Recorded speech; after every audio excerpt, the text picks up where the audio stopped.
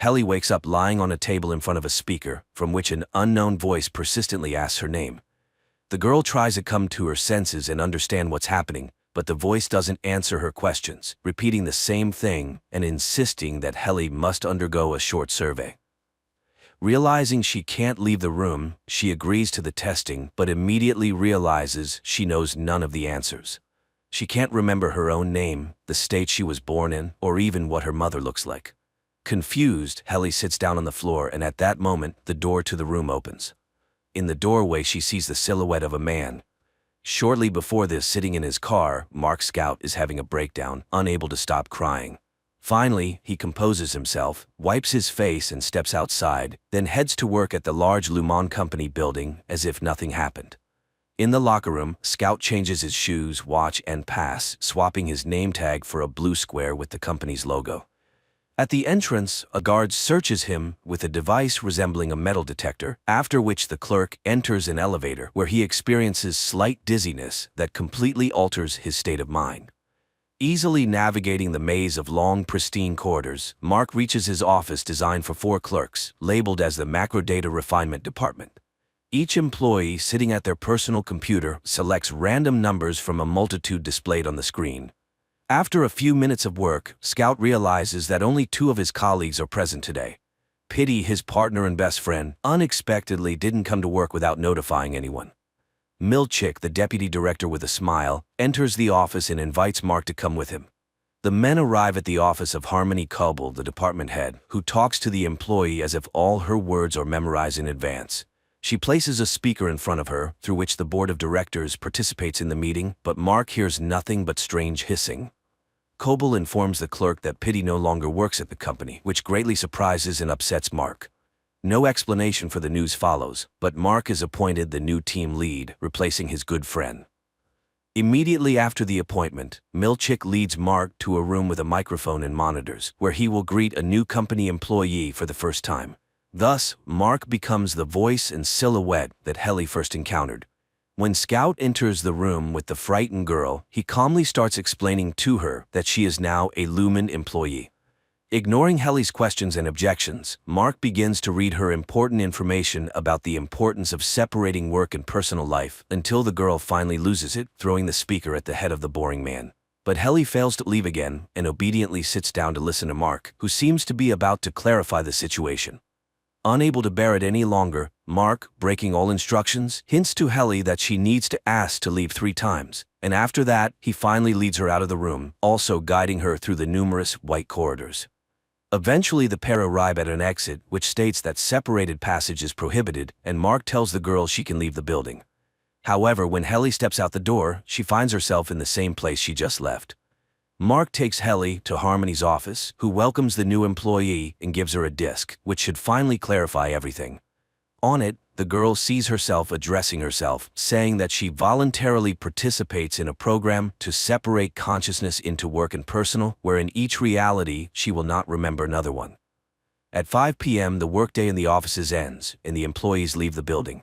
Coming out of the elevator, none of them remembers where and how they worked, their colleagues, or anything from the day. When Mark almost hits Helly with his car, he doesn't recognize her, just as she doesn't recognize him. On the windshield of the car, the man finds an envelope from the company, stating he accidentally fell at work, and as an apology, the company gifts him a certificate to a nice restaurant. Naturally, he also doesn't remember that the bruise on his forehead appeared after interacting with Helly. Returning home, Mark confronts his strange neighbor, Mrs. Selvig, after which he plans to spend the evening as usual in front of the TV. But his pregnant sister Devon arrives and drags him to a dinner party with friends to shake up her relative who, in this reality, cannot get over his wife's death, which led him to agree to the severance procedure to sometimes forget his pain. The company gathers at the table of the strange hosts, who announce a dinner without food, serving only a glass of water. Reckon, Devon's husband, raises the topic of Mark being separated, which causes debates at the table. Devon convinces her brother to stay overnight, and the young people talk late into the night, reminiscing about their childhood and parents. Waking up at night to drink water, Mark Scout sees a strange man in the yard, hiding behind a tree and watching him. The next day, Mark decides to use his certificate and goes to the restaurant, where this same man joins him at the table and demands he hang up the phone during a conversation with his neighbor. The man turns out to be Mark's best friend, his partner Pitty, whom he doesn't remember in this reality. He hands his colleague an envelope with an address where he can be found and short explanations that he managed to remember everything despite the severance operation. Mrs. Selvig waits for her neighbor and apologizes to him for the constant conflicts over the trash bins. The woman caringly asks the man to sleep more and take care of himself. Looking at her, Mark doesn't recognize his boss Harmony Coble, and it's hard to tell if the boss knows they are also neighbors or if she also lives in two personalities. Helly continues her training at Lumen, but the girl still can't grasp what happened, despite Milchick explaining the severance operation to her in detail several times. A new workday begins. Mark tidies up the office, drinks coffee, and while wiping his desk, he focuses on a group photo featuring himself and his colleagues, including Pitty. He gathers identical pictures from all 4 desks and hides them in a closet to avoid being upset over his missing friend. When all the employees gather in the office, Mark explains to Helly what their job entails. She doesn't quite understand the purpose of searching for numbers, but she sits down and stares at the monitor along with the others. During the workday, the girl learns that her other version, the one living outside Lumen, is called an extra, but there's no way to communicate with her as the guard at the entrance checks for any text codes. Milchick gathers the team for a regular game where each participant talks about everything they remember and know, as well as their feelings and emotions. At the meeting, Mark shares his concerns about Pitty, saying he doesn't know if his friend is even alive. Milchick abruptly stops such conversations, reminding everyone that there are no deceased at Lumen as the company takes care of its employees. The team's fun ends with a new group photo, but Helly suddenly announces that she doesn't want to work there and plans to leave. Eventually, the girl realizes that this version of her can't leave the Lumen building at all. Moreover, the rebel ends up in the hands of Mr. Reiner, the head of security, but Mark manages to save his friend, preventing the boss from taking her to the break room. Returning home, Mark plans to read the postcard left by Pitty, but a knock at the door distracts him. Mrs. Selvig decides to visit her neighbor and offer him homemade cookies as an apology. After seeing off the guest, the man falls asleep and only remembers the letter the next morning. Calling in sick to work, he decides to skip a day and drives to the address mentioned in the postcard, finding an abandoned area of the city where he discovers his Fremen in an old greenhouse. One of Mark's colleagues, elderly Irving, falls asleep at his desk and gets a reprimand from the management before being sent to the staff psychologist. There, while waiting for his appointment, he meets Bert, a similarly aged employee from another department. Meeting Pitty, Mark learns about the restroom where employees monotonously apologize for their work misdemeanors. Pitty, who managed to cancel the severance, reveals that something terrible is happening at the company, which is why he is now being hunted. Mark takes his friend home and houses him in his basement. Pitty constantly suffers from headaches and hallucinations, often feeling like he's back at work. When he recovers, he tells Mark that there is no double life, and while they sit there, their other selves continue working in the office. Despite all the details, Mark repeats that he doesn't want to cancel the severance to avoid remembering his deceased wife, but Pitty tells his colleague that he has seen him with red eyes at work because even there he feels his pain, just not remembering what caused it. Reading the news in the morning, Mark announces that Helly's extra refused her resignation from Lumen. Pitty remains in the house alone and hears the door open upstairs. Watching from hiding, he recognizes his former boss in the uninvited guest. Helly constantly tries to pass a note to her extra, but Mark carefully watches the girl, and even when she decides to swallow a pen cap with the message inside, he informs her that the detector will show that too, leading to an unpleasant procedure to extract it. In the corridor, the office employees meet their colleagues, among whom is Bert, Irving's friend. The men exchange a few standard phrases and wink at each other. The entire company goes to the Personality Center to learn more about the creators and managers of Lumen, and Helly again uses the situation to try to escape. This time, Mark fails to cover for his friend, and Mr. Reiner takes the girl to the restroom, where she is forced to repeat words of apology and penance over 1,000 times for her behavior until she repents. Mark sees that the photos from the group photo session have arrived and decides to replace the old ones. Removing the pictures from their frames, he discovers a floor plan drawn by Pitty on one of them. At the same time, Pitty makes it to a night store and collapses there, unconscious. The ambulance is unable to help the man in time. All of this happens in front of Mark, and he quickly rushes home, where he removes all traces of his guest's stay in the basement. Having turned off the lights, he hears his colleague's mobile phone vibrating. Bert visits to give Irving the bags they sew in their department ahead of the others, and also invites his friend to visit their office, to which Irving happily agrees. Helly returns to the office completely depressed after spending a whole day in the test. Mark tries to reason with his friend and make sure she doesn't provoke conflicts anymore, but finding the photo with the floor plan drawn by Pitty in Mark's desk, Helly accuses her colleague of hypocrisy as he convinces her to accept their situation, yet keeps such things himself. Bert shows Irving paintings in his department and at one point touches his friend's hand, after which Irving embarrassedly runs back to his workstation. Devon's husband leaves a gift on Mark's doorstep, his own book about the meaning of life without severance. However, when Harmony broke into her neighbor's house, she took the book and brought it to work. Returning to the office, Irving noticed the bright cover, but besides the book itself, he was surprised by something else. The first page had a dedication stating the book was intended for Mark Scout. Irving brought his colleague to explain what this all meant, but naturally Mark could not remember his relative or anything from his external life. Not wanting to give up, Helly found a paper cutter in the office and, threatening to harm herself, demanded permission to record a message for her extra. Receiving a response, she realized that it was not so much about the company as about herself. The response from Helly in the outside world was such that she should obediently continue her work at Lumen. Pitty's hidden phone in the basement keeps vibrating, but seeing an unknown number on the screen, Mark hesitates to answer the call. Mark goes to the funeral home to say goodbye to his friend and is surprised to see his neighbor Mrs. Selvig there, who also did not expect to meet him. Both lie to each other about the reason for their visit, but the woman keeps an eye on her neighbor. At the ceremony, Mark meets the deceased friend's ex-wife and daughter, and they immediately guess where the man knew their family head from. Waiting for everyone to be occupied with saying goodbye, Harmony sneaks up to the body and extracts the severance chip from his head. Arriving home, Mark changes his mind about going in and drives to the place where his wife once died. Harmony brings the chip to work and entrusts Milchick to check it in the laboratory to find out how the man managed to cancel the severance. Also, the woman calls Casey, asking the staff psychologist to conduct a session with Mark, as she fears he will also be tempted to cancel the severance. Locked in the bathroom, Mark reads the stolen book about the meaning of life. When it's time for the session, the man obediently comes at the appointed time. The psychologist lights a candle that Harmony stole from a box with personal belongings of Mark's deceased wife. The boss herself watches the conversation through a monitor. Helly, after saying goodbye to her colleagues, goes home. In the elevator, the girl brings a trash bin and a rope, as she can no longer endure the monotonous days without the possibility of liberation. Tying the rope to the elevator ceiling, the girl knocks the trash bin from under her feet. Mark calls the elevator at the end of the workday, and when the doors open, he sees lifeless Helly.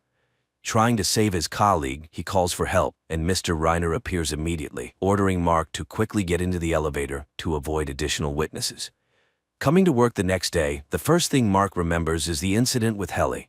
Stepping onto the floor, he is immediately taken in by Harmony and Milchick, who reprimand the department head for not keeping an eye on his employee. Harmony gives Pitty's chip to Reiner and instructs him to find out who and how managed to hack it and restore the consciousness of the separated. The man asks if the head informed the board of directors about what happened to Helly, but Harmony avoids answering. Locked in the bathroom, Mark continues reading the stolen book, which increasingly inspires him. After work, the guy takes his things from the locker and sees many voice messages from Rickon, informing that Devon will soon give birth and everyone expects the brother to be with her. Mark heads straight to the maternity cottage settlement to support his relative. In a conversation with Rickon, he learns about the book he left on his porch as a surprise, but it never reached its owner. Devon steps out of the cottage to find coffee and meets another pregnant woman. The future mothers talk and discuss their unborn children, but Devon has to return as her contractions intensify. Comforting his sister, Mark shares his suspicions about Lumen and his intention to find out what the company is up to. Psychologist Miss Casey comes to the office tasked with monitoring Helly and reporting any signs of melancholy and sadness to the management. Despite the specialist's surveillance, Mark manages to take his colleague to another wing to talk without eavesdroppers. Wandering the corridors, the pair find a department where goats are raised, which greatly surprises them. This further confirms that none of the separated employees even suspect what the company is working on.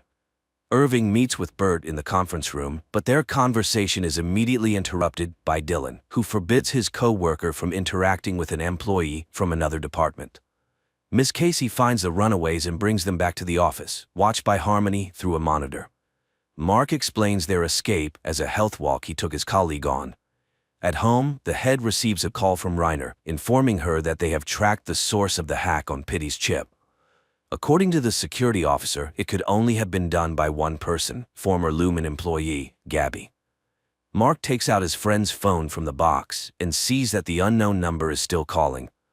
After giving birth, Devon goes for a walk in the park with her baby and sees the same woman she met in the maternity cottage. Waving at her and not receiving a response, the young mother decides to approach, but it becomes clear that her friend does not remember her at all. Furthermore, the baby she holds is named differently than she introduced him in their conversation, and when asked why the name was changed, the woman cannot answer, as if she doesn't understand the topic at all. The 4 employees of the Macro Data Refinement Department gather in the cafeteria, and Mark and Helly suggest to their colleagues that they explore the building and meet other departments. However, the timid and law-abiding Irving and Dylan do not approve of such behavior.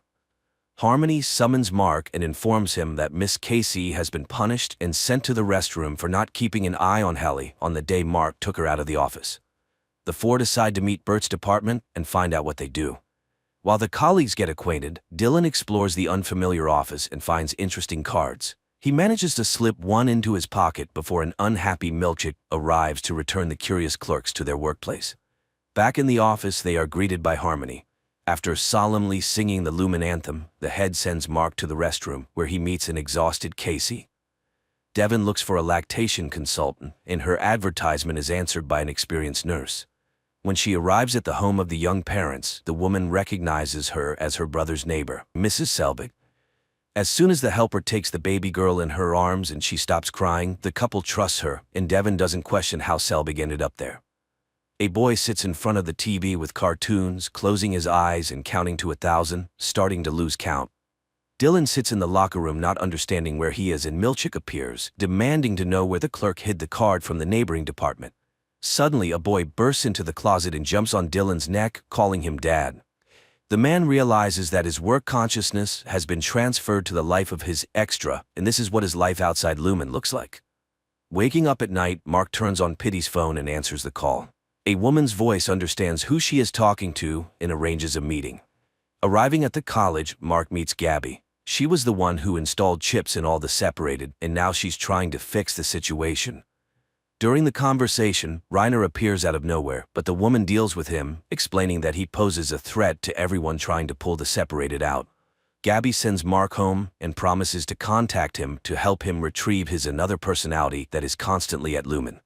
She hands the clerk Reiner's pass, which is untraceable and opens any door, and instructs him to take it to work, hoping that the other Mark will understand how to use it. Arriving at work, Dylan inquires Milchick about what happened and who the boy was who called him Dad. The man can't think of anything else, realizing he has a different life going on somewhere else. The supervisor tries to gloss over the question, and knowing Dylan's love for rewards and incentives, promises him special bonuses, explaining that it was a random activation that went a little off plan. The employees learn that they are now working under lock and key to prevent wandering the corridors and interacting with colleagues from other departments. Harmony visits Devon's house daily as a consultant, but in reality, she tries to gather more information about Mark. Over a cup of tea, she finally learns that the man has questions and doubts about his job and already regrets having separated. Milchick comes to the office and announces a 5-minute music and dance event to keep the team's spirits up. During the dance, Mark discovers a pass in his pocket, but realizes it's probably a handover from his extra, so he hides it back to use at a more opportune moment. The music break abruptly ends as Dylan attacks Milchick, demanding he tell him about the son he accidentally saw during the switch.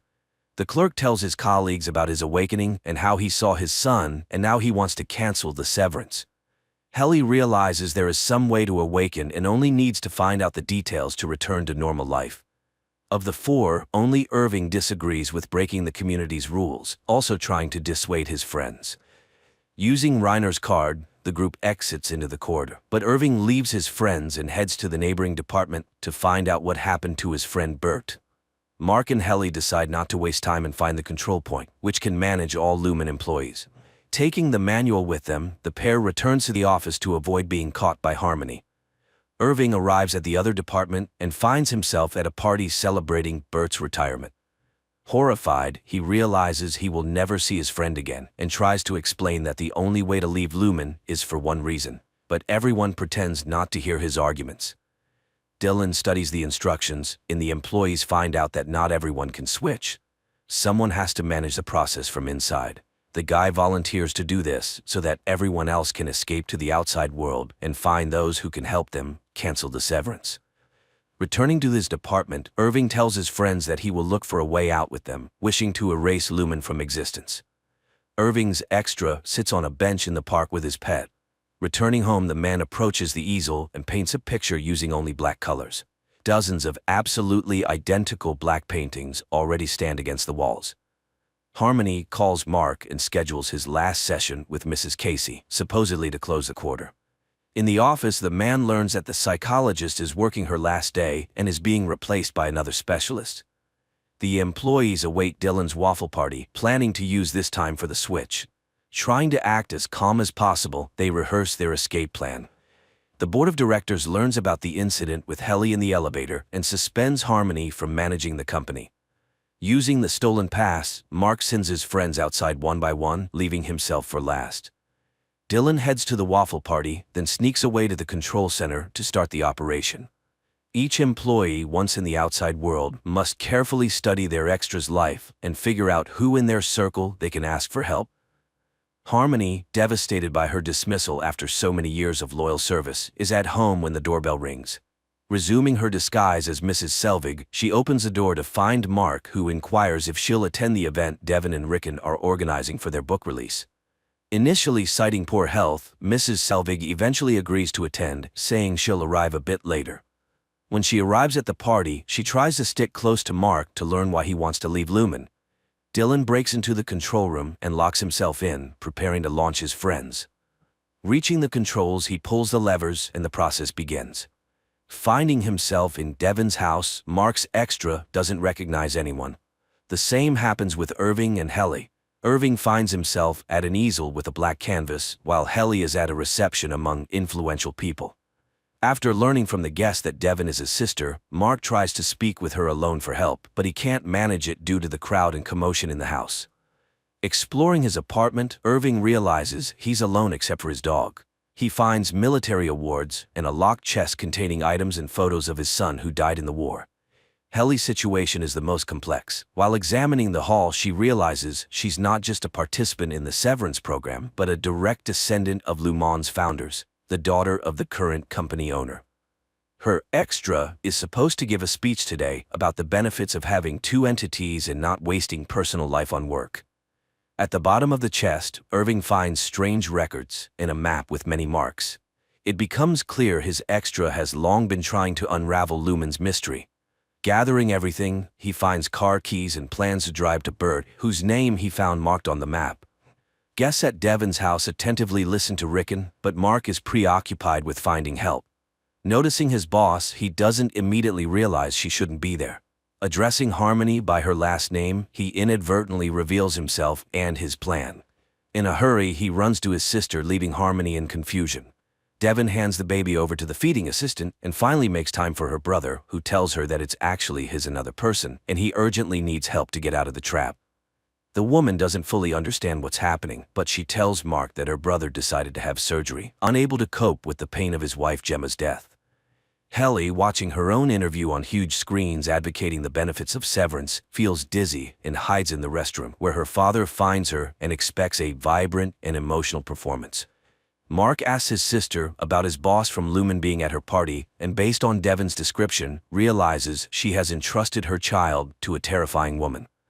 Rushing out of the room, Devin begins searching for her daughter but finds neither the nanny, her car, nor the girl. Eventually, a guest finds the baby carrier in an empty room. Meanwhile, Harmony races to Lumen, simultaneously calling Milchick to inform him of the emergency. The three employees have escaped to the outside world. Milchick rushes to the control room, trying to negotiate with Dylan to open the door. Realizing that bonuses and incentives won't work in this situation, the supervisor promises to tell him not only about the boy from the closet, but also about his 2 children. Dylan remains steadfast, but Milchick understands he needs to enter the room, so he cuts the belt Dylan used to lock himself in. Arriving at the specified address, Irving sees his friend from the neighboring department relaxing with a companion in his own home. Helly prepares to go on stage, intending to tell everyone the truth. Mark, left alone in the room, decides to look at family photos, and on one of them, he sees himself with his deceased wife. To his horror, it turns out to be Mrs. Casey. Harmony manages to arrive at the gala event and tells Helly she knows everything. Unfazed, Helly whispers her plans to her boss and takes the stage, despite threats that she will make her friends suffer. Irving decides to step out of the car and knocks on Bert's door to tell him the truth about working at Lumen. Mark tells his sister that his wife is alive and he knows where to find her, while Helly starts speaking from the stage, revealing that all the sweet stories about severance are pure lies and that extras suffer, trapped. At that moment, Milchick cuts the belt, bursts into the control room, and pushes Dylan away from the levers. All the escapees return their extras consciousness of personal life. This concludes the first season. Clearly, many questions remain unanswered. Most importantly, what exactly do the employees at Lumen Company do? Hopefully, we will get the answers in the second season, set to release in 2024.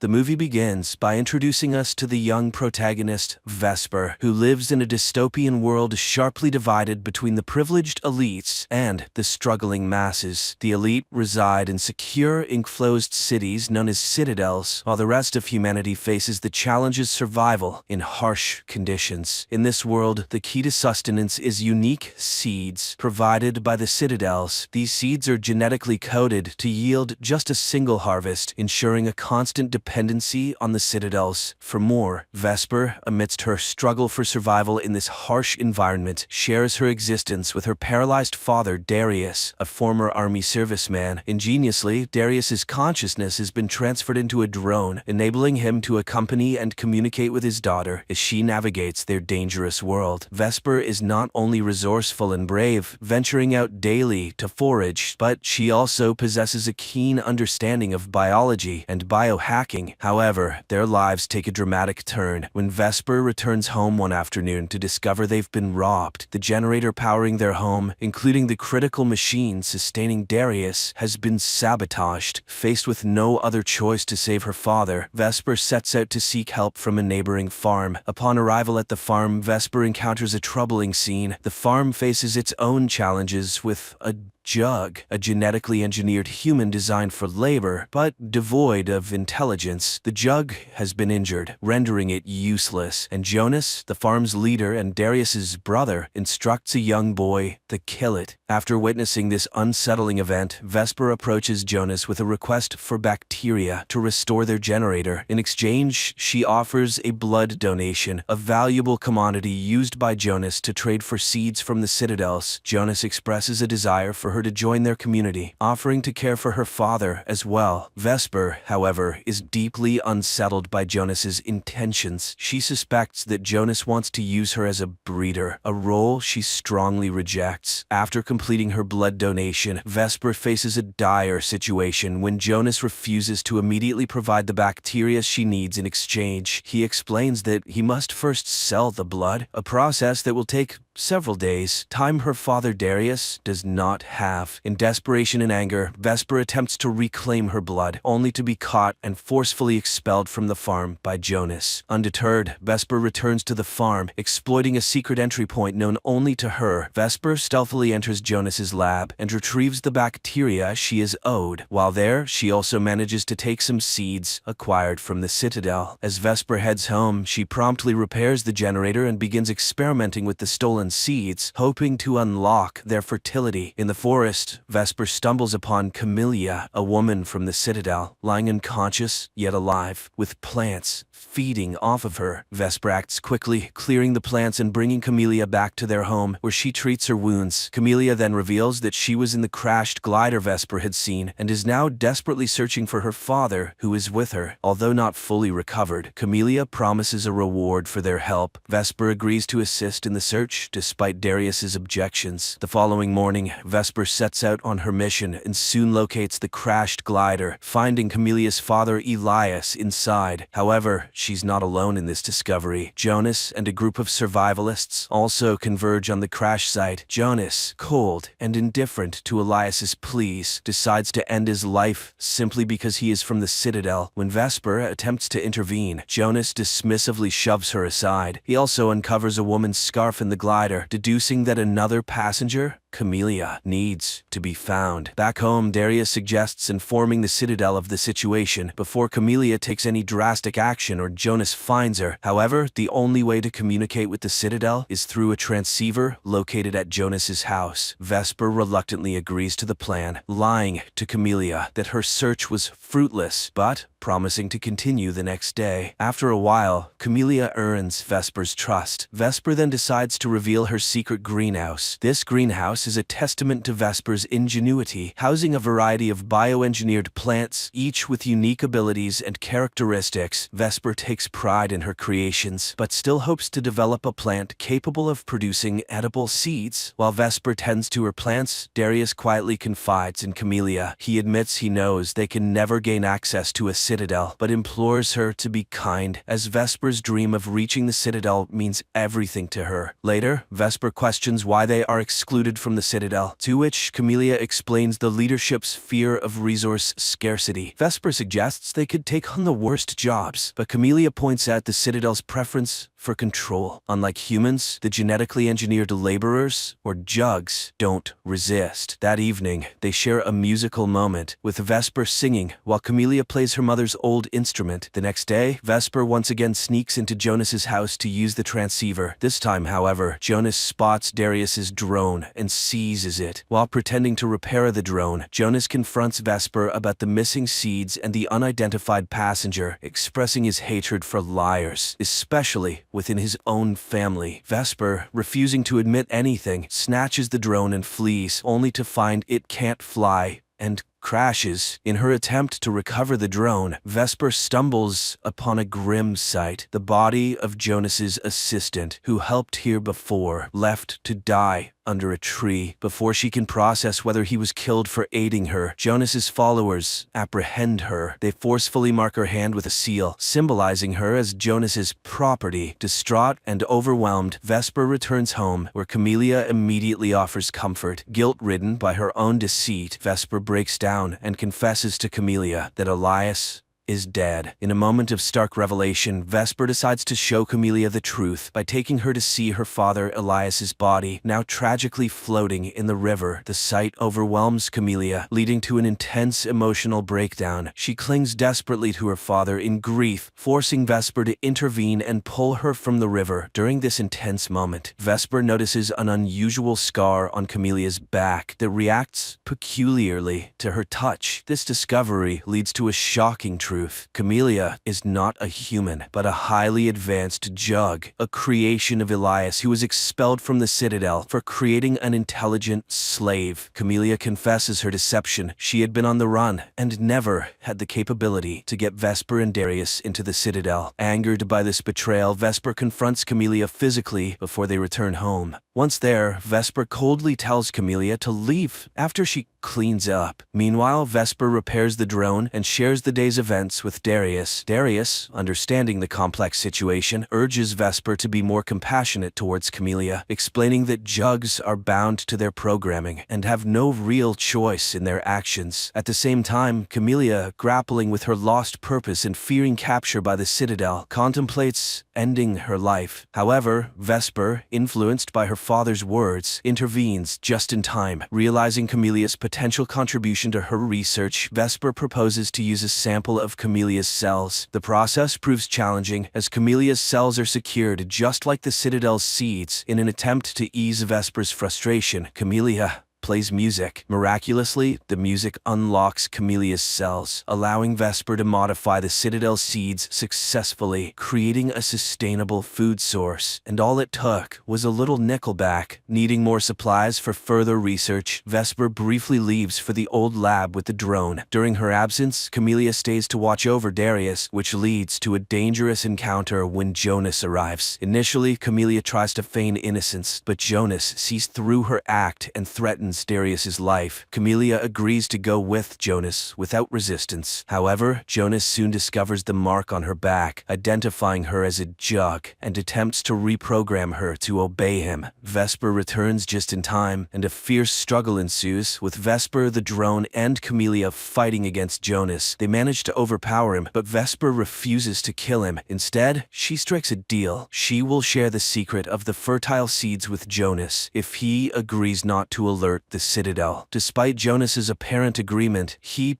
betrays them by contacting the Citadel and revealing Camelia's location. As night falls and Vesper completes her work on the seeds, their moment of triumph is cut short. Darius's drone detects an external threat, signaling the Citadel's approach. A weird organism invades their home, releasing a toxic substance. Darius, with his military background, quickly recognizes the danger and instructs Vesper and Camelia not to breathe until the threat subsides. Camelia, feeling responsible for the imminent danger, offers to surrender herself to protect Vesper and Darius. However, Darius refuses to let her sacrifice herself, knowing the Citadel will pursue Vesper regardless. Instead, he devises a plan to distract the soldiers, giving Vesper and Camelia a chance to escape. Vesper is initially reluctant to leave her father behind in the face of the impending threat from the Citadel's soldiers. However, Darius persuades her to take cover nearby, assuring her that he will handle the situation. He plans to tell the soldiers that there is no jug present, drawing on his experience as a former army man to communicate effectively with them. As the soldiers approach, their first stop is Jonas's farm, where they eliminate him and his group. Meanwhile, Vesper and Camelia take painstaking efforts to make Darius's home appear abandoned. They cover everything up and take the valuable, unlocked seeds with them as they hide in the forest. Unbeknownst to Vesper, her father's actual plan is to sacrifice himself by self-destructing the drone, hoping to take the soldiers down with him. From their hiding spot in the forest, Vesper witnesses the explosion and, driven by desperation, tries to rush back to aid her father. Camelia, recognizing the danger of this action, stops her, reminding her that it's too late to do anything for Darius. Their situation worsens when two soldiers, having survived the explosion, start pursuing them. Vesper leads Camelia through a swamp, aware that it is filled with dangerous plants that could potentially eliminate their pursuers. Their tactic proves effective, as the first soldier falls victim to one of these lethal plants. The second soldier, however, learns from his comrade's fate and cautiously avoids the same trap. Vesper and Camelia, in an attempt to remain undetected, crawl on their knees and hide behind bushes. Unfortunately, another plant betrays their position with a noise, alerting the soldier to their location. Facing imminent danger, Vesper and Camelia decide to take the offensive. They attack the soldier, seize his weapon, and manage to force him into the deadly plant's trapping zone, resulting in his death. The distant sound of approaching gliders signals more danger. Realizing that the Citadel will never cease their pursuit as long as she is with Vesper, Camelia makes a difficult decision. She understands that Vesper and the precious seeds will always be in danger as long as she remains. Despite Vesper's protests, Camelia gently puts her to sleep and conceals her under fallen leaves before surrendering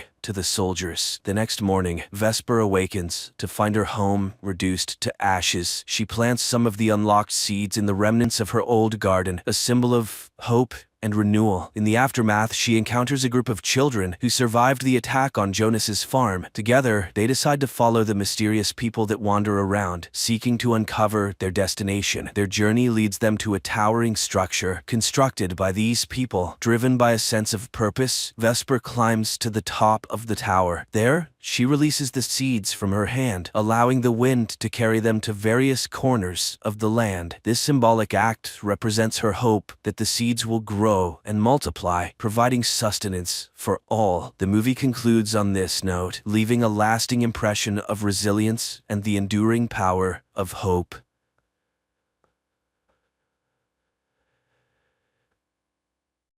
Sunny Atlanta. The 13th day of quarantine in the city is on the brink of extinction. Panic and horror surround those who have managed to survive. No one understands how it will all end, but how did it all begin? 2 weeks before the current events. An ordinary day in Atlanta does not portend anything unusual. The city is bustling with life. Elementary school teacher, Caddy Frank, brings her students on a field trip to the local hospital. At the same time, on one of the floors of the clinic, Dr. Sanders finds herself in quarantine due to an unknown illness. The woman remembers that shortly before the first symptoms appeared, she had contact with a patient from Syria who was sick. In another part of the city, Jenna also feels unwell, but not because of the virus. She is anxious about moving in with her boyfriend Alex. At the last moment, Jenna backs out and confesses to a cop that she is not ready to rush. Alex is unable to sort things out with his girlfriend because he is called to the department. There, a major meeting is being planned, where the police are asked to prepare for a difficult situation in the city. There is a suspicion that the Syrian brought an unknown virus to Atlanta and quarantine may need to be declared. Dr. Sabina Lomers speaks to the police officers. She also talks about the threat of an epidemic but assures the audience that nothing serious is happening. Another main character who will face difficult trials is Teresa. The pregnant woman visits her mother's shop, where her mother reminds her that she is expected at the adoption agency, which is looking for parents for her daughter. The reminder upsets Teresa, but her boyfriend reassures her and assures her that he has everything under control. They will run away tonight and no one will be able to take their child. Caddy's students perform for the patients, but the teacher is concerned about why Dr. Sanders did not meet them. The doctor on duty pretends not to know about the colleague's fate and does not tell the teacher about the infected doctor's condition. Caddy begins to suspect something strange is happening soon. When they were about to leave, the doctors announce that the children will have to stay a little longer. The hospital is under quarantine and everyone must undergo a thorough check. Dr. Lorms arranges a secret meeting with Alex and asks him to take the situation under personal control. She admits that she has extensive experience but has never encountered such a virus before. According to the expert, the danger threatens not only Atlanta but the entire world. On-call officers are sent to the Zero patient's home, from where the doctors believe the epidemic began. Cops protect themselves as much as possible with shields and gloves and convince the patient's relatives that they should also take safety measures. The boy is in serious condition and is taken to the hospital despite his attempt to escape. Caddy realizes that her son and his friend Thomas have run away. The teacher goes in search of the boys just as the Zero patient is being brought in. The woman notices the patient but refuses to leave the corridor until her students are found. Officer Jake Riley volunteers to help Caddy. Together they search for the missing boys, and the pair witnesses an even more terrifying sight: the bodies of Dr. Sanders and her fiancé. Fresh news reports indicate that the situation has worsened. The Zero patient died after a severe period. The cops also learn about what happened to Dr. Sanders. But more frightening to the police is the fact that all the emigrants' relatives were also infected. This means the virus spreads very quickly and kills the host within 48 hours. Caddy finds the boys in a rat lab. It seems the danger is over, but the doctor informs her that the quarantine is extended for 2 days and no one will be able to leave the hospital earlier. During the report, Dr. Connor informs the police that they have identified the virus. He assures them that traces of the pathogen were found in the Zero patient's personal belongings, and it all looks like an attempt to deliberately cause an infection. Teresa arrives at the train station to leave for her boyfriend's relatives, but unexpectedly, the train refuses to take new passengers and passes by. Upon learning that Jake is locked in the hospital, Alex directly asks Dr. Lorms about what is happening. The expert admits that a border is being established around the area that cannot be crossed for several days.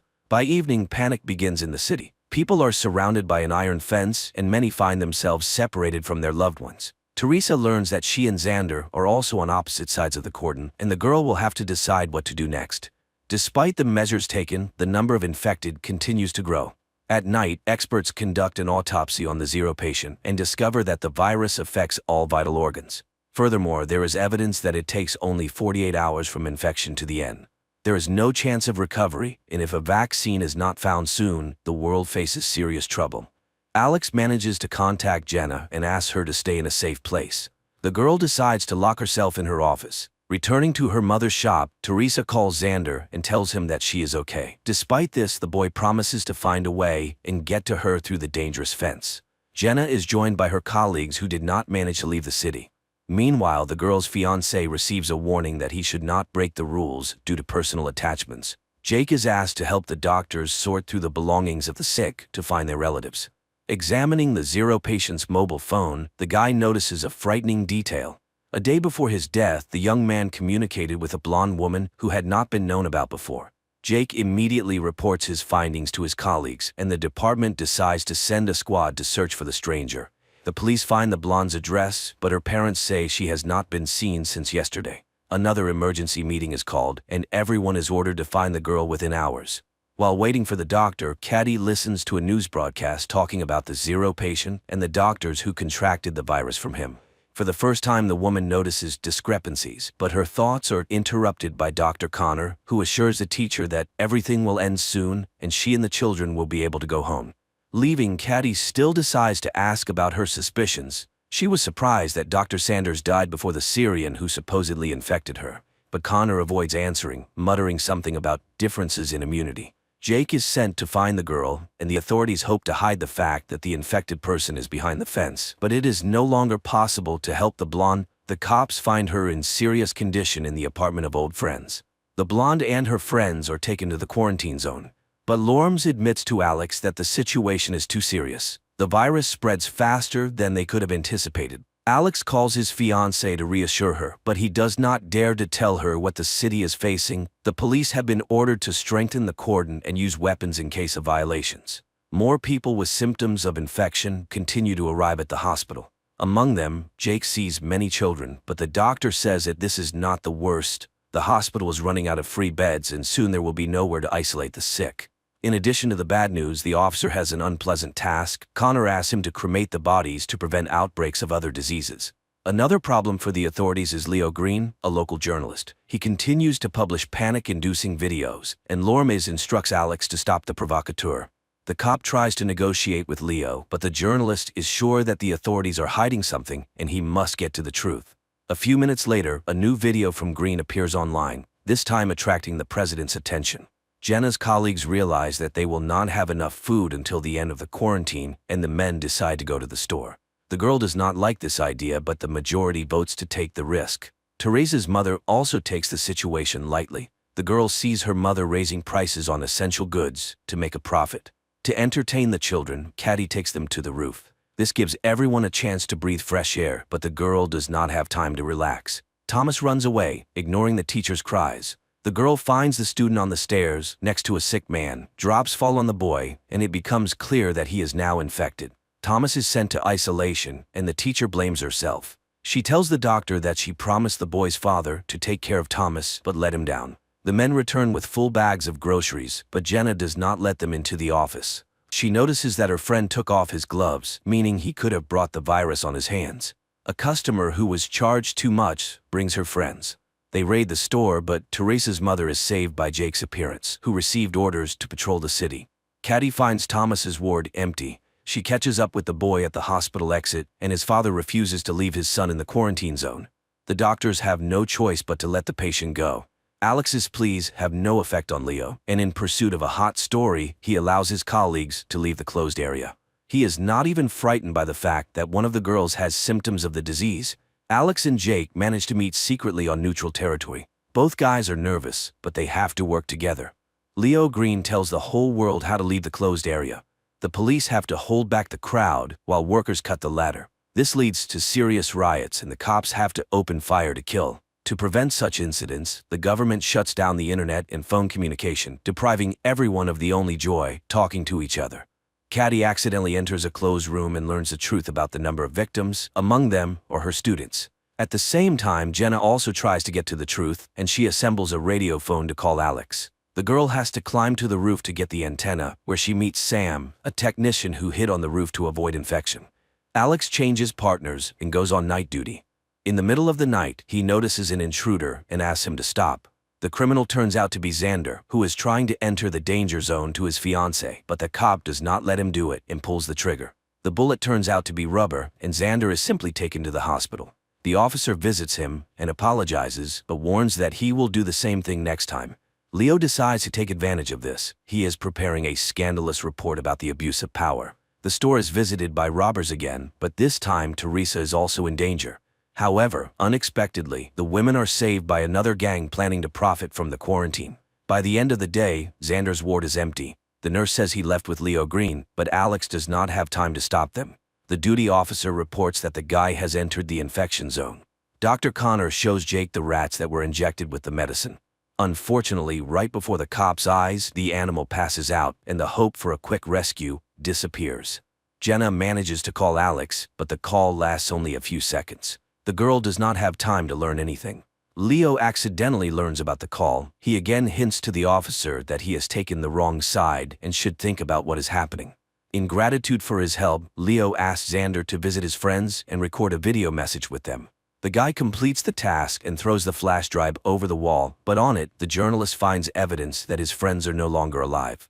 After this, Xander finally finds his fiancée, but raiders block his way. The general panic is compounded by a new problem: hunger. People's food supplies begin to run out, and the government is forced to find a solution. Walking down the corridor with her son, Caddy meets an old man who supplies the hospital with lab rats. The woman notices another inconsistency. She saw Bert with the rodents before the quarantine, but he assures her that this is not the case.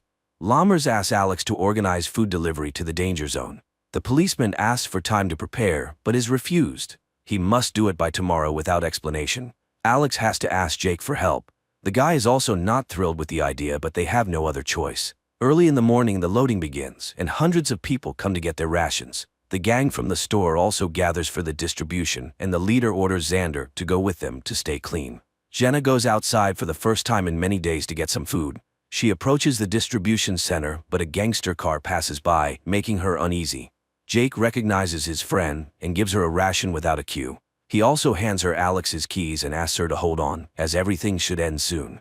Constantly thinking about the epidemic and inconsistencies, Caddy again turns to the doctor with questions, but he is clearly not willing to talk about it. The doctor assures the teacher that he knows no more about the virus than she does. The humanitarian point is surrounded by the store gang. There are many more bandits, and they take the food boxes to sell them to hungry people later. Alex is furious that the leadership did not listen to him, and the products fell into the hands of bandits. But Lammers does not see this as a problem. She believes that residents still have a chance to buy food and satisfy their hunger. Jake's partner turns out to be infected, and the officer offers him help, but the officer refuses to go to the hospital. He knows that no one can help him, and decides to solve the problem on his own. Returning to the shelter, Jenna falls into the hands of other bandits who also try to take the box. The woman is saved by Sam, whom she recently refused to let into the office, but the friends remember Jenna's recent act and, despite everything, do not let her or Sam into the clean zone. Alex and Jake meet again, and the senior partner admits that he no longer trusts the leadership. He tells his friend that, due to the robbery, he had to leave his subordinate in the danger zone. At this moment, this very subordinate calls Chief Besser and reports that their plan worked. Jake tells Caddy that she was right, something is being hidden from them. Dr. Sanders and her boyfriend had no personal belongings, but the conversation has to be postponed. Thomas's sister is admitted to the hospital, asking the teacher to find the boy. Their father died, and Thomas is left alone. Alex also begins to doubt the leadership's honesty, and he goes to Leo's house to hear his version. He finds the journalist drunk, but the guy comes to his senses and promises to help in the search for answers. Despite Jacob's persuasion, Caddy goes in search of Thomas. The gang is joined by the very cop sent by the police chief. He promises the bandits a radio phone in exchange for being accepted into the group. Thomas is not at home, but Caddy discovers her son, who secretly followed her. Quentin tells his mother that he knows where to look for his friend, and the company heads to the baseball field. The search for the truth has to be postponed. Alex is tasked with removing a man from an empty house who is preventing it from being demolished. The cop has to spend a lot of time talking about the happy past the city has lost. Teresa's mother helps the lovers escape. She gives the couple a bag of baby things and tells them to wait for her in a safe place. The company finds Thomas's things, but they are surrounded by a crowd of crazy racers. Jake has to open fire, and only then do the young people continue to search for the boy. Caddy finds her son and his friend, but they are near an infected man. The teacher is frightened, but Thomas assures her that he cannot get infected. Xander and Teresa come to Jenna's office and ask for shelter. One of the girl's friends is against the couple entering, but Jenna lets the guests in without his approval. Thomas is placed in isolation, but Caddy has hope that the boy indeed has immunity and can save everyone. During the meeting, Alex hands Jake a flash drive with a damaged file. If it can be restored, they will learn the truth, but only Jenna can do it. In return, the officer also receives a memory card with a message for the old man from the empty house. When he delivers the message, the stubborn man cannot hold back his tears. Teresa sorts through the baby things and finds the radio phone her mother stole. At that moment, the phone's owners appear at the door, holding a gun to the girl's mother's head. The company has to open the door, but the bandit refuses to take the phone and leave. He demands that Teresa and her boyfriend go with him. Unexpectedly, Jake comes to the rescue. He convinces the gangster to leave and leave the office alone.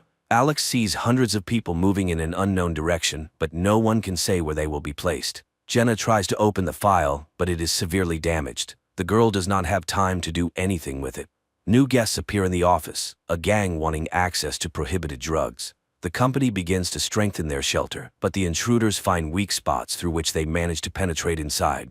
Tony decides to take a risk. He goes down to negotiate with the criminals, but the negotiations fail. The elevator returns Tony with an axe in his back. In addition to the deceased guy, one of the attackers enters the office, but he does not have time to harm anyone. The guy is infected and collapses at the entrance to the room.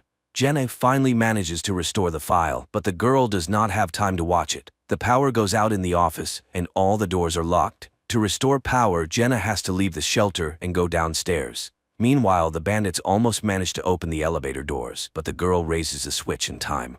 On the way back, Jenna takes the radio phone and calls Alex. Talking to his fiancée, the officer hears her being attacked. The girl manages to break free and return to the office, but the intruders do not retreat and try to cut through the door. The company has no choice but to come up with the craziest plan. Alex tries to penetrate the closed zone to help his fiancée, but he is caught by the National Guard soldiers. Jenna orders everyone to take cover, and when the psychos burst into the office, Jake activates an explosive device. A fire starts, but all the attackers are unconscious. Unexpectedly, one of them jumps up and attacks Teresa's mother. The men manage to neutralize him, but the woman is infected. Alex is arrested, but unaware of this, Jenna asks Jake to call her fiancé and calm him down. She also mentions that the phone the bandits had has a government military number and they need to figure out how it ended up in the infection zone. Teresa's mother leaves. As a farewell, she asks her daughter for forgiveness for not wanting to accept her child. More than 48 hours have passed since Thomas's contact with the infected, and the boy continues to look healthy. His DNA is implanted in rats to try to create a vaccine. Connor reports his observations to the leadership, but the boss tells the guy that they don't have time for experiments. Caddy and Jake review footage from surveillance cameras and find out that the Zero patient was not the immigrant boy, but a certain Henry Burns.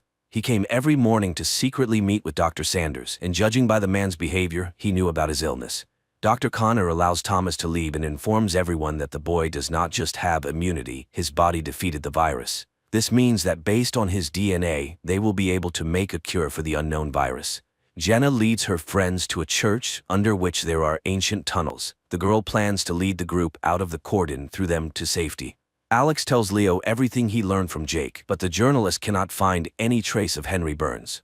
The men get the impression that the Zero patient was deliberately sent to the hospital. Lammers returns Alex's badge and authority, but in return she demands that the cop take Thomas out of the infected zone and hand him over for experiments in her unit.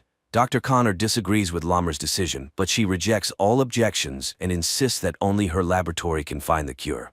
Everyone has hope for a quick return to peace and normal life. It seems not everyone will live to see this happy moment, but some decide not to waste time and enjoy the moment, using all possible safety measures. Leo finds out that 2 days before the epidemic started, Burns received a package with the virus. Now he wants to know who the sender was, but Alex asks him to postpone the investigation so he can carry out the order. All night the company breaks through the exit to the tunnel, and in the morning they finally go underground. At the same time, Caddy and Jake go to the meeting place to hand Thomas over to Alex. Dr. Connor realizes he was wrong. The patient bitten by a rat injected with Thomas's DNA is infected. During the seizure, he infects several more people, and the doctor understands that the boy is an asymptomatic carrier. If he leaves the cordon, the virus will take over the entire city. The company has to return due to gas that has accumulated underground. They remain in the infection zone. Meanwhile, Thomas ends up in the hold the zone between districts. He is met by Alex and Dr. Lammers, but at the last moment, the transfer is cancelled and the boy is sent back. While Alex tries to figure out what to do next, he receives a voice message from Leo. The journalist claims that the virus was created by Connor. Alex and Lammers remain in quarantine in the container between the zones. Thomas is returned to the clinic and quarantined to figure out what to do next. Jenna's company returns. The group could not go underground due to accumulated gas, but the office is empty. Teresa and Xander left to find a cleaner place. On the main street, the guy begins to suspect he was wrong. Hundreds of protesters are holding a rally demanding to be released from the infected zone. Xander tries to protect the girl from the crowd, but Teresa sees her mother in the crowd and tries to break through to her. Not wanting to risk his pregnant girlfriend, the guy decides to check who she saw in the crowd. Jake arranges a date for Caddy and the couple has a great time until a frightened Quentin runs into the room. The boy says that old man Ray took the other children and led them out of the hospital to break through with the others. Leo meets with an ex-girlfriend and asks her to get Connor's call details. He has no doubt that the doctor's to blame, but to prove it, he needs facts. Xander realizes that Teresa was mistaken, but as a result, he encounters an infected person. The boy manages to escape. Unlike Bert, the old man has his box of medicine taken from him and falls to the ground. The street riots intensify, and a squad is sent to the danger zone. Lammers tries to stop the captain, but he does not listen to the doctor's orders, and several vehicles head through the cordon. Jake finds Ray, but the girl he took with him is not there. The old man abandoned her because of virus symptoms. Caddy spots Mary before Jake can tell her about the infection, and the woman takes the child into her arms despite the blood. The crazed crowd pushes Teresa to the ground. Xander runs to her but is afraid to touch his girlfriend for fear of infecting her. When Jake finds his friend, it becomes clear that she is now also sick. Caddy realizes this from her boyfriend's look and upon returning to the hospital, tries to wash off all traces of the infection. Leo gets the information he needs, but it does not match his assumptions. Moreover, his friend tells the journalist that Burns called someone on an encrypted phone that only high-ranking officials can have that day. Susie, Jenna's friend, confesses that she is expecting a baby. Going for a test to check this, Jenna meets Xander and Teresa, who stayed on the street after the riot. Caddy ends up in isolation, and Jake tries to support her, but the girl's nerves can no longer withstand it. After 48 hours, Dr. Lammers and Alex are released from the container. There are only 8 hours left until the end of Caddy's quarantine. At the same time, Teresa's baby is about to be born. Alex visits Leo and finds out that on the day of the infection, Burns did not call Connor, but Lammers. There is no doubt that she started the epidemic for some personal purpose. Dr. Connor conducts his first round after leaving isolation. When he reaches Caddy, he admits that he cannot release her. The onset of symptoms has increased, and 48 hours is no longer a guarantee of health. The soldiers who participated in stopping the riot were infected. Lammers reports this to the journalists, but she promises to find a cure and save the country. At Alex's request, Jake inspects the apartment of Leo's friends, who were also investigating. There he finds ashes, all that remains of the documents and evidence. When friends meet to discuss this, Alex realizes that Lammers and the police chief are involved. Dennis, the father of Susan's child, returns to the office, but the man shows signs of infection on his face, and the company refuses to let him in. To make it easier for the man, Susan tells him that there was a mistake. She is not pregnant, and he has nothing to blame himself for. Alex meets with the chief and says he knows the truth, but it turns out that Besser did not know that Lammers released the virus into the masses. Jenna and Susan fail to ease Teresa's pain, but as usual, Jake appears at the right time. The guy calms the young mother and helps her daughter be born. Alex asks Leo not to publish material against Lammers until they have substantial evidence. An argument begins between the men, and the journalist agrees to wait no more than 2 hours. Not wanting to waste time, Alex goes directly to the doctor and asks her to resign.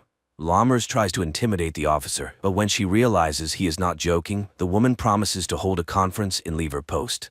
Teresa shows Xander their daughter, and the baby is placed in a crib made of boxes. Jake tells Caddy about this joyful event, but the girl's delight is overshadowed by a cough with traces of blood. Lammers gives a press conference, but does not admit her guilt. She claims that Dr. Connor accidentally released the virus. Still unaware of this, Connor conducts experiments and tries to find a cure. Jake asks him to try to save Caddy, and the doctor agrees to give her a trial dose of serum from Thomas's blood. Old man Bert regains consciousness and discovers that his leg is broken. Despite this, he finds the box of medicine and tries to get home, where his wife has been waiting for him all this time. Connor learns what Lammers did. He does not understand why his colleague did this to him, but despite this, the doctor does not give up trying to save Caddy. Giving her the injection, Connor tells the girl how the virus penetrated their clinic. Jenna meets Bert and gives him her water. She also gives the old man a cart so he can finally reach his wife. After the injection, Caddy gets worse. She is tormented by nightmares and barely waits until morning. To support his friend, Jake brings a TV and invites her to the movies. The couple spends the whole day together, but Caddy gets worse again, and she decides to confess her love to her boyfriend, fearing that there may not be another chance. Jenna tells her friend about her conversation with the gangsters. Trader Miz offered her a route to the healthy zone, but it is very expensive. Sam agrees to contribute his share, but only if Jenna agrees to leave the others and go with him. Alex goes to Leo's apartment, which turns out to be empty. After losing, the journalist refused to fight Lammers, but later the cop receives a pizza from a friend in which Leo left him a note with an address and a key. Caddy gets worse by the minute, and Jake prepares to say goodbye to his friend. He asks the doctor to help him put on a protective suit, and when the girl falls to the floor, the boyfriend takes her hand to ease her suffering. The doctor tells Jake that he can say goodbye to Caddy's body, which is waiting for cremation. For the first time since their acquaintance, the guy manages to touch his friend's face without gloves. Jenna tells her friends about the opportunity to leave and suggests finding the money. But Teresa refuses to go. She wants her daughter to grow up a little. Arriving at the address Leo sent him, Alex finds evidence that will help him punish Lammers. Teresa, Xander, and their newborn daughter reach Bert's house, Teresa's grandfather. The young mother plans to stay at her relative's house until the end of quarantine, but seeing the empty shelves, Xander insists that they must run. Alex learns about a certain Catherine Hops, whose son was connected with Lammers. From her, the man learns the address of the laboratory and heads there. While Dr. Connor tries to create a cure, news about him spreads throughout the zone. A gang breaks into the clinic wanting to punish the doctor, but Jake convinces them that he needs to be protected to be the first to get the vaccine. This is the last thing Jake can do before leaving. He decides to run through the cordon to save Quentin. Alex inspects the abandoned lab and finds solid evidence of Lammers' guilt. He accuses her and names a True Zero patient who fell ill several years ago. This time, Lammers does not argue. She admits she created the virus and believes it is needed for the country's safety. But now she asks Alex to postpone the battle and focus on fighting the virus, which has now crossed the cordon. An attack occurs in the hospital, and one of the gangsters becomes infected. Dr. Connor has to give him the test drug. It is his only chance not to become a victim of the bandits. Jake prepares Quentin to cross into the healthy zone and promises to find him as soon as it is all over. Jenna's company also prepares to go underground to cross the cordon. At the same time, the body of the boy who tried to take the risk is examined, and an army is assembled so that no one else can cross the border. To prevent illegal crossings, the tunnels are mined and blown up. Alex tries to stop it, understanding that there may be people there, but the captain refuses to make concessions. Unaware of the government's plans, Miz orders the fugitives to prepare to descend into the tunnel. Meanwhile, at the hospital, Dr. Connor transfuses Thomas's blood to the infected gangster, hoping this will cure him. Despite all attempts, the gangster cannot be saved. Because of this, Jake has to save the doctor. The gang leader cannot forgive him for the loss of his brother. The explosions catch the group deep in the tunnel. The ceiling begins to collapse, and the company is divided. Teresa, Xander, and their baby are left alone. Connor finds a way to make the medicine, but for this he needs people with the same blood as Thomas. Jake tries to find volunteers, but no one wants to participate in the dangerous experiment. Then the guy prepares a speech in which he names all the dead. For their sake, Jake asks people to get tested and, in case of a match, become donors. Miz leads the group to a dead end, but the guy does not give up and looks for new exits. Alex learns about this and asks Lammers to stop the explosions and bring people to the surface. As an exception, Lammers promises the officer 1 hour. After that, all tunnels will be destroyed. Jake's words convince people and they gather to get tested. Xander takes his family to Teresa's mother's store, and the girl decides to stay there until the end. The doctor finds blood with antibodies. A local priest can be a donor for the medicine. Old man Bert spills the last bottle of wine and adds a secret ingredient to it. He and his wife raise their glasses to toast that their suffering ends. Hugging on the couch, the couple prepares to go to a better world. Alex finds the fugitives, among whom he sees Jenna. The girl assures her fiancé will let them into the clean zone, but Alex does not know what to do. His time is running out. Dr. Lammers orders the tunnels destroyed, but at this moment, Leo's report about everything the blonde did appears on the screens. Alex does not let the fugitives go, but returns to the quarantine zone with them. And Jake, scattering Caddy's ashes over the city, prepares for a new battle with the virus that changed the world.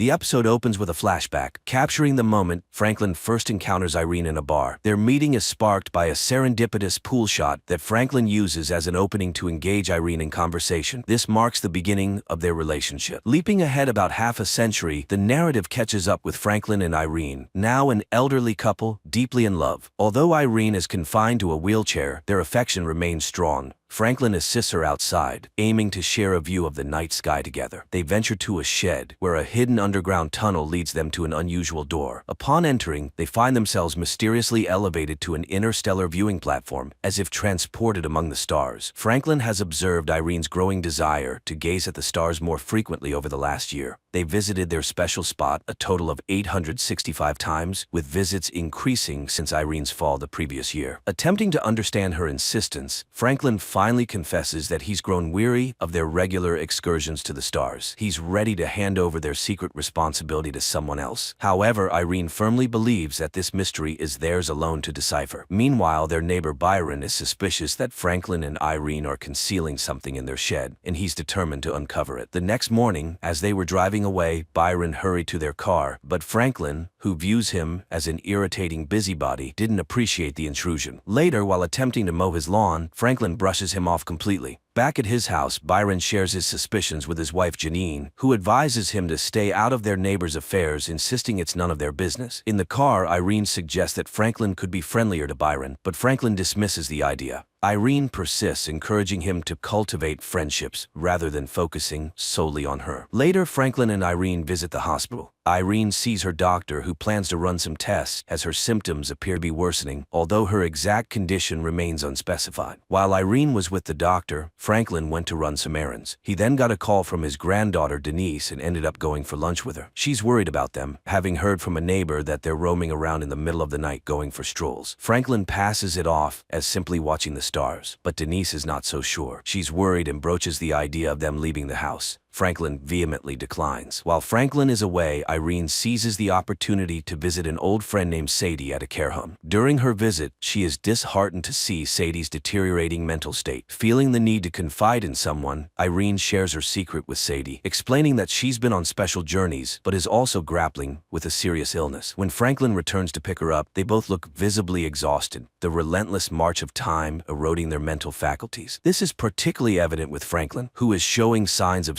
senility, forgetting essential tasks such as refueling the car and picking up Irene from the doctor's office. At their home, Byron is proudly showing Janine his new campaign sign, excited about his run for councilman. Janine suggests he could delay his campaign until next year, but Byron is eager to start immediately. After their conversation, Byron sneaks over to Irene and Franklin's house to snoop around. While investigating, he receives a text from Janine prompting him to leave abruptly. Back at home, the conversation turns to the inevitability of death. Irene encourages Franklin to embrace life fully and consider moving on from their home should she pass away before him. After spending a pleasant evening together, Franklin begins to sing to Irene, but soon falls asleep. However, Irene is restless and ready to take action. She writes a note for Franklin, expressing her decision to take control of her situation while she still has the ability. In the note, she promises to see him again and leaves it by the chair as she prepares to leave the house. Irene intends to visit the Martian landscape on her own, a place they've often traveled to together. Just as she is about to leave, she discovers someone lying on the floor, struggling to breathe and desperately seeking her help. The next morning, Franklin is awakened by the sight of Irene crawling toward the house, breathing heavily. She urgently tells him that there's someone in the shed. With concern, Franklin grabs a hammer for protection and goes to investigate. Downstairs, he discovers a stranger doubled over in pain. Franklin immediately assumes the man is a junkie seeking refuge, but Irene senses something more troubling. Adding to the mystery, the man is covered in blood without any visible wounds. Concerned, Franklin decides to call the police. Officer Thomas soon arrives at the scene. He conducts a thorough check of the premises to ensure there are no immediate threats. Meanwhile, the camera subtly focuses on Franklin's back, revealing a patch of blood spatter on his right shoulder, a result of him carrying the bloodied stranger. As Officer Thomas prepares to inspect the upper floor, Irene pulls him aside for a private conversation. She confides in him that Franklin's mental state is deteriorating and that he might be seeing things that aren't there. Her intervention convinces the officer, and he leaves the property under the assumption that the incident was a hallucination on Franklin's part. Meanwhile, the narrative introduces another subplot featuring Stella and her daughter, Tony. They are far from the urban hustle.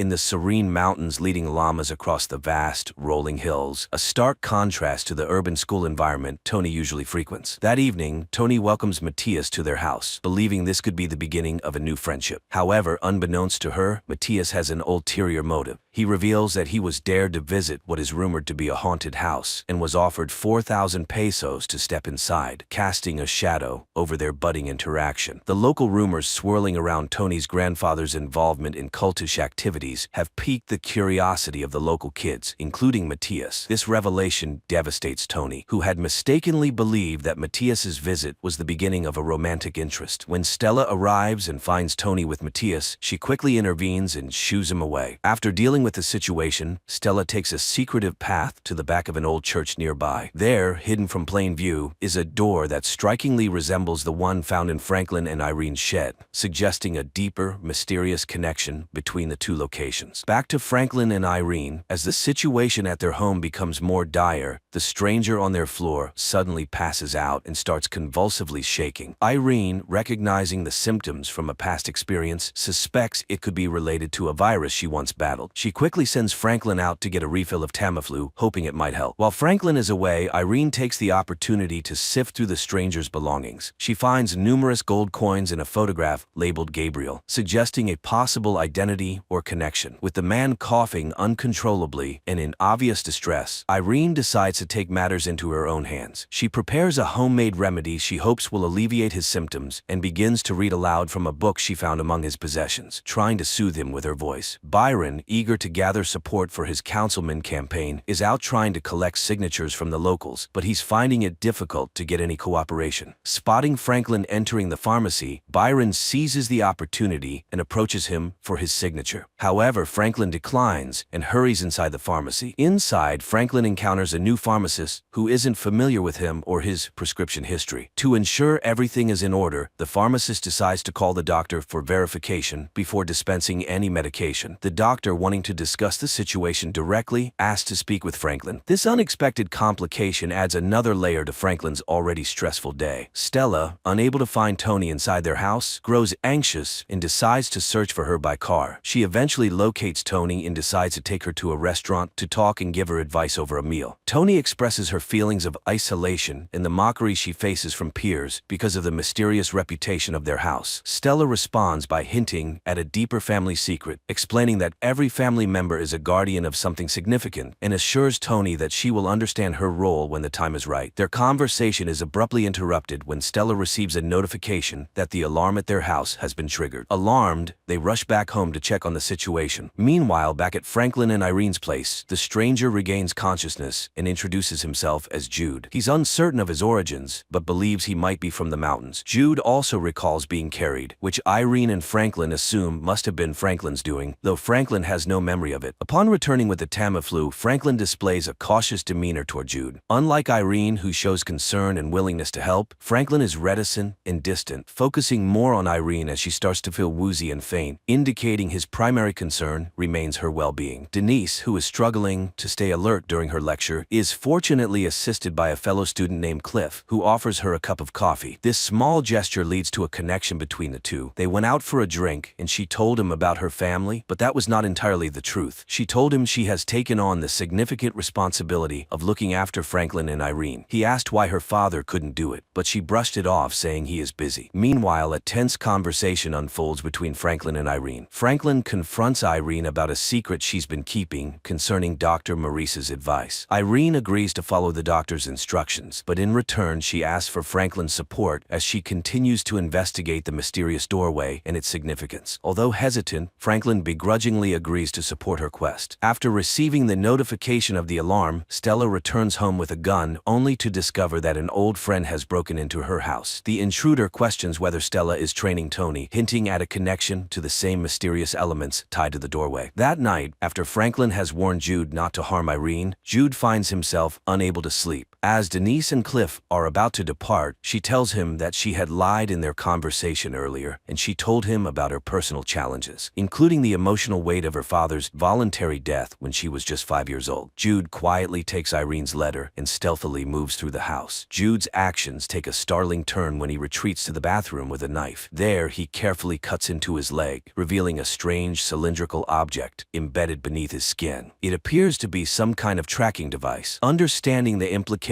of being tracked, Jude decisively crushes the device, ensuring it can no longer function. After dealing with the device, he slips out into the night. Franklin delves into the mystery of the gold coins he found among the stranger's belongings. He takes them to a local trader who identifies them as Spanish doubloons, but the exact origin of their minting remains uncertain. Simultaneously, Stella confronts the intruder she found in her home. She sends Tony out and questions him about his presence. He responds by handing her a paper, describing it as a special assignment, and insists that she involve Tony. Meanwhile, Franklin, showing a gesture of care, returns home with a bag of clothes for Jude, the stranger who recently revealed his name. However, he specifically avoids giving Jude any of Michael's belongings, as the memories associated with them are still painfully fresh. Responding to Jude's simple request for food, they all head to a diner. The outing takes an uncomfortable turn when Jude becomes ill and vomits during the ride home. Denise is presented with a significant opportunity by her superior Mark. She's been invited to join a newly forming research group which promises a substantial salary increase but also requires a hefty time commitment. This new role would not only be a step up in her career but would also demand she manage it alongside her ongoing internship, essentially doubling her workload. Faced with the potential benefits and the daunting prospect of increased stress, Denise feels torn and unsure about whether to accept the offer. Throughout these events, fragments of Jude's past begin to surface in his mind. He recalls snippets of his life before arriving at the Yorks, including a conflict with another individual. Byron comes under fire for forging signatures on his campaign. He received a call, and he was told to put his campaign in suspension to not face legal matters. Franklin, acting on Irene's suggestion, takes Jude out for some male bonding in an attempt to better understand the mysterious guest. They spend the day playing chess, a setting that gives Franklin ample time to evaluate Jude's character and intentions. Despite the shared activity, Franklin's suspicions grow, and he concludes that Jude might be a con artist. Convinced that it's best for Jude to leave, Franklin decides to give him $5,000 to help him on his way and drives him to the bus station. However, as Jude prepares to board the bus, Franklin begins to have second thoughts about his decision. The complexity of the situation and perhaps a sense of unresolved doubt lead Franklin to reluctantly invite Jude back, allowing him another chance to prove his intentions and possibly clarify his mysterious connection to their family. At home, Irene makes a startling discovery among Jude's possessions, a mysterious orb that seems to have the ability to disintegrate matter. When she places it on the coffee table, the table vanishes without a trace, leaving her both amazed and alarmed. Meanwhile, Denise decides to visit her grandparents and encounters Jude, who they introduce as their new caretaker. Denise is skeptical of Jude, especially given the peculiar circumstances of his arrival and the strange incidents surrounding him. Although Irene suggests that Denise should head home rather than stay the night, Denise leaves, but not without instructing Jude on her grandparents' needs and expectations. She opts to stay with a friend, driven by a resolve to uncover Jude's true identity. Later that night, Jude has a private conversation with Irene. He confides that he believes his presence at their home is no coincidence. Jude reveals that he is searching for his father, named Gabriel, the same name on the Polaroid found earlier, and he seeks Irene's assistance in this personal quest. In another part of the house, Franklin discovers a bloodied knife in the bathroom. While cleaning up, he notices fragments of the mysterious orb that Irene had found, now broken and swirling up through the sink. Unfortunately, the water quickly washes them away before Franklin can examine them further, deepening the mystery of the strange object and its capabilities. Byron, undeterred by previous accusations of meddling, finds himself unable to resist the lure of the mysterious activities at the Yorks' residence. Driven by curiosity, he sneaks into their property and makes his way to the shed. Inside, he navigates through the clutter until he confronts the secret door, the very threshold that seems to be the heart of the enigmas surrounding Franklin and Irene. Meanwhile, the narrative shifts back to Stella and Tony. In a parallel scene reminiscent of earlier discoveries, Stella takes Tony to a secretive doorway located behind the chapel, a portal similar to the one in the Yorks' shed, but with a distinct feature. This doorway is equipped with a strange control panel that Stella manipulates to set their destination. After entering a sequence of commands, Stella and Tony step through the doorway and find themselves instantly transported to New York City.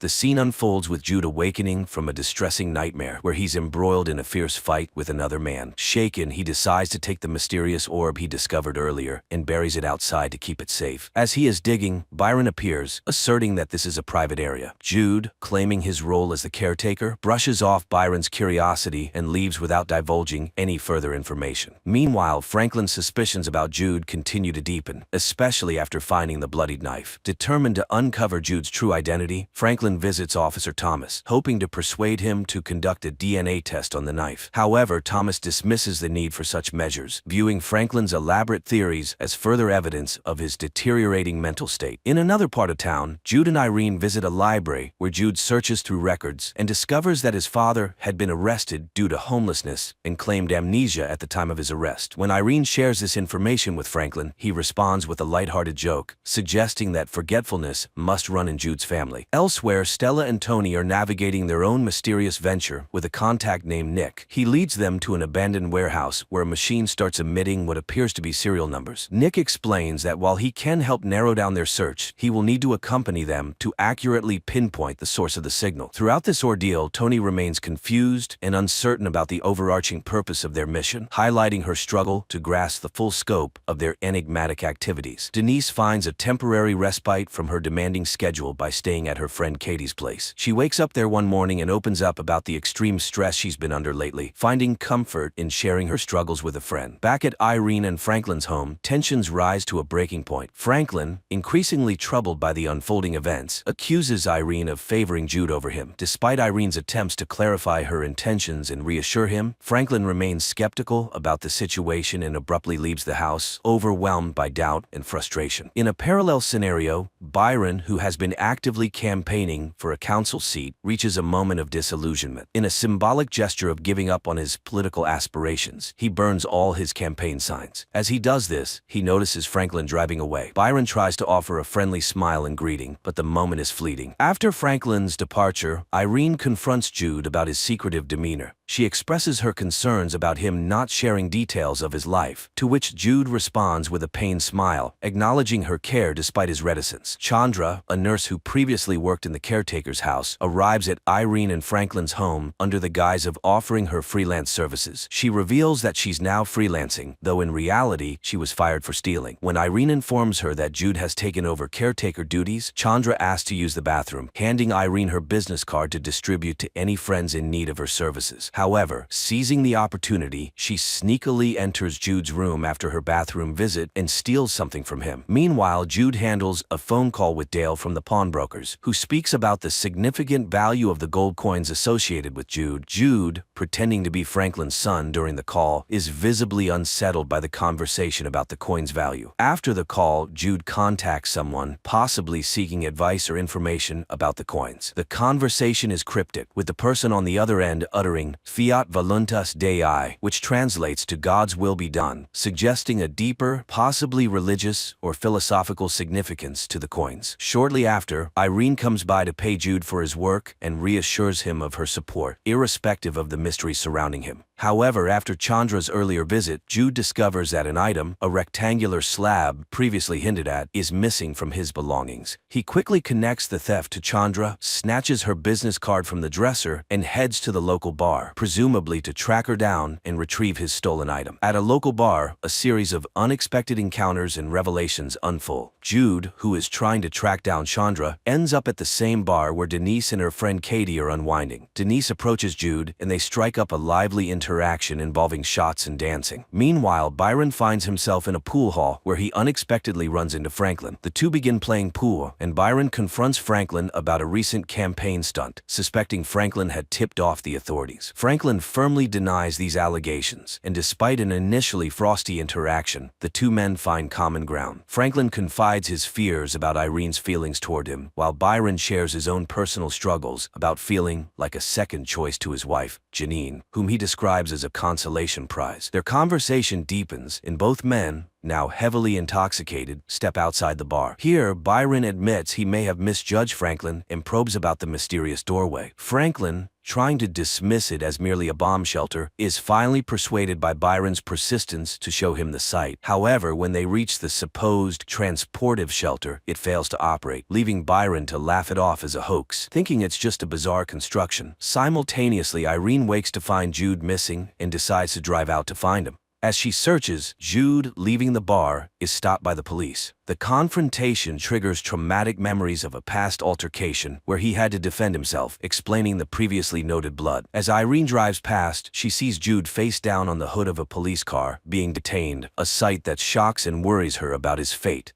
In the police station, Irene confronts a distressed Jude, who has run off and now finds himself entangled in a legal predicament. Urging him to be honest, Irene demands the truth if she is to help him. Jude, finally opening up, reveals that he was held in an isolated compound designed to guard the secret of the doorway, an enigmatic portal leading to what he describes as a barren alien planet, not the symbolic gateway others might believe it to be. Jude further explains that the blood found on him was from an altercation with men who tried to prevent his escape from the compound. The stakes are high, as these individuals, should they find him, intend to kill him. Jude's ultimate mission is to locate Gabriel, who had previously ventured through the same mysterious doorway. With this newfound understanding, Irene manages to persuade the police to release Jude. On their way home, Irene attempts to downplay the significance of her own doorway. However, Jude insists that their doorway is part of a larger destiny, making it one of the most crucial portals among many. Meanwhile, the subplot with Tony, Stella, and Nick sheds light on the scientific and mystical dimensions of the doorways. They discover that the doorways are connected by invisible particles that span vast distances. While Stella views this phenomenon as a divine gift, Nick adheres to a scientific interpretation. Their quest to locate a specific package leads them to a massive transmission tower. Nick breaks into the network to pinpoint the package's location. However, their operation is nearly compromised when a utility worker arrives. Thinking quickly, Stella subdues the worker, securing him to his van's steering wheel with cable ties, thus ensuring their mission continues uninterrupted. As Nick and Tony proceed to their next destination in Illinois, Tony remains quiet, still processing the events from earlier. Meanwhile, Denise visits Irene and Franklin's house while they are at the doctor's, intending to return a jacket Franklin left at the bar. During her visit, she casually inquires about Jude's father, sparking a light-hearted response from him. Their interaction is interrupted by Irene, who returns with positive news from the doctor. Franklin takes a proactive step towards proving the existence of the alien landscape by handing Byron a disposable camera with undeveloped photos and urging him to get them developed as proof. In another subplot, Irene and Jude visit Chandra's place to recover the items she took. While Irene distracts Chandra with fabricated concerns about Jude, he sneaks upstairs and finds both the strange black trinket and a necklace containing a similar device to what was on his leg. Confronting Chandra, she defensively claims the items were gifts from those at the care home. Irene, seeking further information, promises to keep Chandra's secret in exchange for the source of the necklace. This revelation links the necklace to the tracking devices, explaining why Jude was so keen to destroy the one in his leg. Byron, having developed the photos, finds evidence of the alien world, capturing images of Irene and Franklin in that setting. Meanwhile, Stella, in a distressing episode in the woods, experiences flashbacks of her mother's death, adding emotional depth and backstory to her character. Byron's curiosity leads him to research conspiracy theories online, where he discovers a reference to the impossible door, a concept sketched by an Argentine missionary in 1723, which he connects to their mysterious doorway. Back at the doorway, Franklin and Byron inspect the area and notice bloody fingerprints on the control panel, the same type found at Stella's portal. Upon opening the control panel, they realize the orb is missing, which Jude had previously buried. Byron, piecing together clues from his observations in the woods, locates the buried jar and recovers the orb, further entangling himself in the mysteries surrounding the doorway and its secrets. The scene opens with a strained atmosphere at the dinner table, where Irene casually discusses teaching Jude how to drive. Franklin, however, remains detached from the conversation, his disinterest culminating in him excusing himself to take out the trash. During this mundane chore, he stumbles upon a letter from Irene, the contents of which shake his very foundations. Confronted with his feelings, Franklin accuses Jude mood of bringing turmoil into their home. Jude's retort, questioning the true source of the household's issues, leaves Franklin even more unsettled, prompting him to walk away from the confrontation. Meanwhile, in Illinois, Tony and Stella settle into a motel for the night. The situation escalates when Nick, having brought the orb with him, carelessly plays with it in the presence of a hired companion. Stella intervenes, dismissing the hooker and sternly reminding Nick of the peril they face, citing the tragic fate of his brother as a grim warning. Elsewhere, Byron, brimming with excitement, catches up with Franklin to discuss his discovery of the orb. However, Franklin, overwhelmed by personal troubles, dismissively informs Byron that he's preoccupied with other matters. In a significant turn of events, Denise decides to quit school, a decision that has been looming for several chapters. Her friend reacts negatively, driving Denise to leave and join Jude on his quest. Jude shares new details about his father, Gabriel, who similarly had to cut a tracker out of his leg after escaping shadowy pursuers. Returning to the domestic front, Franklin, after spending a night at Byron's, confronts Irene about the discovered letter and her perceived broken promises. The confrontation underscores the deep fractures in their marriage, revealing a relationship in crisis. Concurrently, Byron attempts to operationalize the orb by placing it in the control panel in the basement shed. Despite his efforts, the mechanism fails to activate due to insufficient power. Tensions between Nick and Stella continue to simmer, with Nick provocatively mentioning Stella's late brother, Caleb. Stella reacts violently, punching Nick and leaving him with a bloody nose as she takes off with the van, stranding him at the motel. Jude, driven by the quest to trace his father's footsteps, decides to embark on a road trip to a remote area in Michigan. Denise, eager for the journey and the stories it may uncover, joins him. Irene, seeking a sense of adventure and perhaps a new purpose beyond her routine life, decides to accompany them, despite Franklin's decision to stay behind. For Franklin, their marriage and the life they built together have always been sufficient, but Irene yearns for more, highlighting a growing divide between their desires and aspirations. Back at home, Franklin handles unexpected business regarding the Spanish doubloons. He receives a call from Dale, the pawnbroker, who is eager to learn more about the origin of these rare coins. Franklin is bewildered, especially since it was Jude who initially dealt with Dale about the coins. Unable to provide answers and feeling confused, Franklin hangs up. This interruption is timely, as Byron urgently summons him to show him something new. Byron leads Franklin to the basement of the shed, where he has set up a large generator. His plan is to charge the circuitry connected to the doorway, hoping to provide enough power to activate it. They proceed with the setup, and the activation causes a massive surge of energy. The blast sends shockwaves through the neighborhood, disrupting electrical systems and affecting the natural environment,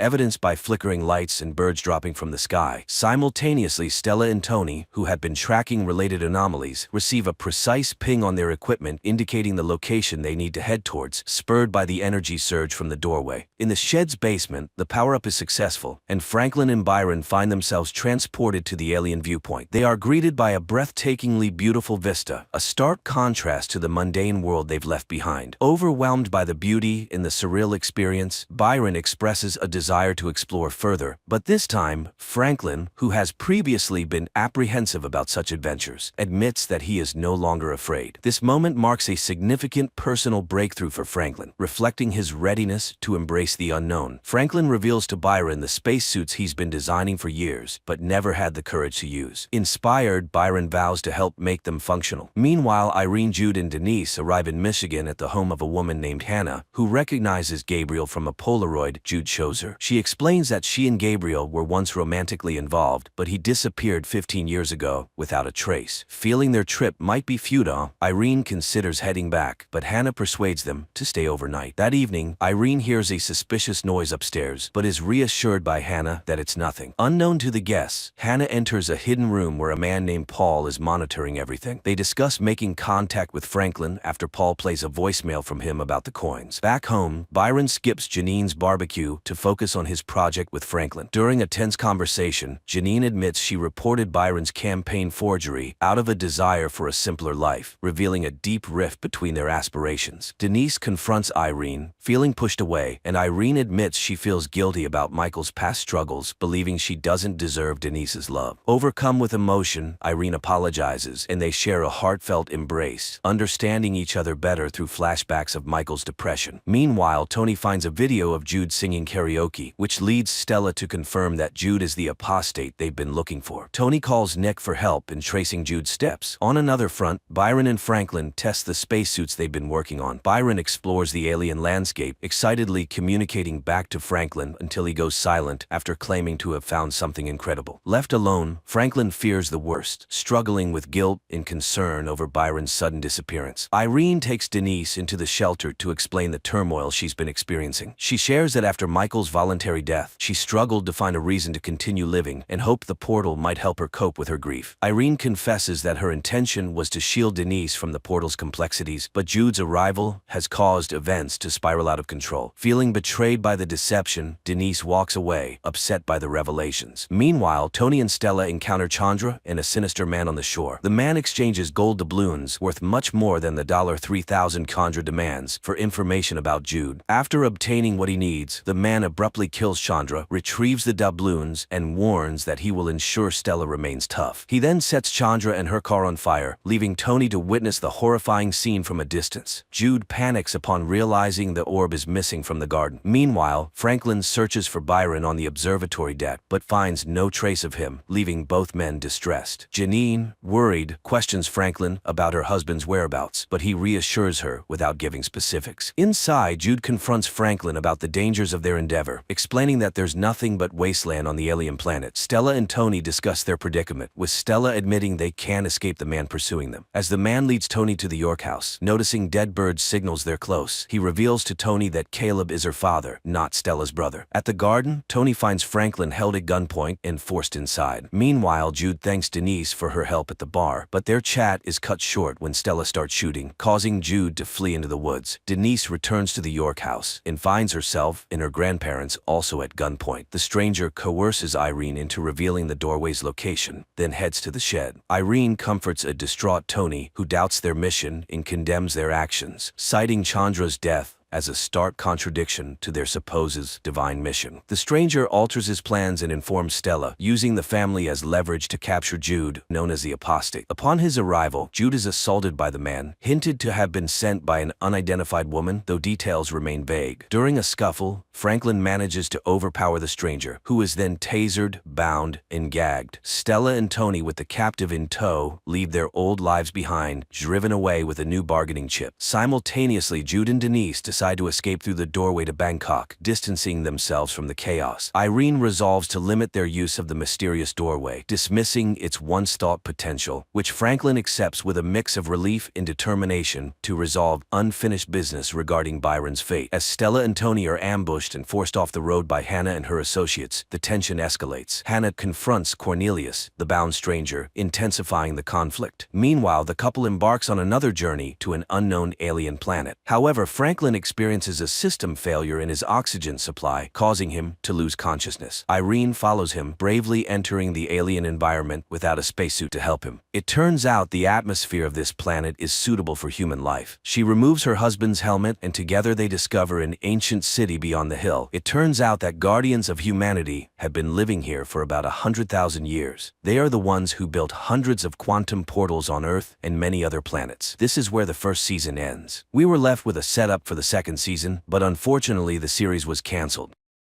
Czech astrophysicist Jakub wakes up in his ship thousands of miles from Earth. His day starts with a call from the flight curator and close friend Peter. Today, the people of Earth want to communicate with the hero. The head of the Czech space program, Tuma, greets the brave pilot, as he has been on a solo flight for 189 days already. The thing is, for 4 years, a mysterious cosmic phenomenon, which has been named Chopra's Cloud, has been observed from Earth. To study its origin and composition, Jakub was sent to Jupiter. In just a few days, he will be able to take samples, which may help unravel the mysteries of the universe. The captain is asked questions, and suddenly a girl sympathizes with him, as he is the loneliest person in the universe. But Jakub assures her that it is not so. Yes, he is 500 million kilometers away from Earth, but nearly half the distance has been covered, and he will soon return home. Moreover, his beloved wife Lenka constantly supports him, with whom he is in direct contact through the latest quantum communication system, which is faster than the speed of light. So Jakub does not suffer from loneliness. TV takes a commercial break where a cheerful Jakub praises the products of a generous sponsor. But the astronaut immediately frowns, and it becomes clear that he is a tired man who has not slept for a long time. Meanwhile on Earth, Lenka records a message to her husband, apologizing for leaving him because she is not needed by him. But the flight curator stops the file from being sent and passes it to Tuma. On the ship, Jakob repairs the toilet again, grumbling at Peter. But the latter is more concerned about the malfunctioning cameras. He also notices the astronaut's tired look and advises him to get some sleep. Jakob asks to contact Lenka because she somehow does not respond to his calls, and he promises to find out the reason. The man begins training when Tuma reviews his wife's message. The woman sincerely worries for the family and does not intend to pass this message to Jakob. Lenka is packing her things at this time and does not respond to her husband's messages. Distressed, Jakob drowns his sorrows in sweets and tries to sleep, watching the approaching Chopra's cloud. At night, noises from the malfunctioning toilet keep him from sleeping. He gets up unrested and even more tired, and looking at himself in the mirror, suddenly notices strange movement under his skin and tentacles protrude from his mouth. Jakob is horrified, trying to pull something out of himself and wakes up. He starts the day on the treadmill, then prepares to equip the apparatus for sample collection. Half of the ship's cameras are out of order, and no one understands why. The thought of Lenka, who still does not make contact, disturbs him. And one day Jakob suddenly hears an unfamiliar voice offering help, but Peter hears nothing of the sort. True, there is a chance that Jakob intercepted the transmission of the Korean mission, which started after the Czech one, but the language was not Korean at all. Later the friend informs that Lenka went to her mother's, so she will contact her husband when she returns. Jakob calms down a bit and continues his work. He inspects the compartments and suddenly sees a huge hairy spider in one of them. He closes the doors to the compartment and contacts Peter. But precisely in this part of the station, the camera has long been broken and he can see nothing. Jakob opens the doors, but the spider has not gone anywhere. Moreover, it starts a conversation stating that it did not intend to scare the human. Then the astronaut locks himself in the airlock and informs Peter that he wants to decontaminate the ship. He gets into a spacesuit, says the password that triggers the system, and the surrounding space is filled with disinfecting foam, the color of which reminds him of a summer morning in the field where he and Lenka walked. But then the cleaning is over and Jakob emerges from the airlock. However, the spider hasn't gone anywhere. It informs him that the strange bath arranged for it by the human did not harm it and suggests removing the spacesuit. It is not dangerous. Jakob reaches out to it, but the spider dodges. Such is not the custom in its tribe, so it's better for the human not to do this. It is an explorer too who accidentally found Earth. It studied life on the planet for 3,158 years and even learned Earth's languages, but never understood the essence of the human soul. And when it met Jakob, it felt his loneliness and came here. Unable to accept what was happening, the astronaut hides in the sleeping compartment, but he immediately starts to vividly see and hear his wife. Jakob moves to the station's room, where Lenka appears before him again. It turns out the spider is broadcasting the human's memories because it is very interested in these strange feelings. And it wants to help him overcome emotional difficulties since his companion is leaving. Jakob tries to refuse the help, but the spider does not believe him. Meanwhile, on Earth, Lenka arrives at her mother's because she is pregnant and cannot be alone. Nearby is a boarding house where pregnant women live together, and she decides to stay there for a while. The mother does not understand her, as one cannot leave her husband right now. At the station, the spider asks the astronaut to give it some of his food, and he treats it to nut paste, the taste of which reminds it of its lost home. Its planet was destroyed by an enemy attack, and it fled and wandered through space for a long time. At this time on Earth, Tuma goes to Lenka. The woman is convinced that the wife cannot leave her husband right now. After all, she knew he was a very peculiar person. These qualities help him stay alone for many days, but Lenka is pregnant and suffers from loneliness. The spider tells the astronaut that Chopra's cloud consists of particles that contain wisdom. It cannot say how old it is, but everything has a beginning and an end, even the universe. The spider shows Jakob his first date with Lenka when she suggested they always follow each other, and he agreed. And he does not understand why make promises that you cannot keep, but Jakob has no answer. Later, he asks the spider to save some nut paste, and it reluctantly gives back the can. At this time on Earth, Lenka confesses to her mother that, although it is hard to raise a child alone, she is ready for it. And she will tell her daughter that she loved her father very much at first, but was mistaken. At the station, Jakob suddenly wonders about the spider's name and suggests naming the creature Hanus. His father told him about a master who lived in ancient times, who created astronomical clocks, for which the king ordered him to be blinded. The spider agrees to accept this name. Later, the astronaut plays music from the opera Mermaid and explains what it is. The spider immediately demonstrates his date with his wife when she appeared before him in a Naiad costume, but the man does not want to remember this. At night, Jakob again has nightmares, this time related to his father, who was a communist and died because of his beliefs. But the spider comforts its friend. There is no need to worry about the past, as the universe is as it should be. Later, Hanus watches in surprise as Jakob exercises, and Jakob explains that humans must do this in space, otherwise their limbs could fail. Hanus doesn't understand why leave the home planet then. At this time, Tuma visits Lenka. The woman tries to reach out to the wife's feelings, but she does not want to return to the past. Then the head says she will not pass her message, and the whole point of the silence surrounding their talks is that inside they are together. Meanwhile, there are only 45 hours left to reach the cloud. And then Lenka's voice spreads through the station. Jakob rushes to the transmitter and sees his wife's face on the screen. They talk about the past and the future when he sees a glowing particle in front of him, which Hanus calls the beginning. Jakob tries to catch it in a jar, but the particle freely passes through all surfaces. Suddenly, the ship loses all communication, and then Chopra's particles start swirling everywhere. Hanus calms the human.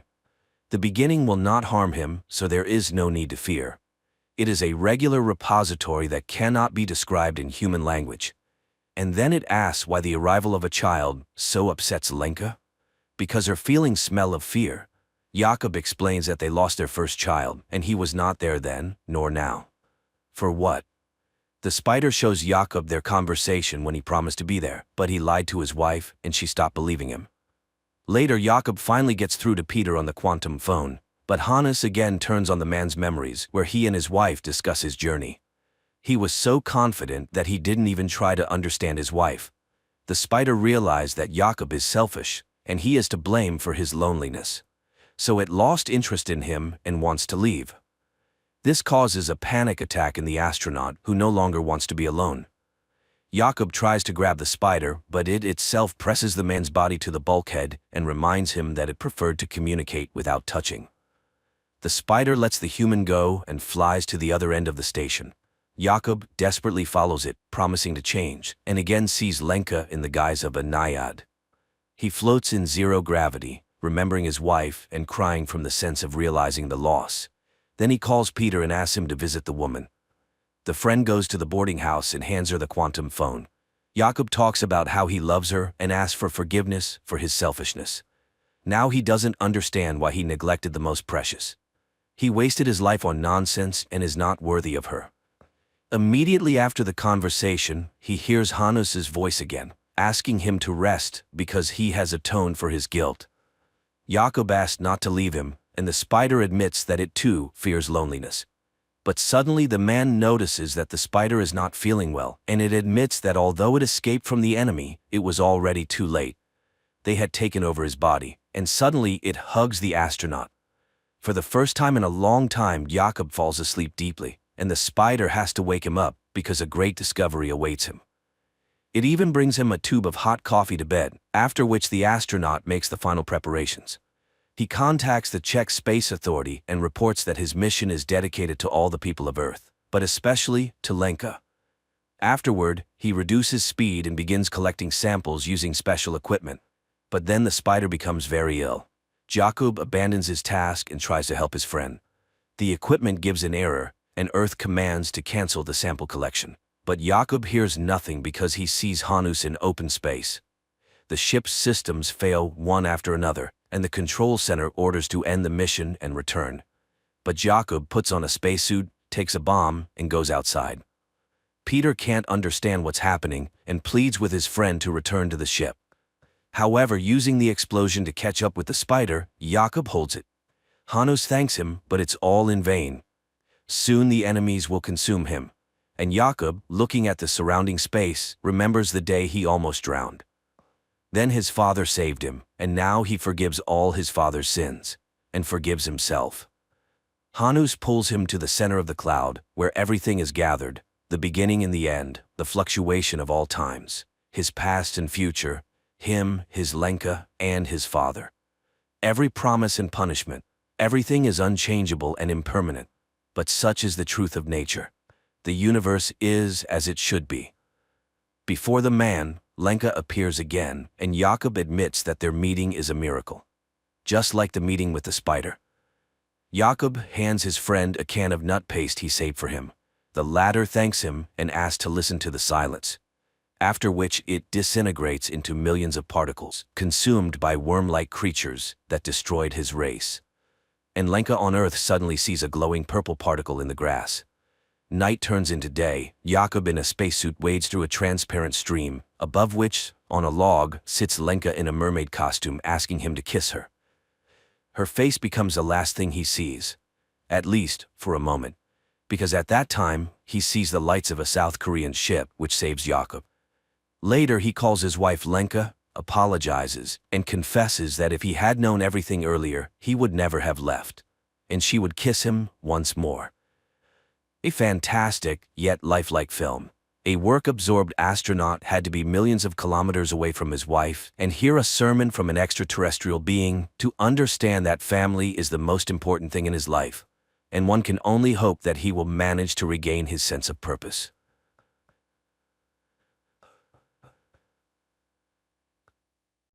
The movie begins with scenes of a mysterious alien flying through space in a spacesuit at the speed of light towards Earth to save his planet and landing somewhere in New Mexico. After crashing, the alien takes on a human form and, while naked, sneaks onto someone's property, prompting the owner to call the police. When the police arrive, they find a man with a water hose in his mouth, responding to questions with disjointed words in broken English. At the station, the man claims he is from another world on a mission, having just learned the language. He asks for water and then reads a name on an officer's patch, announcing his name is Faraday. Asked who can pick him up from the station, he names Justin Falls. Meanwhile, Justin is preparing for another shift at a toxic waste disposal facility. Once a promising scientist, she now takes care of her sick father and raises a young daughter. Receiving a call from the station, she goes there, but does not recognize the man. Faraday then starts quoting her scientific work and confesses he needs her for his mission. Puzzled but willing, she vouches for the strange man. They release him, and his first stop is a pawn shop where he vomits a large amount of gold rings. After getting money, he buys an antique device to determine his next direction. Faraday stuffs the bills in his pockets, but fails to notice them flying away. Some guys in a passing car get out to rob him. Justin sees this and tries to help Faraday, but the robbers knock a weapon from her hands. Faraday then grabs the gun and fires randomly, scaring the thugs. Cursing herself, Justin puts Faraday in her car, and he speaks again about their joint mission, giving coordinates for a message reception. Needing money, she agrees. Soon they stop at a gas station where Faraday finds water containers and joyfully immerses himself into them. He then sees a horse corral and confuses Justin by saying that on his planet, horses are predators. On the road, they stop at a cafe where Justin tries teaching Faraday decent behavior, eventually labeling him autistic. Faraday then surprises her by writing a futuristic equation on a napkin taught by Thomas Newton, founder of World Enterprises. On Antea, Faraday's planet, two races exist: Newton's race, the knowers, who invent and manage, and Faraday's race, the drones, who obediently follow orders. They drive on, and Faraday reveals his world is dying, and Earth doesn't have much time left either. Tired of his seemingly delusional talk, Justin drops him off and leaves. Faraday walks towards his destination and soon sees a huge black cloud forming a tornado. Justin, also seeing this, turns back to find Faraday. When he finds himself in the eye of this storm, teleported to a forest where he meets Thomas Newton, who is also an alien from Antea. Newton has learned to create spaces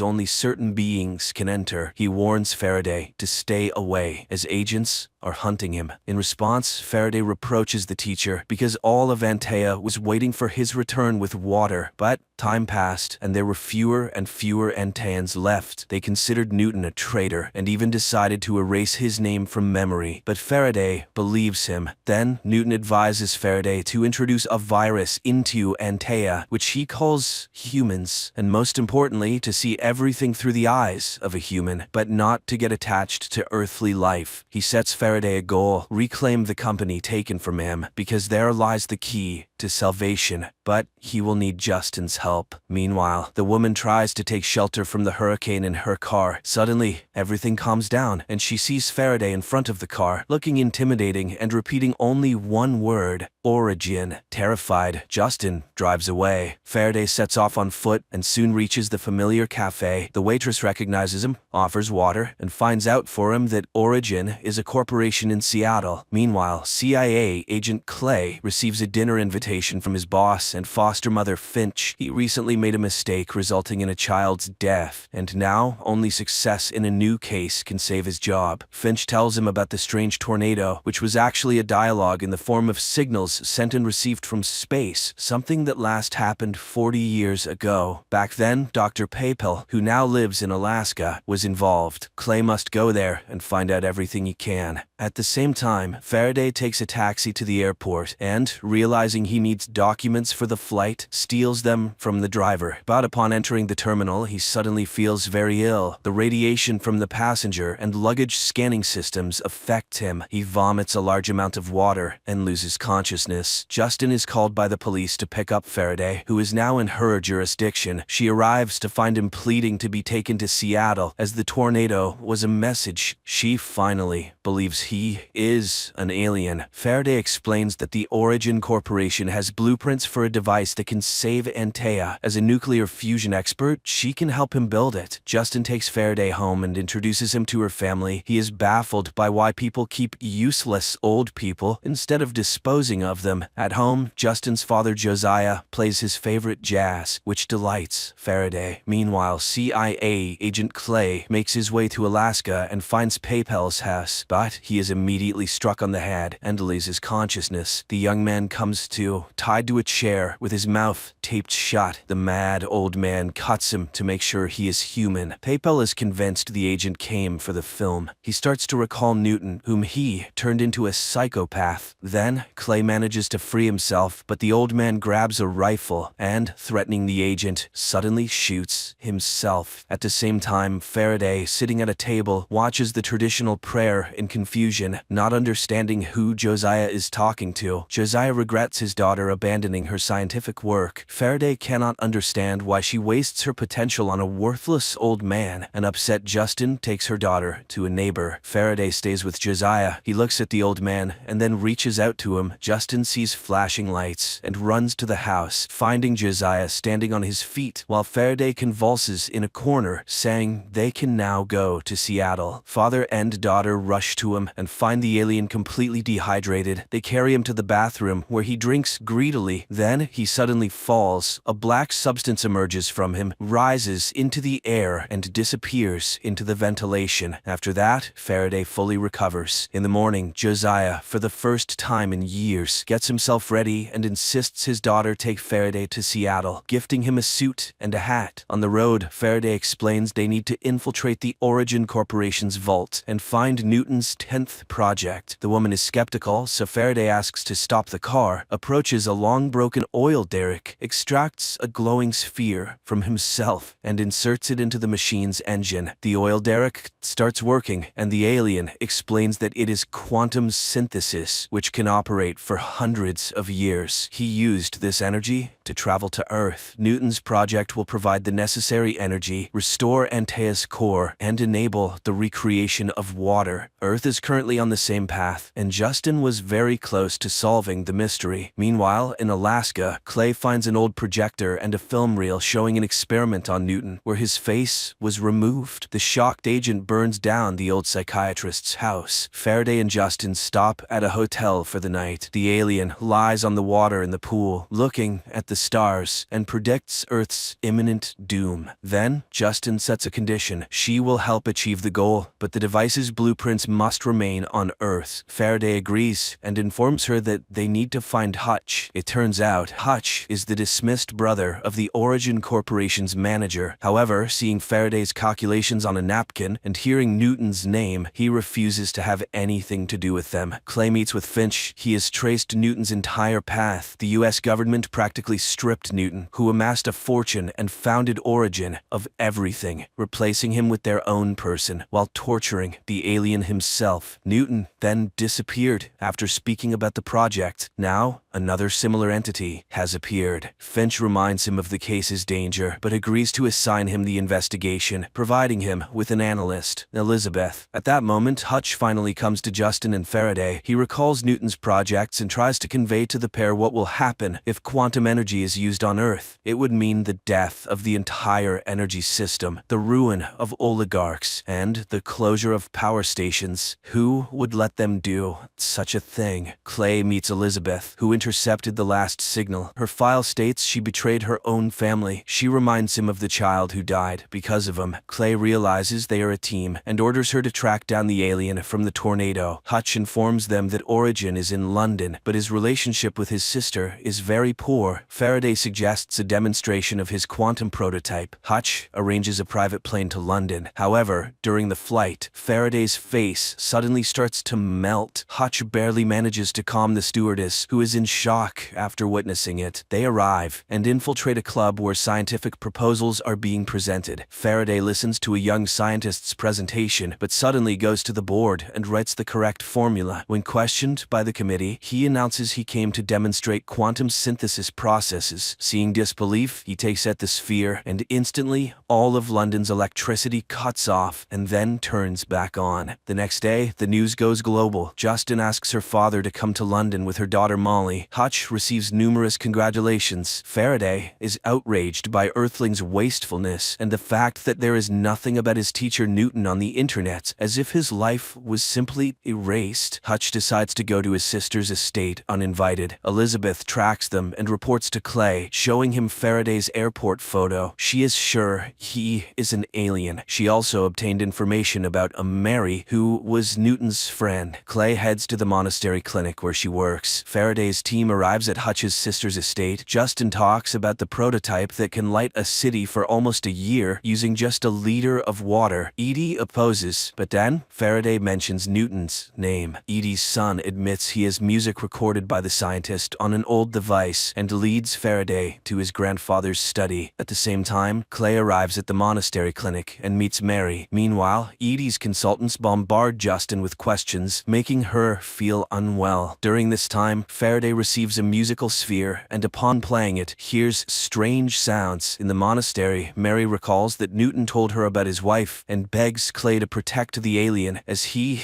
is a miracle. Faraday realizes that the sphere contains Newton's farewell to his wife. It is so touching that tears well up in the alien's eyes, although he does not know what they are, and he throws the sphere away. Antaeans understand each other, but do not feel. Faraday wonders how humans can live like this. Meanwhile, Clay visits Edie and reminds her that her father was a CIA front. Therefore, she will have to make a deal with Faraday, who will build the required machine. Edie finds herself having to agree, but in retaliation, she tells everyone that Justin killed her assistant in an attempt to unlock quantum energy. The young man received a lethal dose of radiation because she didn't wait for safety confirmation. However, Faraday declares that he will work only with Justin. Edie is forced to sign the agreement. Justin admits that the deceased young man was the father of her daughter, Molly. Later, Faraday recalls saying goodbye to his family, his wife, and 2 children, and promising to return. He urges Justin to hurry, but she is determined to first bring her family here. Hutch and Faraday arrive at the research center, where all materials related to Newton's project are brought. Simultaneously, Clay's team sets up their laboratory, where they can monitor Faraday's work. He has become a real Steve Jobs, demanding high results from employees. Soon, his team creates a construction that will shield the device from electromagnetic fields. Immediately, all of Clay's equipment shuts down. Faraday suddenly realizes something is wrong. Newton Newton planned to obtain energy from tritium, but its decay period is too short. It seems Newton was creating nonsense. Faraday simply won't have time to save the planet. While pondering this, an elderly lady suddenly addresses him, confessing she worked with Newton. Her name is Watt, and she is ready to help Faraday. Meanwhile, Justin brings her family to London and arrives at the laboratory to organize things. Josiah suddenly starts noticing changes in himself. He foresees an accident and pulls his granddaughter Molly off the road in time. In the evening, Faraday admits he is getting nowhere. He finds more and more differences between Antea and Earth. Here, people rarely follow instructions. He leaves the house, remembering his planet and flight, and again encounters Watt. She leads him somewhere, confessing she knows he is a drone. Josiah gives his daughter the materials he saved from her work. Watt tells Faraday that Earth and Antea once collided in space, after which Earth absorbed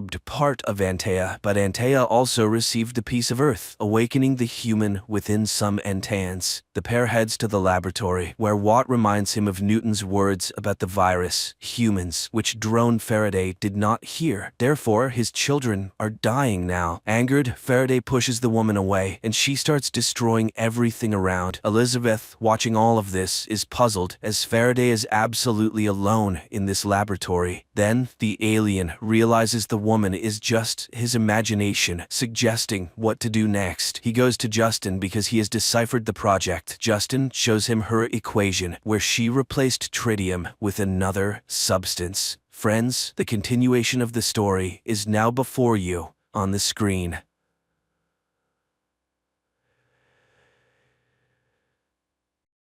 A man discovers a loophole in the universe and travels back in time to retrieve his wife and job, while also finding out the winning lottery numbers to become wealthy.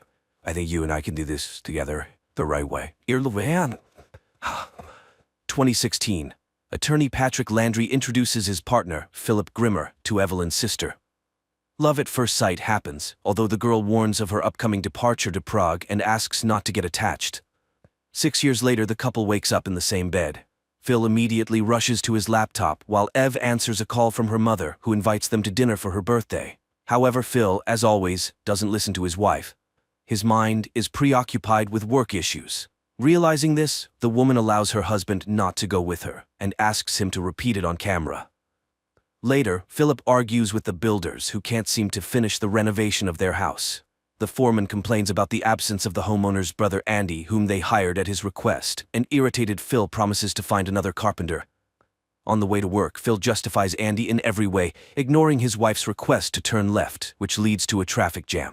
Ev says she's taking the subway because she needs to go somewhere else. Philip, on the other hand, goes to his brother, who overslept. The crucial thing is that he hasn't consumed alcohol, which is strictly forbidden for him because he's an alcoholic. After sending his brother to work, Phil rushes to the company, as it's an important day for them. He texts his wife, hoping she's already there, but she asks for a conversation which her husband once again doesn't hear. Later, they all gather at the same table because they work for the same company they own. Patrick complains about the lack of a secretary in their team, so Ev has to work much more. Still, Phil reminds them that today they will make a deal with Kiss Company, and money won't be a problem anymore. In the evening, Patrick presents his part of the presentation, while Phil works on his own. Finally, after finishing everything, the man goes home, only to find the bedroom painted blue and his wife asleep. In the morning, Ev wakes him up with a question about the bedroom color. However, her husband refuses to discuss this trivial matter and rushes to meet with representatives of the Kiss Company, which specializes in building mines for valuable minerals. The lawyers are convinced that they are the best to mediate with the locals who oppose the project. Afterward, Phil rushes home with champagne to celebrate their success with his wife, but Ev meets him with her things packed, as she intends to leave him. She reminds him of numerous instances when he ignored her interests and departs. Phil roams around the house, not knowing what to do, but then remembers the invitation from his mother-in-law and goes to Evelyn's parents' home. However, the woman refuses to talk to him, and to prevent a scandal, Patrick takes his friend to a bar. He confesses that he knew about his sister's intentions but kept quiet because of a contract. Disheartened, Phil heads to the restroom, where he stumbles upon an ad inviting him to use Plan B and correct his mistakes. All evening he tries to find his wife, but she is nowhere to be found, and she doesn't answer his calls. The man dials the agency's number and, not entirely sure what he's doing, names the date of the day he'd like to return to. Specifically, yesterday morning. In the morning, Phil wakes up to find Andy working in his living room. Due to the events of the previous day, his head isn't functioning well, and he is surprised to read a message from Plan B. Then, there's a knock on the door, and two identical guys appear on the doorstep, grabbing Phil and dragging him into a van parked outside. After this, he wakes up 2 days earlier. Bewildered, Phil, without allowing his wife to finish, agrees to go to her mother's birthday party, which astonishes Evelyn. He also requests the foreman to find a replacement for his brother. On the way, stuck in traffic again, he follows his wife and discovers her at a clinic, where a surprised Ev mentions a delay. Phil doesn't understand why she didn't tell him earlier, but she suggests discussing it later. He waits for her in the car, where his wife admits she considered their relationship over. Her husband pleads for another chance and asks her to remind him what color she wanted for the bedroom. He then calls the foreman, who has already painted the walls blue, orders him to stop, and later fires Andy. At work, Phil takes on all of Ev's extra work, which leaves him with no time to complete his part of the presentation. While his wife goes to meet a friend, he rushes home and paints the walls in her favorite color. Catching him in the act, Evelyn is surprised, but counts it as an effort. Furthermore, he apologizes for her having to do something she doesn't love, despite always dreaming of being a musician. He suggests she resume playing the cello. The woman is completely taken aback. In the morning, Phil confesses that he hasn't finished his part of the presentation. Patrick tries to fix the situation, but Kiss refuses to sign a contract with the lawyers. Later, the family goes to a formal dinner, where Phil raises a toast to the family. Patrick admits that he had a relationship with one of the Kiss executives for the sake of the contract, even though he has a family, and they still have a chance. On the way home, Ev thanks her husband for his efforts to save their family, and the couple loves each other. In the morning, the wife starts searching the internet for a cello and a good tutor, when cries come from downstairs. The angry Andy has come to confront his brother who fired him, which means he won't be able to pay child support or see his daughter. At this point, Patrick calls and reminds him that everyone is already waiting for him. Andy leaves, and Ev expresses her grievances since her husband had promised to pay for both the repairs and her desires. The preoccupied Phil promises to sort everything out. 3 years ago, Phil and Ev spend a vacation in the Caribbean. They are completely happy, and the woman suggests getting married right there.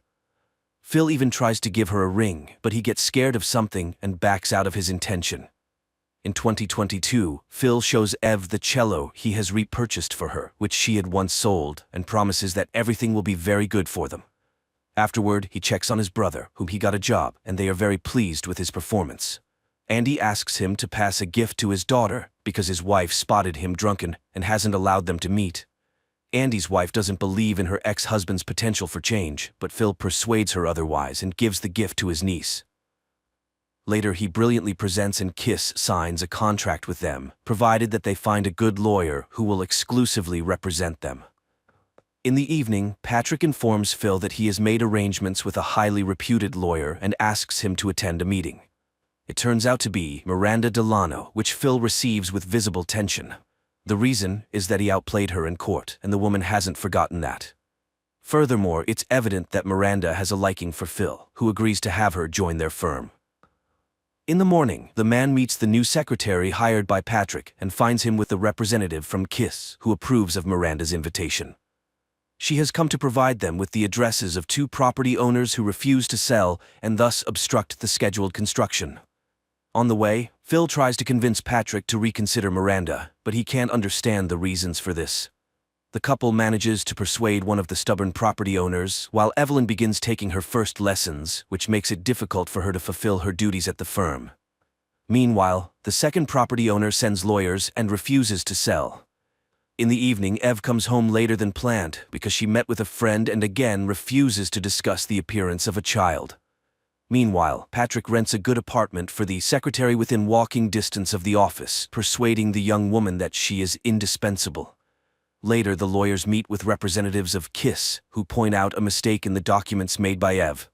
Patrick informs them that Miranda is on her way to their office at the moment. Phil rushes there but doesn't manage to prevent the meeting of the 2 women. Later, Phil points out Ev's mistake, which is why they had to seek a competent lawyer since she won't be able to work soon. The woman refuses to talk, and Phil calls Plan B to prevent the hiring of Miranda, but it turns out his credit card is empty. He buys flowers and goes to his wife, who is upset that Miranda has re-entered their lives. It turns out that Ev received a message from Phil to Miranda by mistake, where he confessed his desire to be with her. Although her husband argued that there was nothing between them, she can't stand to hear the rival's name. She gave up her career to be with him, and Phil doesn't appreciate it, bringing Miranda into their firm. But the husband reminds her that she chose him over her career, and now he is the one fighting for their relationship. In the morning, he apologizes to his wife and shows her the ring, purchased even before their trip to the Caribbean.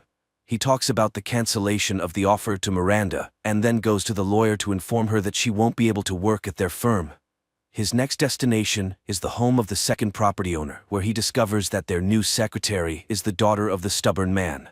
After listening to her, he begins to lean towards the decision to sell the house. After that, Phil informs Patrick that he and Ev are going on vacation and the offer to Miranda is cancelled.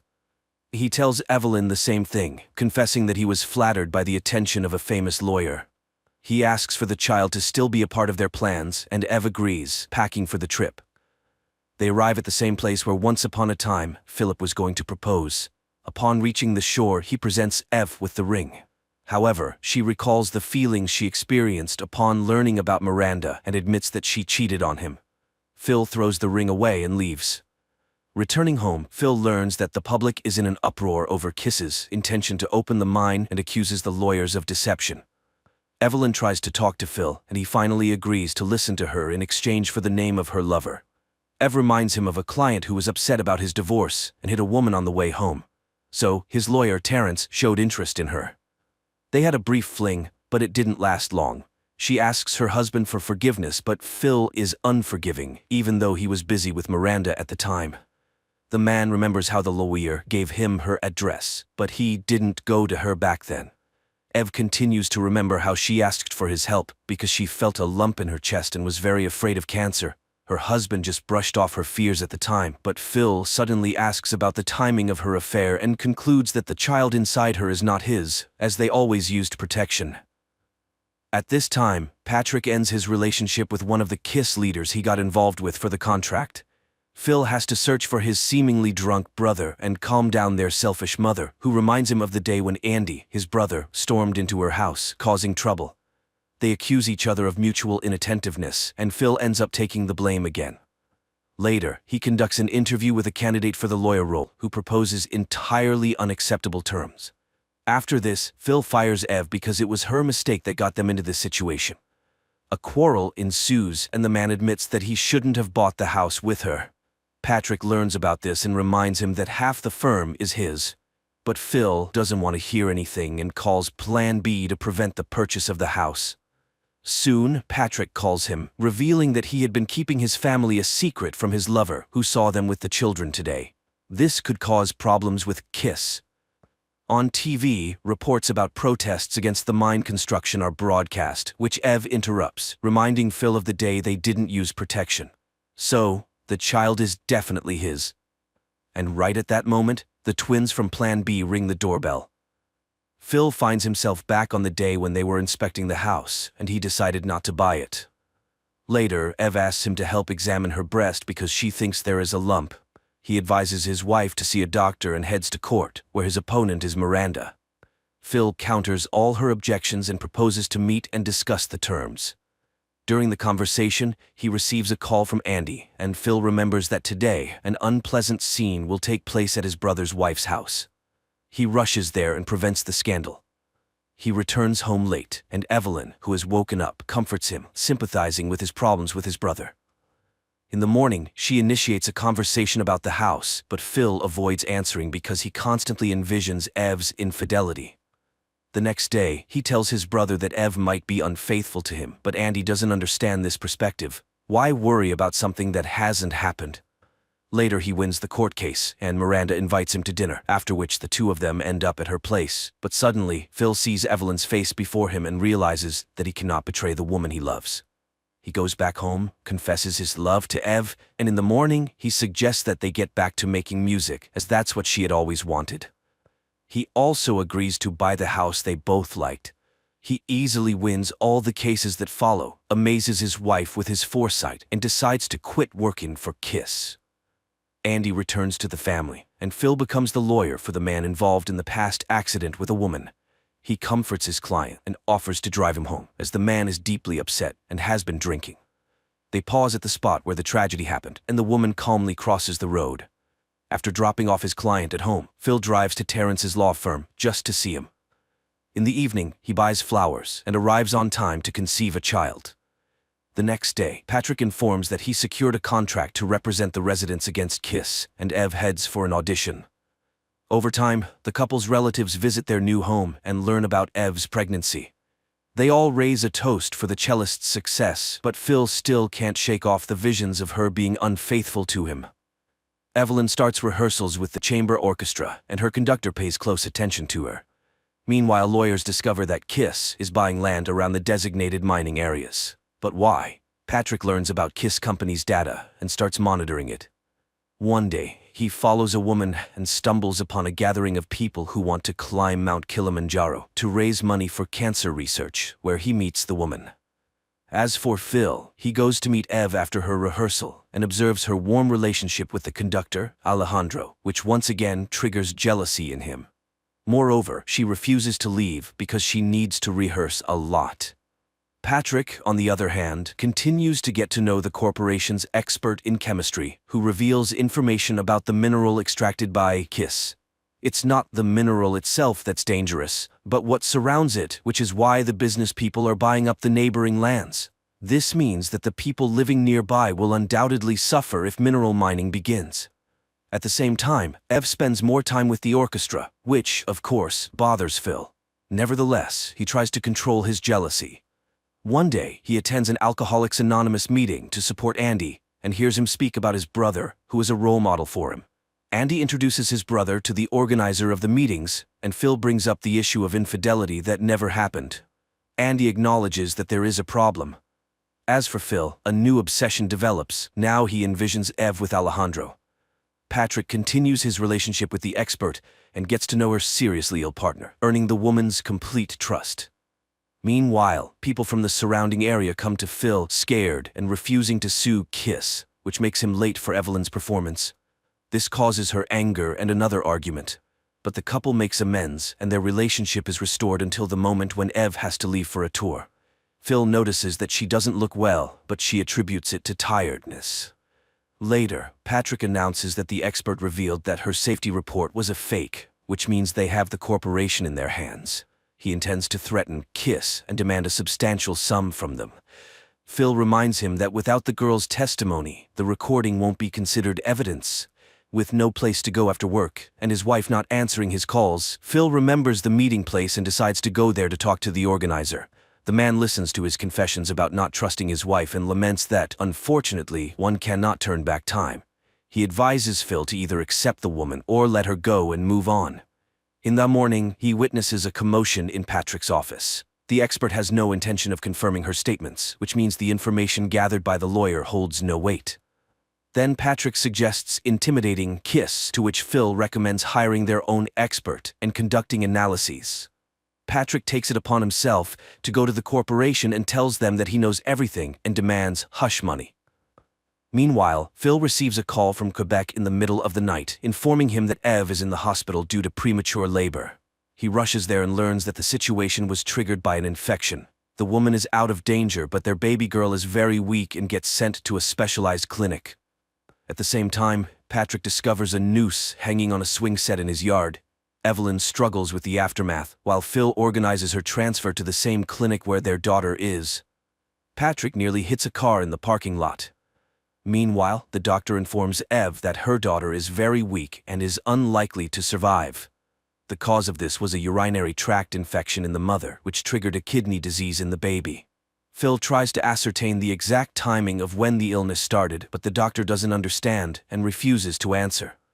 Later, all the relatives come to support Ev, and Patrick asks Phil to be closer to his sister. After returning home, Patrick finds a box with pictures of his family. This night, Ev confesses that she has felt unwell for a long time, but skipped the doctor's appointment due to her tour schedule. Phil asks the doctor for a prognosis, and she admits that, in all likelihood, Ev could have prevented what happened by coming in for an examination. Phil calls Plan B. 5 years ago, the couple discusses the possibility of having children, but Evelyn wants to ensure they have everything they need. Phil promises that when their children arrive, they will grow up in a big house with everything they need. In the present, Phil places an order and is informed that the agents will arrive tomorrow. In the meantime, he goes to the boxing gym, takes out a tiny girl, and promises that he will definitely save her. He makes the same promise to his wife, who is on the verge of despair. Meanwhile, Patrick receives instructions to go to a motel and check in under a false name. He complies, calls Phil, and tells him that he went to kiss, and now he's being threatened. He asks for help, but Phil doesn't want to assist someone who acted against his advice. The next day, Phil waits for the Plan B agents, but they are nowhere to be found. Evelyn asks him to come to her, but he can't leave the house. He waits and starts cutting some information on his arm. They arrive late in the evening, and Phil finds himself at the moment when his wife was getting ready for her tour. He immediately tells Ev that she can't go because she has a fever, but she refuses to listen. Phil refers to the vision and then says that he has already experienced this. He tries to stop her, but Evelyn falls down the stairs just when her friend enters the house. Thankfully, there are no injuries to Evelyn, but the mere fact that her husband allegedly pushed her causes a real shock. The women literally rush to the orchestra's van, not giving Phil a chance to explain. Then he gets into his car and rushes after them, listening to Patrick's message about the false kiss report. He asks his partner not to threaten the corporation and promises to handle everything, but realizing that he can't stop Evelyn, he turns onto another road, calls his mother, and asks her to inform Ev that he had an accident and was taken to a clinical hospital. The woman calls Ev, and she, along with her friend, rushes to the hospital where her doctor, whom Phil tracked down, is already waiting for her. She insists on a checkup while Phil buys a lottery ticket. Evelyn meets her husband with suspicion because he looks quite well for someone who was in an accident, but Patrick becomes the center of his attention, eager to find out how he learned about the fake reports. However, Phil asks to postpone all the questions because Evelyn is in danger. Then the doctor informs them that she has detected an infection, and this is a real miracle. Had they come later, things could have gone very badly. The expectant mother must adhere to bed rest. Phil has to come up with an explanation for noticing discharge on her underwear, thereby suspecting an illness and then having a dream in which their daughter was born prematurely and died because Ev didn't undergo an examination. Ev doesn't believe him, but Phil finds excuses for all her questions. The most important thing is that they are both fine. At this moment, the lottery results are shown on TV, and Phil rolls up his sleeve, concealing the numbers cut into his skin. Later, he wins a huge jackpot, but keeps it a secret from everyone. In this storyline, he goes to kiss himself, and, threatening to carry out an independent investigation, demands that they abandon the construction of the mine in the populated area. Later, Evelyn expresses her frustration at having to stay in bed for months, but Phil reminds her of her words about not being able to cope if something happens to the baby. Evelyn is surprised. She didn't say such things. Meanwhile, the lawyer persuades people not to give in to KISS and to preserve the environment for their children and grandchildren, although Patrick is in favor of taking the corporation's money and ending the resistance because he needs the money to pay off his mortgage. But Phil remains resolute and reminds them about conscience. 2 days later, he goes to pick up Evelyn, not realizing that he is being followed. He picks up his wife, who doesn't understand what has happened to her partner, who tries to control her every move. Evelyn is surprised to see a new car, and Phil almost hits Patrick's car in the parking lot. A letter with photos of his family is found at the door. He calls a specialist to install security systems in the house, which surprises Evelyn. He has to confess that KISS is threatening him. He tells Patrick the same thing. He then offers him money to leave the firm. The partner is utterly puzzled, and Phil gives an interview where he reveals everything about the deal with the corporation and the fake reports. A commotion ensues, and now it's pointless and even dangerous to threaten Phil. Evelyn misses him more and more, so Phil brings a stack of videotapes and books to the house and hires a housekeeper and a nurse for her. She doesn't understand where the money came from, and in the meantime, Phil buys a new house and buys out Patrick's share for a very good price. One day, he catches Evelyn at home with Alejandro and her friend, with whom she's rehearsing, and again, he experiences jealousy. unable to stand it, he takes Evelyn to the new house and admits that he won $25 million. He shows her the house, especially proud of the children's room when Evelyn's water breaks. He takes her to the hospital, where Evelyn gives birth to a healthy girl. 7 years ago, Evelyn wakes up with a hangover in bed with a guy who hopes for a continuation of their relationship. But Evelyn has no intention of starting a relationship, and today she needs to be at a party celebrating the opening of her brother's law firm, where she meets Phil and eventually enters into a relationship. In the present, Phil joyfully takes care of the child and establishes a fund to help sick children to prevent sorrow and pain. However, his transformation into a politician leads to Evelyn's feeling of misunderstanding and even disapproval. Patrick also hopes for his return to the firm, although he acquired it entirely. And one day, Evelyn confesses that he is suffocating her with his care. He always knows what to do and makes her follow his advice. Then Phil tells her about the Plan B agency, which makes her laugh. Naturally, she doesn't believe his words and confesses that she, too, would like to move back in time, never abandon music, not live in the house, not have a child, and not be with him in the first place. Phil is shocked by her admission and suggests they go back to the past, right now. He dials a number, but Evelyn thinks he's crazy and leaves.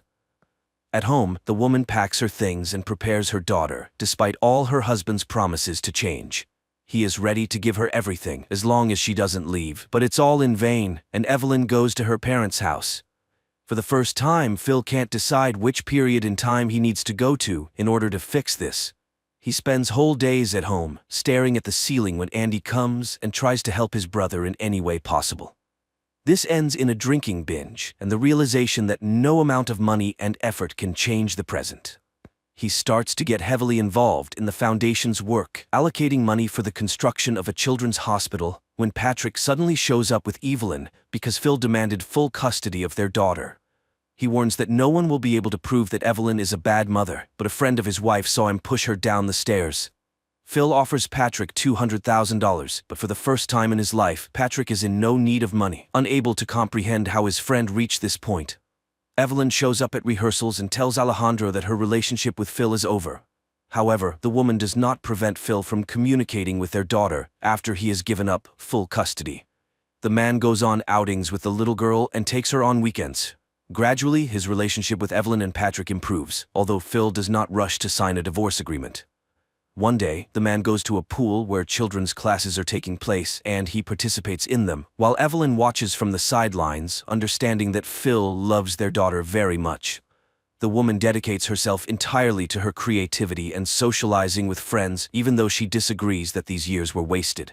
However, Charlotte falls ill somehow, and the couple goes to the hospital, where a doctor, seeing how they care for the girl, calls them an excellent team. On the way back, Phil confesses his love to his wife, but she doesn't want to hear it. They manage to be parents but not a couple. After these words, Phil freezes at the wheel, and in the next moment, a collision occurs. His consciousness flickers on and off as he sees doctors, then Patrick, then doctors again, and Andy. Last of all, Evelyn comes in, wishing him to die as soon as possible. But soon Phil regains consciousness and asks Andy to take him home. Andy complies with his request, even though his brother has sustained quite severe injuries. At home, he finds the Plan B number and places an order. Andy can't understand what's happening, but his brother simply asks him to wait. In the morning, the doorbell rings, and the twins appear at the doorstep of Evelyn. They drag her into the van, and the woman wakes up with a hangover, in bed with a guy who hopes for a continuation of their relationship. Evelyn can't understand how this was possible, and realizing she is in the past, she screams in horror. She bursts into her brother's party and throws a fit, accusing Phil of killing her daughter. Onlookers believe she has gone insane, and Phil even claims he is seeing her for the first time. Her friend believes she might have hit her head, but reminds her that it is time to fly to Prague, as she wanted. The woman packs up and starts a new life. 7 years later, she flies to Canada with Alejandro, whom she intends to marry and introduce to her parents. And at the same time, Phil meets his pregnant wife, Miranda, who had been meeting her ex-husband for business matters, which doesn't sit well with her current spouse. However, Miranda reminds him that she's here with him and has no intention of going anywhere. Besides, they're expecting a child. Phil apologizes because he's been trying hard not to control her every move. They go to a concert where Patrick and his family are also present, and he introduces Evelyn to his friend's family. Later, when they're alone, she confesses that she was very angry with him, but now she's grateful for what he did. She's happy in doing what she loves. It's at this point that Phil apologizes for both himself and Charlotte, indicating that everything that happened was not what it seemed. Many people dream of going back in time and changing something that ruined their lives, but does it always lead to a better outcome?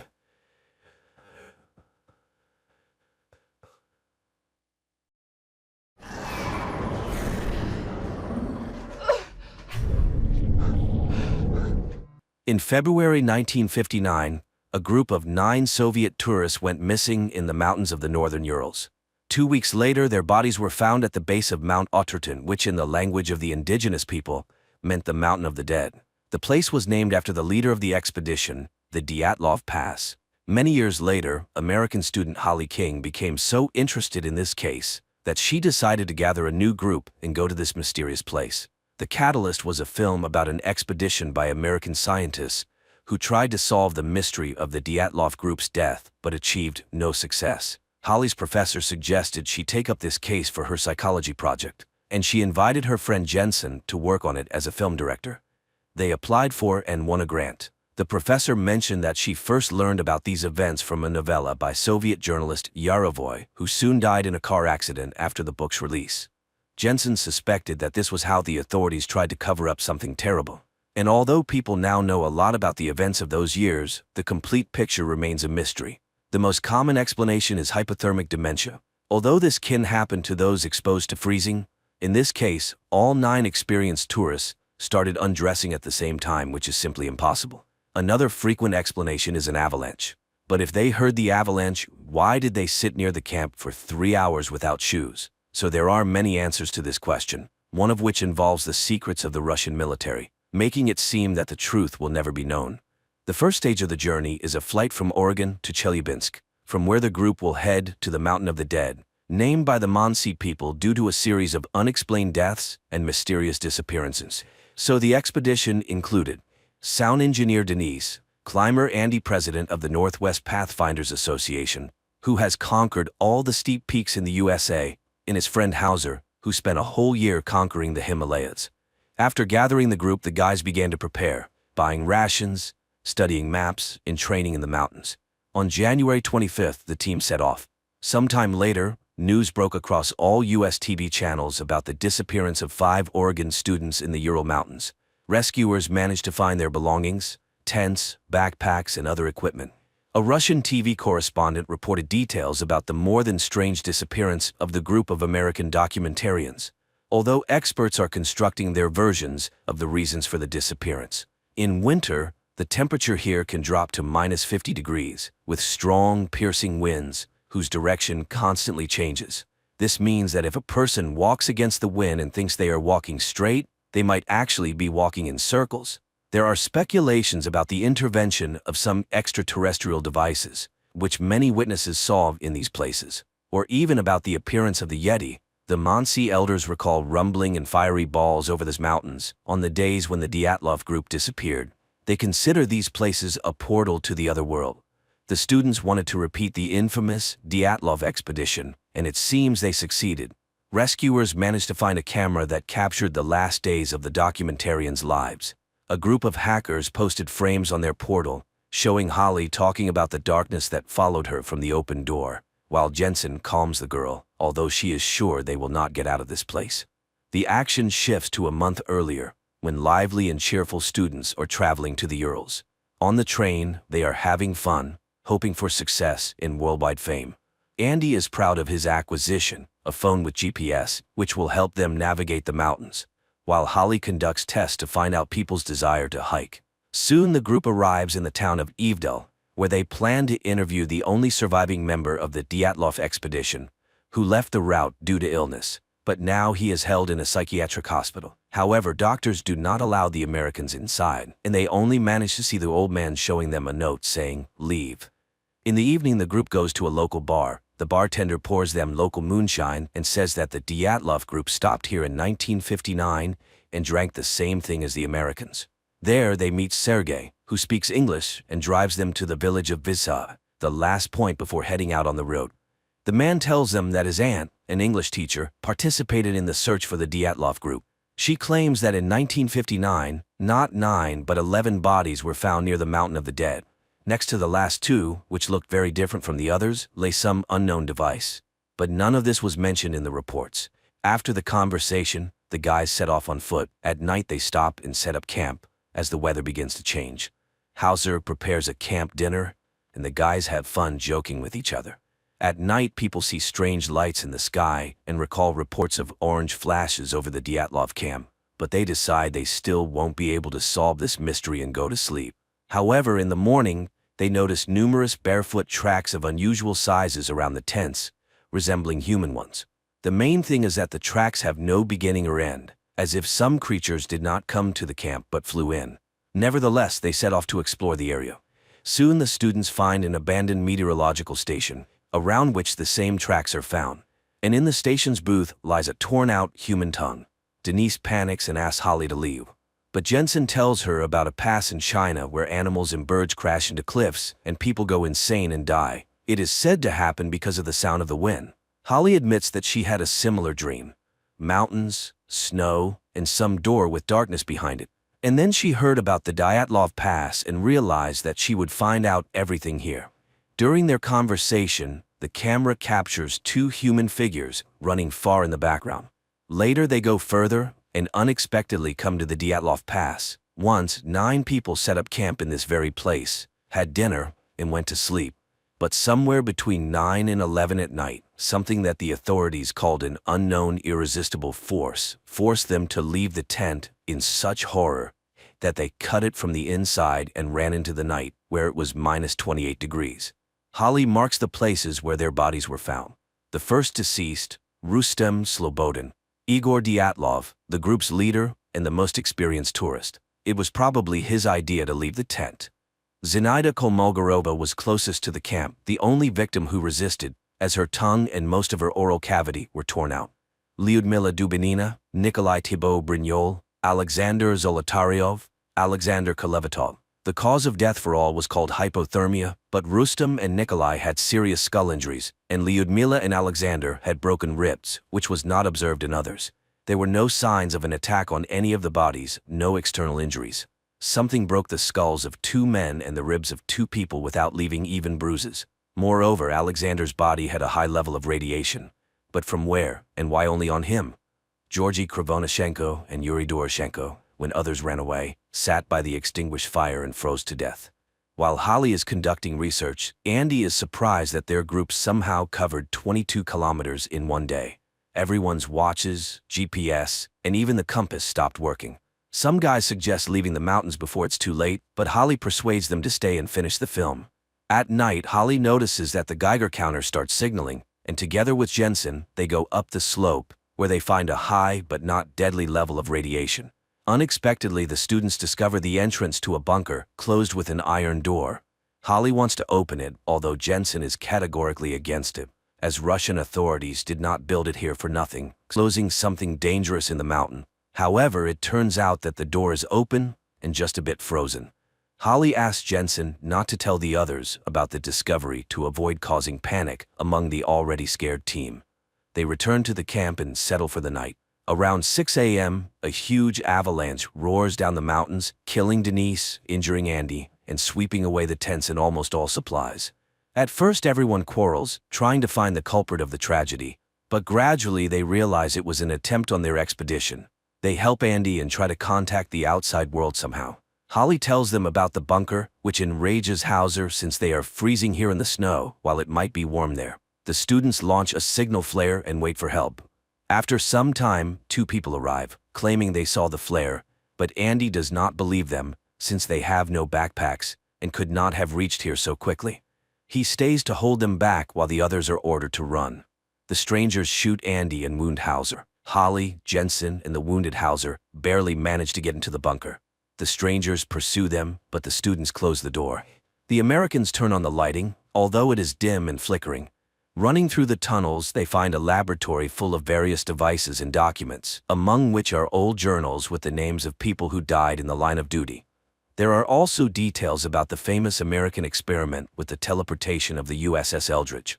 Hauser feels unwell and stays put, as Holly promises to find an exit in return for him. The students continue on alone. Soon, Holly and Jensen find the bodies of soldiers who recently died. One of them is missing a tongue, presumably the one they found earlier at the station. But the other bodies are very old and even skeletonized. The two open another door, behind which they sense movement. Suddenly, under the flashlight, they see exactly the same camera they have. Moreover, it has their recordings on it. Jensen recalls the teleportation of the Eldridge, which likely happened to them too. At that time, many soldiers mutated, turning into something incomprehensible. At that moment, they hear Hauser's screams and rush to him, finding their friend being torn apart by two humanoid mutants. Noticing the newcomers, the mutants attack them. Resembling skeletons covered in skin, the mutants seem to possess the ability to teleport as they appear out of nowhere in any place. Jensen and Holly leave their friend's body, run out of the bunker, and close the door. To their surprise, the mutants do not chase after them. The survivors turn around, and instead of a snowy field, they see a fossil forming a huge round tunnel. The students realize that this is the path for the mutants' teleportation. Holly throws debris inside and sees that the passage is activated. Looking around, the couple finds drawings on the walls made by the local inhabitants and understands that they discovered this place, built by an ancient civilization once living under these mountains. Such portals can be anything, even weapons scattered around the world, which explains many great mysteries. They do not know where it might take them, to which space or time, but Jensen suggests they need to mentally focus on the place they intend to go. And it will work. The only place that they both clearly imagine is the surroundings of their camp near the bunker entrance. They have no choice but to head into the tunnel. The plot shifts back to 1959, when a Soviet girl from the search team finds their bodies and is very surprised because the rescuers have already found all 9 participants of the expedition. Approaching Soviet soldiers take the bodies to the bunker, while one major picks up the Americans' camera, not understanding what it is. The soldier wants to place the Americans with the other bodies, but the major orders them to be placed in a separate room for examination by a doctor. Undressing the deceased, the soldiers are astonished by the unusual clothing for the 1950s. The naked bodies of Holly and Jensen, now looking like mutant bodies, are hung on hooks in a separate cell. The sergeant places the camera under a light. When everyone leaves, the creatures begin to revive. The man lifts his head and looks at the woman. She directs her gaze at the camera, and an angel wing tattoo is visible on the right side of her neck, the same one Holly had. Despite some inconsistencies, the storyline adheres to most known facts, although the American-Russian creative team skillfully handled the mystified legacy of the USSR. However, the found footage effect combined with acting, special effects, and magnificent locations is good enough to ensure the thriller's watchability.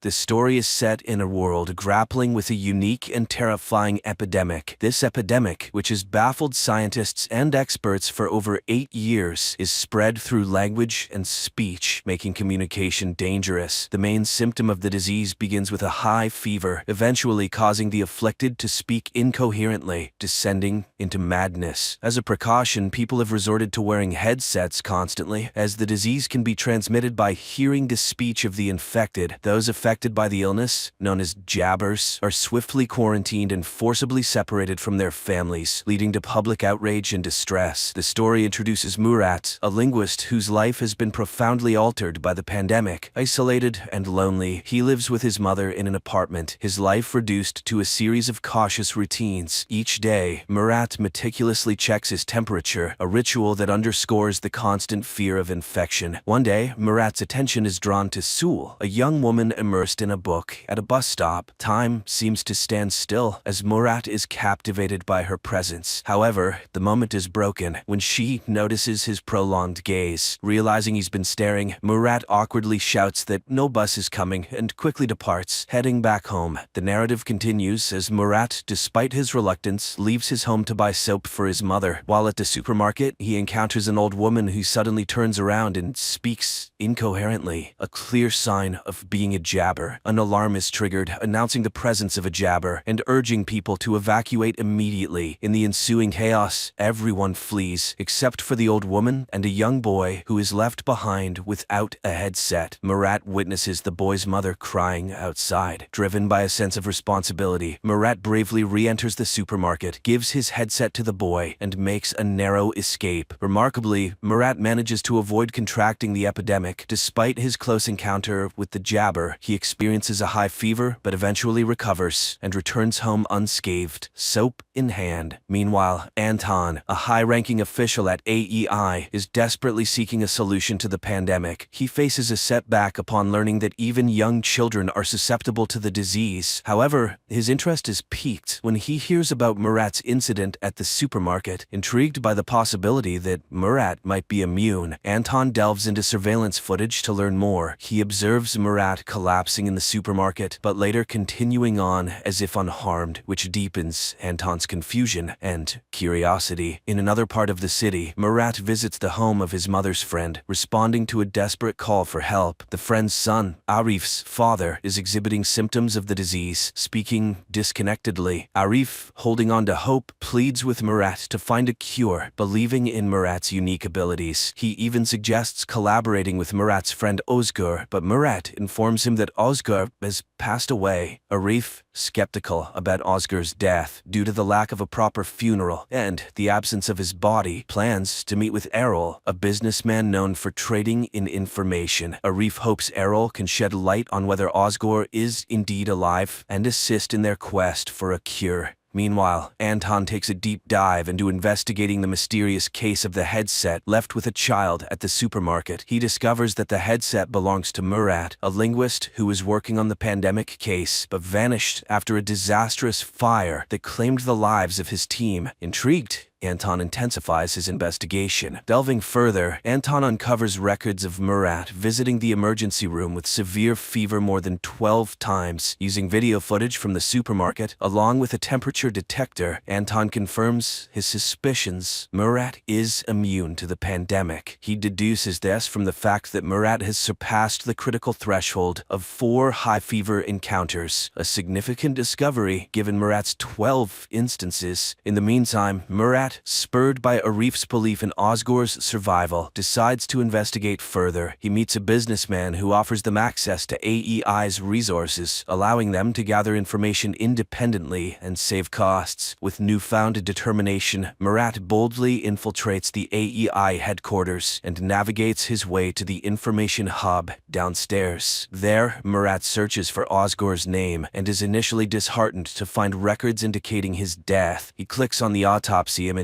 expecting the worst, but is surprised to see an unrecognizable burnt face with no identifiable tattoo on the wrist. This absence of a tattoo, which Murat knows his friend had, rekindles his hope that Ozgur might still be alive. Before leaving the hub room, Murat impulsively searches for his own name in the database. To his shock and dismay, he discovers video footage of himself from the supermarket incident. Realizing the potential danger of this discovery, Murat hastily exits the room, unable to delete the record. His escape is filled with anxiety and urgency, knowing that his presence in the AEI database could have unforeseen and dangerous consequences. Soon after, Anton, fueled by his significant discovery regarding Murat's immunity to the pandemic, eagerly approaches his superior to share his findings. However, his excitement quickly turns to frustration when his superior dismisses his claims, cautioning against spreading unverified rumors. Frustrated by this response and determined to pursue the matter further, Anton decides to take matters into his own hands. He acquires the address of Murat and his mother's home, although under a false name, and sets out with his men to capture Murat. Upon arriving at the destination, they find Murat's mother answering the door, mistakenly assuming it might be her son. However, the AEI forces swiftly invade the home, scattering throughout the house and the apartment complex. They strategically position themselves, lying in wait for Murat's return to spring their trap.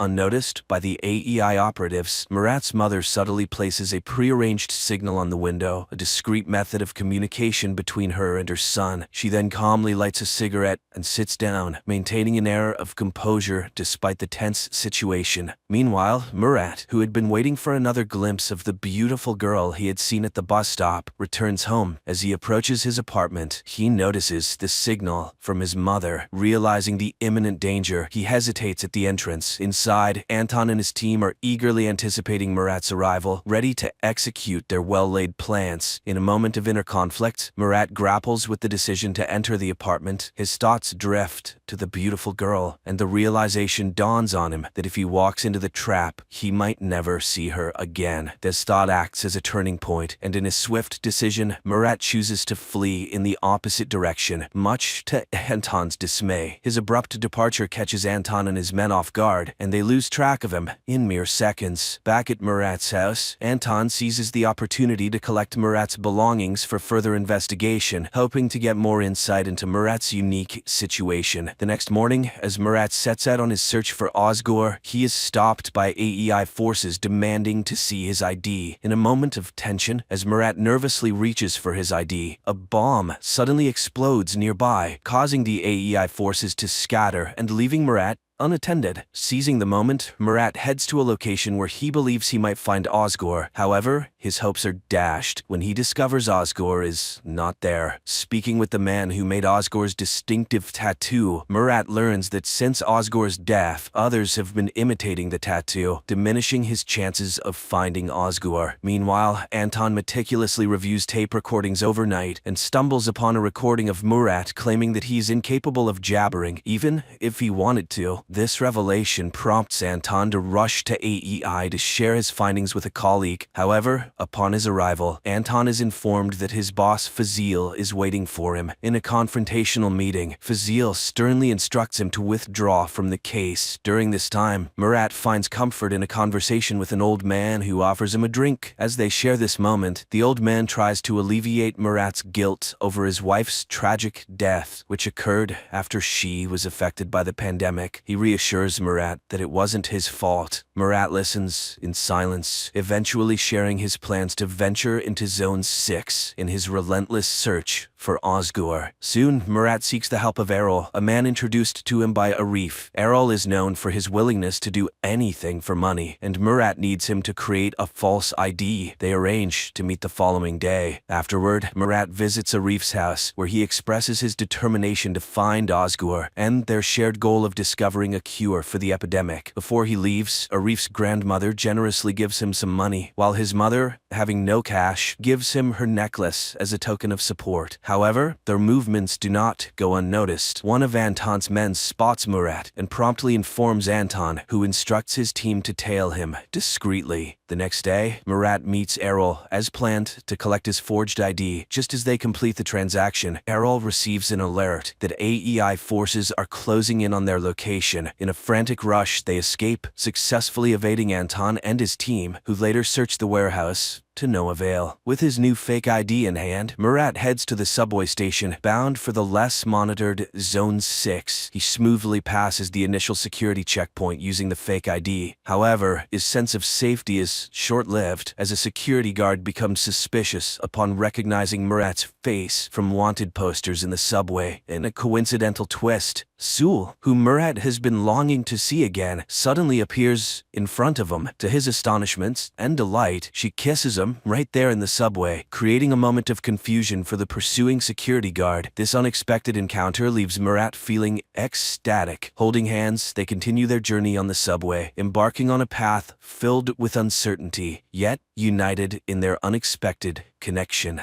Murat and Sul, having left the bus stop, navigate through menacing people and areas until they find a secluded rooftop where they can talk privately. On the rooftop, Murat, preoccupied with his quest to find Ozgur, is about to leave when Sul insists he stay for a meal. During their conversation, he learns her name and he expresses gratitude for her assistance earlier. Sul then reveals her true intentions. She had been following Murat purposefully, hoping to recruit him into her team, P1, which is dedicated to finding a cure for the pandemic. Surprised by this revelation, Murat abruptly leaves, not allowing her to finish explaining. Later, Murat returns to the home he shares with his wife, where he is flooded with memories as he wanders through each room. That night, he dreams of himself torn between his wife and Sewell, symbolizing his internal conflict. The next morning, Murat's search for Ozgur takes an unexpected turn when he is kidnapped by masked individuals who question his identity and affiliation with the AEI. At this critical moment, Sewell intervenes, assuring them that Murat is not with the AEI and is on a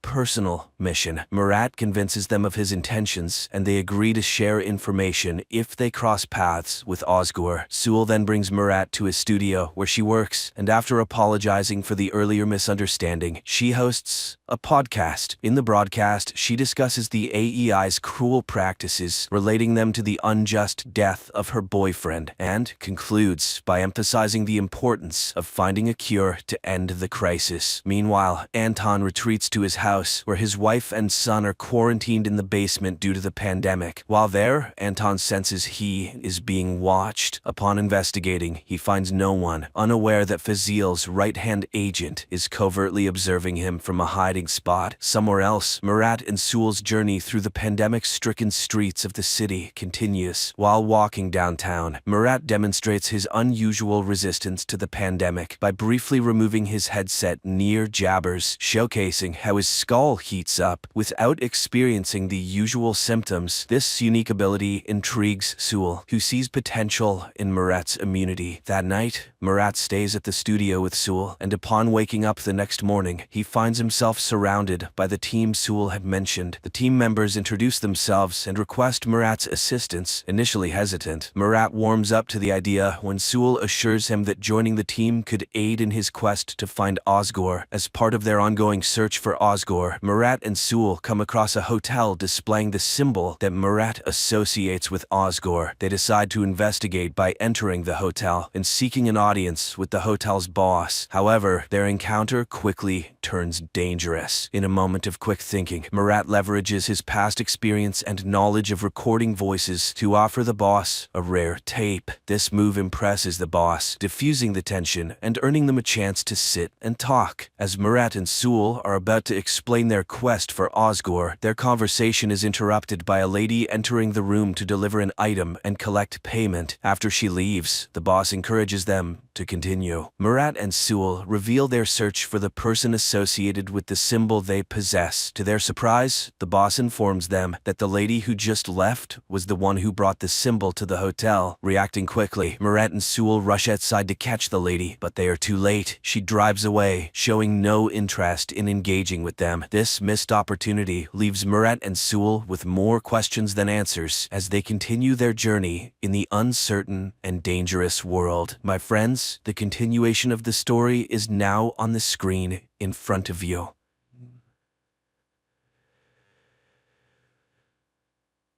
Krefeld, 1984. One night, a father awakens his 6-year-old son Mark because they need to flee their now dangerous home. While the man hurries the older son, Thomas, Mark sees a frog statuette that stood on the shelf come to life. The father and sons drive into the night. Suddenly, the boy's mother Petra appears, begging the father not to take the sons as no one is pursuing him. He drives around her and races to the cemetery. 10 years pass. Mark works at the Living Sound store he opened with his brother and attends school, where he has a bad reputation as his brother was once expelled for aggressive behavior. Besides the boys, a lame kid named Memo works in the store, whom Thomas values for his loyalty. On his younger brother's birthday, Thomas gives him the Chronicle, an ancient book passed down in their family from generation to generation, telling of a parallel world called the Black Tower, full of terrifying creatures serving the Griffin, who wants to subjugate the world of humans. Only the Zimmerman family men can stand against the Griffon and save everyone from his invasion. Mark begins reading, considering it all fantasy, but the descriptions are too realistic, and the map looks genuine. Disturbed by the bloodthirsty drawings, Mark suddenly finds himself in unknown terrain at the base of a huge tower, and immediately a terrible horned creature confronts him. Mark runs and falls into a pit, and as the monster swings an axe at him, the boy screams in fear and finds himself back in his bed. The next day, Mark meets a new student at school, Rebecca, who classmates immediately inform about Mark's family troubles. His brother Thomas was in an asylum for hitting a teacher, and Mark attends psychotherapy sessions, trying to forget the events of one terrible night. But the girl isn't scared off, happily accepting Mark's invitation to the rooftop of the store, which is set up as a picnic area. In the evening, Mark finds Thomas at home, which is rare. Everything goes well until Petra starts a conversation about the asylum she put him in. Then Thomas invites his brother to look at evidence and drives him to the cemetery. They climb to the attic of the church where their ancestors had equipped a shelter. Thomas shows the father's belongings, missing a plumb bob. Here, Mark cuts his finger. His blood hits an inconspicuous peg, and a secret compartment in the floor opens, where the brothers find the tool the Zimmermans can use to kill the griffin. But the moment Mark takes it in his hands, stone statues at the cemetery come to life, one appearing on the roof, blocking the brothers' way down. Nonetheless, they descend, but a stone devil jumps right in front of their car. A stone angel intervenes to protect the boys, and while the two statues fight, the brothers hide in the church. Waiting out the battle, Mark falls asleep, and in the morning, doesn't find Thomas next to him, but the hood of his car is covered in stone debris. Mark thanks the angel for help and drives to look for his brother. Opening the Chronicle, he hears voices advising to look for Thomas in the Black Tower. Mark goes to Dr. Peters, and it turns out that Becky is the daughter of his psychotherapist. Mark drives to the store, but his brother isn't there either. The boy opens the Chronicles and finds information about a portal located in the church. But then he gets scared by an unknown insect and ends up in a dense forest. Meanwhile, Memo, seeing that the brothers aren't in the store, calls their mother Petra, who immediately rushes to the police and reports the children missing. Mark finds Thomas, who rejoices that his brother has finally seen the truth, but learning that he simply teleported here, he concludes that his brother is a wanderer between worlds. In the morning, Thomas wakes his brother because nearby appear slave hunters. The boys run, but Thomas is wounded and captured, while Mark teleports to the store, terrifying Becky and Memo. Friends ask him to tell them everything, and he finally agrees. Meanwhile, in the Black Tower, one of the horned creatures reports to the master that they caught the Wanderer's brother, and he concludes that it's time for the return. Friends predictably don't believe Mark, and he leads them to the church, but there's no attic above. Becky considers this a cruel joke, as it was dangerous for Memo with his leg to climb up there. Mark gets angry, and the girl, offended, leaves. In rage, Mark hits the stone base of the statue, and these blows resonate in the caves of the Black Tower. At night, Mark goes to Memo because he needs help searching for his brother, and although he considers the boy crazy, he goes with him to the portal in the church. The boys follow the instructions from the book and find a door with signs in the basement. Mark performs the necessary manipulations, and the door opens. Astonished, Memo goes there and immediately notices that his vision has become normal, and his leg no longer hurts. And while the boy rejoices, the passage closes. Memo asks to remember how Mark returned home last time, and he shows how he closed his eyes, thought, and disappears, leaving Memo alone in a strange world. Memo didn't appreciate such a joke. Opening his eyes, Mark is horrified and tries to return for Memo, but it doesn't work. Then Petra enters, sees the Chronicles, locks her son in the room, and he falls into a rage, causing the walls of the Black Tower to crumble. Petra calls the doctor and he asks to release the son. Mark rushes to the church but only finds a note on a piece of wood that Memo is nearby. The boy returns to the store and, taking the necessary items, goes to Becky, where he tells her that Memo stayed in the Black Tower. He leaves her the Chronicles and a note asking her to take the book to Petra if they don't return. He goes to the world of the Black Tower and tries to find a friend, while Becky reads the Chronicles and ponders the boy's mental health. Mark emerges from the forest and, setting up a sound system on a cliff, plays Memo's favorite music. Meanwhile, the slave hunters capture a village where they seek a man with a loud voice. One of the boys, wishing to save his family, volunteers to become one, and they take him away, while a group of horned creatures goes to the strange sounds in the hills. At the same time, Becky shares Mark's secret with classmates and suggests conducting an experiment to animate a plant from the book. The volunteer is brought to the cave and seated in a stone chair. Now the griffin, wanting to speak, inserts its claw into the boy's back, and he voices its thoughts. While Mark is discovered by horned creatures, the boy runs from them when an unfamiliar man, completely wrapped in rags, covers the boy with smelly fish and hides him in a forest den. Meanwhile, Becky performs the ritual, dripping water on the flower, but young people vainly wait for some manifestations of magic. The flower remains dry. Becky suggests a last attempt at the portal, not noticing how a classmate puts the flower in a glass of water. At the same time, the horned creatures leave, and the stranger helping Mark removes the rag from his face, revealing himself to be Memo. But he's been in this world for 2 weeks, not 2 days. Then the boys see a caravan of slaves, and in one of them, they recognize Thomas. But while they can't help him, they themselves are noticed. The boys run from the pursuers and end up on a high cliff with no way out.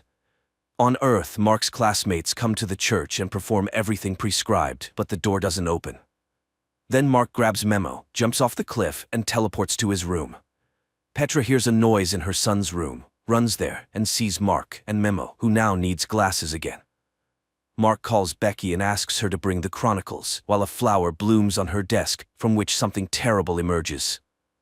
The next day, the boys begin developing a plan to save Thomas, especially since Memo now knows a lot about the world of the Black Tower. He built a hut on the shore of a lake where the caravans of slaves stop, following which one can find the place of the boys' confinement. Meanwhile, the Griffin is reported that the Wanderer between worlds has escaped, and it destroys its close. And Becky, waking up, finds a blooming flower, miraculously avoiding contact with the creature, and gives the chronicles to her father because she now considers Mark sick. In school, she tells the boy about this, and he experiences another fit of rage.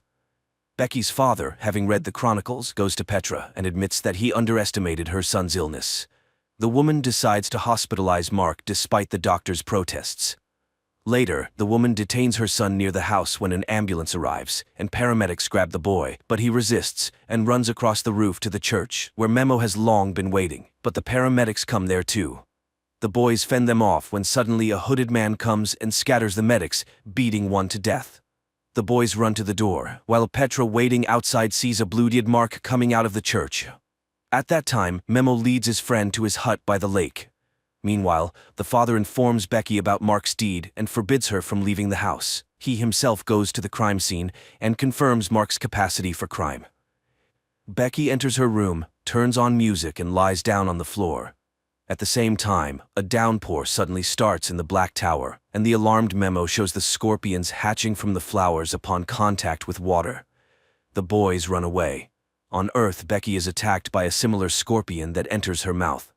She manages to pull it out with tongs and destroy it by sprinkling salt.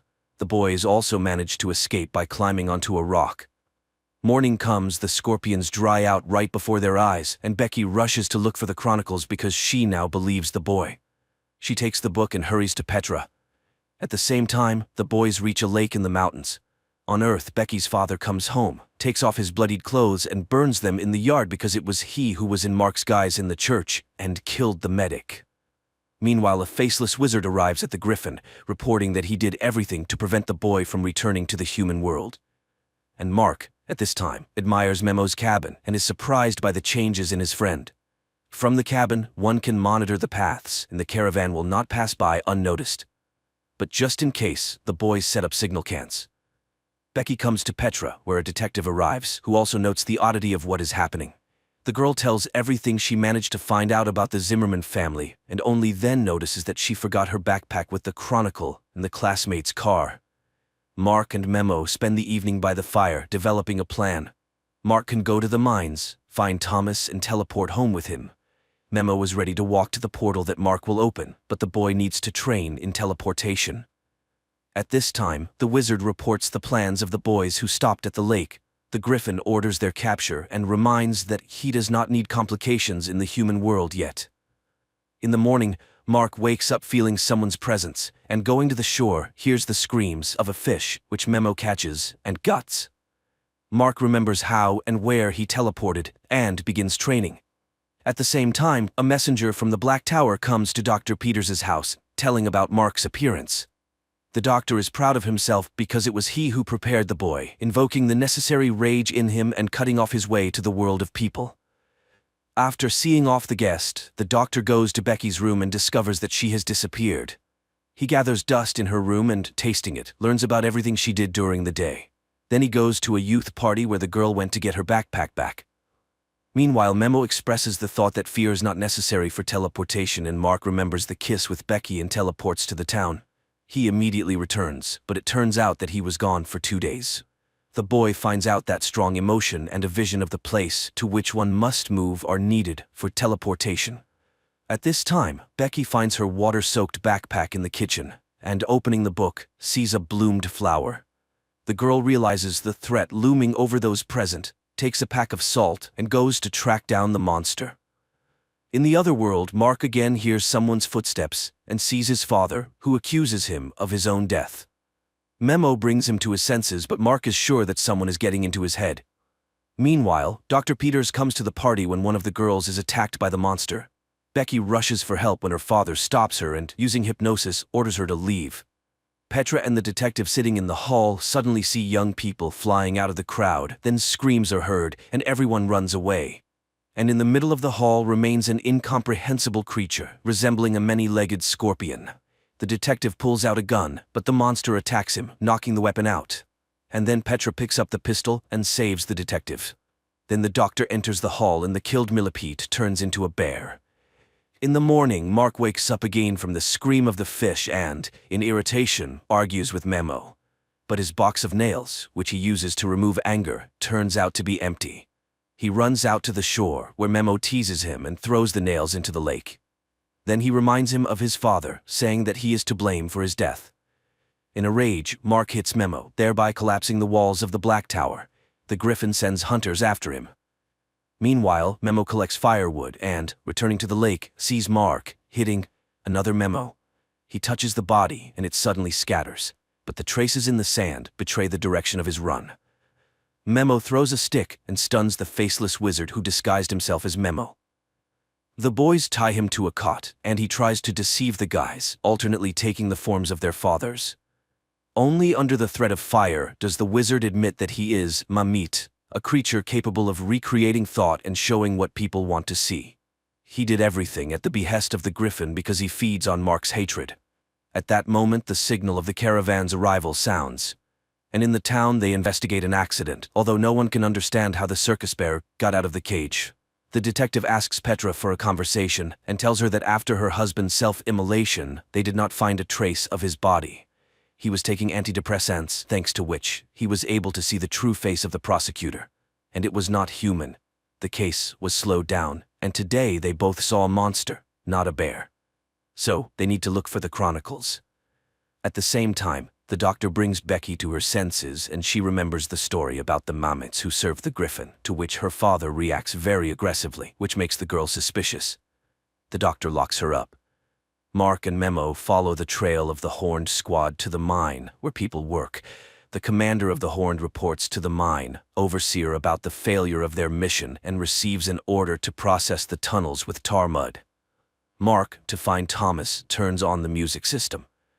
The brother raises his hand, but the Horned ones immediately take him into the mine. Mark suggests waiting for darkness. At night, the boys say goodbye, and Mark teleports while Memo distracts the guard. The boy finds his brother, but it turns out that the tar prevents teleportation. Thomas admits that he was used as bait. They even left him a plumb line. This means that the Griffin is ready to attack the human world, using Mark's power. At the same time, Memo runs to the portal, leading away the Horned squad, while the brothers argue about who will fight the Griffin.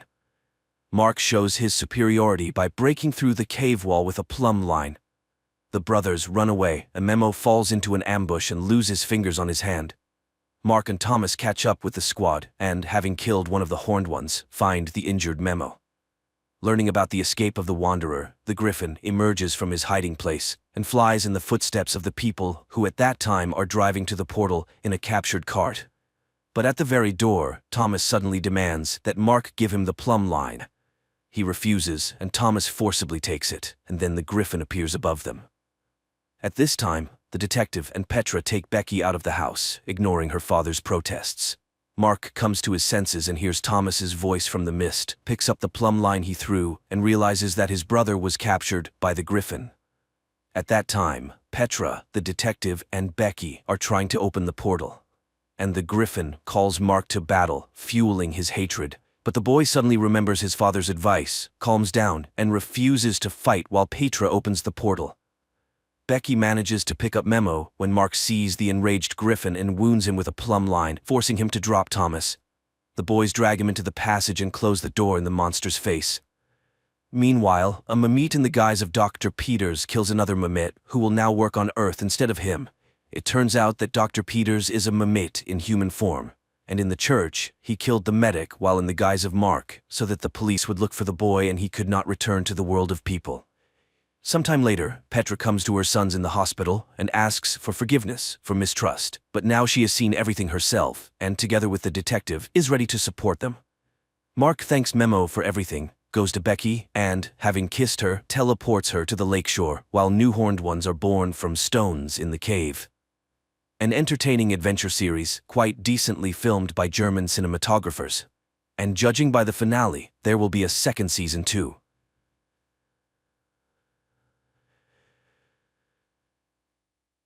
Spiderhead is an ultra-modern prison that resembles more of a hotel. This is science, Jeff. We're making the world a better place. In this facility, inmates live under a more relaxed regime, have the right to take walks, interact with each other, and have the opportunity to reduce their sentences and receive bonuses. But it all comes at a price. Spiderhead carries out medical trials, and not all of them are harmless. To be fair, it must be said that all experiments are voluntary, and each inmate has the right to refuse and return to a standard cell in another prison. Ray, one of the inmates, sits in a chair in front of a mirrored window, and Steve announces the start of the experiment by injecting a substance into Ray's bloodstream. Just a minute later, they administered the first dose of the drug to the subject and begin reciting simple jokes, causing Ray to burst into hysterical laughter. When the jokes are replaced by grim facts, the subject's reaction remains the same. Ray continues to laugh hysterically. Another morning in Spiderhead is no different from the previous ones. Inmates are awakened by a loudspeaker and their names immediately announced for participation in the experiments. Steve inquires of Jeff if he's willing to try the new N40 compound on himself, which no one has ever tried before, and the guy readily agrees to participate in the experiment. In addition to the test drug, another one is administered to enhance the speech centers of the brain. This allows Jeff to describe his state in great detail, mentioning the smallest details. Returning to the Spiderhead compound, Jeff meets Lizzie and tells her about his walk today. Unfortunately, he can't recount everything he saw because after taking the substance that enhances vocabulary, a side effect occurs. Jeff can't say even a few words. The only thing the guy remembers is that everything that surrounded him during the experiment, whether it was flowers or factory pipes, elicited the strongest feelings of love and admiration in him. In the evening, while sitting in bed, Jeff recalls how he ended up in prison. He and his friend decided to go for a joyride at the party, and the intoxicated Jeff took the wheel. The next day, the N40 trials, now called Cupid, continue, but this time Jeff is not alone. Heather, a bold girl who changes her mind about her partner after just a few seconds of drug administration, is invited to join him. The couple's conversation lasts only a few seconds before they cannot resist and engage in intimacy. They don't care that they're being observed and filmed, as the substance completely disconnects their minds from their internal barriers. The process concludes with the young people confessing their love for each other, which delights Steve, and he instructs his partner Mark to closely monitor the subjects to see how they behave when the effects of the substance wear off. The couple feels awkward after what happened and tries not to talk to anyone about it. Jeff continues to spend his free time with Lizzie, not telling her about what happened during the experiments, and he avoids encounters with Heather. The next day, they administered the same Cupid to Jeff, but this time in a double dose, and instead of Heather, an older woman is in the room, whom sober Jeff looks at with disgust. However, as soon as the substance enters his bloodstream, he engages in love with her. After this experiment, Jeff asks Mark to remove him from the kitchen where they work together with Lizzie because he feels uncomfortable continuing to interact with his girlfriend. Steve brings Jeff into the laboratory, but this time he is on the other side of the glass. Steve shows Jeff that both of his previous partners are in the experiment room. The supervisor offers Jeff the choice of which girl he is willing to administer the substance that induces intense fear and pain to, but Jeff cannot choose. He is indifferent to both of the girls and he cannot wish harm upon them. In the end, they simply release the girls, canceling the experiment. Having the right to another Friday walk, Jeff calls his girlfriend who was with him on the night of the accident, but once again he only gets the voicemail. In the evening, Jeff spends time with Lizzie, arranging a small Christmas surprise for her. When Jeff finds himself in the familiar chair in the laboratory, he sees Rogan in front of him, a massive inmate covered in tattoos. Jeff recalls everything that happened with the girls in the previous days and refuses the experiment. Nothing happens, and the men are simply released after a couple of minutes of silence. Jeff realizes what has just occurred. He and Rogan were partners with one of the female inmates, and she was supposed to choose which one of them would receive meds. Bursting into Steve's office, Jeff confirms his suspicions upon seeing Heather there. Furthermore, the doctor does not even argue with the inmate. On the contrary, he shows him a diagram of who is supposed to get close to whom under the influence of the drug. In response to Jeff's complaints, Steve reminds him that being in Spiderhead is a privilege, and if he is not satisfied, he can transfer to a regular prison, albeit without hope of early release. Understanding the hint, the next time Jeff sits calmly in the same room as Rogan without any hysterics. Steve sends Mark on a weekend break, advising his friend to enjoy his time on the mainland. Steve himself decides to take the Cupid to experience the ecstasy he had only seen in his subjects before. The experiments continue, and Steve warns Jeff that they will have to administer dark influx to the girls, as a certain committee demands the purity of the experiment. Jeff tries to explain that he does not wish for anyone to experience the effects of this substance regardless of his feelings for the girls. However, Steve remains adamant and reminds Jeff of all the privileges that he enjoys by cooperating with them. Not wanting to go back to a regular prison, Jeff agrees to administer dark influx to Heather. Heather begins to cry and panic, but the management calmly records the data, listening to Jeff's comments, which did not contain any hint of romantic feelings. The experiment's goal is achieved and Steve plans to conclude it, but an error occurs and Heather goes out of control. She gets hold of a sharp object and frees herself from the torment caused by the dark influx. While Steve and Mark are busy with Heather, Jeff notices the lost keys belonging to the supervisor and finds a notebook with records of upcoming experiments and a lottery ticket with the same numbers as the names of the meds being administered. Seeing that Steve is no longer behind the glass, Jeff manages to lock the safe and toss the keys back so that the doctor does not realize that his secret is exposed. Steve warns Mark that if anyone finds out about what happened to Heather and he has to answer for it, he will drag everyone who participated in the experiment down with him. Lizzie participates in the experiments for the first time, and the first thing they administer to her is dark influx. After experiencing it, she meets with Jeff in a secluded place and shares her feelings with him. Lizzie confesses that she's not sure if Spiderhead is better than a regular prison with the strictest regime. In turn, Jeff also opens up to his girlfriend and confesses that on the night of the accident there was not only his friend in the car but also his beloved girlfriend who did not survive the ride. That's why he willingly undergoes the trials on himself, hoping to somehow atone for his guilt. The candid conversation between the two of them leads to them spending the night together. Steve quickly deduces the close relationship between his wards and decides to use this connection for his own purposes. When Jeff arrives for the next experiment, he learns that today he must either agree to administer dark influx to Lizzie or leave Spiderhead. Jeff refuses, but the doctor gives him a chance to postpone the experiment until the morning. When he meets the defiant young man again, he is armed with Lizzie's personal file. It turns out that the crime for which the girl is serving time is so terrifying for her that no amount of dark influx can make it worse.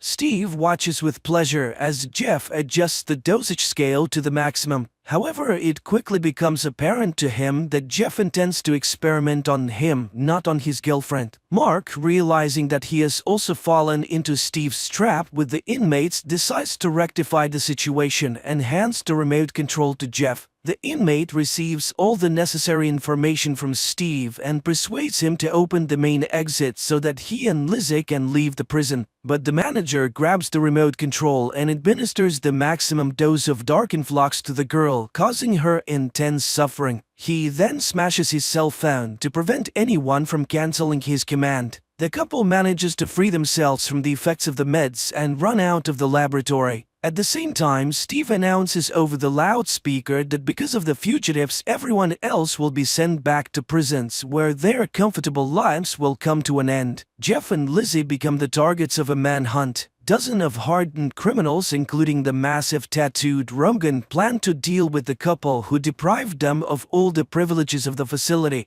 Steve tries to escape with the meds because police boats called by Mark are about to approach Spiderhead. Steve manages to leave the base and take off in a small plane before the police arrive. But since his remote control is shattered, meds are injected into his bloodstream in massive quantities. Another release of Cupid induces admiration, and the man steers the plane towards a tiny rocky island, seeing it as a paradise. Mark, on the police boat, watches as his former boss circles above the sea and then crashes into the rocks. Jeff and Lizzie hijack a boat and manage to sail away before the police arrive. Happy and free, the young couple regrets only that Steve did not invent a substance that could induce self-forgiveness. And that's how the movie ends.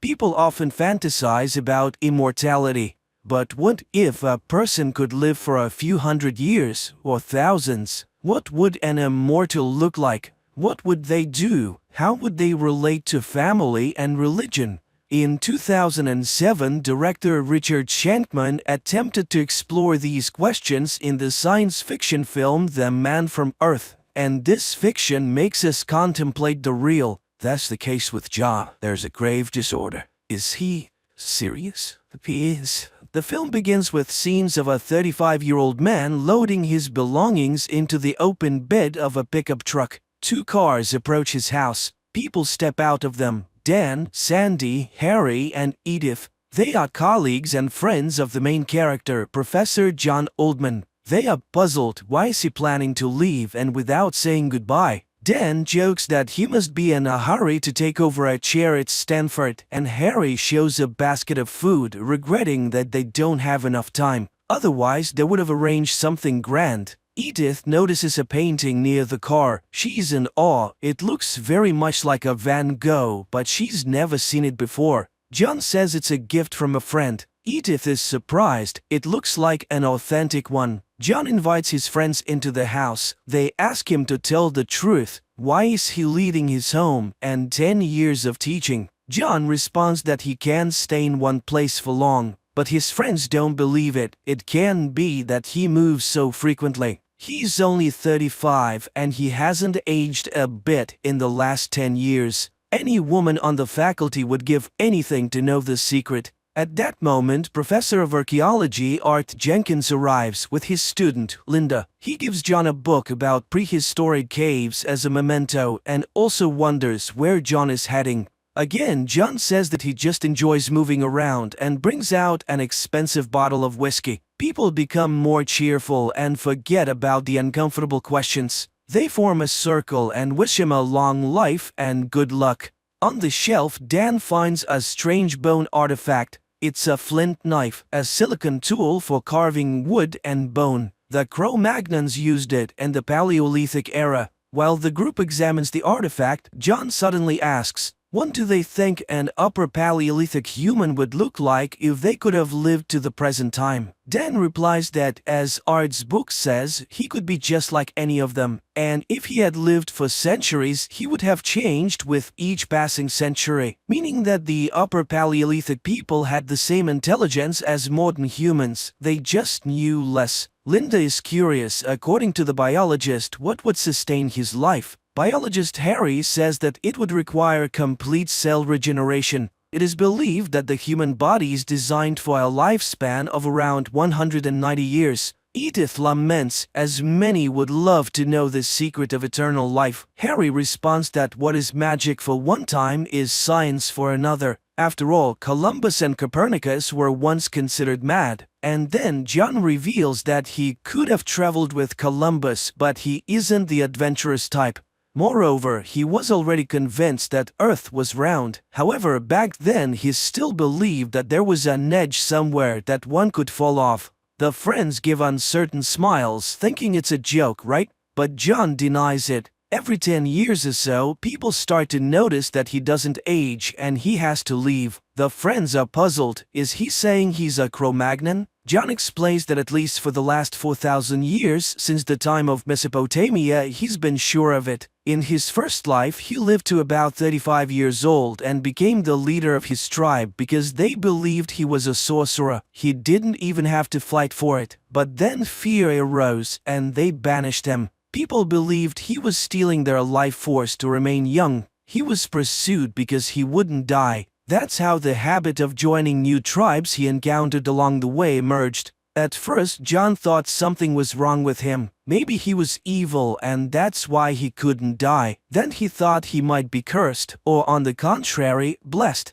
Later, he believed there was some purpose to his existence, and now he thinks he simply came into being. His friends are intrigued. John's story is full of interest. Edith is curious again about the fate of the Van Gogh painting. And John tells them that Van Gogh gave him the painting when John was Jacques Born, a pig farmer. Van Gogh used to visit him, paint, and talk about how nature finds its reflection in art. Art asks, "Did you always leave?" John shrugs. Sometimes he created a new identity for the next 10 years. Sometimes he even posed as his own son. But a few times he got caught. He even spent a year in a Belgian prison in 1862 for forging state documents. His friends start to get annoyed. John seems to have an answer to everything except one. Why does he do it? And he answers, he just wanted them to say goodbye to him specifically. After this, those around him conclude that John has serious issues. He remembers about moving. He still needs to take the boxes. While the man is carrying his belongings, Harry tries to find hidden microphones or cameras. People just can't believe that what is happening is real. At the car, Sandy confesses her love to John. He says that she's not indifferent to him either. But now she understands what she's getting into, right? Because one day he'll be forced to leave. He cannot give her eternity. But she objects. What is eternity, and who has it? Her parents divorced even before she was born. Besides, there's death, illness, insurmountable circumstances. Nobody knows how much time they have, whether it's a lot or little. She loves him and will accept everything he can give her. John and Sandy return to the house. Their friends say that they still have more questions. For example, does he remember any of his native languages? The man replies that he remembers a little. Besides, they haven't changed much. And did he engage in cave painting? Yes, he knew a man named Daru who was excellent at his work. He painted animals that hunters hoped to kill and eat. Once, after an unsuccessful hunt, the leader knocked out all his teeth for failing with his magic. After that, someone had to chew his food for him. Eventually, he developed jawbone inflammation and they abandoned him. Then John headed east. It was at the beginning of the Bronze Age. He walked along trade routes and learned the languages of the places he visited. Everywhere there were myths about the creation of the world and new gods. He was a Sumerian for 2,000 years, then a Babylonian during Hammurabi's reign. For some time he sailed as a Phoenician. It seems he spent his whole life on the road and learned a few new tricks. He even staged his own death a couple of times. He made it to India and met Buddha, the most remarkable person he had ever encountered. Buddha taught John many things he had never pondered before. In the midst of the debate, Dr. Will Gruber arrives. The doctor says that there's absolutely no way for John to prove the truth of his story, and no way they could verify it. He's either their friend, or a caveman, or a liar, or a lunatic. The doctor is curious, in this extensive life being discussed, did he ever get sick? John answers affirmatively. Like everyone else, he had serious illnesses, perhaps pneumonia or other lung infections. He suffered from typhoid, yellow fever, and smallpox. He survived the bubonic plague, and it's even more horrifying than history tells. But he doesn't have any scars. Among the friends, a debate flares up whether to believe John's stories or not. They contradict all their notions about nature. Dan is puzzled. A person with John's intellect would have studied a lot of things. John confesses he has 10 scientific degrees, including all those his friends have. He earned his biology doctorate at Oxford in 1840, but his achievements are just an excess of time, not brilliance. Suddenly, Dr. Will pulls out a gun. He asks John if he would survive if he is shot, but John never claimed he was immortal, just very old. The doctor is curious. What does John think about death? Is he afraid of it? John explains that ancient people thought about death, but they had a practical understanding. They stopped moving, fell, and never got up.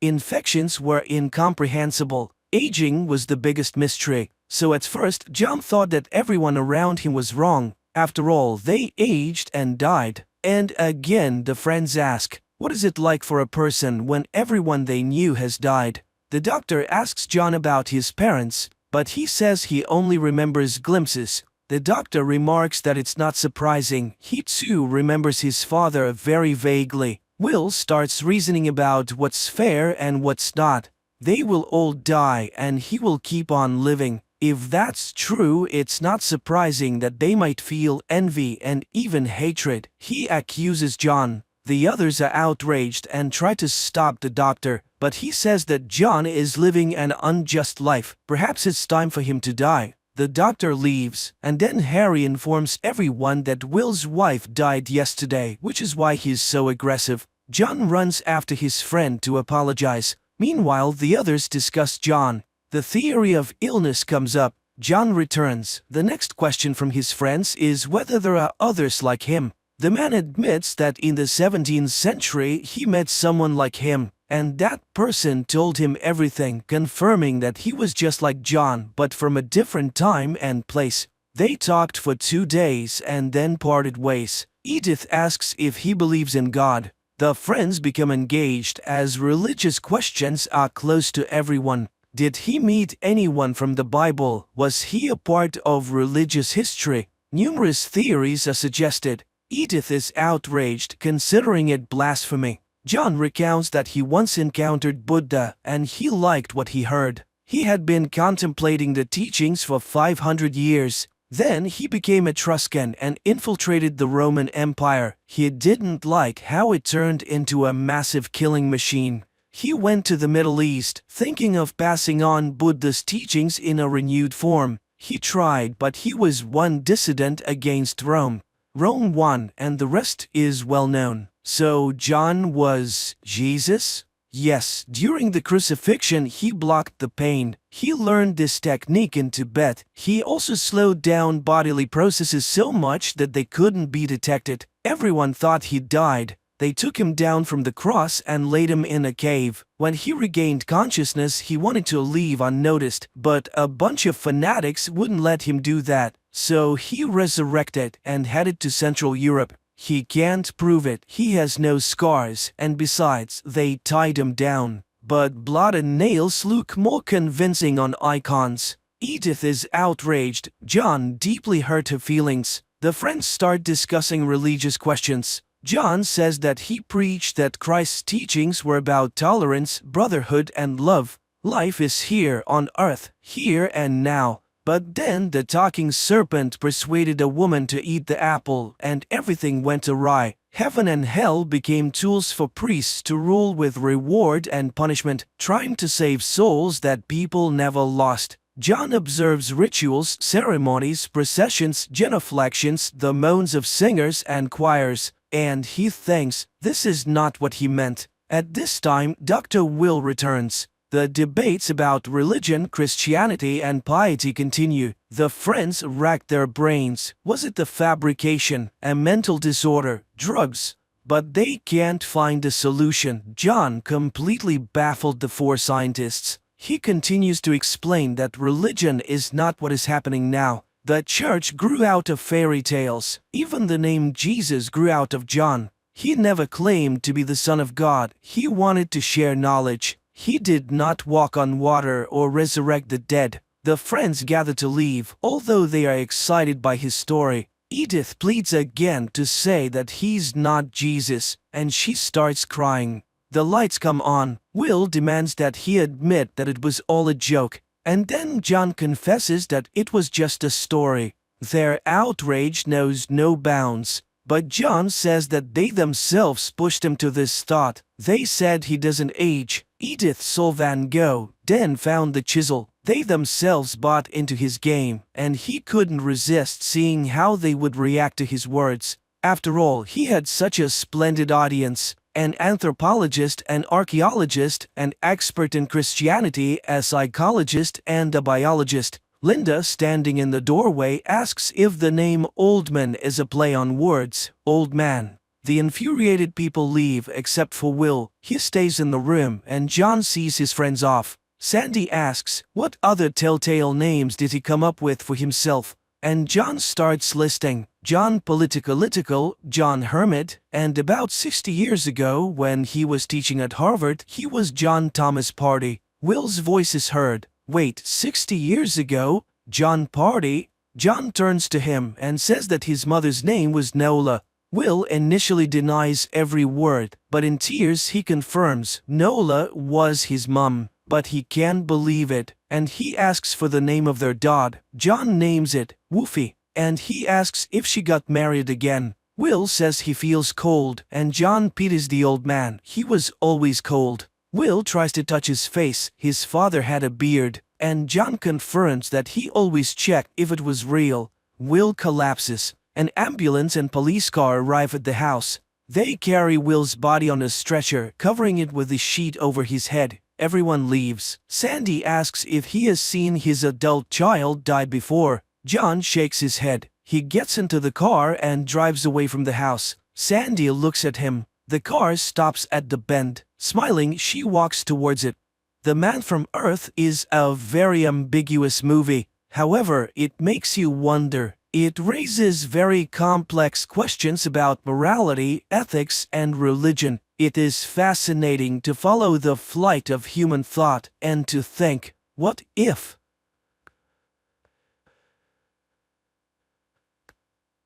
This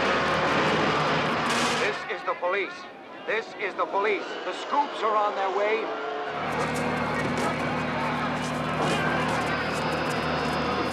New York, 2022. The mindless activities of humanity have led to environmental pollution and global warming, complicating life for mankind. The polluted atmosphere has destroyed nearly all natural wildlife, leaving people to fend for themselves. Natural foods are scarce, and people survive on concentrates produced by the large corporation, Soylent. Their latest product, Soylent Green, is made from plankton and promises to feed everyone. However, it is currently produced in insufficient quantities. New York police detective Frank Thorne lives with his old friend, former police analyst Solomon Sol Roth, who has an excellent memory and serves as a kind of archive for Thorne. Moreover, he has preserved a police reference library to help his friend with investigations. This day begins with a conversation about a recent murder. Sol grumbles that Thorne expects too much from his notes. This isn't the Congressional Archive. Meanwhile, the power goes out. Sol reminisces about the old days when food was real and electricity worked without interruption. But people ruin nature, and now everything is dying. The man sits on a bicycle which generates energy for the apartment, while Thorne heads to work, stepping over the bodies of homeless people sleeping right on the staircase of his building. The streets are clogged with old cars that, due to a lack of fuel, now serve as homes for the poor or as venues for criminal meetings. In one of these cars, a young man named Gilbert receives a metal meat hook and instructions for an upcoming job from a criminal world representative. Meanwhile, in the apartment of the wealthy William Simonson, his girlfriend Shirley plays on a machine gifted to her. She is very pleased with a successful move and thanks her master when the security guard Fielding arrives to remind the girl that it's time to go. The couple heads to a store where the vendor sells them expensive products and shows them an item completely unattainable for ordinary people, a beef tenderloin. At this time, Gilbert uses the hook to infiltrate the residential complex for the privileged and ascends the Simonsons' apartment. Seeing the young man, the wealthy man remains completely calm, making no attempt to flee or call for security. Gilbert apologizes and explains that those who sent him can no longer rely on Simonson's silence. The wealthy man agrees with all his arguments and calmly confirms that what Gilbert is about to do is necessary for God. The young man raises the metal hook and strikes Simonson on the head. Sometime later, Thorne arrives at the deceased's home to investigate the case. He questions the caretaker, who assures him that the cameras malfunctioned, and leads the detective to the apartment, where Shirley meets him. Ignoring her, Thorne examines the body of the deceased. Searching the apartment for clues, Thorne finds and consumes whiskey, beef, and other foods unavailable to him. Fielding talks about the shopping trip, and the policeman enjoys washing his hands in clean, warm water. He then collects the found papers, some pleasant items like toiletries, and the food into a separate bag, taken from Simonson's bedroom. Meanwhile, Shirley is distraught, thinking that if she hadn't left, Simonson would still be alive. But Fielding refutes her certainty, saying that she likely would have died too. Later, Thorne interrogates the girl, examining her hands. He doesn't fully believe in her sincerity, but Shirley assures him that she wouldn't risk her job. The fact is, she belongs to this apartment, like furniture. Now she will wait for the new tenant if he wants to keep her. At this time, Thorne is informed about the arrival of the sanitation crew. He orders them to take Simonson to the dump, but the crew reports that the wealthy man will be sent to the incineration plant. Shirley is saddened by this outcome, as she still remembers her grandmother's proper funeral. Thorne takes the bag of items and leaves. He returns to the apartment, stepping over the bodies of the homeless, and hands Saul gifts he hasn't seen in a long time: clean paper, soap, and pencils. He also lays out a classified Soylent report related to oceanography found in the deceased's apartment. Saul is overjoyed to see vegetables and cries at the sight of meat. The next day, Thorne goes to work. His boss, Lieutenant Hatcher, is unhappy that the case is still unsolved, but the policeman is convinced that the murder was a contract killing. Nothing was stolen from the apartment, there was no security, and the killer used a meat hook instead of a weapon to simulate a simple robbery. Therefore, the first thing the detective decides to do is check the bodyguard, and after tracking the man, he finds his girlfriend, Marta's apartment. Thorne searches the place, notices a spoon on the table stained with strawberry jam, and concludes that this is too luxurious an item for the bodyguard's girlfriend. Returning home, he sits down for dinner, prepared by Saul from the products he brought the day before. The friends savor long-forgotten tastes, and then Saul gets to the report. Studying the books brought by Thorne, he learned about Simonson's biography and his longtime partner Santini, who now serves as the governor of New York. Together, they created the Soylent Project, which became very profitable for its developers. Thorne goes to the phone booth on the corner and reports to the lieutenant what he has learned, unaware that the person who gave Gilbert the meat hook is in his office. Meanwhile, a party is taking place in Simonson's apartment, organized by Shirley. Thorne arrives and demands answers to his questions. Shirley can't say anything specific, as Simonson didn't confide in her. However, she does know Santini. Simonson introduced her to him. In fact, Simonson had been acting strangely in recent months, worried and even visiting church. The couple retreats to the bedroom when the building manager bursts into the hall. He behaves very rudely with the girls, and Thorne declares that he asked them to gather to ask questions. The manager is forced to back off, but the upset girls leave. Shirley offers Thorne to stay the night, take a real bath, and enjoy breakfast. She doesn't like being alone and is happy with the man she likes, as the others don't ask her opinion. Thorne agrees to the invitation. The couple takes a shower together, enjoying amenities unavailable to ordinary mortals. Later, Thorne visits the church where the deceased wealthy man had gone. On the porch, he finds a dead woman with a child tied to her hand. Realizing that the mother can no longer care for her daughter, he takes the child and carries her into the church, but the building is crowded with people who have nowhere else to go. Finding the priest to whom Simonson confessed, Thorne tries to question him. However, exhausted by the huge, sick, and hungry flock, the priest only remembers the fact of the wealthy man's confession, not its details. Yet, under pressure from the policeman, he admits that the truth is killing him. It's so monstrous. Thorne returns to the lieutenant, who informs him that the Simonson case is closed, as it's a simple robbery. He asks to rewrite the report, but Thorne refuses to do so, finding everything too suspicious. For refusing to obey, Hatcher assigns Thorne to patrol the streets. That same day, Governor Santini is informed about the persistent policeman who refuses to close the case. Learning about Thorne's visit to the priest, Santini orders his elimination. Fielding goes to confession. Meanwhile, Thorne is patrolling the street where the Soylent distribution center is located. A large crowd gathers, and soon the product runs out, causing discontent among the crowd.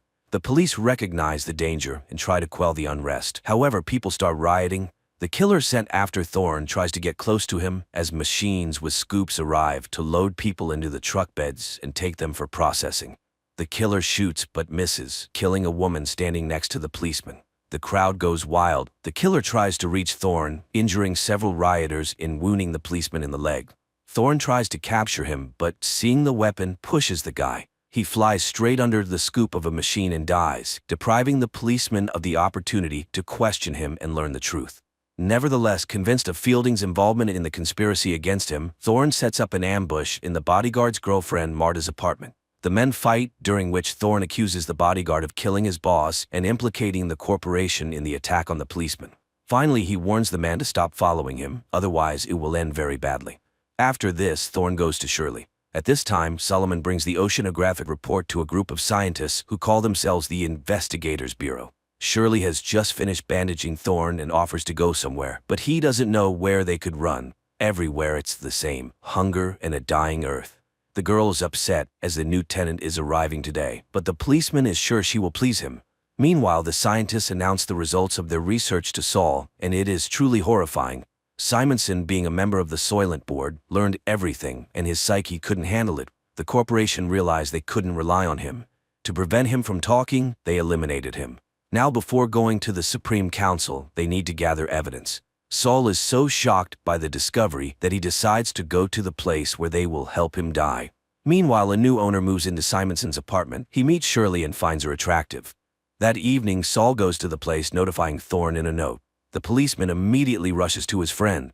Saul is just answering the manager's questions. His favorite color is orange, and his favorite music is classical. The man is escorted to a private room where two young people help the old man undress. He is laid on a couch, classical music begins to play, and scenes of nature that no longer exist. Vanished forests, extinct wild animals, lost rivers, and the beauty of the ocean appear on a huge screen.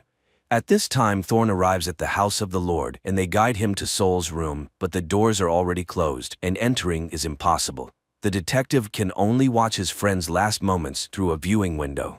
He watches the beautiful scenes with Saul, marveling at the lost beauty of nature. But Saul notices him and is happy to be able to say goodbye to his friend. Before dying, he tells him about his discovery and begs his friend to find the evidence and reveal the truth. After waiting for the end, Thorne follows the stretcher, carrying his friend's body. The man manages to sneak into the basement, where the bodies are loaded into large trucks, and he climbs onto one of them. Soon the truck arrives at the center for processing human bodies, and Thorne watches as the bags are unloaded and sent inside the factories. The man goes inside and soon finds a conveyor belt that lowers the bodies to a lower level. Thorne follows them, and after tracking the process, the man realizes that Soylent Green is made from processed human bodies. However, the guards spot him, and the policeman has to flee, killing several guards trying to detain him along the way.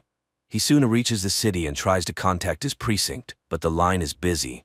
Then Thorne calls Shirley's apartment and asks the girl to stay with the new tenant and just live. Finally, Hatcher responds, annoyed by his subordinate's actions, but Thorne doesn't have time to say anything before he is attacked by the corporation's men, led by Fielding. The man fires back and runs to the church, though he is wounded. However, Fielding rushes after him. He searches for the policeman among the people filling the church, notices blood drops, and follows them, but Thorne attacks first. A fight ensues, people wake up and scream, but the policeman manages to kill his enemy with a knife picked up from the floor. At this moment, Hatcher arrives. Thorne tells him what he has learned and urges him to tell the Bureau members that the ocean is dying, and the plankton from which everyone thinks Soylent Green is made no longer exists. Soylent Green is made from people.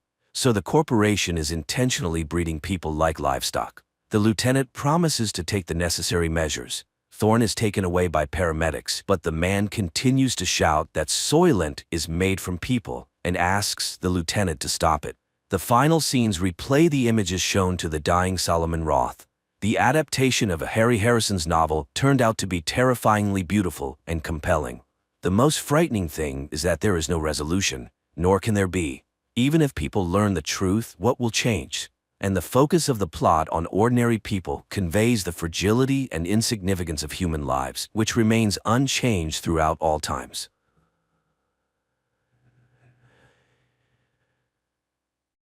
1,000 years ago, the first settlers left Earth and formed the League of Free Worlds.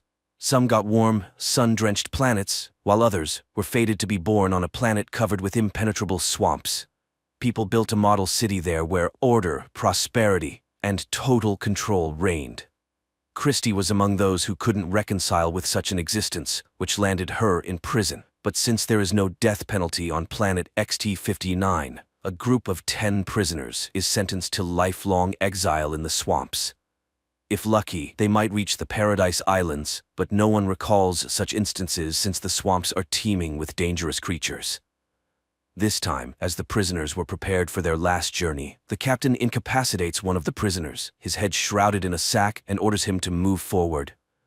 The prisoner inquires about the security barrier and begins to move very cautiously. He miraculously avoids the hit from the security's invisible barrier, and the captain orders to deactivate the protection. Then, the captain reads the sentence and removes the sack from the prisoner's head, followed by an order to give the prisoners a metal box with supplies. They have an hour to set off, or the guards will kill them on the spot. One of the women goes into hysteria, claiming she's a tourist and innocent. She tries to run, but Christie catches and calms the unfortunate woman. The prisoner, freed from the sack, suggests that people introduce themselves. He is Irwin, but the initiative is intercepted by the formidable-looking Yost, nicknamed the Polar Wolf, who knows these swamps well as it's not his first exile. The wolf wants to know everything about each member of the team, but their acquaintance is interrupted by the appearance of a dangerous local creature living underground, called the Pagan. The creature senses vibration and moves towards it, dragging its prey underground. Christie declares that she intends to only listen to Irwin. Yost reminds her of his superiority, to which Irwin proposes to divide the supplies and opens the box. He manages to grab only a knife when the others pounce on the box with supplies. The wolf again reminds everyone that he's the boss, but Irwin refuses to listen to a prisoner and announces his departure to the Paradise Islands. Christie joins him, but first, they want their share of the supplies.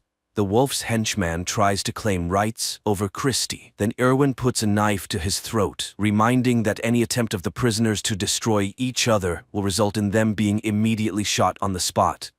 So, the wolf has no choice but to give the pair their share of supplies. Additionally, Irwin requests the metal box itself in exchange for a portion of food, and the wolf agrees to give it away. The wolf orders his group to prepare for the journey when Christie asks Irwin to help the helpless tourist. But he refuses. That woman is already dead, even though she doesn't know it. Irwin explains to Christie that she should go first because she is lighter than him, and he will be able to pull her out if she falls into the swamp. At that time, a voice from the fortress commands the prisoners to lave the shore. The wolf leads his team forward. Irwin and Christie tie a heavy box with ropes and also set off. Suddenly, a shot is fired from the fortress. People hide behind the rocks, and Irwin realizes that he was the intended target. He forces Christie to crawl out of the dangerous square. Along the way, the girl notices small, crawling creatures, but Irwin assures her of their harmlessness, suggesting they could be their food, which disgusts Christie. Soon, the pair reach a relatively safe place and confirm that Wolf's team is following their trail. Watching how Irwin calculates everything in advance and can find a solution to any problem, Christie worries, trying to understand who the man was before his exile. The girl doubts the existence of Paradise Islands, to which Irwin rightly remarks that then they wouldn't have tried to kill him. After all, the guards would have been sure that he would definitely die. And although it's his first time in the swamp, he is confident that he can find the right way. Meanwhile, the captain is reprimanded by the president for the advisor still being alive. Sergeant Matthias, who was the disguised prisoner, failed to eliminate the advisor. The captain reassures the president, stating the swamps are impassable. Meanwhile, Christie and Irwin find a small stream of clean water, and the girl washes her face, pondering her misfortune. Suddenly, Irwin asks Christie to freeze, but she thinks he's decided to take advantage of her. However, it turns out Irwin spotted the Pagan, which suddenly emerged from under the ground. Christie grabs a knife and cuts off part of the creature. After that, Christie treats Aaron's wound while sharing that she ended up in prison for standing up to an inspector who tried to force her into intimacy. At that moment, the wolf's group appears from behind the rocks. The man intends to take back the metal box, but Irwin takes the part of the creature cut off by Christie and uses it as an electric whip. The wolf realizes the situation is bad and decides to let them go. The pair leaves, but the wolf stubbornly follows their tracks. Erwin heard that on the rotten shore there's a place where former prisoners live, and the wolf is their leader. He follows them, hoping that the pair will first fall into a swamp trap. Erwin notices the tips of the pagan sticking out of the ground and orders Christy to lie down, be silent, and not move.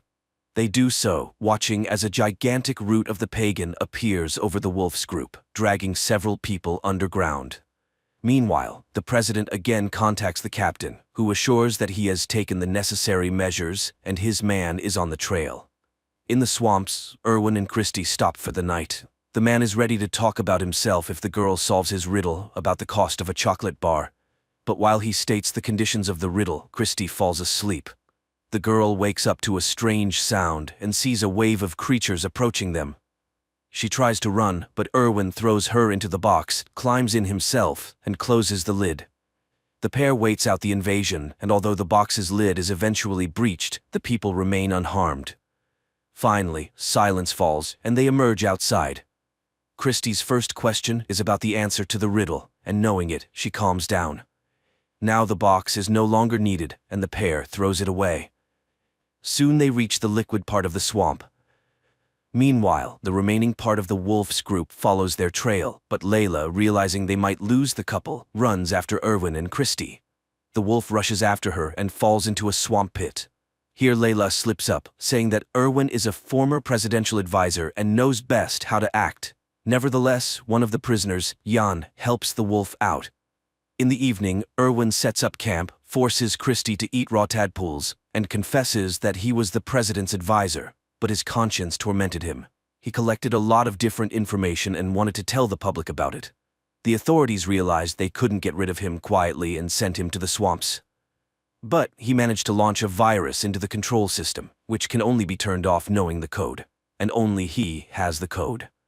So, after the system's collapse, free people will be able to build their new free city management system. Christy reminds him that then they will definitely be looking for him, but the man is confident that by that time, they will already be on the islands. Meanwhile, in the city, the system begins to collapse. The communications satellites fail first. In the morning, Layla and those who left the wolf encounter wild people on their way. Hearing their screams, Christy curses whoever invented this method of punishment. Erwin admits that he did it because he thought it was humane. Christy breaks down and berates Erwin, urging him to burn himself so no one can learn his code. He starts screaming, calling the savages to fight to die, but no one comes out. Then Christy confesses that she was offered freedom for his death. Meanwhile, the wolf finds those hiding among the rocks of his group. To save herself, Layla tells about the offer she received to kill the advisor, after which a ship will fly for her. The wolf orders to find the sensor on her body. The girl runs away and dies in the web of a dangerous swamp fungus. Seeing that their spy is dead, the captain arms Sergeant Matthias and sends him on the advisor's trail. Meanwhile, another man from the wolf's group dies, and then Jan catches up with the couple, and distracted by him, Erwin falls into a trap to the wolf, who intends to exchange the advisor for freedom.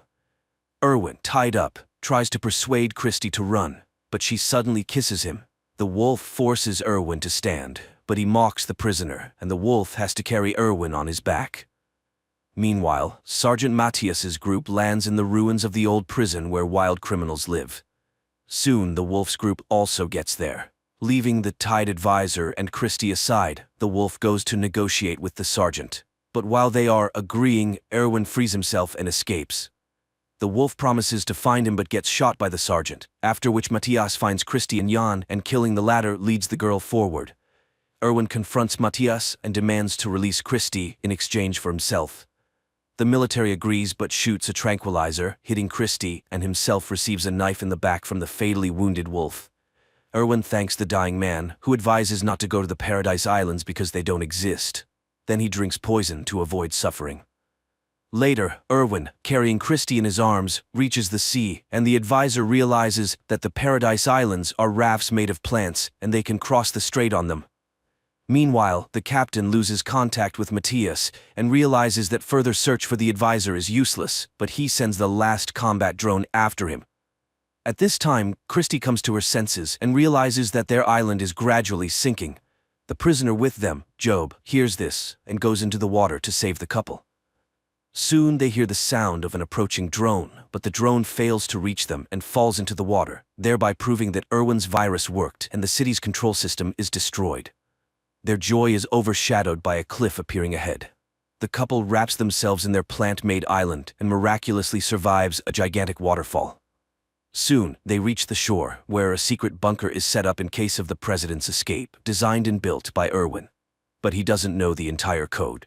The last figure was entered by the president. There are only 2 attempts, so guessing it is impossible. Then Christie remembers the riddle about the chocolate bar and, knowing the president's answer to it, which Irwin also posed to him, suggests entering the number he named. And the bunker opens, but then it turns out that the hidden spaceship there is single-seated. Irwin insists that Christie should fly alone, but she refuses because she loves him. In the last scenes of the movie, the voices of Christie and Irwin are heard, making it clear that they somehow managed to squeeze into the spaceship together. Thanks to their rescue, the League of Free Worlds learned the truth about the planet and destroyed the remnants of the Total Control System. But 10 years later, a new system was established on planet XT-59, much more cruel than the previous one. The movie is simple and at times imperfect, but it's truthful and unexpectedly relevant because no one can bring freedom to the people from the outside. Everything is achieved only through one's own efforts and by taking responsibility for oneself and no one else.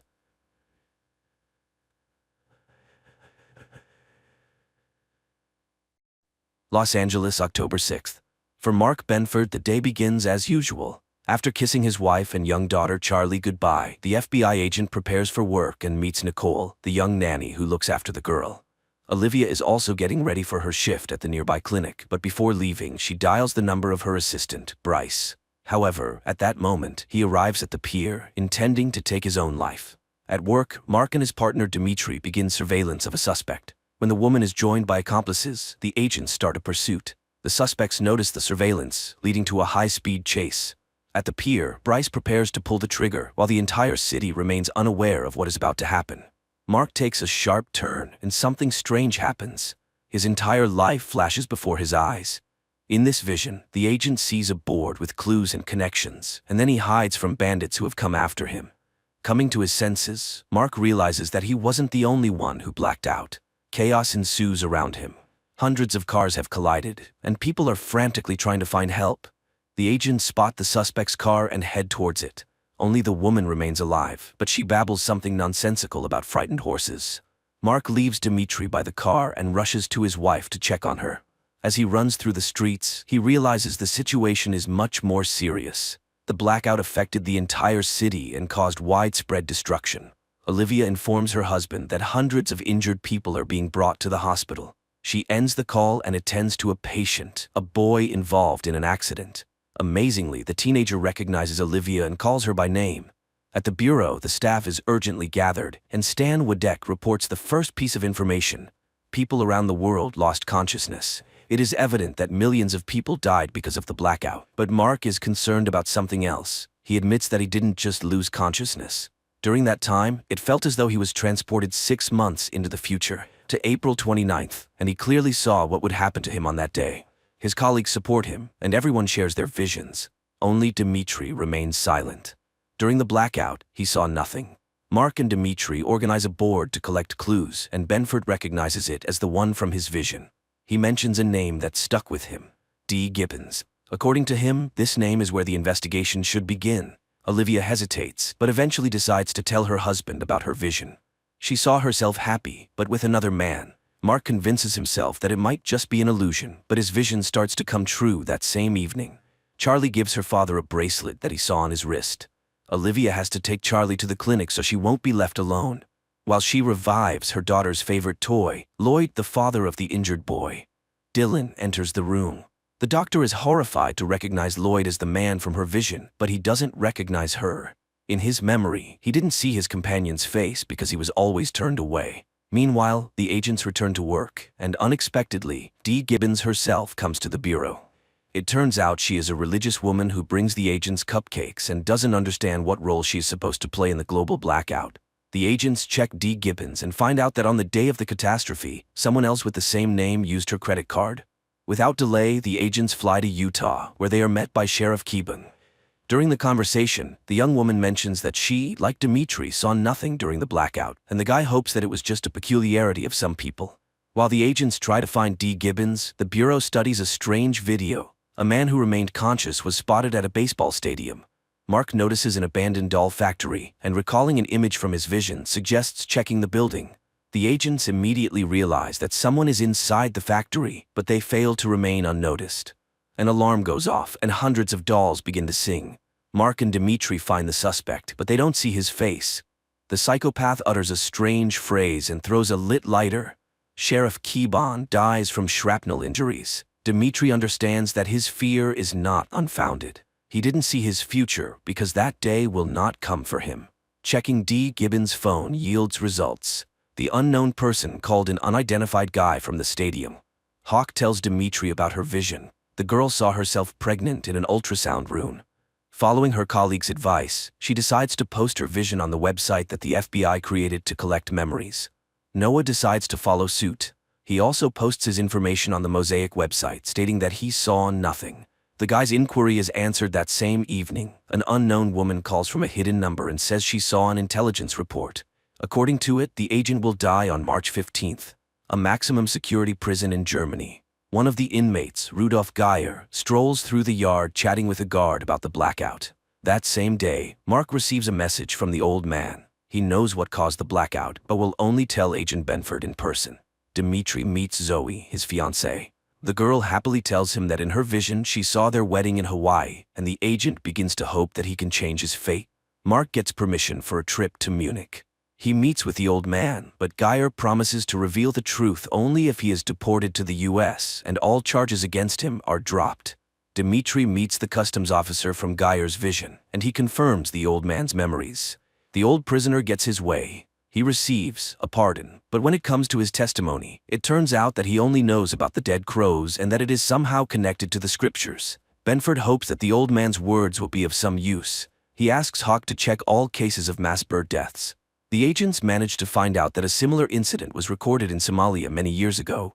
Mark asks to be sent to Somalia, but after the failure in Germany, the agent's request is denied. Then Benford asks Al to contact a former suspect in a hacking case to help him obtain the necessary information. Meanwhile, Dimitri returns to interrogate the girl they were tailing on the day of the blackout. The guy is sure she knows what happened, but she insists that the agents are looking in the wrong place and that Dimitri should hurry, as he has little time left. Despite Olivia's request to transfer Dylan, he is kept in the ward, but she doesn't even suspect that the boy's father, Lloyd, poses a threat not only to her family. Answering a phone call, Lloyd talks to his accomplice, the one who, together with him, caused the worldwide blackout. The agents are attacked. This prompts the CIA to get involved, and all agents are sent for a polygraph test to determine why someone is now trying to eliminate them. After the interrogation, the government convenes a meeting to decide whether to continue funding the Mosaic project. Stan understands that this is the only way to gather enough information, and they must defend their case. The Senate hearings begin at 10:30 p.m., and the floor is given to Agent Benford. Mark starts to falter in his testimony because he hesitates to tell the truth. In his vision, he was drunk. While Mark struggles, his colleagues find something interesting. In satellite images, they find strange towers in Somalia. Hawk immediately informs Mark of the discovery. After a private conversation with the president, Stan finds his subordinates and tells Mark that they have secured funding. Mark calls Janice to share the good news and to warn her that they will soon return from Washington, but at that moment, the agents are attacked for the second time. In the dining car, a passenger notices an attractive fellow traveler, and to get her attention, he starts talking about the blackout. While he tries to charm the beauty, hoping to lure her to his compartment, Janice Hawk is brought to the hospital in critical condition. Learning about the attack, Olivia tries to call her husband, but soon, he personally appears at the hospital with his colleagues. The agents visit the deceased attackers. Examining the bodies, Dimitri finds a mark on one of them, a blue hand. Mark saw the exact same symbol in his memories, and it was somehow connected to the worldwide blackout. Dr. Simon Campos, the charming guy from the train, gets what he wants, and the girl ends up in his bed, but soon she begins to regret it. The stranger tells her that in his vision, he takes someone's life and enjoys it. Lloyd arranges a party for his son and brings him a Halloween costume. But as soon as the man gets distracted, Dylan leaves. The boy gets on the first bus he finds and makes his way to the right address. Dylan enters the Benford house uninvited, calling it his home. Dmitri finds another blue hand, but this time on a road sign. Following the direction indicated, he sees another marker and continues on. The nanny calls Mark and tells him about the little guest. The man is shocked to learn that Charlie knows the boy well, even though she has never met him before. Lloyd arrives at the house and immediately recognizes it as the one from his vision. Mark also instantly understands who this man is, and when Olivia enters the room, everyone feels awkward. The agents arrive at an abandoned house, which is also marked with a blue hand. Breaking in, they find several bodies with their hands smeared in blue paint. Returning his son to the hospital, Lloyd decides to head home for some rest, but in the backseat of his car, an old acquaintance is waiting. Dr. Simon Campos, the pathologist, informs the agents that all the deceased found in the abandoned house had taken their own lives. Agent Fiona Banks arrives from London at the bureau. Her American colleagues brief her on the Blue Hand ghost community. It consists of those who did not see their future, including all the deceased discovered in the abandoned house. Dressed as ordinary guys, the agents head to the ghost club. But to enter, the guests must play Russian roulette. The agents watch in horror, but when the leader of the movement takes the stage, they reveal themselves and arrest him. During interrogation, Dmitri tries to find out who hired the Blue Hand members that attacked Hawk, but Sunderland refuses to answer any questions, fully aware of what lies ahead. In his vision, Agent Goff heard himself talking to a lawyer. Al confessed to the attorney that he was guilty of the death of a woman named Celia. Tormented by these memories, Goff leaves Dmitri a letter and heads to the roof. To change his fate and avoid being responsible for someone's death, he makes a fateful decision. In his final letter, Al gives hope to everyone who saw something terrible in their visions. He assures people that the future can be changed. Simon finds Lloyd at the hospital, and Lloyd tells his accomplice that he wants to make an official statement and reveal the truth to the world, that they were responsible for the global blackout. Meanwhile, Mark takes his wife to the coast for a romantic weekend, but their relaxation is interrupted by a phone call. Benford is informed that a criminal with star tattoos on his hand has been found, the one Mark saw in his vision. Simon proposes a poker game to his accomplice. If he wins, the secret remains a secret, and no one will know about the blackout. If Lloyd wins, the scientists will make an official statement. Simon is confident that luck will be on his side. Hawk is protecting a witness to a crime involving the criminal with the tattoo. At night, Janice requests help from Dmitri and Benford, and Mark recognizes the person from his vision. Not wanting to take any chances, Mark shoots, once again altering fate and killing the suspect. Lloyd bluffs and wins the game. He refuses the money and asks his accomplice to prepare for the announcement. Janice receives an enhanced image of the first suspect and now manages to see the ring on his hand. This could be the first significant lead. Benford tells his wife that he was able to change everything and eliminate the man with the star tattoos on his hand. But at the same time, somewhere, a new plan is being put into motion, involving another individual with the same tattoo. He delivers a suitcase with rings to an unknown old man.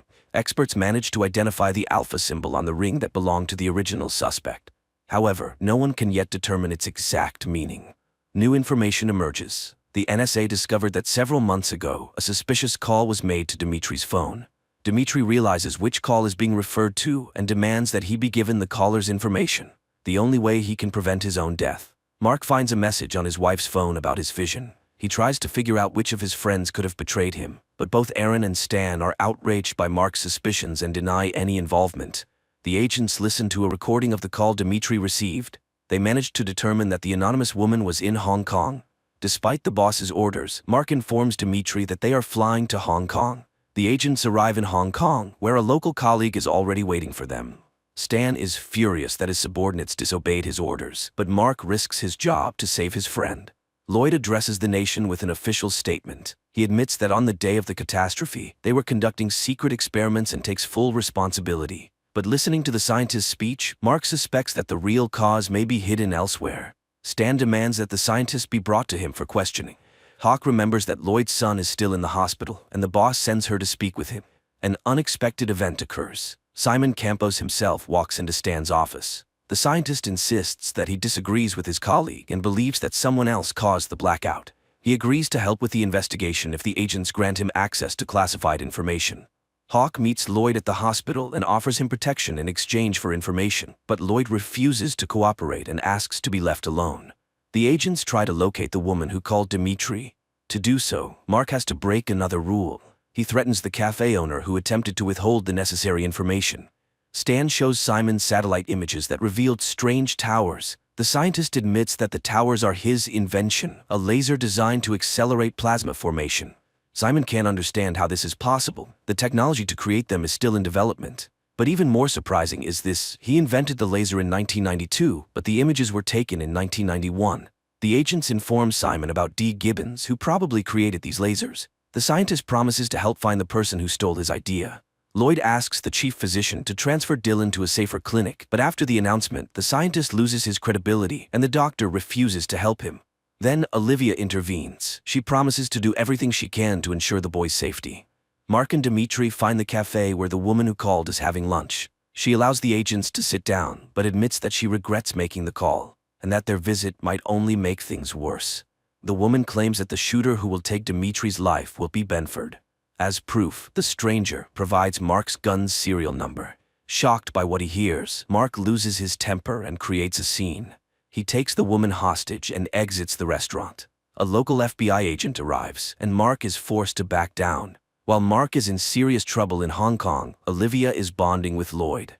The scientist tells her about parallel universes in which they might have been together once. The agents are sent back to the States, and Mark is stripped of his badge. Meanwhile, Dee Gibbons visits the Sears home. Dylan is being prepared for transfer. Lloyd and Olivia bid a warm farewell, but the doctor notices something amiss. The paramedics turn out to be imposters. They open fire on the security detail and, abandoning Dylan, take Lloyd away. Lloyd regains consciousness in a basement, handcuffed. Hawk is tasked with hiding Simon in a safe place where he can continue his work, but those who need him find the agents as soon as they settle into the safe apartment. Dimitri finds Janice unconscious. Meanwhile, Simon is taken to the basement to meet an old friend. The scientists try to understand who and why they were kidnapped, but the answer comes unexpectedly.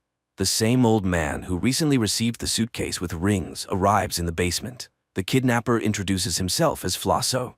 He makes it clear that he won't be gentle, and the hostages should answer his questions precisely. Mark is assigned sessions with a psychotherapist, who helps him recall details from his memories that were previously hidden. Benford remembers that on that night he was talking to Lloyd on the phone.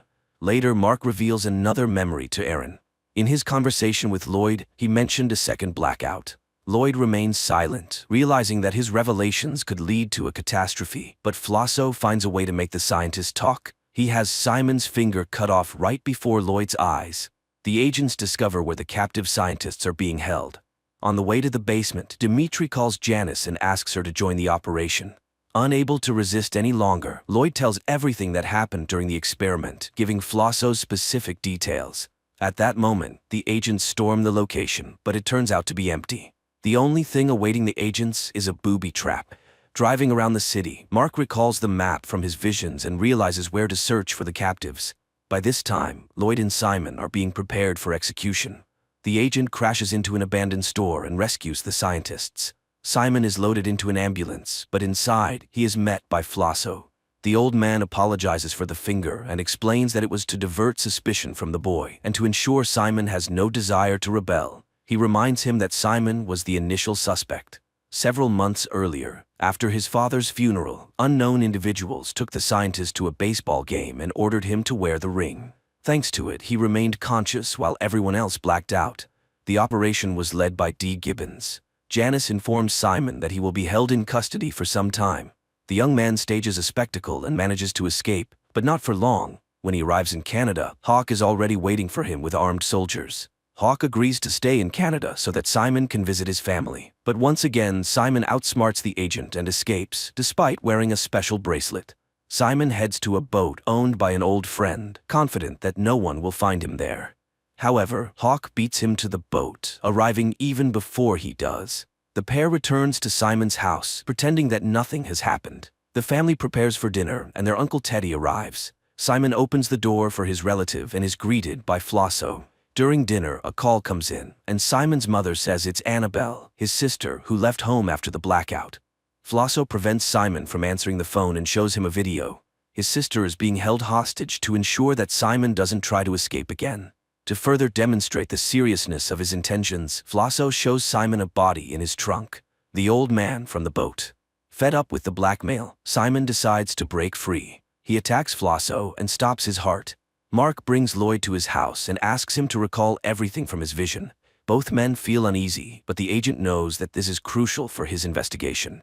Dimitri is confident that the Hong Kong woman's prophecy won't come true because he turned in Mark's gun for destruction. But attempts to change the future fail. The gun goes missing. The agents fly to Somalia to inspect the strange structures in person. Simon is part of the expedition, but he is denied a weapon. Meanwhile, in Los Angeles, Mark informs his boss that he has discovered Dee Gibbons' real name, Dyson Frost, and that somehow he will be connected to Charlie. The team of agents comes under fire. Their guide tries to explain that they are on a humanitarian mission, but this doesn't stop the Somalis who kill the translator. The Somali leader realizes that he's being lied to. He has already seen foreigners arrive and set up the towers many years ago. He locks the visitors up and promises to kill them, one by one. The agents manage to disable the guards and take their weapons. They reach the helicopter, but it's already being looted by locals, forcing the agents to come up with a new plan. The team attacks their opponents but doesn't have time to escape. They are once again confronted by the leader. This time, everyone understands that there will be no chance to fight back. One of the guards, out of fear, reveals the truth about the visitors. Learning that they are FBI agents, the Somali demands a large ransom to help him take over the country. Janice manages to persuade the leader. She convinces him that their mission is not to start a war, but to prevent one. The Somali helps the group reach one of the towers. Simon examines the structure with surprise, noting that it was built exactly according to his design, but long before he developed it. Dimitri discovers a videotape that has been stored in the tower for 18 years. On the tape, the Somali recognizes his fellow tribesman, whom he believed died during the first blackout. The agents also identify the experiment's author. It was Dee Gibbons. Exploring the tower's tunnels, the agents find a sealed room where villagers were imprisoned. Judging by the remains, the experiment's participants were killed. The Somali leader is enraged by what he sees and plans to take revenge on the Americans, but Vogel acts faster, leaving the Somali leader lying with his tribesmen. Dimitri reviews the tape again, and the next few seconds shock him. Dee Gibbons from 1991 addresses him by name.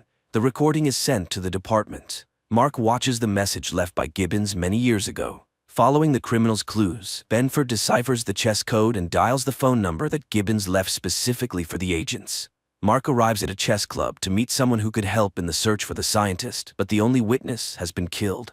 Benford realizes that there is someone in the department leaking information.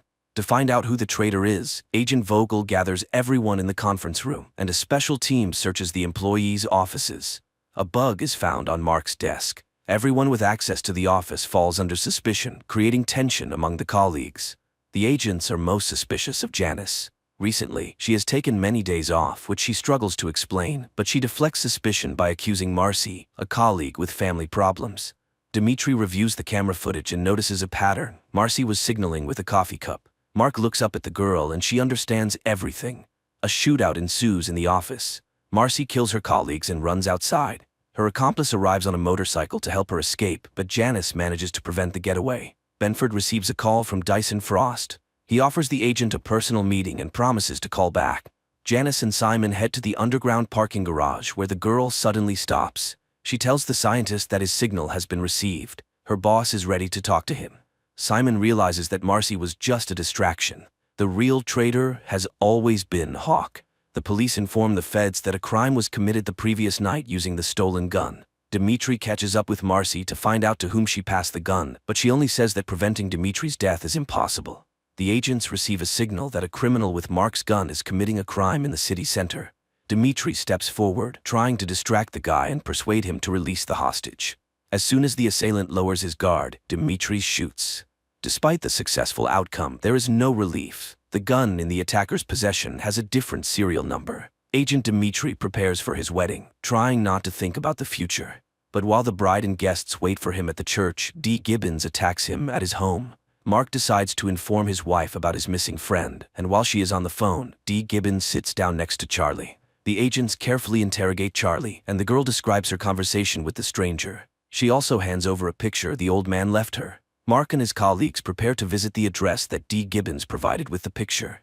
Meanwhile, Dimitri finds himself at the mercy of a gun, which the villain has attached to a special device. The mad scientist enthusiastically tells his hostage about his inventions and plans. He claims that Dimitri's death is his only chance to save his own life. Benford arrives at the designated location. Finally, a teenager approaches the agent and hands him a backpack with a phone. The agent follows all of the criminal's instructions without question to save his friend. He leaves his colleagues behind and, getting into the prepared car, successfully evades pursuit. D. Gibbons directs Mark along a highway through the countryside. Constantly checking his watch, the agent continues his journey through the mountains. Finally, he spots D. Gibbons. The old man raises his gun and orders the agent to handcuff himself. Mark distracts the old man and attacks him. He demands that Gibbons take him to Dimitri, but someone no longer wishes to keep the witness alive. The scientist is eliminated. As he dies, he doesn't have time to tell Mark where Dimitri is. The navigator leads Mark to the last known location of D. Gibbons. Benford bursts into the building and spots his friend. There are less than 2 minutes left before the automatic shot, and Mark tries to solve the scientist puzzle to stop the mechanism. The timer reaches 0 and the gun fires, but by this time, Mark manages to lift the gun and Dimitri survives. As soon as Dimitri gets out of the chair, water washes away the scientist's map, destroying all the evidence and clues. Mark instructs his colleagues to figure out Frost's blueprints and determine how they are connected to the second blackout which the mad scientist mentioned. A strange man appears at Olivia's house. He babbles incoherently, claiming that the doctor's husband is Lloyd. Meanwhile, Janice delivers Frost's blueprints to a professor of archaeology, but the people for whom the double agent secretly works demand that she steal the originals and hand them over. Hawk is forced to take a risk. She steals the blueprints from the Institute and sneaks into the office to retrieve the last copy from Mark's desk. Benford catches his colleague red-handed, but she manages to talk her way out by inventing a story about lost documents. Mark asks Hawk to come to the office to meet with the professor. The girl realizes that her deception has been uncovered, but Benford postpones the conversation and returns to his discussion with the scientist. According to the old man, the blueprints that D. Gibbons had were some kind of device for counting down dates. One of them is October 6th, the day of the blackout. Frost's words keep replaying in Mark's mind, and an idea strikes him. He breaks open the large chess piece hanging on the board. Inside, the agent finds a ring with an unknown symbol. Olivia meets Gabriel, the strange man, again. He keeps repeating random nonsensical words, but finally, the woman manages to discern the main point. The guy has been subjected to multiple blackouts, becoming a victim of Frost's experiments. Experts provide the scientists with the results of analyzing Frost's ring, and Simon makes an astonishing discovery. Inside the ring is a device that allowed its wearer to remain conscious during the blackout. Janice meets with her handlers. After failing the mission with the blueprints, she is given one last chance. This time, she must retrieve the ring from the vault and eliminate Benford. On a city bridge, Simon spots his sister. Annabelle delivers a message to her brother. They need him and the ring. Simon has only 12 hours, or else his sister will be killed. Dimitri arrives at a crime scene and learns that someone has been eliminating all those who managed to survive the predicted date of their death in the last 2 weeks. Simon memorizes the safe's code when Lloyd places the ring inside. As soon as the scientist is left alone, he decides to use this opportunity to save his sister. The agents identify the executioner who has been getting rid of all the survivors. It turns out to be Mr. Slingerland. The agents catch the psycho just as he tries to dispose of another victim, but despite all efforts to save her, an agent accidentally hits the girl. Mark discovers a minivan and Annabelle inside. He informs Simon, but it's already too late. The scientist escapes with the ring. The agents investigate Simon and his alibi for the day of the blackout. Using special software, they establish that he was indeed the prime suspect at the baseball stadium. Olivia brings Gabriel to Mark's office to help find clues. According to the madman, Benford's wall is full of errors, and he forces the agent to redo everything according to his notebook. During interrogation, Gabriel says that Frost wasn't the only leader. There was someone much more important, and he will repeat the blackout very soon. The deranged stranger shows a portrait of this person. It turns out to be the man Simon is currently talking to. Gabriel is set to be transferred to a safe house, and Janice informs her handlers about it. The minivan falls into an ambush, but instead of the strange madman, it's Mark disguised inside. But the agent's operation doesn't end there. He manages to infiltrate the villain's lair and capture the leader. Mark realizes who the traitor in their department is, but Janice still doesn't tell the truth. She claims she was only working for the CIA. Benford begins interrogating the main suspect. He wants to know how the villain caused the global blackout, but the scientist is confident that it doesn't matter. Regardless of how the day unfolds, the outcome will be the same. Benford will be dead by nightfall. Dimitri heads to Janice's house and finds Simon there. Hawk sees no other way out. She helps her partner arrest Simon despite their previous arrangement. Despite warnings, Mark loses control and uses force to find out when the global blackout is planned. Stan realizes that Benford is not in control of himself and orders him to be removed from the office. At 6 in the evening, thousands of people gather in the streets to celebrate April the 29th, the day from the visions. Lloyd arrives at Olivia's house to ensure events unfold correctly, but the woman also decides to change her fate and leaves town with Charlie. Mark's chain of events also changes. He starts a brawl in a bar and ends up in a jail cell. With just over an hour left until the moment of truth, all the characters find themselves in different places, but Stan posts bail for Mark, and everything starts to fall into place. The agents return to the bureau due to a report of planted explosives. At the same time, Lloyd finds Olivia and asks her to return home so they can recreate the evening from their shared memories. The scientist's plan begins to unfold. Dylan writes the formula he saw Lloyd use on the mirror. The FBI building is attacked by masked assailants, but this doesn't stop Mark, and he finds himself in his place at the map with the clues.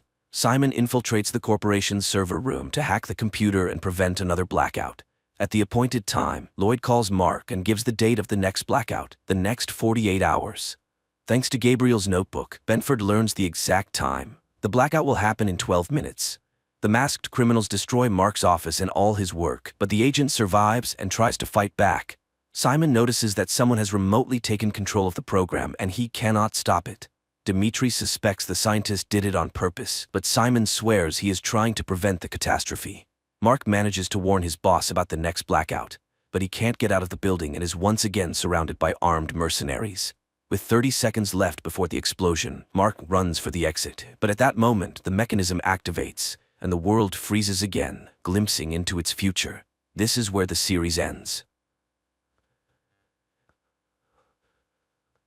And a man named Kevin suddenly comes to in some alleyway. His face is battered, he doesn't remember how or when he got here, and how long he's been unconscious. Suddenly, he sees a stranger in front of him who introduces himself as Benefactor. The new acquaintance claims he can help him and offers the man a job. Kevin refuses, remembering he needs to go home to his wife. Then Benefactor explains that no accident occurred in this world. Calling the police is futile, and they have met far from the first time, because Kevin has shifted to another reality. Benefactor leads the man to a cafe, where it seems everyone knows him. Waitress Tina escorts them to the chosen table, although she cannot hide her fear. After a tense conversation at the table, Kevin realizes that Benefactor is actually Satan. The devil mocks Kevin's faith in God, proposing to discuss his marriage when Tina brings the ordered dish. Benefactor orders her to sit next to them, forces her to eat a piece of food, though she is trembling, and continues the conversation about Kevin's wife, Molly, with whom he had argued in the morning over paying bills. The man doesn't remember this, so Benefactor clarifies that an incident looks different from different sides, because for every choice made by a person, there are countless realities where the choice was different.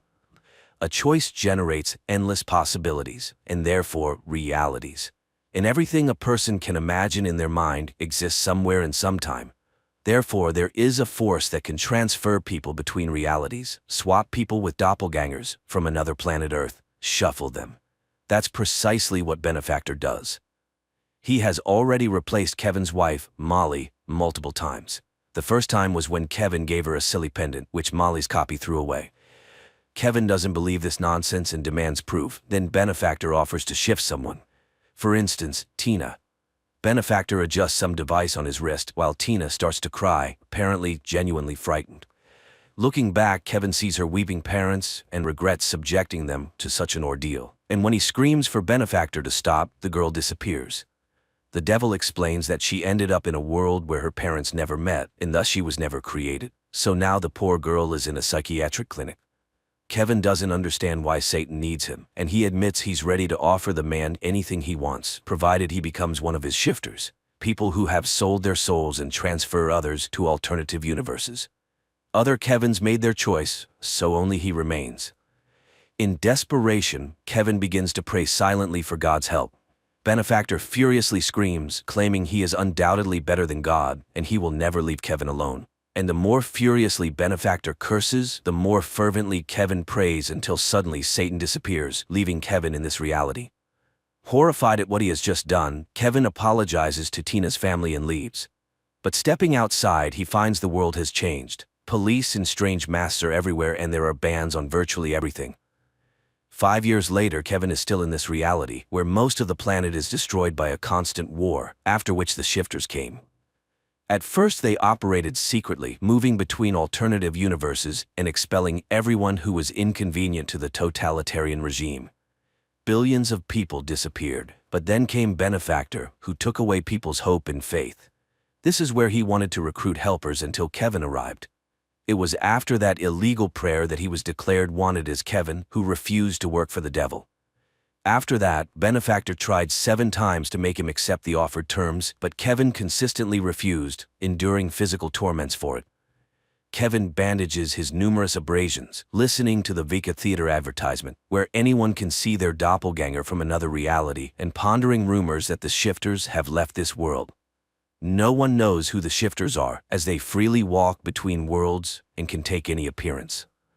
Kevin's great desire was to obtain their devices for moving between universes, which they wore on their wrists, because then he would have the opportunity to return to his own world. Meanwhile, he goes to work, where he has only one friend, Gabriel.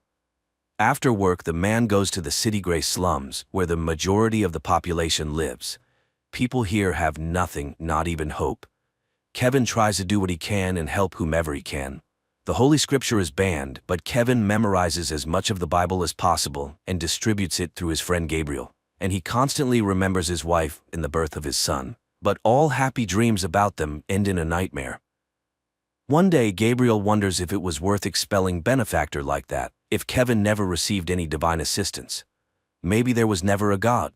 Kevin reminds him of the scripture pages, but he doesn't believe in the possibility of a coming. After such a conversation, Kevin goes to the Vika Theater, whose owner he knows. Russo has been unsuccessfully searching for his lost cat for a long time and is not very happy about the man's arrival, but still allows him to participate in the session. People used to simply want to see themselves happy and came here to forget the bad, but now everyone orders a reality for viewing where they are humiliated and beaten even more than in real life on this planet. Russo doesn't control the visions, he just turns on the equipment. This time he hands Kevin the remote, warning him that his visions are limited by the number of his doppelgangers. And the man starts the session, hoping to see his Molly. He sees himself as a gangster, then a lover, a prisoner, an alcoholic, and suddenly Molly appears on the screen. Kevin jumps up and the session immediately ends. Russo doesn't believe he managed to find his wife, but he still sets a new session time. The man leaves and finds himself in a crowd restrained by police. It turns out, after a long absence, Benefactor has arrived in this world, and the police are shooting everyone without trial who causes disturbances. Gabriel pulls his friend from under fire, and the pair hides in an abandoned house. In the evening, Kevin goes to the store and suddenly remembers how their son disappeared when they went shopping and got distracted talking to friends. The child wandered off and vanished without a trace. Their family couldn't withstand this blow. They started to argue, and Molly became addicted to alcohol. That's when he gave her the medallion with the resurrection symbol, but Molly threw it away. The man runs away and meets his neighbor, who invites him over, introducing him to his wife and 2 daughters. But when Kevin is about to leave, the neighbors suddenly detain him because they recognize Kevin, who refused to sell his soul to the devil. And when he denies it, the girls sing a church hymn for him, bringing Kevin to tears. The neighbors want to know anything about God, and the man recounts to them the parable of Job. Suddenly an alarm sounds, and turning on the TV, people learn about Benefactor's arrival for another recruitment of Kevin. Citizens selected for this mission must arrive at a specified place under threat of death. In the morning, Kevin goes to Russo's Vika Theater again. Russo is frightened by Benefactor's return and lets the man in very reluctantly. Russo is upset. His cat has been missing for 4 years, and he thinks she will never return, although hope still flickers.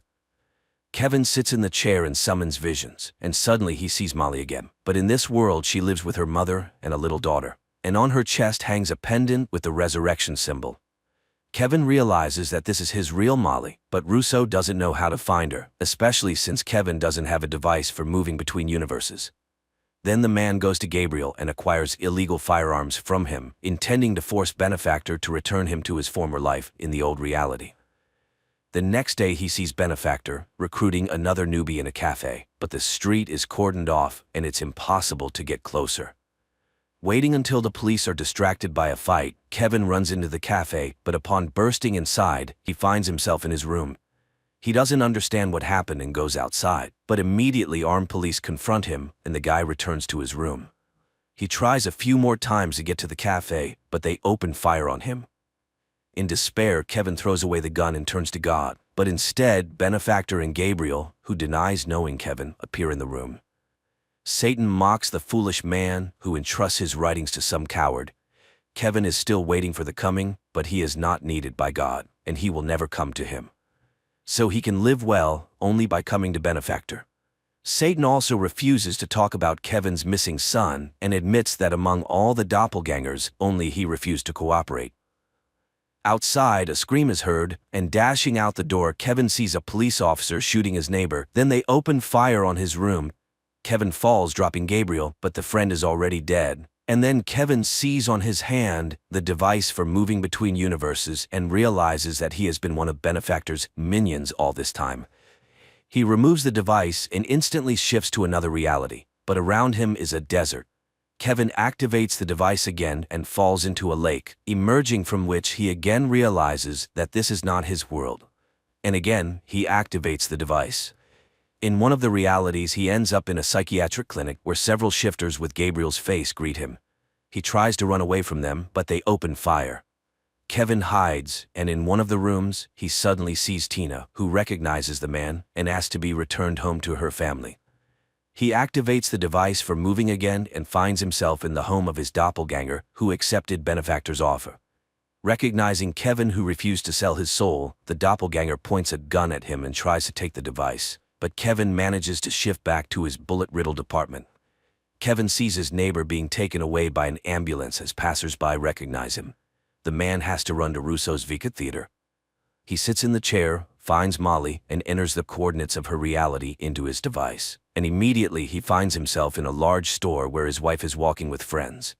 He cries from happiness at seeing her, but the woman reminds him that the collapse of their marriage was initiated by him. She has found someone else and is happy. Then he sees his pendant and admits that he believes in the possibility of restoring their past relationship.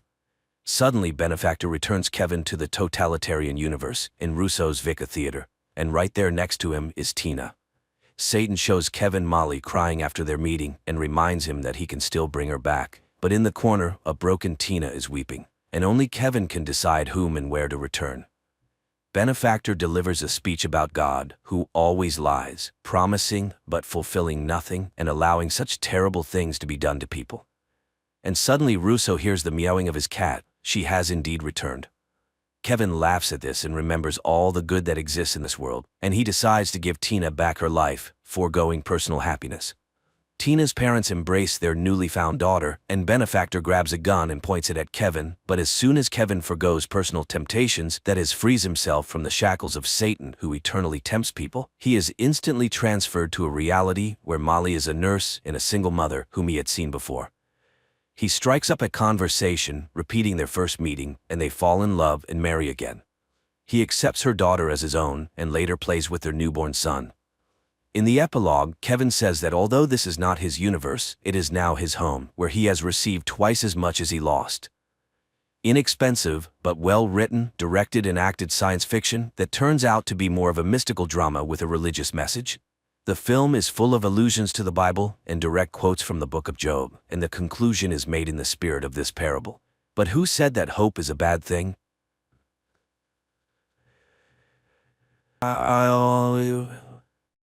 Czech astrophysicist Jakub wakes up in his ship thousands of miles from Earth.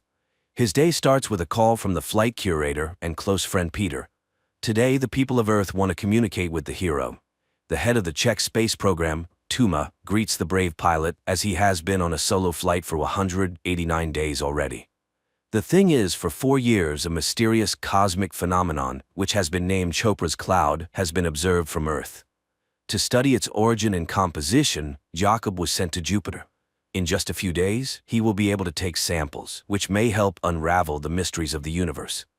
The captain is asked questions, and suddenly a girl sympathizes with him, as he is the loneliest person in the universe.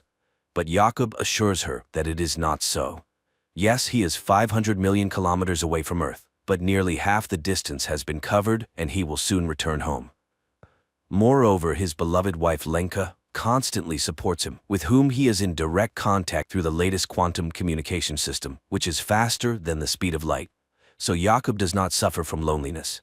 TV takes a commercial break where a cheerful Jakob praises the products of a generous sponsor.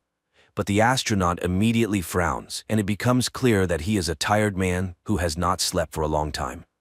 Meanwhile on Earth, Lenka records a message to her husband, apologizing for leaving him because she is not needed by him. But the flight curator stops the file from being sent and passes it to Tuma. On the ship, Jakob repairs the toilet again, grumbling at Peter. But the latter is more concerned about the malfunctioning cameras. He also notices the astronaut's tired look and advises him to get some sleep. Jakob asks to contact Lenka because she somehow does not respond to his calls, and he promises to find out the reason. The man begins training when Tuma reviews his wife's message. The woman sincerely worries for the family and does not intend to pass this message to Jakob. Lenka is packing her things at this time and does not respond to her husband's messages. Distressed, Jakob drowns his sorrows in sweets and tries to sleep, watching the approaching Chopra's cloud. At night, noises from the malfunctioning toilet keep him from sleeping. He gets up unrested and even more tired, and looking at himself in the mirror, suddenly notices strange movement under his skin and tentacles protrude from his mouth. Jakob is horrified, trying to pull something out of himself and wakes up. He starts the day on the treadmill, then prepares to equip the apparatus for sample collection. Half of the ship's cameras are out of order, and no one understands why. The thought of Lenka, who still does not make contact, disturbs him. And one day Jakob suddenly hears an unfamiliar voice offering help, but Peter hears nothing of the sort. True, there is a chance that Jakob intercepted the transmission of the Korean mission, which started after the Czech one, but the language was not Korean at all. Later, the friend informs that Lenka went to her mother's, so she will contact her husband when she returns. Jakob calms down a bit and continues his work. He inspects the compartments and suddenly sees a huge hairy spider in one of them.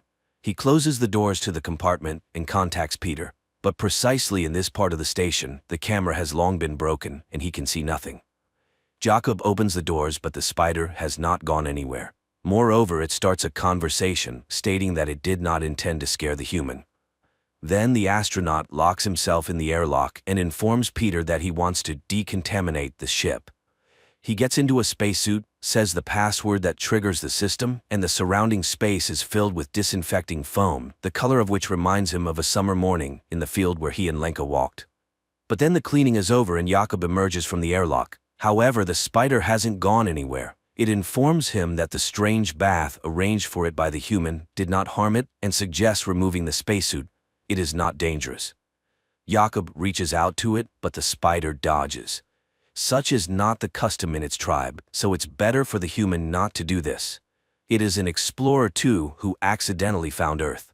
It studied life on the planet for 3,158 years and even learned Earth's languages, but never understood the essence of the human soul. And when it met Jakob, it felt his loneliness and came here.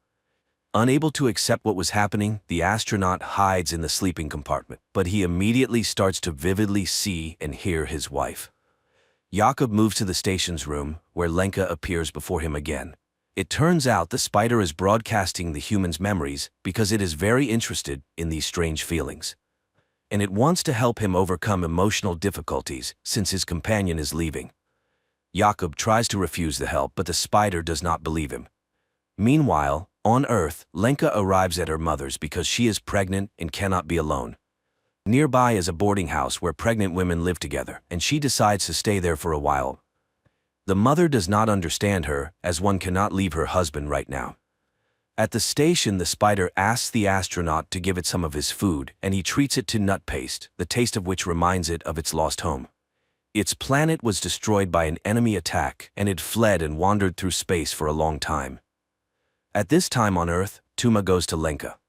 The woman is convinced that the wife cannot leave her husband right now.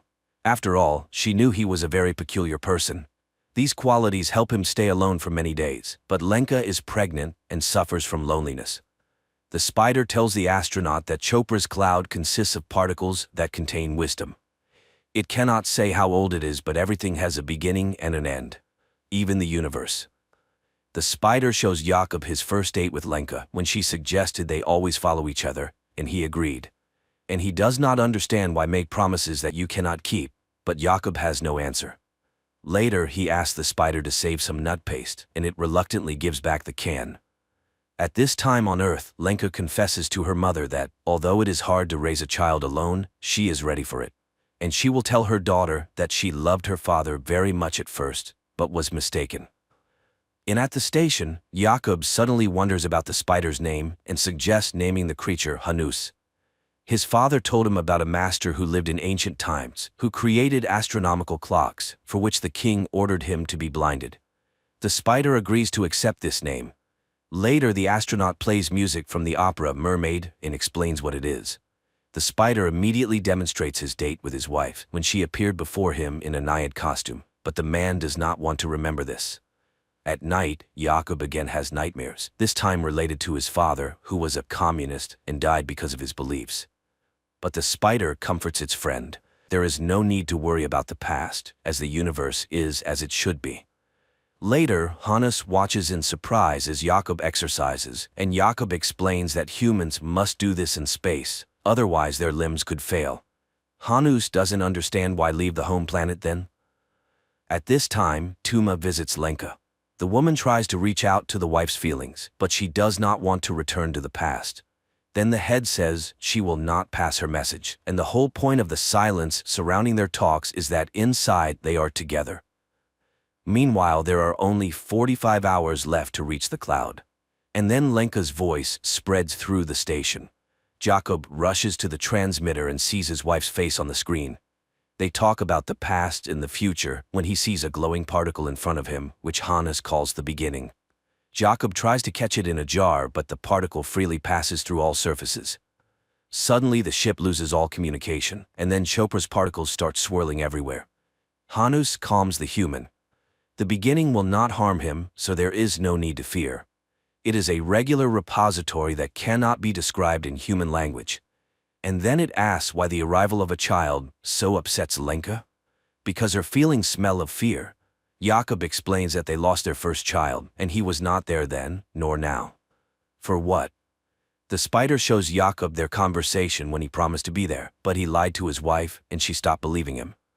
Later, Jakob finally gets through to Peter on the quantum phone, but Hannes again turns on the man's memories, where he and his wife discuss his journey. He was so confident that he didn't even try to understand his wife. The spider realized that Jakob is selfish, and he is to blame for his loneliness.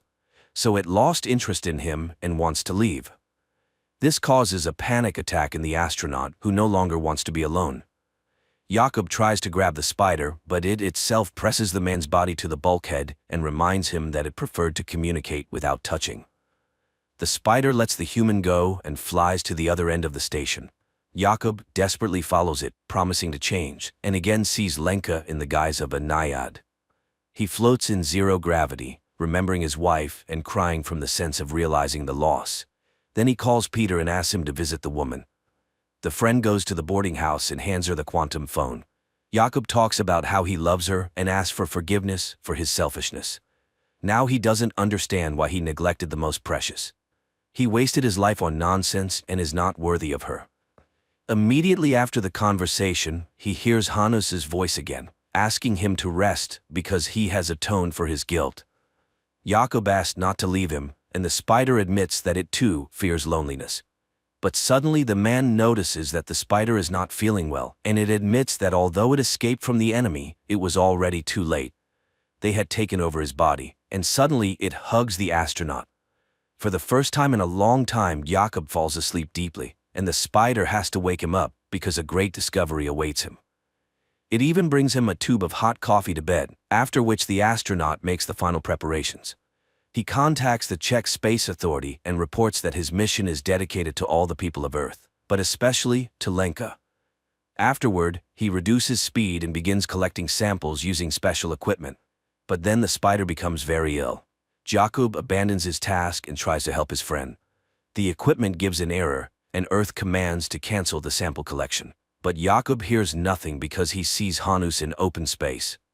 The ship's systems fail one after another, and the control center orders to end the mission and return.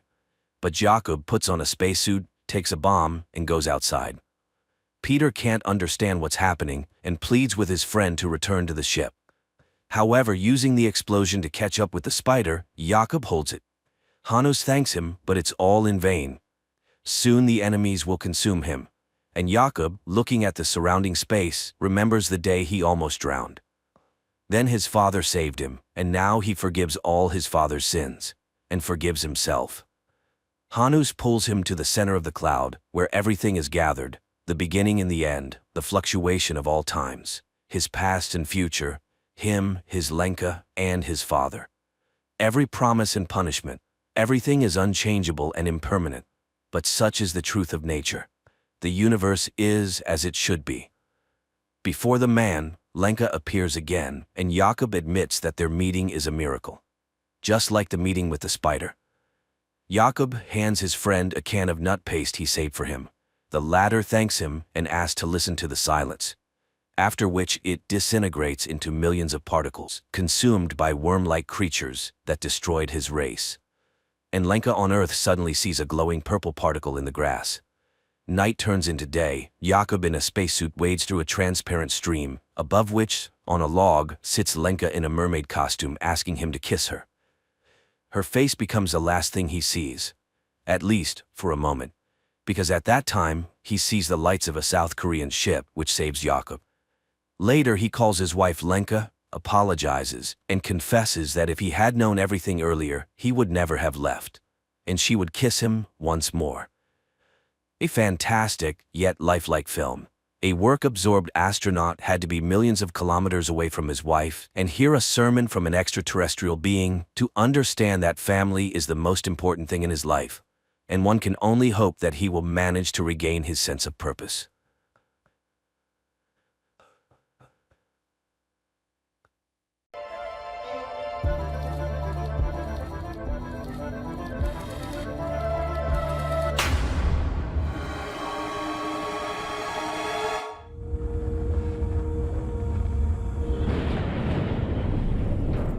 One day, the ruler of the Murakami province receives a warning from a neighboring feudal lord who has decided to seize a mountain to build a castle there. However, Lord Murakami orders the messenger to be killed and prepares to defend the village. Sometime later, the mountain is besieged by the neighbor's army, confident in victory and mocking the lord, whose face is hidden behind a mask. He sends his soldiers into battle, but the small group led by the Lord standing before them extends their hands forward and the entire army falls, destroyed by an unknown weapon that literally pierces their bodies. Present day. At a university, a group of students studying paranormal abilities gathers. One of them, Yoji Minami Maru, nicknamed Nanmaru, possesses a small supernatural power, the ability to create tiny holes in everything, which he demonstrates on a stack of paper. The young people are impressed by his skill, but Nanmaru himself doesn't consider it useful since he can't even find a job. Just then he receives a summons from Professor Murakami and heads to the Department of History and Folklore, where he meets lecturer Emi, who is worried about the professor's absence. Murakami had gone on a research trip and disappeared. The woman is surprised by the boy's last name and asks about his family, but he can't recall anything of interest. Meanwhile, in the town of Marukawa, located on Mount Murakami, a girl named Sachiko wakes up from a nightmare. Her grandmother brings her milk and tries to calm her down. Back at the Paranormal Enthusiasts Club, there's a disagreement, and one of the boys remarks on the uselessness of Nanmaru's ability. The boy gets upset and recalls how his grandfather taught him to punch tiny holes in objects by shouting, believing his grandson was special. At this moment, he is found by student Emi, Tagai. The thing is, Emi, while researching his genealogy, discovered a common ancestor in the boy's family and the professor's. She asked Nanmaru to help search for him, as the last case Murakami studied was the murder of their ancestor. The boy's parents can't help since their family moved away from there a long time ago. In the morning, they show him a model of the village made by Tagai, and Emi tells an ancient legend in which Nanmaru's ancestor betrayed Lord Murakami, leading to his death in battle. However, the professor found a written account that during the battle, all the enemies perished, with only one person on Murakami's side. And 10 days later, a festival took place on this spot, which would be very strange if the residents had betrayed and killed their lord. Tagai draws everyone's attention to the shape of the mountains around the village, as if they were artificially created. But who could have done such a thing back then? Later, Nanmaru demonstrates his ability to his new friends, which greatly impresses them. Meanwhile, in the town of Marukawa, an official notices a strange black circle on a window pane. He reaches out, and his hand seems to be cut off, and then the man's head splits, as if struck by a spherical object. At the university, Emi asks Nanmaru to show his ability, and tells him that the professor also learned to punch holes in objects before he disappeared. However, they were much larger. At this point, the boy suggests that the ability might have come from their common ancestor. At that moment, everyone hears the news about the murder of the official in Marukawa. Namar suggests they search for the professor themselves. The action returns to medieval times. Lord Murakami vows not to let anyone invade his lands. His fingers begin to extend, and strange round marks appear on his wrists. Present day. The students, along with Emi, arrive in Marukawa and begin searching for the professor, but no one has seen him. However, the young people find armor with round holes in the local museum, and on the local lord's banner, they notice the image of a magpie, a human hand, and a circle, the meaning of which no one knows. They discover that after Minamimara's death, his lord gave his youngest son to his family so the lineage would not die out. So Nanmaru is a descendant of the lord himself. They question people on the street, but no one has seen the professor. Soon the students find the building where the murder occurred and for the first time wonder if Nanmaru's ability could punch through window glass. At a cafe, the group learns about the upcoming Tanabata festival. The men sitting at a nearby table suddenly mention that the professor's presence will make the festival unforgettable and lead to the Lord's revival. Tagai asks questions, but the men pretend to know nothing about the professor. Then they hear Nanmaru's name and become excited. Later, the friends joke about how the locals consider Nanmaru to be the Lord and practically worship him. Emi reminds them that Tanabata is Japan's Day of Lovers, celebrated on July 7th. On this night, the stars Vega in the constellation Lyra and Altair in the constellation Aquila, separated by the Milky Way, come closest, and the magpie lays a bridge between them. But what do these facts reveal? The next day, the group goes to the mountain where the festival will take place and finds 7 strangely shaped stones standing in the middle of a clearing. Later, Sachiko visits Nanmaru, wanting to see the boy's abilities. He punches a can, but it seems that the girl expected something different. In the evening, Emi suggests returning to Tokyo because she doesn't trust the locals. Meanwhile, the hotel owner makes a phone call, reporting that Nanmaru can make holes in objects. The next day, a young man whom Sachiko calls her brother and clearly fears enters her home, but the grandmother asks him to leave and never return. Nanmaru meanwhile goes to the cafe, and the owner reminds him that this village is his real home. The boy asks Sachiko to explain her comment about the man who can achieve, and she arranges to meet him.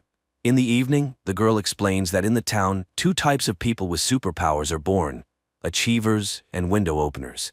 There are only 5 of the former, including Nanmaru, but the latter are those worthy of becoming priests of Mount Murakami. The boy doesn't understand what's so exciting about this since the hole is so small, but the girl abruptly cuts him off. She just wants to live a normal life. After all, she is a window opener. Meanwhile, Sachiko's brother Takashi is walking among people and encounters some local guys. Emi notices a strange glow over the mountain. She and Tagai head there and see a group of people in white robes, dancing with torches in a clearing, summoning someone. Meanwhile, the guys beat Takashi and, pulling off his hat, see a stone embedded in his forehead. They leave him on the road. Emi and Tagai sneak closer to the dancers and see a masked man performing some kind of ritual. After the people leave, the pair approach the stones and realize there are only 6. It means that each day of the festival, 1 stone will disappear. At this moment, Takashi raises his hands and his attackers lose their legs. Another group of people in white arrives at the mountain.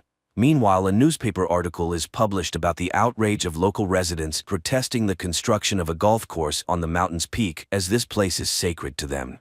At this time, the people in white capture Emi and Tagai, but she shouts the professor's name, and one of the men uncovers his face. It turns out to be the village head, who led the Tanabata ritual passed down through generations in the Murakami family. They apologize and ask her to describe what she saw. Emi recounts the first group that had already been there. Returning to town, she asks the students to leave while she stays to find the professor, as she is sure he is alive. In the morning, Nanmaru says goodbye to Sachiko and exchanges emails with her. Later, Emi sees the students off just as Takashi arrives at the hotel and realizes that the boy has left. Noticing that the hotel owner is making a call, he smashes the phone. He finds out the boy's address in Tokyo and leaves. He later finds Nanmaru at the club and begins teaching him how to use his power. He raises his hands and a sphere grows between his palms, which he calls a sphere beyond reality. It can easily dismember a person or another object. Nanmaru follows his advice and creates his first sphere. Seeing its size, Takashi runs for water and trying to pour it over the sphere breaks the bucket. He then convinces the boy that they are chosen. All of this is witnessed by Nanmaru's classmate, Aki. Later, Nanmaru writes to Sachiko, and she advises him to stay away from her brother. At the cafe in Marikawa, unknown men in black suits arrive, which the owner immediately reports to the town leader. He orders everyone to keep their mouths shut. On the same day, the professor calls Emi, apologizes, and tells her that his window has opened. He assures her that he didn't kill anyone and says goodbye to her. In Tokyo, a meeting takes place with a politician who wants to run for a higher office. While he is speaking to the assembled crowd, a man with a masked face enters the university building and places his long-fingered hands against the wall. Suddenly, a huge black sphere appears on stage, right in front of the politician. The man reaches out to it, and his body is immediately sliced in half. Meanwhile, Emi returns to Tokyo, and Nanmaru demonstrates his new abilities, which frightens his friends. After all, this is how the murder in Marikawa happened. That night, Sachiko visits her grandfather, who has round marks on his arms and a stone grows in his forehead. Meanwhile, the person who ordered the politician's murder, known as the Baron, watches the footage of the event and praises his subordinate for coming up with such a way to dispose of an undesirable person, but the murder in Marikawa was unnecessary. Therefore, he needs someone more obedient. That morning, Takashi comes to Nanmaru again to suggest that he participate in a project to train people in superpowers. A significant number of people attend this paid seminar. Under Takashi's guidance, Nanmaru demonstrates his power by smashing a metal statue. This causes unprecedented excitement among the audience. Nanmaru himself is delighted with the fee he received, unaware that Takashi and his accomplice, host Yokihara, earned hundreds of times more. The guys discuss Nanmaru's foolishness, not noticing that Aki is recording their conversation. That evening, the Baron is informed that one of the achievers lives in Tokyo. Meanwhile, Nanmaru notices a strange growth on his forehead. At the same time, Emi continues studying the professor's papers and suddenly seems to see him. Murakami reminds her that Tanabata was first celebrated on April 29th, and so it has always been, but it's already May now. Emi rushes to check the records and realizes that the dates have changed. In the Western Gregorian calendar they coincide, including the very first, but this calendar was only introduced in 1582, and only in Catholic countries, but how could it have appeared in Marikawa? Meanwhile, Nanmaru continues participating in seminars, supposedly teaching people superpowers. The boy tries to explain that not everyone can do this, but no one believes him. Then Aki lets him listen to the recording she made. Nanmaru refuses to participate in the seminars, explaining that his power is not meant for deceit. Meanwhile, in Marikawa, Sachiko meets a masked man at her mother's grave, whom she calls Lord Yoriyuki Murakami. At the evening gathering, the town leader reports to Sachiko's grandfather about a group of outsiders looking for achievers in their town. He reminds them of the rules: no one should know the village's secret. The next day, Yoriyuki is brought to the Baron. The achiever demands that the village be left alone, but the Baron claps his hands and 4 armed men run out of the neighboring rooms. However, Yoriyuki is much faster, and all fall with pierced heads. He agrees to work temporarily for the Baron and removes the mask from his face. The Baron is horrified to see a completely inhuman face. Meanwhile, Nanmaru continues to look for a job where he could properly use his power. Suddenly, he hears calls for help. Passers-by have found a child in a locked car. They locate the mother, but she has lost her keys and cannot open the vehicle. Seeing the boy losing consciousness from the heat, Nanmaru uses his powers to smash the car's window. People are impressed, and the mother thanks the savior. Later, he sees a news report about the incident, but these same shots catch the attention of Takashi and Yokihara. They begin vandalizing the signs of establishments with problems. TV reports about them start to appear, raising social issues. Everyone discusses the unknown boy, whom they nickname Chisel. The police start an investigation. The Baron is displeased with the commotion, but Yoriyuki assures him that he knows who is responsible. Meanwhile, in Marikawa, people believe that Takashi is behind all this. Sachiko's grandfather and the professor ask the girl to go to Tokyo. Following his friend's advice, Nanmaru decides to become a janitor, thinking he could simply destroy the trash. However, the group soon notices that the mark on his forehead grows with each use of his power. One day, Sachiko arrives in Tokyo. She confesses to Emi that the town lied. The professor was there all along. Now he hands his assistant a letter of apology through Sachiko. She explains that all the town's residents have been having nightmares. Their conversation is interrupted by Nanmaru's arrival. The girl notices the mark on his forehead, but the boy doesn't understand her hints. He points out the place where Takashi might be. At another seminar where Takashi continues to deceive people, a delegation from the town arrives and demands that these activities stop. Takashi, pointing at Namaru, accuses the boy of wanting to monopolize the gift, and no matter how much Namaru yells trying to explain the truth, people don't listen. Then Sachiko steps forward. She accuses her brother of lying and calls him a killer. Takashi raises his hands as if preparing to create a sphere, but at that moment a loud pop is heard and a huge hole appears in the window.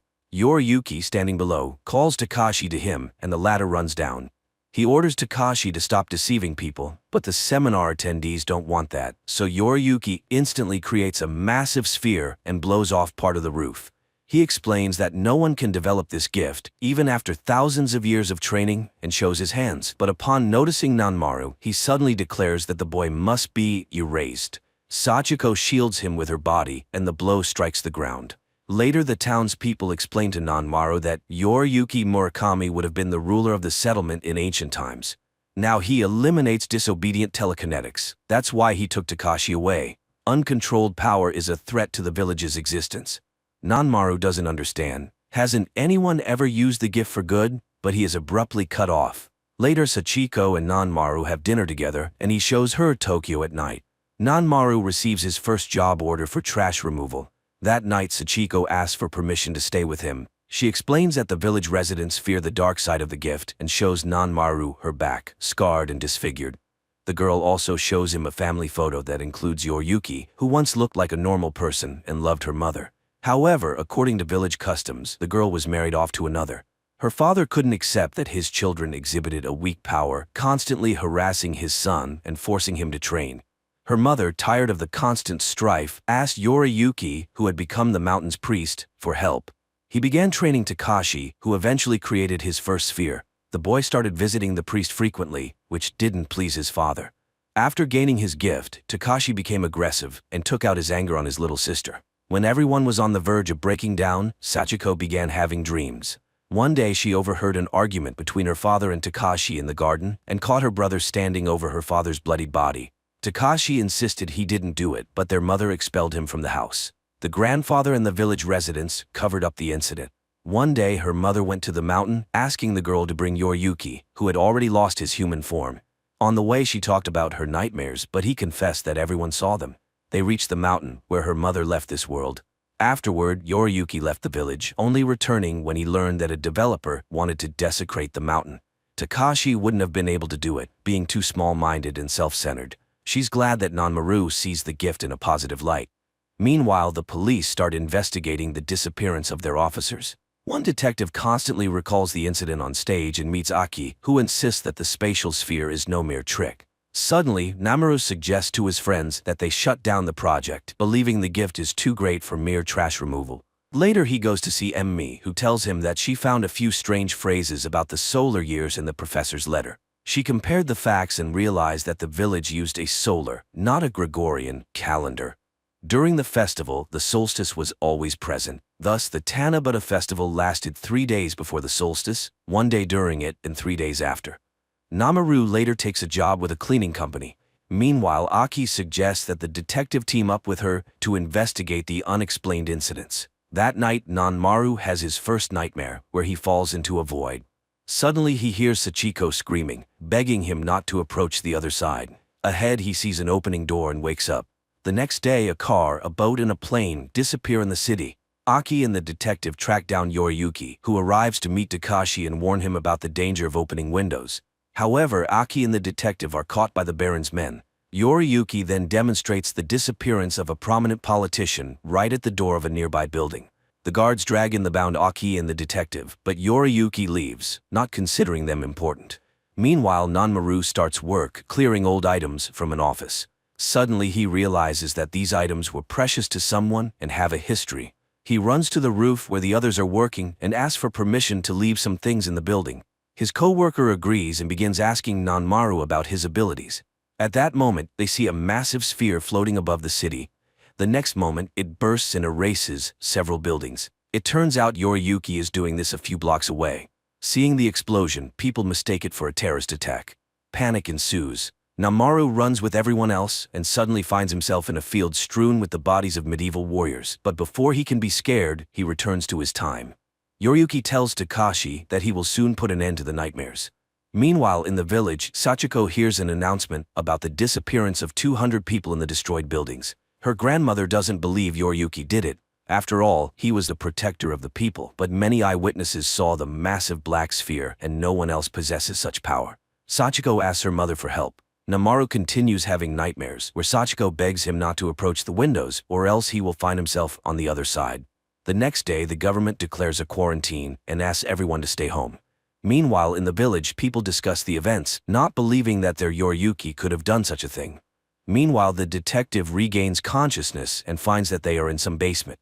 Sachiko's grandfather contacts Emi, after which she decides to go to Markawa. Namaru finds Takashi in his room. He accuses him of killing people, but Takashi explains that Yoriyuki wants to end the nightmares. He suddenly asks the boy to do him a favor and convey his apologies to Sachiko. Namaru admits that his sister doesn't consider him a killer, and that turns out to be the most important thing for him. At the same time, Yoriyuki decides to break off the deal with the Baron and informs his bodyguard. Before leaving, Takashi gives Namaru a piece of paper with the address and plan of the place where Aki and the detective are being held. He goes there and arrives just as one of the bodyguards forces the detective to shoot Aki. But then the Baron calls, ordering him to come immediately. Namaru distracts the remaining guard by creating a sphere and tries to free the captives. However, there is another guard who points a weapon at him. The detective tries to interfere and the gun falls, wounding the guard. The men struggle and Namaru creates a sphere, preparing to send it at the guard. But Aki screams, the boy comes to his senses and he breaks through the wall. He frees the captives and leads them out. Later he notices that the stone in his forehead has grown and realizes that he almost killed someone recently. Meanwhile, Yoriyuki tells the Baron that he needs to experiment with the sphere's precision and flight range. After he leaves, the Baron realizes the danger of the monster and plans to go to the Prime Minister. But at that moment, the city center is engulfed by a giant sphere and a massive hole in the ground appears where the building stood. The next day, all channels broadcast news of the deaths of people in the newly formed craters. The government urges residents to stay home. However, Namaru goes to meet his friends, who are joined by Aki. Namaru recalls Yoriyuki's words about getting rid of the nightmare and promises to go all the way to find out what he meant. Gathering together, the group heads to Markawa, where they are met by Sachiko and a delegation of locals. Namaru recounts Yoriyuki's words about the nightmares, but none of the locals hurry to explain. Emi then sternly urges them to avoid another incident with the loss of lives. She wants to know what the windows are, why the Tanabata festival is needed, and what the role of the mountain priest is. However, the villagers admit that they don't understand Yoriyuki's plan.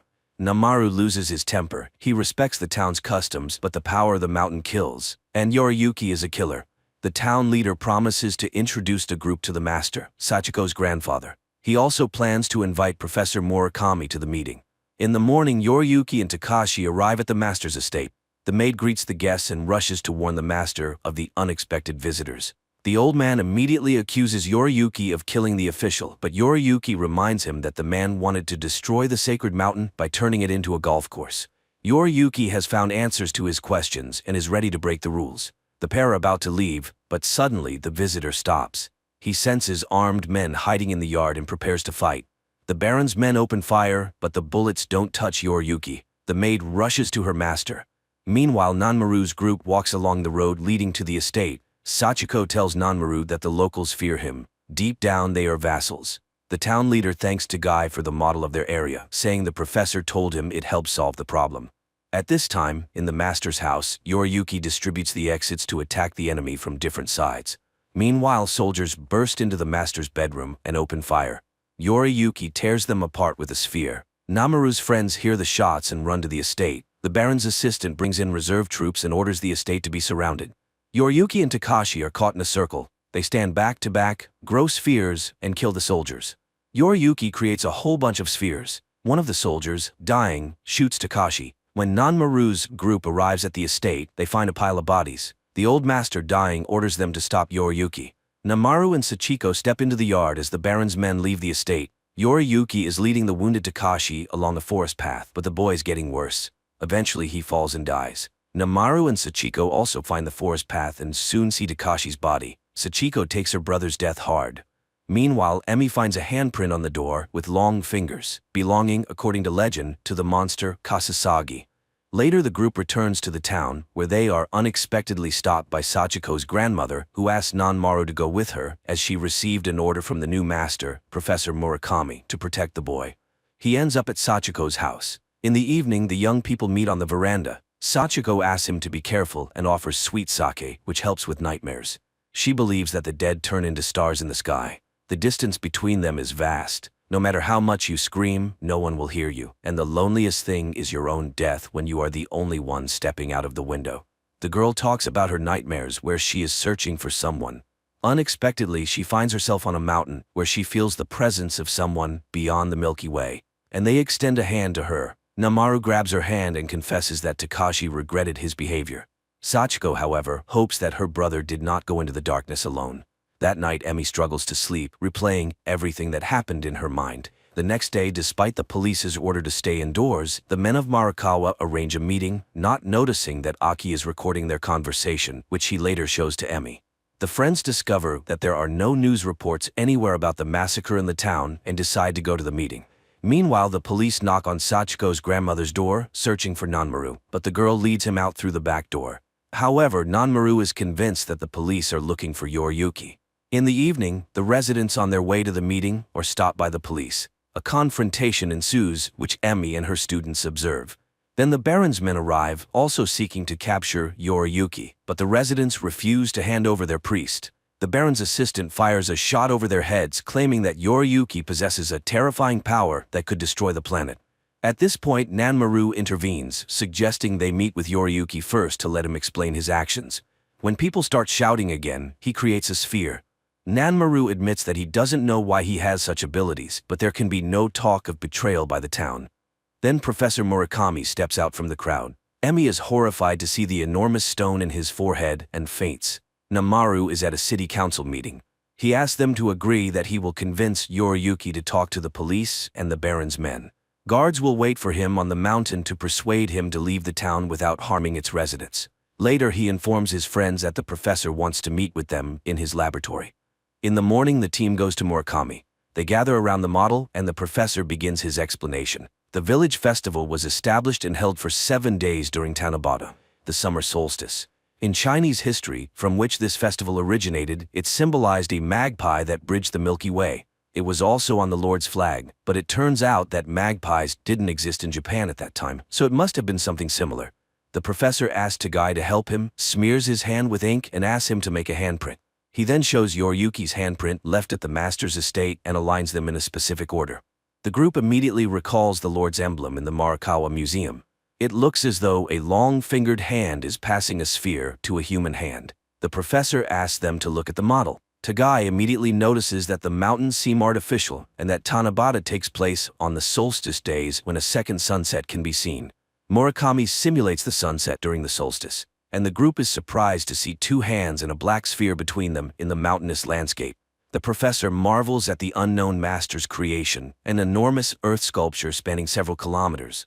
One might consider that it was created by the Kasasagi, who appeared in this area, perhaps from the sky. How would people have reacted to this? After all, according to the peasants' beliefs, the entire land was inhabited by gods, and they couldn't always distinguish between good and evil. The Kasasagi, who became gods to them, began visiting this planet regularly, as mentioned in many tales and legends. And if you look at Mount Murakami, you can see that it resembles a helicopter landing pad, so the festival torches served as guiding lights. The festival itself began as a ceremony to welcome the gods during the summer solstice, but at some point, the Kasasagi stopped appearing. Yet for thousands of years, people continued to meet them, even though they never came. However, the town became trapped in its beliefs.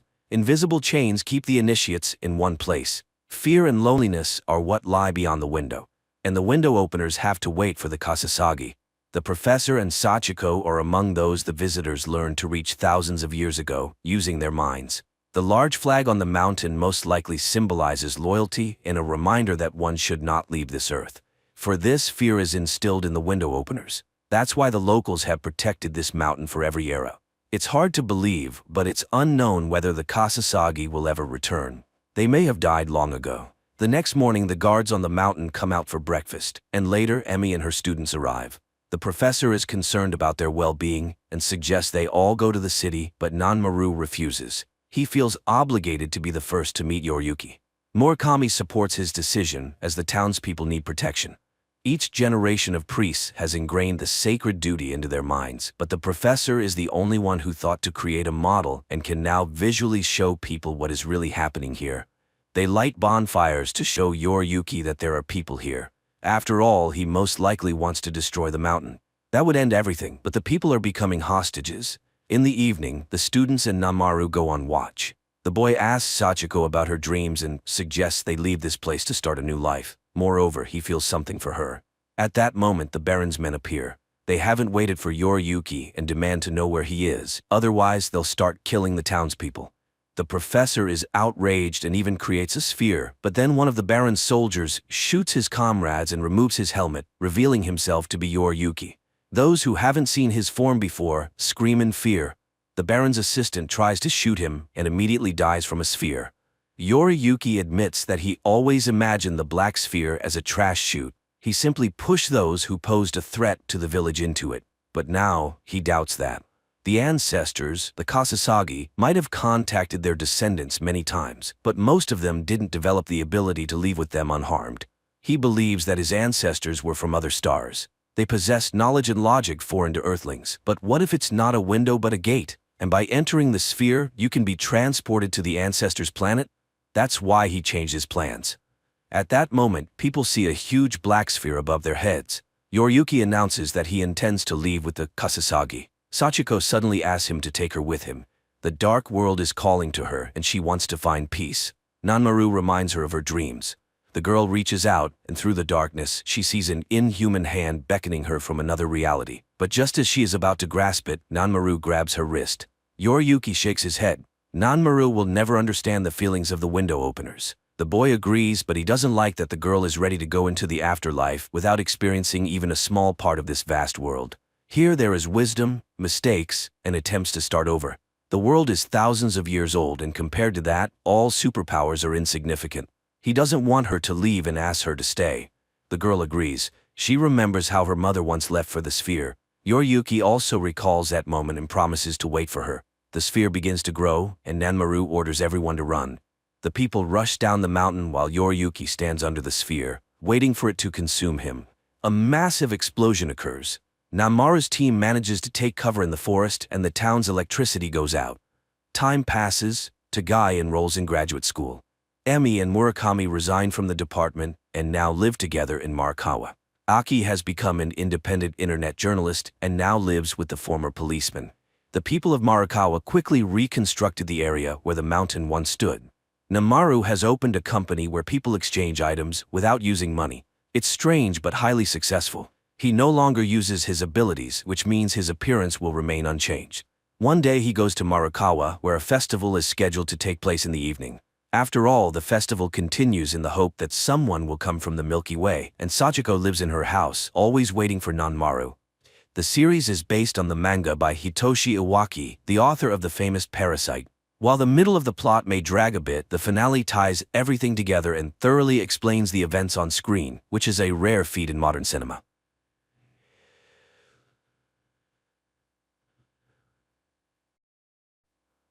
A man wakes up in the middle of a desert, not understanding how he got there and who he is. Suddenly, he sees an old man trying to escape the chase. The guy helps the elderly man, but he dies in his arms, having had time to name numbers 554, advising him to go to him and tell him that he got out. After burying the stranger, the man makes his way to the village. He asks the cab driver to take him to the train station, but the driver does not understand the meaning of the word. He tells him about his daughter and gives her name, 832. The guy remembers the old man and asks to be taken to 554. The man finds her at the bar and delivers a message from 93. But the woman is frightened and asked not to be dragged in. At this point, footsteps and a barking dog are heard outside, and the girl tells the man to run. He makes his way to the fire escape and sees a man in a white suit at the bottom, tossing a grenade in his hand. Then the man becomes dizzy, everything in front of him swims, and he wakes up in a hospital room where the man in the white suit calls him number 6. Later he declares that there is no New York, but that number 6 has always lived in the village, as his papers prove.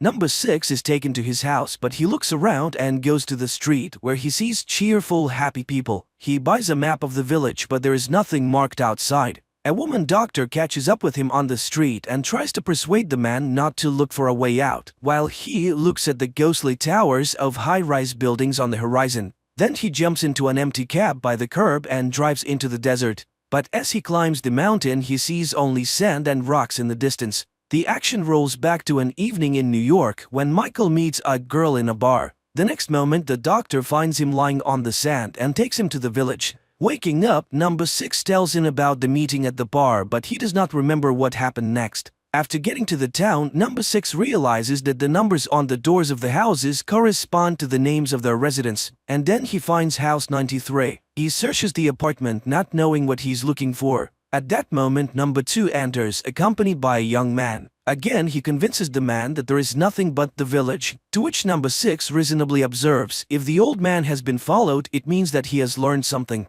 Then number 6 can also get to the bottom of it. Number 6 goes to 554 again, and the girl confesses that the old man had drawings of his life before he died. Meanwhile, the cab driver and his wife receive an invitation to number 2's house, where he begins to question number 6, who at this time promises 554 that he will not come back if she tells him everything she knows. And the girl gives him a drawing of her dream in which number 6 recognizes the Statue of Liberty, which thrills the man. It means he's not crazy. And that means that there are others who dream of getting out of here. At this time, the leader of the village, number 2, goes to his wife's bedroom and puts pills in the insensitive woman's mouth. Just then, his son walks through the door, unable to understand number 6's confidence in the existence of another place. And number 6, meanwhile, comes to the cemetery and sees a grave prepared for 93.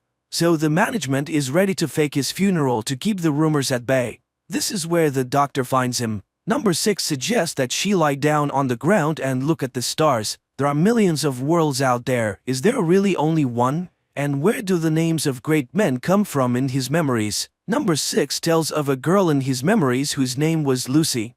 In the morning, number 6 goes to 554's bar but is delayed on the doorstep when an explosion is heard in the room. When he comes to, he finds 554, but the girl dies, having managed to pass on 93's advice to go to the towers. The man tries to get the doctor to make sense of what happened, but the woman is frightened to death and asks him not to make things worse. Number 6 goes to number 2's house, blames him for the woman's death and promises to find a way out. He runs toward the towers, but a huge white ball appears in front of him and the man faints. In his delirium, memories of a boy playing on the seashore flit before number 6. In reality, he sees a man who calls him his brother. Number 2 tries to persuade him to admit his kinship, but number 6 does not believe him, even when he shows him their childhood photographs and reminds him of the scar he suffered as a child. Number 2 convinces the man to see a psychiatrist. The brother takes number 6 to his house, where he's greeted joyfully by his nephews, and the brother's wife announces that she has cooked his favorite meals and invites him to watch the show they never missed together. Number 2's son watches his father feed his mother pills but hides, not wanting to give away his interest.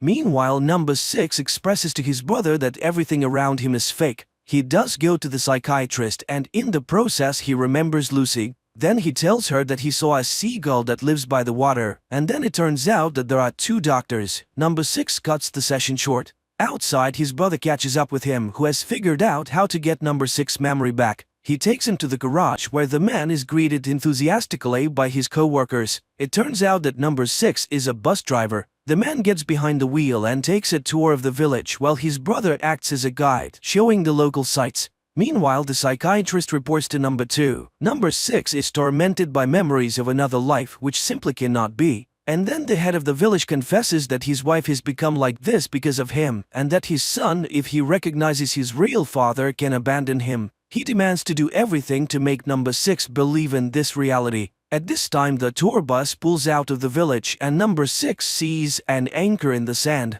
He swerves towards it and tries to convince the others that the object is real. There must be an ocean. He has visions of the 2 boys on the beach again, and his brother leads him to an abandoned building. This is where they played as children, but number 6 does not remember it. Later, the doctor tries to prove that these are false memories. Well, is someone going to make up another reality on purpose? Michael remembers Lucy again. Why did she approach him exactly that day, the day he was fired? A new day begins where everything is as usual. Clear weather, constant soap opera, and the bus store, interrupted by number 2 to present his brother's family with a trip to a resort they won in the lottery. The man is overjoyed and hopes that number 6 will go with them, but questions about the cease stump the man. Meanwhile, number 6 catches the doctor looking at sketches of Big Ben and the Statue of Liberty which he has taken out of his pocket. Number 6 accuses her of spying and recalls telling Lucy about his job as an analyst at the company called Sumacor, watching surveillance tapes and collecting data on people.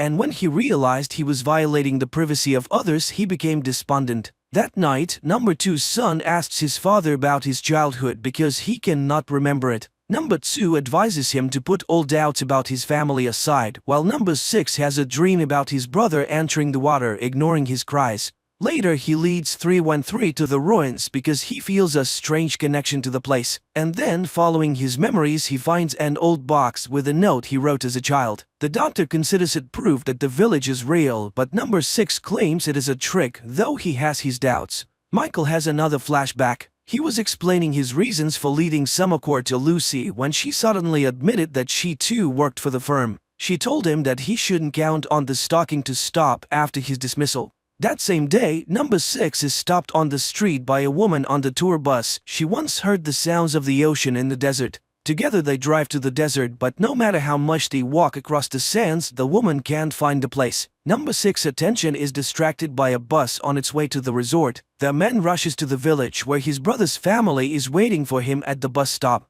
When number 6 finally arrives, they decide to take the ward bus to the resort. On the way, number 6 notices the towers and heads toward them. But images of despair flash before his inner eye when his brother is lost in the ocean. The man screams at the foot of the anchor. The vision changes. Number 6 is now tied to a pole and number 2 puts a grenade in his mouth.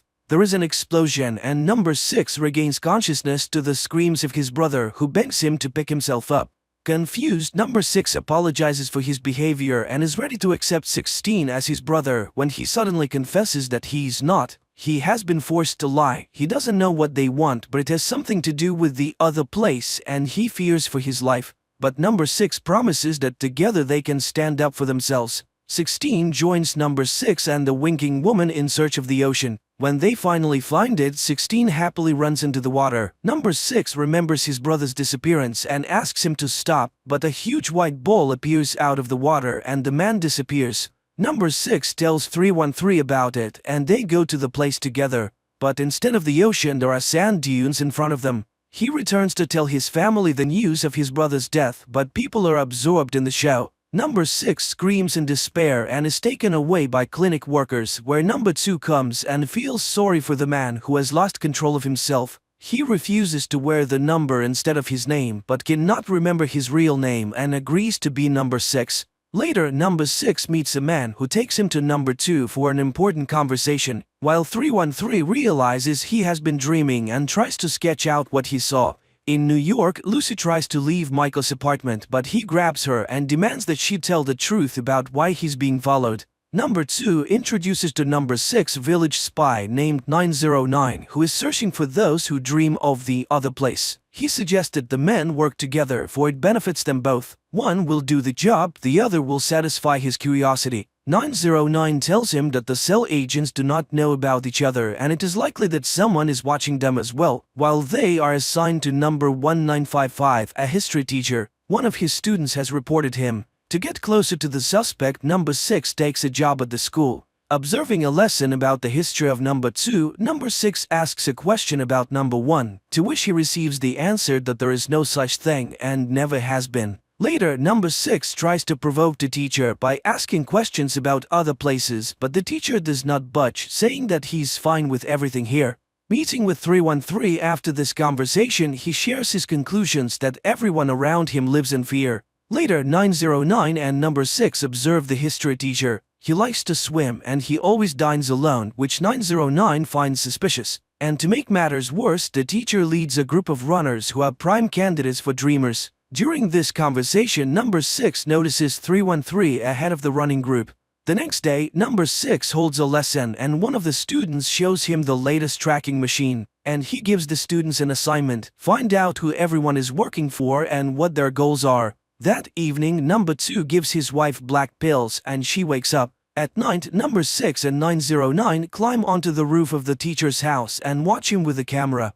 909 asks his partner to fetch coffee from his truck, where number 6 finds surveillance log. He looks through it and discovers that he's the real 909's mission, and that 313 is also on the suspicion. The couple is talking about their son when number 2 gives his wife a sip of wine and she falls back into a stupor, and the man notices that the surveillance camera has been installed in his garden. At this time, the teacher also realizes that he's under surveillance and slits his own throat. Number 6 insists that the man must be taken to hospital. The next day, the cab driver is playing with his daughter in the backyard when a huge hole in the ground appears there. Meanwhile, number 6 searches the doctor's roof and finds a camera, not noticing that he himself is caught on the nearest camera. Number 2 calls 909 and shows the camera he found. He notes that his son is acting strangely and wonders if number 6 has had any contact with him. The agent denies it, but number 2 does not trust him. And number 6 follows 909 and sees him in a bar with the mayor's son. It becomes clear that the couple are romantically involved. Number 6 recalls Lucy's confession that she has been reading Michael's reports and understands why Samacore wants to stop him. And in the village, he visits the teacher in the hospital and asks for help finding the other dreamers, but the man denies his involvement in any activity. The conversation is interrupted when number 6 senses that he's being followed. He runs after the stranger but loses sight of him, unaware that he has been spied on by his student. The next day, number 2 gives number 6 an assignment to spy on 909, but the latter first wants to warn the doctor. Only the woman shows him her own surveillance photos. He's the agent himself, having climbed on her roof. At this time, number 2's son is waiting outside his house for 909. The agent suggests that they take a break because number 2 suspects them. Number 6 enters and finds them embracing. He demands that they stop following the doctor or their affair will become public. Later, the father informs his son about the surveillance and says that he doesn't trust 909. He is determined to get all of his agent's secrets out. And then number 2's son goes to 909 with a knife. But the agent doesn't even think about resisting. He turns his back on the guy, letting him kill him. Meanwhile, number 6 runs to 313's house, but only sees her being driven away in a black van. He runs to 909 for help but finds him bleeding out. The agent asks number 6 to confirm that the dreams are true and dies upon hearing the confirmation. New York, Lucy tries to get Michael to admit why he quit his job, and suddenly she realizes he is already with those people. In the village, number 6 finds number 2's son in the bar and asks him to help find 313. Number 2's son sends him to the tunnels, a place inhabited by unmasked dreamers, passing the man off as sick 909. In the tunnels, number 6 finds his apprentice, who in turn helps him to find the doctor. But while they are looking for a way out, the white ball appears.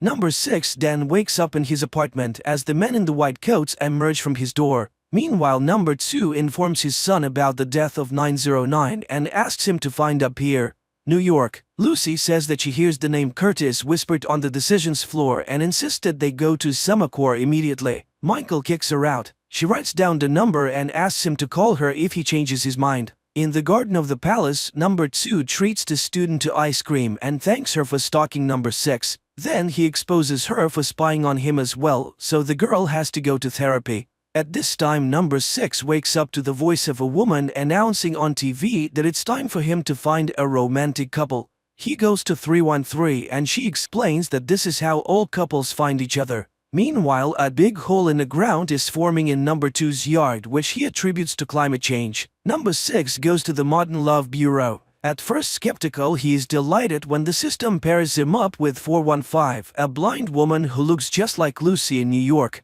In the meantime, number 2 has a conversation with the doctor. He knows that she's a dreamer and she will have to betray number 6 even though she loves him. And number 6 goes to see 415. The girl explains that her blindness is the result of childhood trauma. He tries to convince her that they have met before in another life and recalls how close they were in New York. Then the girl says she doesn't usually act so impulsively. And 415 agrees to go to number 6 apartment. The action jumps to different times. Number 6 does not understand where he is Michael and where he is in the village. He tries to prove to Lucy that they have met in a past life. The girl freaks out and leaves. The next morning, number 2 observes his son stealing samples of pills from the safe. The boy takes them to the clinic and asks 313 to determine their content. Later, the father warns his son that once he learns the truth about the holes and his mother, there will be no turning back. Meanwhile, number 6 and 313 visit the cab driver and his family. The cabbie shows them the hole in his backyard. While the adults are distracted by champagne, the little girl falls into the hole and disappears. The loudspeakers in the village announce that every house should have a pig to combat weather anomalies, as their breath is a proven atmospheric stabilizer. The hole in 147's yard is backfilled, after which number 6 goes to number 2, hoping to find out where the girl disappeared to. But he leads him to his pit and advises him to marry 415, or to jump into the pit and find out what's in there firsthand. That night, the doctor, under number 2's supervision, injects number 6 and 415 with a hormone drug that makes people fall in love. The next day, number 6 visits 415's father and he convinces him to think about marriage. In the evening, 313 meets number 2's son and reveals the ingredients in his mother's pills. One as strong sedative, another a hallucinogen, and another of unknown origin. In the meantime, number 6 tries to ease 147's family's suffering from a missing child, while the doctor finds herself in number 2's bedroom, where she sees number 2's wife sleeping. The man is interested in the possibility of reversing love. 313 speaks affirmatively, but she's against such a way of winning the man over. That night, 313 goes to number 6 and confesses her feelings as he falls asleep. People from the clinic arrive and take him away. The doctor injects him with the drug, but the man wakes up and number 2 confesses that they caused his love artificially. But the man disagrees with this statement. His love is real, and he intends to marry 415. New York, Lucy and Michael wake up together. Lucy feels that she's not being her usual self and tries to leave, but Michael offers to cook breakfast for her. The girl asks for oranges. The man's consciousness is double again. He proposes marriage to Lucy and 415, and both respond by saying yes. On their wedding day, the doctor shows up at the church to tell number 6 that his feelings for 415 will not last. When the bride arrives, 313 kisses number 6. Sensing this, 415 runs off into the desert. Number 6 catches up with her moments before the white ball attacks. The two women take turns flickering. Lucy convinces Michael that she needs to leave because she brings danger, and 415 is knocked down by the bright flash and the wave from the ball. Number 6 calls her Lucy and tells her about their meeting in New York. She tries to deny it but eventually agrees with what he says. Number 2 brings her to the village to break his heart. Distraught, number 6 comes to equally distraught 147, who wants to jump into another pit to find his daughter. Number 6 is trying to convince him not to, and while he restrains his friend, 415 jumps into the pit. At this moment, his apartment in New York explodes, which Michael, who was carrying Lucy the oranges, sees. Number 2's wife in New York opens her eyes. In New York, Michael tries to get into his apartment but is chased away. Lucy, in her recorded message, asks him to stay away from Summercore, but Michael rushes there. Distraught, number 6 screams at the palace gate, vowing to avenge the death of 415 without noticing his double looking at him from across the street. Later, number 2 finds his son in the bar. The son accuses his father of lying and demands to know where the village is, and he admits that he is in his mother's mind and that she did all this for him. Number 2 gives his son the key to the safe with the pills, offering him a day with his mother. 313 wakes up and finds number 6 sitting at her bedside. He recalls their kiss and reaches for her, but the woman asks him to stop. Number 6 leaves. The next day, number 6 comes to see her at the clinic. He mourns the death of 415 and tries to find out what is in the hole. 313 wonders why he didn't worry about it last night. Confused, number 6 claims he never went to her house. And when he goes outside, he discovers that he got into a fight with the cab driver yesterday. Confused, number 6 returns home. His apartment is in ruins, a receipt from a grocery store is on the floor, and the words "see you later" are written on the mirror. New York, Michael's pass is already deactivated, but he convinces the security guard to let him go down to the basement for a new one. Number 6 goes to the store and he learns that he bought a knife here yesterday. He tries to convince 147 that his previous fight was with an imposter, and then he sees his double. He rushes out in pursuit and catches up with him, but the doppelganger knocks number 6 to the floor and puts a knife to his throat. He demands to kill number 2, who is responsible for the death of 415. Then he stabs him in the face and disappears. Number 2 prepares to leave the palace and finds Number 6 breaking through his bodyguards to warn him of the appearance of the double who is going to kill him. But Number 2 begins to behave strangely. He refuses to go in his car and goes for a walk in the village on foot, throwing off his suit. Meanwhile, Number 2's son sees a message with a warning about the appearance of his father's double and wakes up his mother. Number 2 meanwhile walks into a store and asks for cigarettes. The salesman reluctantly hands him a cigarette, then smokes with him, but after he leaves, the man calls the clinic. Mother and son are having lunch, during which the boy pokes his mother for information about other places. But the woman convinces him that the village has everything he needs for him. Number 6 again tries to warn Number 2 of the danger, but he calls himself a vagrant without a number and is not afraid to die. Nevertheless, when he sees Number 6's double, he agrees to get into the cab driver's car, and he takes him to his home to protect him from being caught as a wanderer without a number. Meanwhile, Michael goes to get a new card and recognizes the man as the village shopkeeper. The access specialist is skeptical until Michael proves that they share the same memory. 147 and his wife treat Number 2 to cake until agents searching for the double arrive. Number 2 flees while his wife gives out for a walk without noticing the formation of a new hole in the yard. Later, Number 2 comes to 313 and wonders if she wants to see the other place. He promises to grant her wish, even against her will. At this time, the son again asks his mother for permission to go to the other place, and the woman confesses that the holes appear when she's awake, and she also adds that the people born in the village cannot live anywhere else. The distraught son runs out into the desert and throws away the key to the pill cabinet. Meanwhile, 313 seeks solace in the arms of Number 6 but realizes it is a double. She runs away haunted by new visions and finds herself in the middle of the desert, while Number 6 tells Number 2's son about the doppelganger and his intentions to kill his father. The boy names the location of Number 2 and confesses that he recognized him. He is the doppelganger and the killer. In the village church, Number 6 finds Number 2, and he confesses that he created the village because he wanted a fresh start, free from the apathy and the cruelty of the real world. But apparently he was wrong. He recognizes the doppelganger and he's not afraid to die. The doppelganger grabs Number 2 while the real Number 6 appears. He stops to double. They will only win if they unite. At this point, Number 6's double disappears, while Number 2's son finds the key in the sand and puts his mother to sleep again. Number 2 returns home, explaining that his double has been found and apprehended.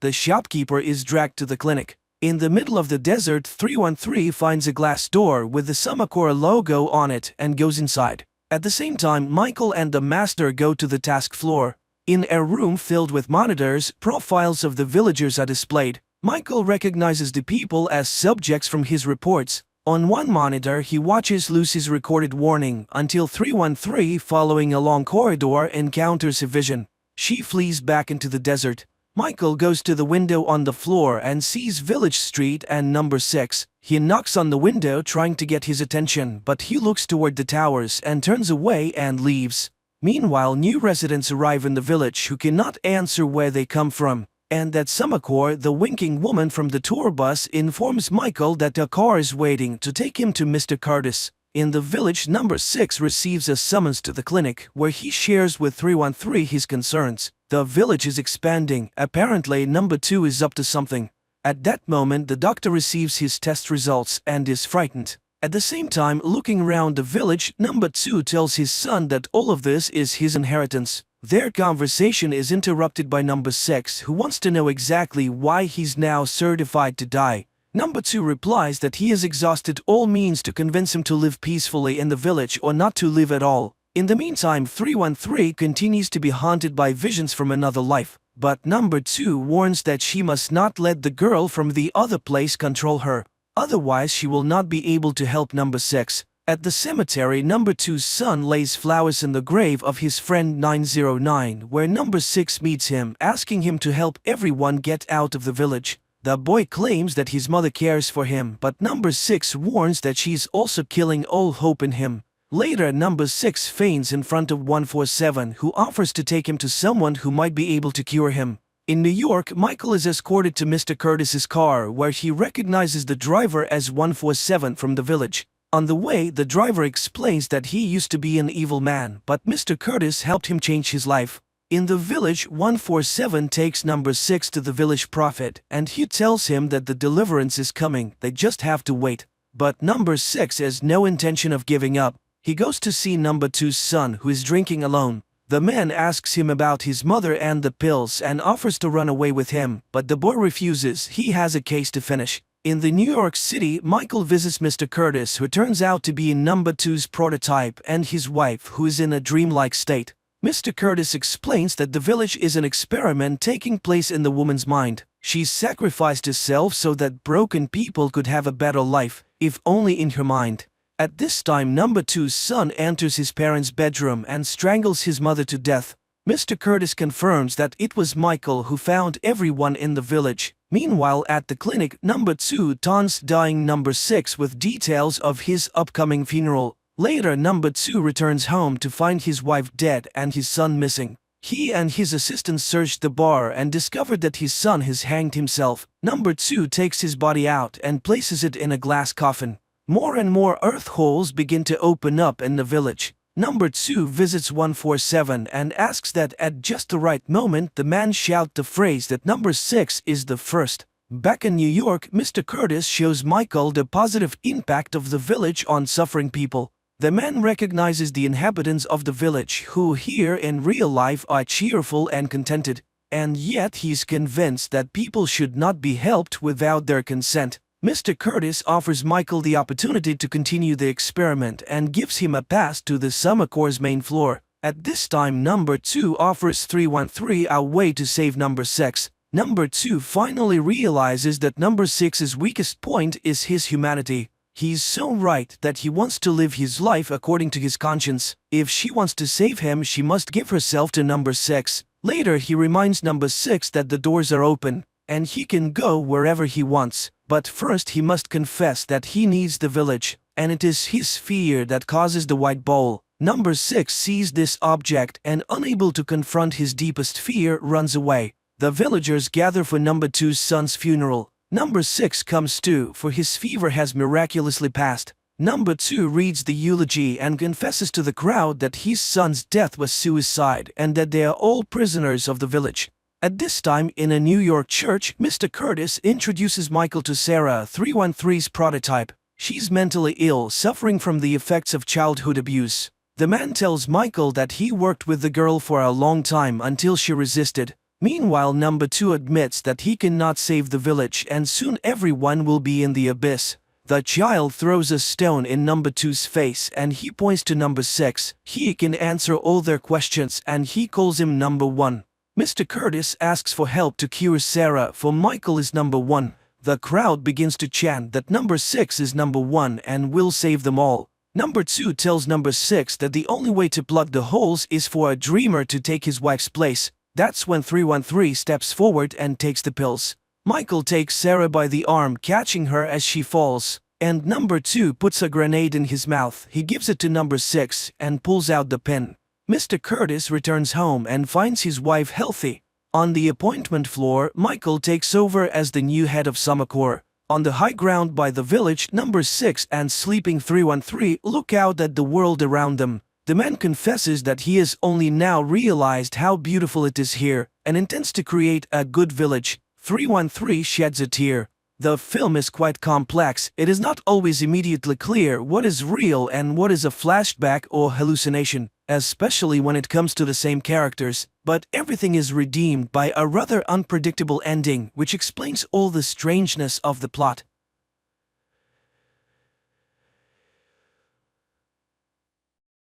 The movie begins with scenes of a mysterious alien flying through space in a spacesuit at the speed of light towards Earth to save his planet and landing somewhere in New Mexico. After crashing, the alien takes on a human form and, while naked, sneaks onto someone's property, prompting the owner to call the police. When the police arrive, they find a man with a water hose in his mouth, responding to questions with disjointed words in broken English. At the station, the man claims he is from another world world on a mission, having just learned the language. He asks for water and then reads a name on an officer's patch, announcing his name is Faraday. Asked who can pick him up from the station, he names Justin Falls. Meanwhile, Justin is preparing for another shift at a toxic waste disposal facility. Once a promising scientist, she now takes care of her sick father and raises a young daughter. Receiving a call from the station, she goes there, but does not recognize the man. Faraday then starts quoting her scientific work and confesses he needs her for his mission. Puzzled but willing, she vouches for the strange man. They release him, and his first stop is a pawn shop, where he vomits a large amount of gold rings. After getting money, he buys an antique device to determine his next direction. Faraday stuffs the bills in his pockets, but fails to notice them flying away. Some guys in a passing car get out to rob him. Justin sees this and tries to help Faraday, but the robbers knock a weapon from her hands. Faraday then grabs the gun and fires randomly, scaring the thugs. Cursing herself, Justin puts Faraday in her car, and he speaks again about their joint mission, giving coordinates for a message reception. Needing money, she agrees. Soon they stop at a gas station where Faraday finds water containers and joyfully immerses himself into them. He then sees a horse corral and confuses Justin by saying that on his planet, horses are predators. On the road, they stop at a cafe where Justin tries teaching Faraday decent behavior, eventually labeling him autistic. Faraday then surprises her by writing a futuristic equation on a napkin taught by Thomas Newton, founder of World Enterprises. On Antea, Faraday's planet, two races exist. Newton's race, the knowers, who invent and manage, and Faraday's race, the drones, who obediently follow orders. They drive on, and Faraday reveals his world is dying, and Earth doesn't have much time left either. Tired of his seemingly delusional talk, Justin drops him off and leaves. Faraday walks towards his destination and soon sees a huge black cloud forming a tornado. Justin, also seeing this, turns back to find Faraday. When he finds himself in the eye of this storm, teleported to a forest where he meets Thomas Newton, who is also an alien from Antea. Newton has learned to create spaces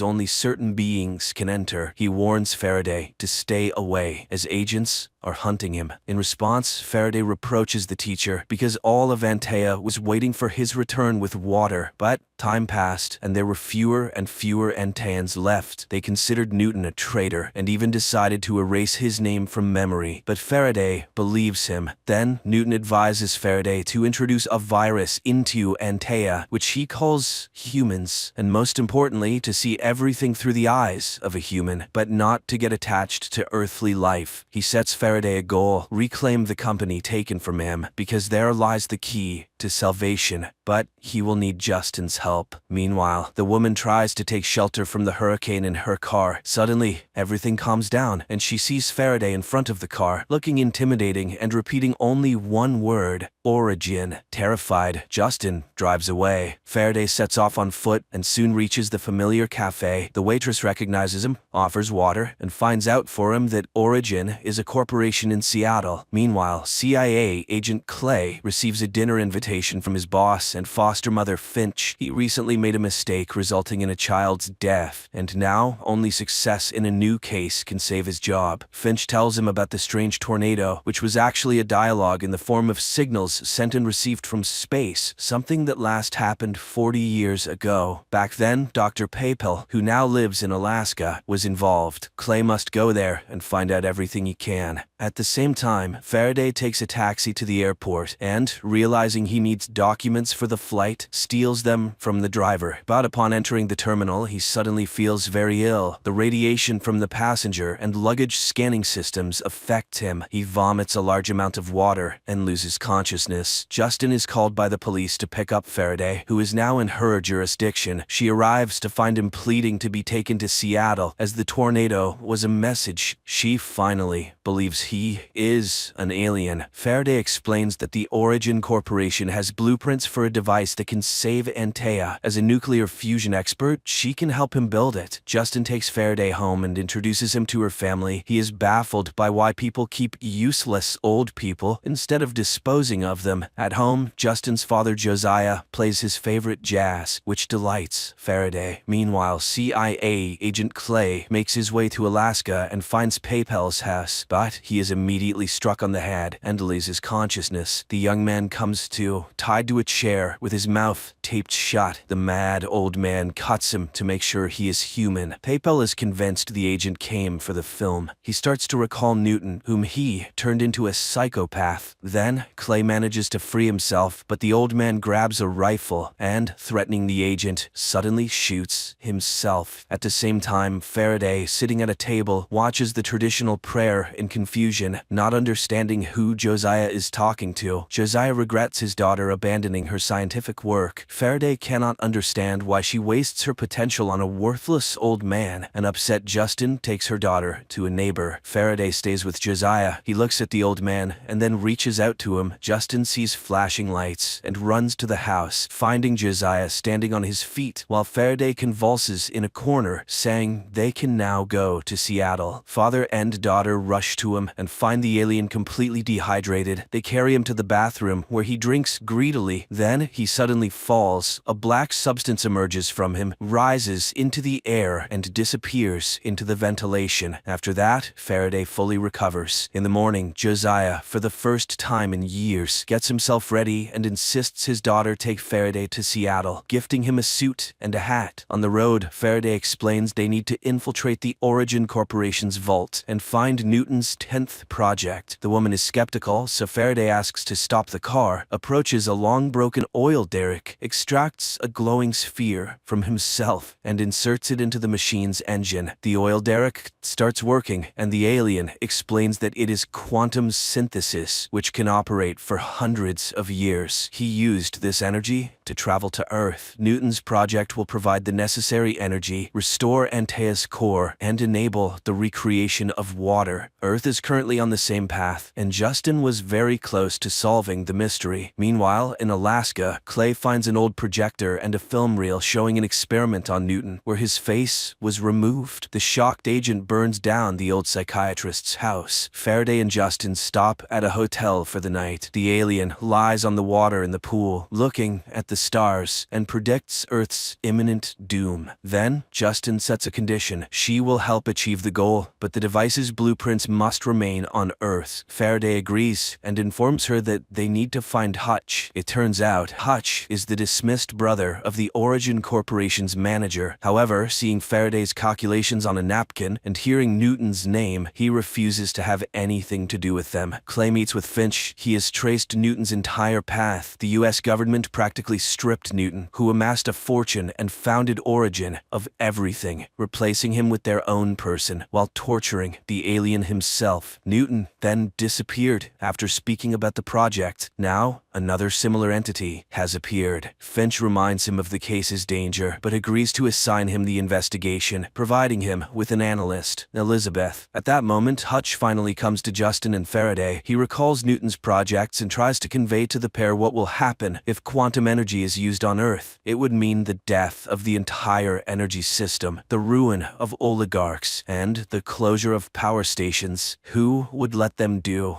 such a thing? Clay meets Elizabeth, who intercepted the last signal. Her file states she betrayed her own family. She reminds him of the child who died because of him. Clay realizes they are a team and orders her to track down the alien from the tornado. Hutch informs them that Origin is in London, but his relationship with his sister is very poor. Faraday suggests a demonstration of his quantum prototype. Hutch arranges a private plane to London. However, during the flight, Faraday's face suddenly starts to melt. Hutch barely manages to calm the stewardess, who is in shock after witnessing it. They arrive and infiltrate a club where scientific proposals are being presented. Faraday listens to a young scientist's presentation, but suddenly goes to the board and writes the correct formula. When questioned by the committee, he announces he came to demonstrate quantum synthesis processes. Seeing disbelief, he takes at the sphere, and instantly, all of London's electricity cuts off and then turns back on. The next day, the news goes global. Justin asks her father to come to London with her daughter Molly. Hutch receives numerous congratulations. Faraday is outraged by Earthling's wastefulness and the fact that there is nothing about his teacher Newton on the internet, as if his life was simply erased. Hutch decides to go to his sister's estate uninvited. Elizabeth tracks them and reports to Clay, showing him Faraday's airport photo. She is sure he is an alien. She also obtained information about a Mary, who was Newton's friend. Clay heads to the monastery clinic where she works. Faraday's team arrives at Hutch's sister's estate. Justin talks about the prototype that can light a city for almost a year using just a liter of water. Edie opposes, but then Faraday mentions Newton's name. Edie's son admits he has music recorded by the scientist on an old device and leads Faraday to his grandfather's study. At the same time, Clay arrives at the monastery clinic and meets Mary. Meanwhile, Edie's consultants bombard Justin with questions, making her feel unwell. During this time, Faraday receives a musical sphere and upon playing it, hears strange sounds. In the monastery, Mary recalls that Newton told her about his wife and begs Clay to protect the alien as he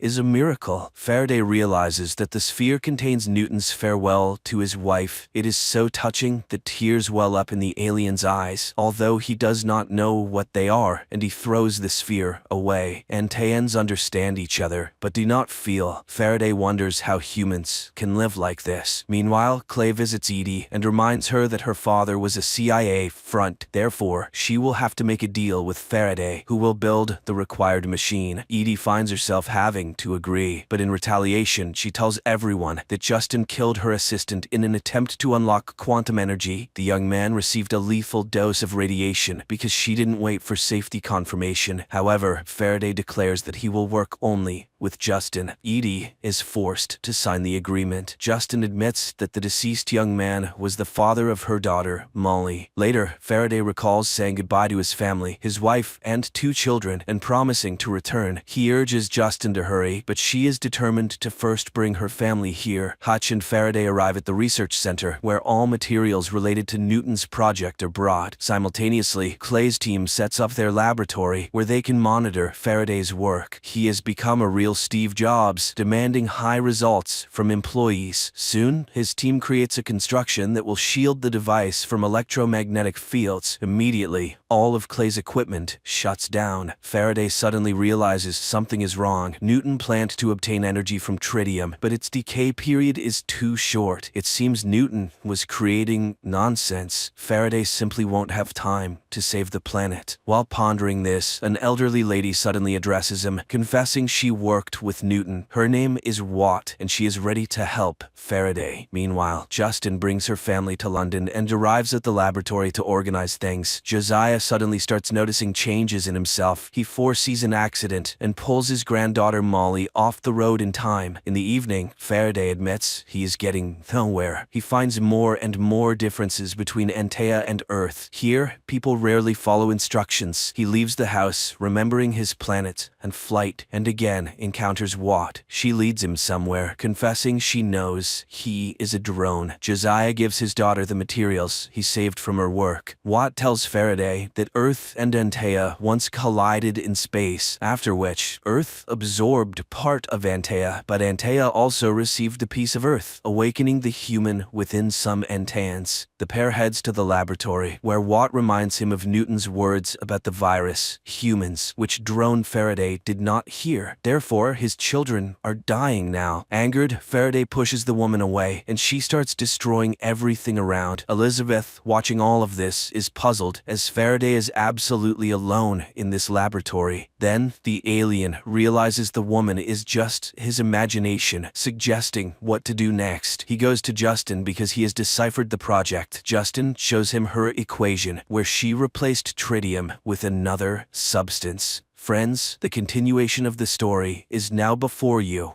on the screen.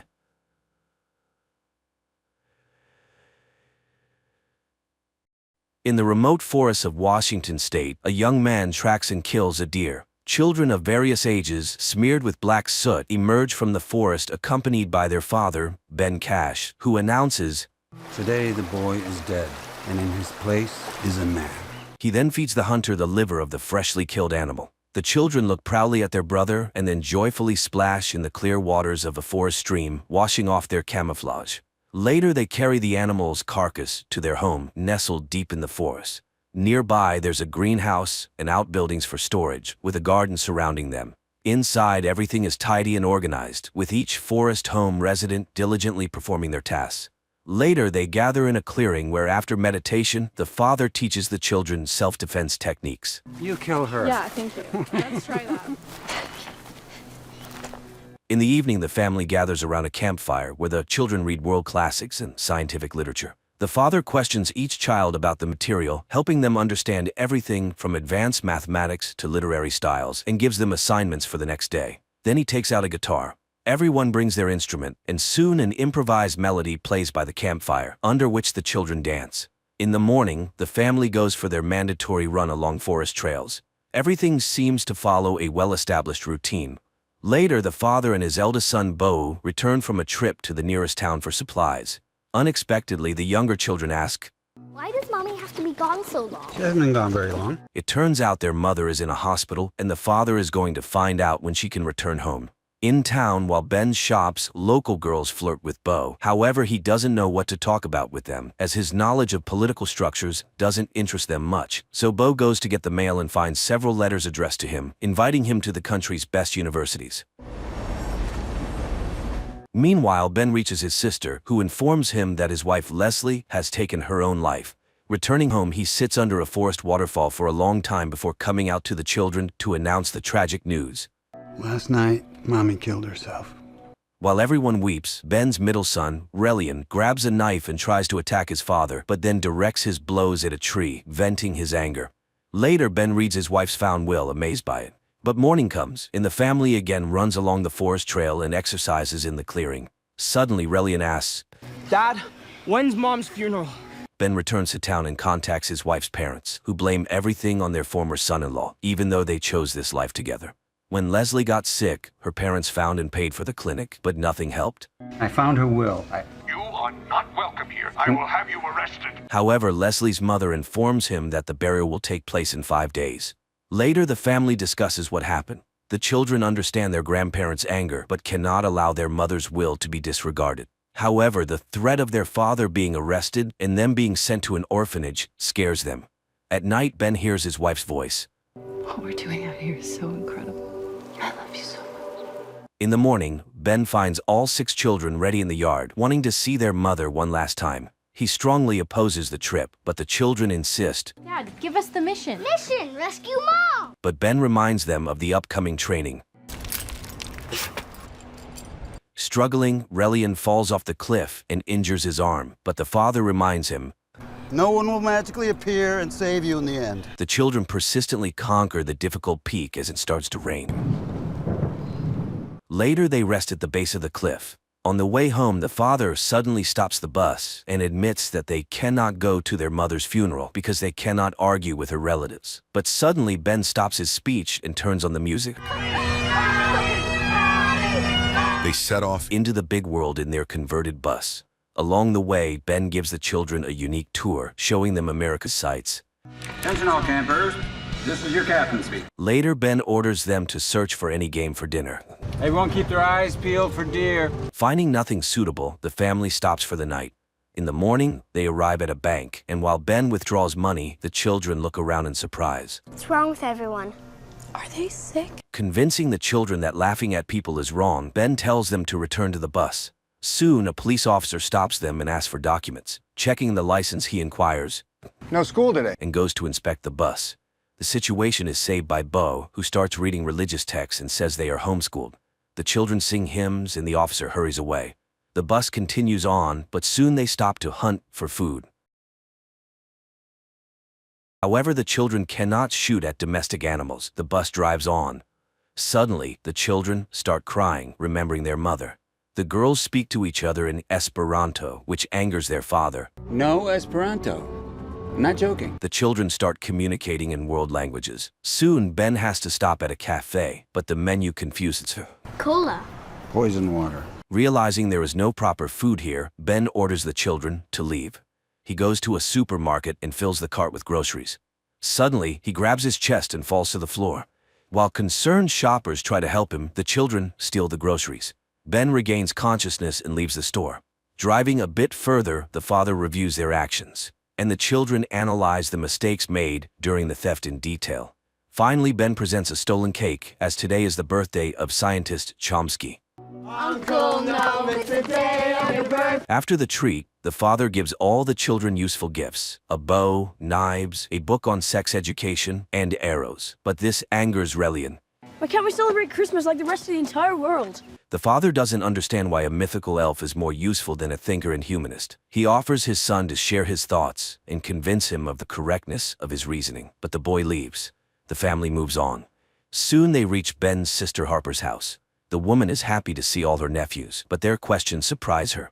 How did you kill those chickens? With an axe or a knife? She tries to find answers and is again astonished that Ben honestly and thoroughly explains even very delicate matters to the children. Harper's husband tries to offer condolences, but Ben calmly reminds him that he couldn't stand his wife. Then he straightforwardly explains the cause of his wife's death. His sister and her husband try to end the conversation. Children shouldn't know the details, but Ben tells the children the real cause of their mother's death. Probably a form of postpartum psychosis. Ignoring his sister, who left the table, he pours wine for the children. Later, the children watch with curiosity as their cousins play video games. Ben argues with his sister, who cannot accept such democracy in parenting. I tell the truth to my kids. I don't lie to my kids. Protecting children. Harper believes that not sharing what children cannot understand isn't a lie. Her husband suggests postponing the conversation until morning, and Ben apologizes. Meanwhile, the children take their sleeping bags and set up for the night in the yard, despite having rooms prepared for them.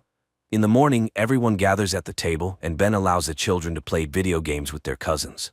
When the children leave, his sister and her husband try to reason with Kids need structure. They need to go to a real school. Then Ben calls his nephews and asks them questions about political science and history. The boys can't answer a single question. However, Ben's youngest daughter freely discusses these topics. Relatives are impressed by such knowledge and no longer object to Ben's way of educating his children.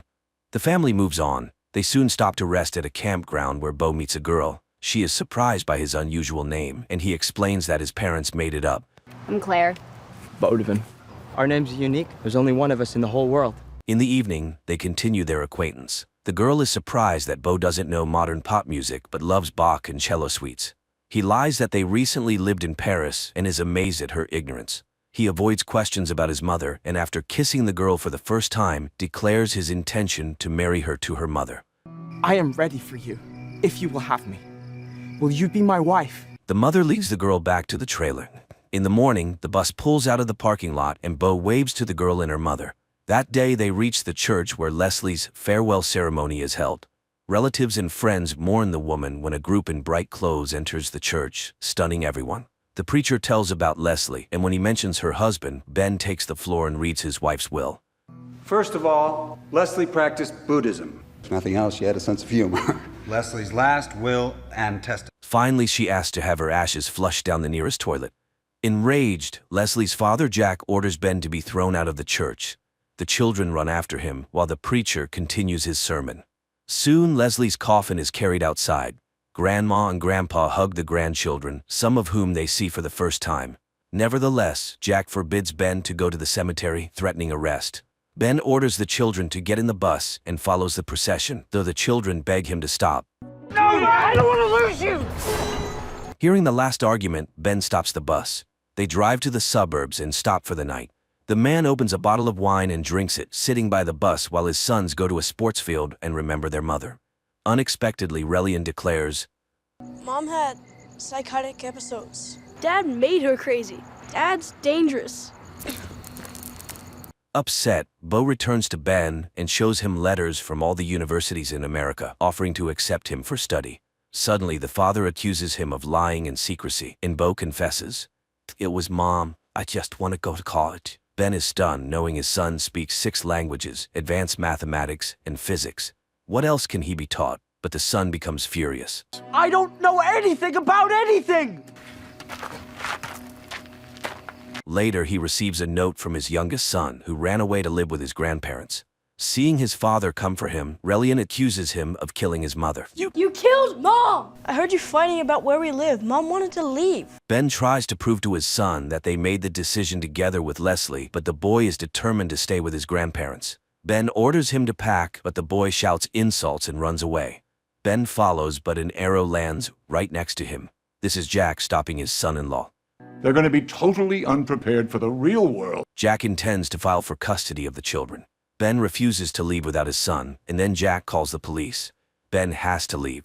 Later, he and the children hide in the dark, watching the grandfather's house. Then they send Vesper to rescue the captive. Unexpectedly, the daughter falls from the roof and crashes. A shocked Ben can't believe it happened. The girl is taken to the hospital. A vertebra is fractured. The doctor is very impressed by her physical condition, but the girl was very lucky. In the morning, Ben brings the children to Leslie's parents' house. He watches them interact with their grandfather. Her mother shows the last letters from her daughter. We created a paradise out of Plato's Republic. I'm going to get better out here. I know I will. Later, Ben tells the children they will stay here, but this causes outrage because this house is the opposite of everything he taught them. However, the father, frightened by Vesper's injury, realizes that his entire life was a beautiful mistake. It was too much. And I knew it. I'll ruin your lives. Ben unloads the children's belongings from the bus and says goodbye to Jack. He promises to arrange the children's lives in the best way. The man drives away. Sitting behind the wheel, he cries, looking at the empty cabin. Reaching a gas station restroom, he shaves off his long-standing beard. At night, he stops by the roadside, lights a campfire, and suddenly hears a voice. Shaved your face. And his children emerge from the bus, having hidden in the luggage compartment. The children want to save their mother and complete the mission, and the father gives in. The family goes to the cemetery and digs up Leslie's coffin, restoring the grave so no one notices the theft.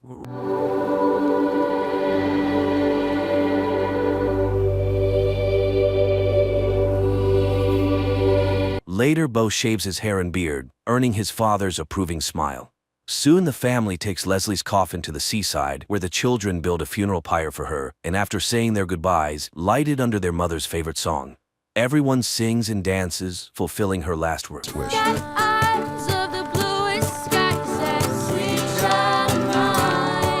Sometime later, they go to the airport to see off Bo, who is flying to Namibia for volunteer work, and also flush their mother's ashes down the toilet, according to her will. The father gives his son final advice. Always tell the truth. Always take the high road. Don't die.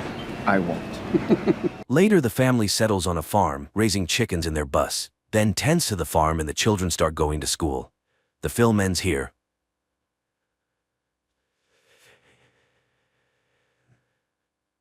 Czech astrophysicist Jakob wakes up in his ship thousands of miles from Earth. His day starts with a call from the flight curator and close friend Peter. Today, the people of Earth want to communicate with the hero.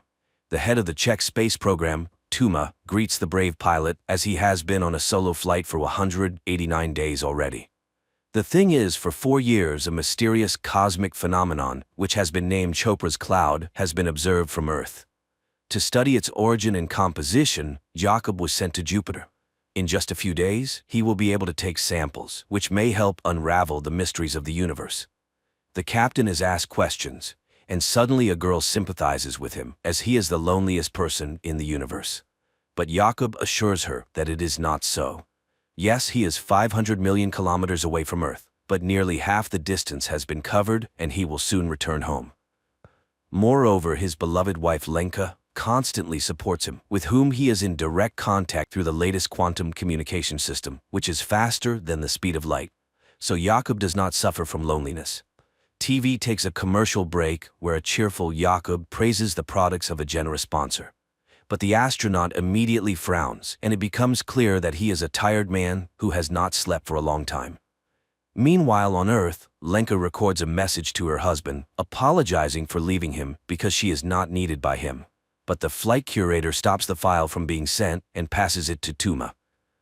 On the ship, Jakob repairs the toilet again, grumbling at Peter. But the latter is more concerned about the malfunctioning cameras. He also notices the astronaut's tired look and advises him to get some sleep. Jakob asks to contact Lenka because she somehow does not respond to his calls, and he promises to find out the reason.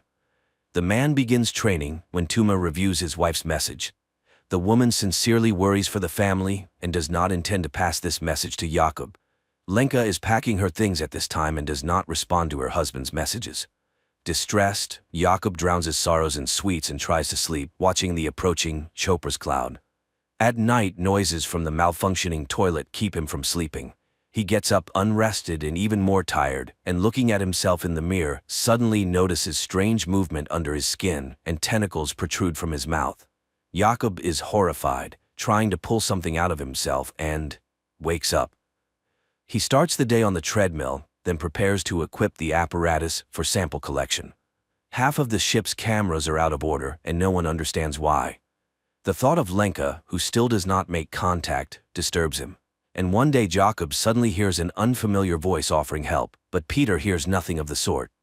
True, there is a chance that Jakob intercepted the transmission of the Korean mission, which started after the Czech one, but the language was not Korean at all. Later, the friend informs that Lenka went to her mother's, so she will contact her husband when she returns. Jakob calms down a bit and continues his work. He inspects the compartments and suddenly sees a huge hairy spider in one of them. He closes the doors to the compartment and contacts Peter. But precisely in this part of the station, the camera has long been broken and he can see nothing. Jakob opens the doors, but the spider has not gone anywhere. Moreover, it starts a conversation stating that it did not intend to scare the human. Then the astronaut locks himself in the airlock and informs Peter that he wants to decontaminate the ship.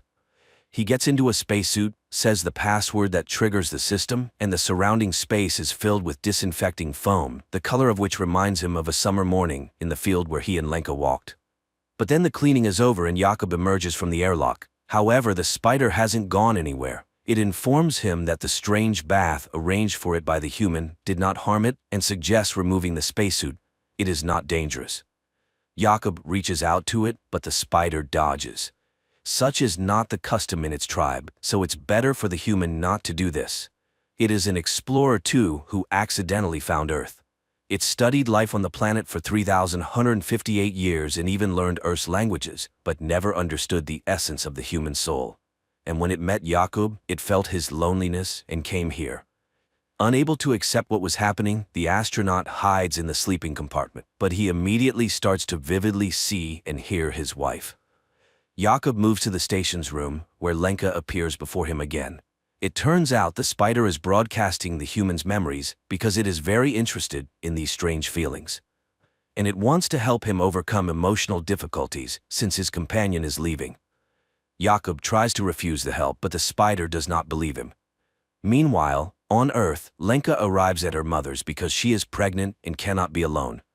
Nearby is a boarding house where pregnant women live together, and she decides to stay there for a while. The mother does not understand her, as one cannot leave her husband right now. At the station, the spider asks the astronaut to give it some of his food, and he treats it to nut paste, the taste of which reminds it of its lost home. Its planet was destroyed by an enemy attack, and it fled and wandered through space for a long time. At this time on Earth, Tuma goes to Lenka. The woman is convinced that the wife cannot leave her husband right now.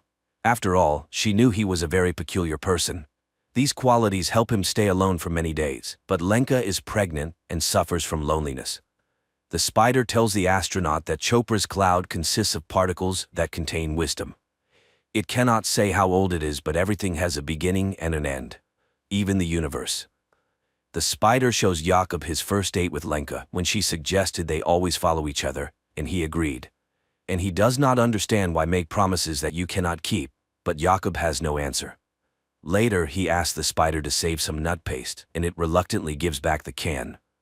At this time on Earth, Lenka confesses to her mother that, although it is hard to raise a child alone, she is ready for it. And she will tell her daughter that she loved her father very much at first, but was mistaken. And at the station, Jakob suddenly wonders about the spider's name and suggests naming the creature Hanus. His father told him about a master who lived in ancient times, who created astronomical clocks, for which the king ordered him to be blinded. The spider agrees to accept this name. Later, the astronaut plays music from the opera Mermaid and explains what it is. The spider immediately demonstrates his date with his wife when she appeared before him in a Naiad costume, but the man does not want to remember this.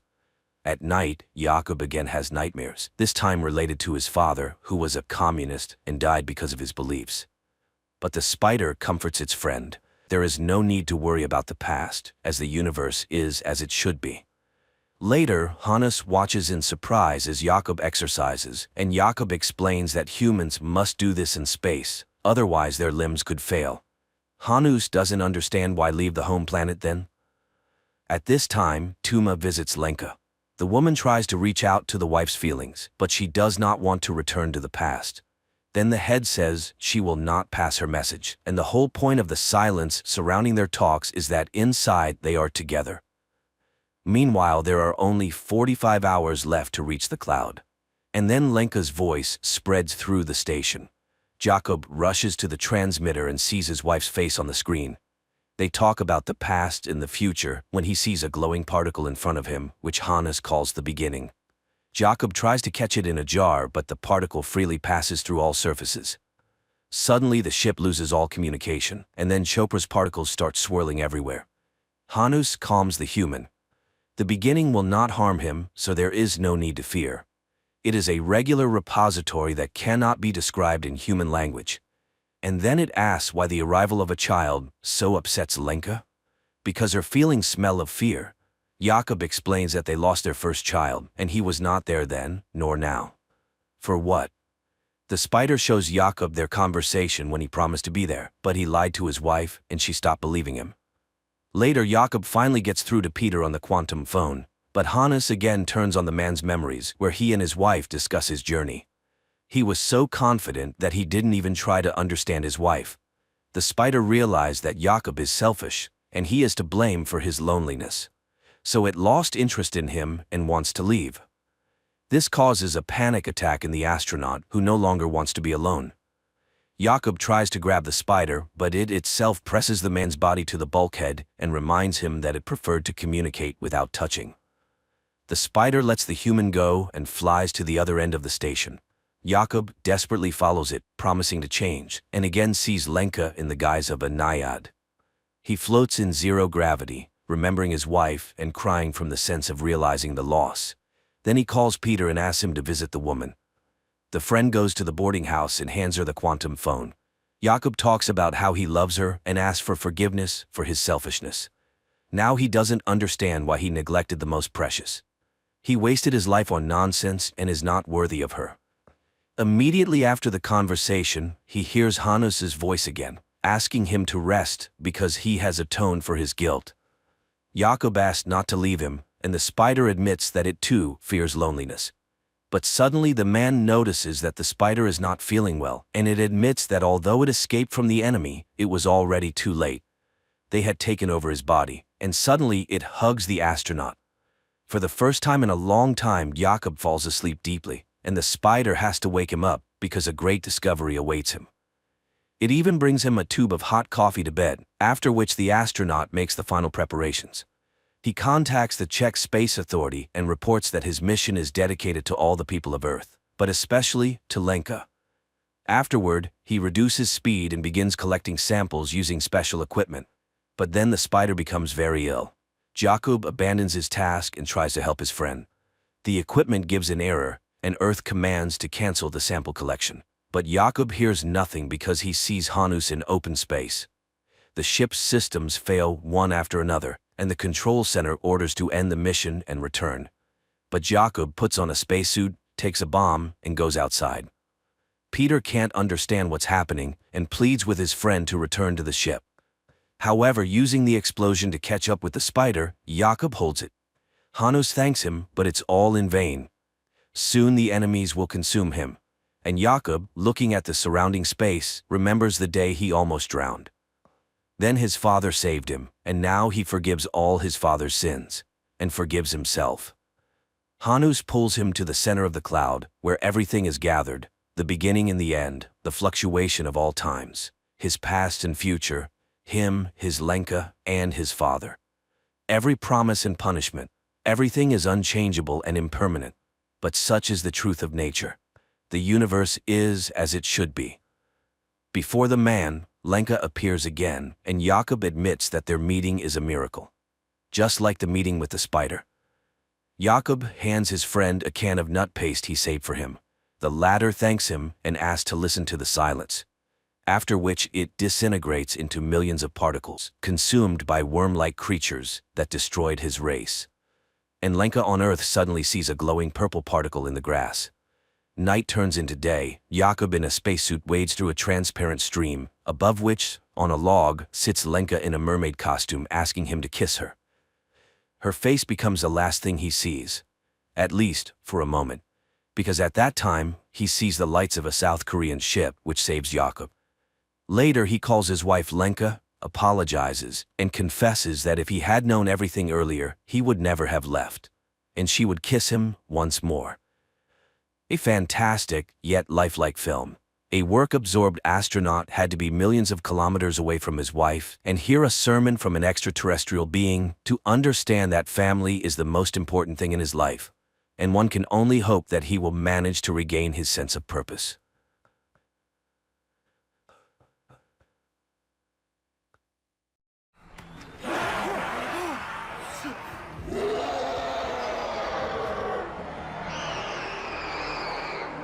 The year is 4032. Most of humanity has mutated into new creatures called Abbeys. In the 21st century, Professor David Pilcher foresaw an unknown mutation in human DNA and built the town of Wayward Pines, which was meant to serve as an ark for the last surviving humans. The chosen ones, those who were destined to restore the human population, were frozen without their consent for 2,000 years. However, upon awakening, not everyone was pleased with life in a city surrounded by a tall fence with millions of monsters lurking outside. Dr. Theo Yedlin is on vacation at the beach. In a bar, he strikes up a conversation with a stranger who, at first glance, doesn't raise any suspicion. But the casual chat ends strangely. Yedlin wakes up several years later to find himself in the town of Wayward Pines. On his way to the hospital, accompanied by a group of strangers, Theo manages to escape. He seeks help at the first house he finds, hoping to call the police, but as he observes the strange behavior of the homeowners, Theo begins to doubt if he's doing the right thing. The police do respond to Yedlin's call, but instead of offering help, they return him to the hands of the strangers. They take Theo to the hospital, and after telling him a story about a government experiment, the people in black ask him to work for the good of society. The kidnappers ask Theo to save a patient who is extremely important to them. After examining the girl, Yedlin promises to do everything possible and instructs them to prepare the operating room while he assesses the seriousness of her injuries. Theo's patient turns out to be Kate. While the doctor operates on the girl, Carrie reports to Jason about losses within the ranks of the first generation. Looking at a photo of his rival, the dictator realizes that as long as Ben is free, their movement in the city are in danger. This is confirmed by Megan, who appears in the room. She reminds him of Pilcher's main rule: clear laws, strict punishment. Theo visits his patient, and she tries to tell him what's really going on. But Carrie doesn't allow the doctor to listen to Kate and instead urges him to take a break. While walking through the town, Theo witnesses soldiers separating a woman from her young son. The doctor tries to intervene but is once again prevented from understanding what's going on and is forced to walk away. However, later Yedlin does learn the woman's fate. She is brought to the central square along with others, accused of rebellion. Jason addresses the cheering crowd, assuring everyone that his cruelty is the path to humanity's salvation. After these words, he executes the woman without any explanation. Megan visits Kate in the hospital room and suggests they unite for the future of Wayward Pines. But Kate attacks her rival, armed with a scalpel. Kate confesses that she will never watch as dictators destroy the world.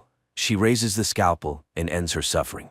Mario brings Theo and other prisoners to the wall. He opens a passage and, after jamming the gas pedal with a rock, sends the vehicle into the lair of the Abbeys. The monsters notice the prey but run past, trying to climb over the fence. Members of the First Generation movement watch a motivational video left for them by Pilcher, followed by footage from surveillance cameras showing the Abbeys attempting to breach the wall. The creatures sacrifice themselves to create a ramp, allowing their comrades to infiltrate Wayward Pines. Jason realizes something is wrong and orders a squad to gather and check the situation in person. Meanwhile, the prisoners, led by Ben, try to escape from the vehicle, taking advantage of the fact that the monsters are ignoring them. Military vehicles approach the wall and soldiers open fire on the Abbeys. But despite this, some creatures manage to leap over the barrier and engage in open combat. The first to be injured is Carrie. An Abby slashes open her stomach, and Jason is forced to leave his subordinates to take his companion to the hospital. Very soon, the leader regrets his decision to get rid of Theo. No one is capable of performing the complex surgery and saving the girl. Jason orders the doctor to be found, and several vehicles must drive beyond the wall. Without resisting, Theo jumps into one of them to avoid falling into the hands of the advancing mutants. The leader of the movement asks Yedlin to perform the operation, but Theo refuses to proceed without an explanation of what's going on. Jason is forced to strike a deal with the doctor, promising to return his wife and revealing that aside from Wayward Pines, there are no other humans. The rest of the planet is overrun by Abbeys. After the surgery, Carrie regains consciousness. Another problem for the town arises: depleted supplies. Jason asks CJ to prepare for the harvest, which is beyond the wall, but the town must prepare carefully for the encounter with the Abbeys. Theo has to come to terms with his new role. He is appointed the head and most likely the only doctor in Wayward Pines. The only thing he disagrees with is the portrait of Pilcher hanging on the wall of his new office. Megan gives a lecture for the teenagers, using an Abbey body to show the mutants' weak points. One of the students admits he knows about the attempted breach, but Megan assures him that the only danger to the town is the rebels. Everything else is under control of the authorities. After examining one of the teenagers, Theo informs Jason of serious issues. Due to the food shortage, the health of the residents is at risk. However, the young dictator doesn't appreciate the doctor's tone or his attempts to change the order in Wayward Pines. CJ prepares a team for the harvest. He suggests using fire as protection against the Abbeys, and after a brief briefing, the vehicles drive beyond the wall to bring back the harvest and save the town. The monsters attack immediately as the harvesters appear, but CJ's plan works. The fire scares off the Abbeys, and the group has some time to gather food. One of the soldiers unexpectedly encounters Ben, but the young man refuses to help his old friend, fearing severe punishment for associating with a rebel. The loaded vehicles leave, and Ben doesn't manage to pass through the open gates. He then stands in front of the camera and addresses Jason, stating that all of the leader's actions are the wrong choice in tyranny. Rumors that Ben is still alive reach his mother. Teresa tries to find out details from the soldiers and persuade them to return for the boy, but no one wants to deal with the troublemakers. Ben continues to hide in the danger zone, hoping to return to Wayward Pines, but a pack of Abbeys attacks the boy, turning him into a hearty meal. Jason checks the cameras and notices that there are no Abbeys in any of the sectors. The leader celebrates, believing he has driven the monsters out and that the town is now completely safe. But it seems the mutants have a different opinion. Several soldiers are sent on a reconnaissance mission, but they spot nothing except a frightened deer. This pleases Jason greatly, as he is convinced the Abbeys have left, but Carrie sees an unpleasant side to this. If Ben isn't found, the leader will have to answer to the town for the death of one of the first generation. At night, voices are heard in Jason's house, and, loading his weapon, the young man goes downstairs. To his surprise, Pam appears before him. The old woman reminds her protege of everything she taught him. She confesses that she killed her brother only because he tried to save the town through dictatorship and violence. Pam asks Jason to let her stay and help him build a truly bright future and save humanity. Jason agrees to forgive the traitor and takes her to the square to announce his decision to the town. Unbeknownst to Jason, Pam sneaks into the lab where the captured Abbeys are kept. Megan arrives shortly after, but the thief manages to leave without revealing her intentions for coming there. Back at home, Pam plans to use a drug she stole from the lab. Her plan is interrupted by Theo's arrival, but the nurse quickly directs him to the door to get what she came for in the hated town. Megan learns of the stolen drug, but it turns out it wasn't a medicine. Pam had taken a smallpox sample. Meanwhile, Pam attends a meeting in Jason's office. She unexpectedly kisses her protege in a way she never had before and joins the conversation. Dr. Yedlin bursts into the room. He orders everyone to leave without touching anything and avoiding contact with people. The doctor then reveals Pam's plans, and the woman doesn't even attempt to resist. Pam admits that, in her opinion, Wayward Pines should be destroyed. She asks Jason to put an end to the story, but the leader orders the traitor to be arrested. At night, Jason goes on a walk with Pam. He asks his mentor to tell him the end of the story about Wayward Pines, but after receiving an answer that wounds his pride, the dictator kills the old woman. A few days after the Abbey attack, Xander finally wakes up at the bottom of a deep well. There, the young man is found by a mutant, but he manages to defeat the monster and climb to the surface. At a meeting on the problems of Wayward Pines, CJ discusses the need to increase the area of crops. The population is growing, but food is becoming scarcer. Carrie and Megan believe it's too early to address this issue, but Jason supports the farmer and allows him to search for new fields. Xander is quietly approached by a man with a knife. He demands that Xander reveal who sent him and who currently rules the town. The savage himself says he has been here for a very long time. He is the only one from the team Pilcher sent to search for other survivors. Guards notice movement near the wall, and a duty squad is dispatched to the scene. The soldiers recognize Xander, accompanied by the stranger, but let them inside without question. The savage is immediately sent to Dr. Yedlin. Theo tries to find out from the patient if there are other people beyond the wall, but the man only says that the Abbeys are not the enemy. They are the replacement meant to take their place. Jason learns the name of the savage, Adam Hassler. He asks the doctor to tell him everything the patient said, but Theo refuses to disclose the confidential information and suggests the leader speak to the survivor personally. Throughout this time, Hassler struggles to recover. He is constantly haunted by nightmares of Abby attacks he endured during his months beyond the wall. Finally, the man can no longer take it and decides to leave the hospital, fearing that the mutants will get to him there. The savage escapes into the streets, frightening crowds of townspeople. His hallucinations, in which mutants attack him, intensify, forcing him to find shelter in a deserted alley. There, Adam is discovered by Teresa. She recognizes an old acquaintance and tries to find out if he has seen Ben, but the savage hesitates to tell the woman the truth. Theo tells his wife about Adam's words, and Rebecca urges him to inform the town's leadership. The town sends off the first group, who go in search of new lands suitable for settlement and cultivation. Teresa stops CJ's vehicle and asks to join the mission so she can find her son. Hassler also joins the soldiers, having failed to adjust to the peaceful life in town. CJ gazes with excitement at the landscape he hasn't seen in a very long time. He orders the squad to set up camp and prepares for a night outside the wall. Adam leaves without explanation, but later that night he returns, causing a stir in the camp. Hearing the commotion, Rachel wakes up and the soldiers part to reveal what the savage has brought. On the ground lies a covered body, and even before she removes the covering, it becomes clear that Ben is underneath it. Rebecca brings Lucy, the girl she's trying to protect from the harsh rules of Wayward Pines, into her home. Upon learning that the girl is to be placed in the breeding program, Theo becomes furious and supports his wife's decision. Frank, Lucy's brother, feels responsible for her rule-breaking. He escapes from the academy and goes for an evening walk, but in the city center he faces a greater shock, and Abby appears on the town's carousel. The mutant stands tall before the boy, and this is caught on surveillance cameras. Jason orders the main streets to be cordoned off and makes sure no one finds out what's happening. Several armed men come to the boy's aid, but Carrie asks the leader not to destroy this creature. It is the first female Abby they have encountered. Despite attempts to keep the incident a secret, Frank becomes a school hero. Megan studies the new creature and reports to the leadership about the behavioral differences. According to the scientist, the female is much calmer than her counterparts, and the other captive Abbies have also become more peaceful since her arrival. The doctor also shows the Abby's palm. It bears a strange pattern, unlike any scars. Megan believes this pattern might help them learn more about the mutants and eventually eradicate them.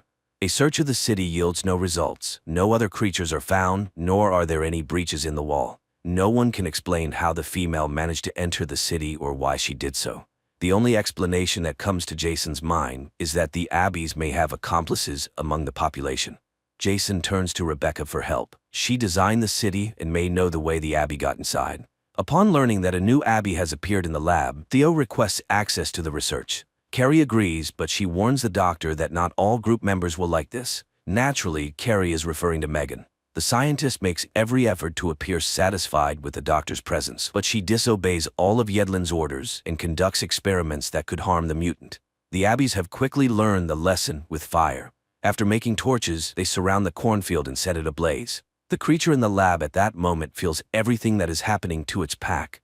Several years before the current events, unaware that a human invasion is imminent, the Abby tribe enjoys a peaceful life deep in the forest. But suddenly a helicopter appears over the mutants' camp, and most of the tribe is wiped out. Only a few survive, with no other choice but to seek revenge. In the city, a siren blares, and panic begins. At the same time, the Abbies set another field on fire, knowing that by doing this, they are depriving humans of any chance of survival. Adam is the first to notice the mutants approaching. He raises the alarm and orders the squad to move to a safe place, but it's already too late. The first creatures infiltrate the camp, and one of them attacks Teresa. Megan, unaware of anything, works on reports in the lab. She is only distracted when the Abbies start banging on their cages, and the close proximity no longer feels safe. Theo learns that the food fields are burning. At that moment, Carrie arrives and asks the doctor to return to the hospital and prepare for a difficult night. Jason sends out several dozen vehicles, all civilian men, or to extinguish the fields, while the military protects them from Abby attacks. Realizing how this will end, Theo orders his colleagues to prepare all available beds and be ready to receive not tens but hundreds of patients. The battlefield truly becomes a nightmare. The Abbies are far more clever and resourceful. There's no one left to extinguish the fields. Soldiers fall before they can even reach them, suffering severe injuries from the mutants. Within an hour, the hospital turns into chaos. The screams of patients mix with the bustle of medical staff who are not prepared for such an onslaught. Theo tries to help everyone, but he cannot save them all, and many patients die in the hands of frightened interns. CJ recounts how the Abbies attack the camp and everyone trying to extinguish the fire. But Carrie and Megan don't believe the farmer's words. They are convinced the mutants have no intelligence and thus could not have had a plan. Jason sides with the women. He is more concerned about the fate of the harvest, but CJ has no good news. All the fields have been burned, and in less than 6 weeks the city will fall to starvation. The food shortage is not the only threat. Theo informs the leader that there is a critical shortage of medicine, and soon people will begin to die from simple colds or minor cuts. Yedlin doesn't hold back in his critique, saying that Pilcher was an idiot. In creating his own world, he failed to consider the basics. Jason's thoughts are interrupted by news that around 100 Abbeys have gathered near the wall. Despite the obvious situation, the leader refuses to admit that the mutants are evolving and the advantage has long been on their side. Teresa spends several hours in intensive care, but her heart gives out, and the last thing the woman sees is her son and husband, with whom she will finally reunite. Megan performs an MRI on the Abbey, and looking at the monitor, Theo sees a surprising result. The part of the brain responsible for thinking and problem-solving is twice the size of a human's. The Abbey's roar echoes throughout the city. The monitor shows that several thousand mutants have gathered near the wall. The creatures locked in the cages respond to their kin, but the female remains remarkably calm. After a conversation with Adam, Theo examines the female Abbey's hand and discovers the pattern. He becomes furious that Megan hadn't told him about the design, but the scientist doesn't understand the significance at this moment. The doctor asks Megan not to interfere while he tries to establish contact with the Abbey. In Theo's opinion, it's the only way to find out what the mutants want and save the city. Yedlin shows the mutants several cards with pictures and tries to explain their meaning. CJ had been one of those who woke up from cryosleep every 100 years to observe changes on Earth. During one such outing, the botanist met a strange young man. He still resembled a human, but had peculiar features. The stranger rambled, ate raw fish, and suffered from unknown ailments. CJ couldn't shake the new companion. The young man demanded to be taken with him and cared for. To avoid risking the others, CJ eliminated the threat. Theo asked Megan to offer the Abbey a treat, but the mutant points towards its kin. This confirms the doctor's theory. She is not just an intelligent creature. She is a leader who cares for her pack. Adam bursts into the lab, demanding that the scientists release the female. He claims that she is the leader of the Abbeys, and her followers are gathering near the wall, ready to do anything to save their leader. A heated argument erupts among the group. Megan is convinced that Adam is overestimating the importance of the mutant, while Theo believes the leader's presence could help them negotiate with the creatures and save the city. Memories take CJ back to the day he woke up and roused the others. Pilcher, the founder of the project, was confident that mutations had ended several hundred years ago and that they were now facing only an empty, uninhabited Earth. But the scientist was wrong. The first walk in the forest revealed strange creatures vaguely resembling humans. Pilcher didn't even attempt to make contact. He also refused to return to cryosleep and slumber for several more centuries. The only thing that occurred to the professor was to declare the mutants enemies, build a city, and fence it off with a tall, electrified wall.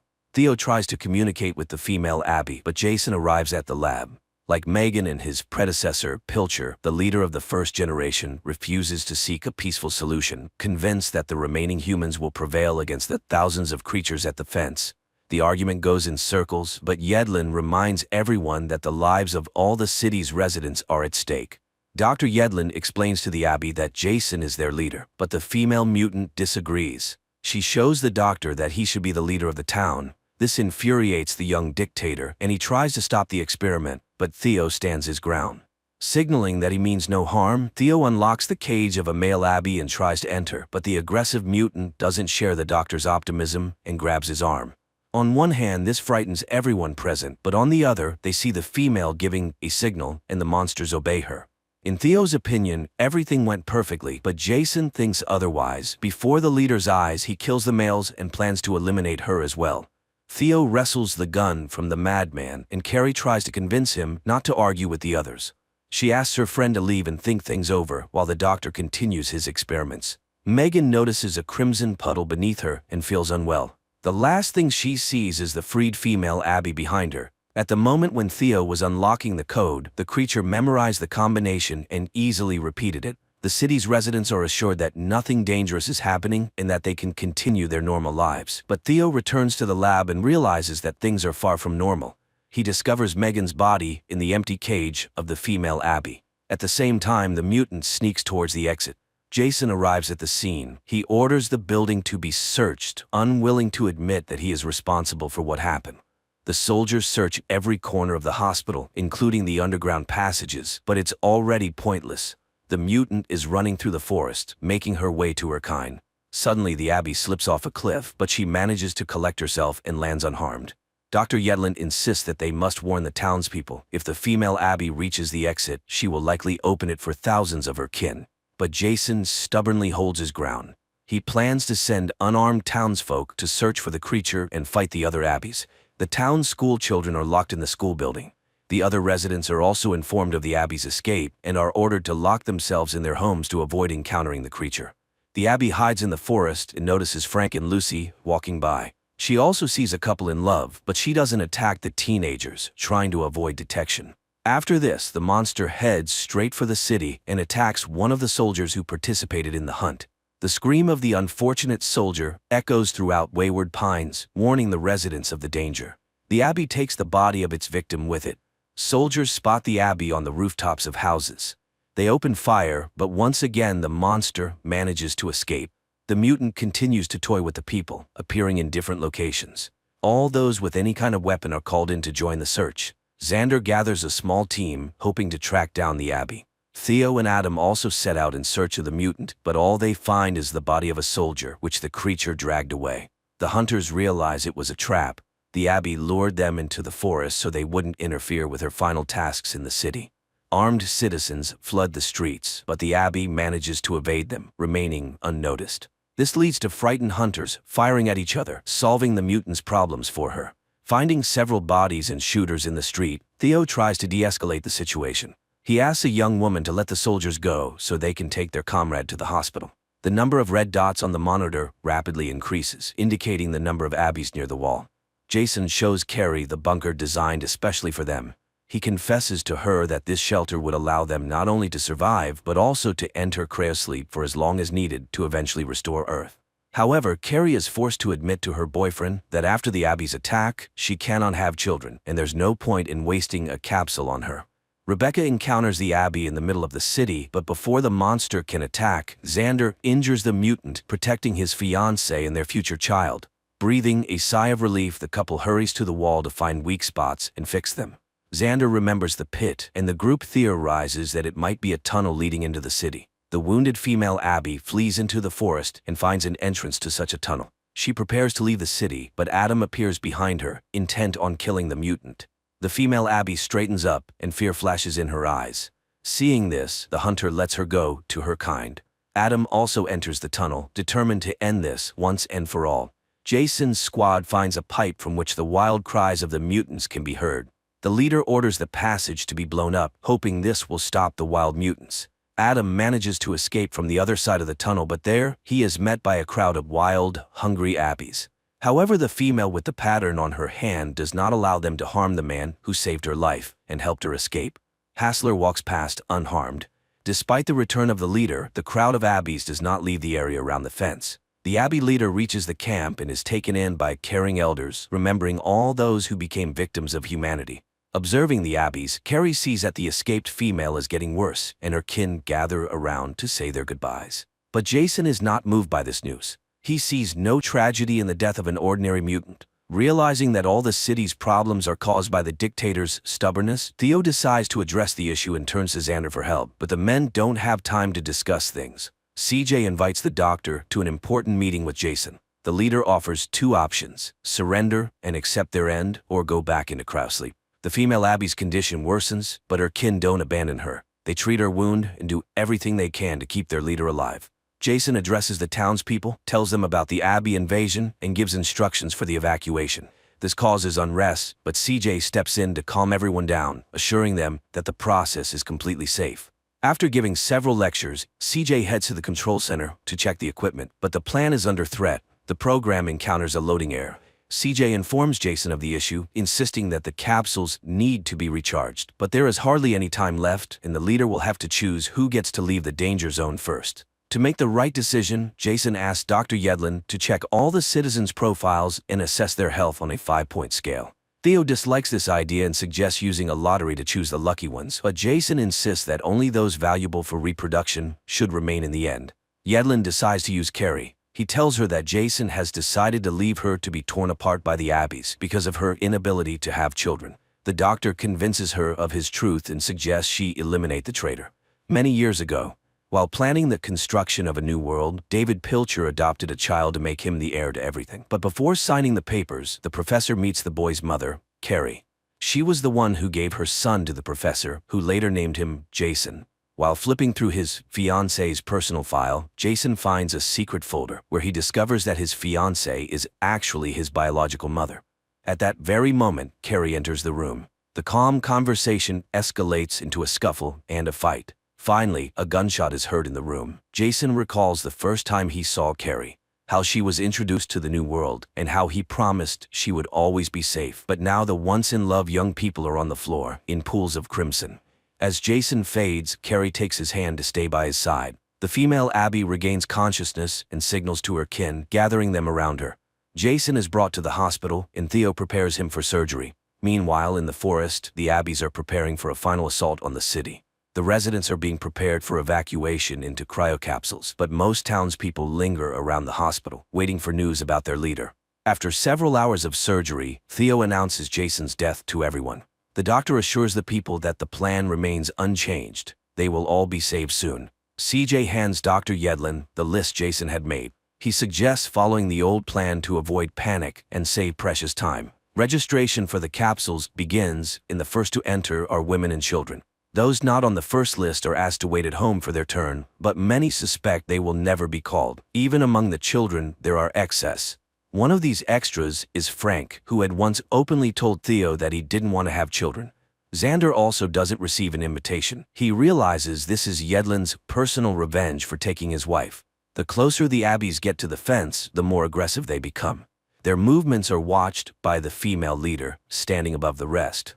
Watching the screen, Theo realizes that the fence is on the verge of being breached. The doctor decides to record one last message for future generations in which he urges humanity not to repeat David Pilcher's experiments. Such endeavors only lead to dire consequences. To somehow fix the situation, Dr. Yedlin plans to inject himself with 3 strains of dangerous viruses involuntarily surrendered to the Abbeys. This is how he intends to wipe out the terrible mutant species. Those who didn't get a place in the capsules begin to panic and search for alternative ways out. Riots break out in the city. Only Xander and Frank calmly accept their fate, sitting in a small street bar. Theo arrives to pick up the boys and take them to the departure point, but the road is blocked by 2 young men with a burning bottle and a firm decision to steal the car.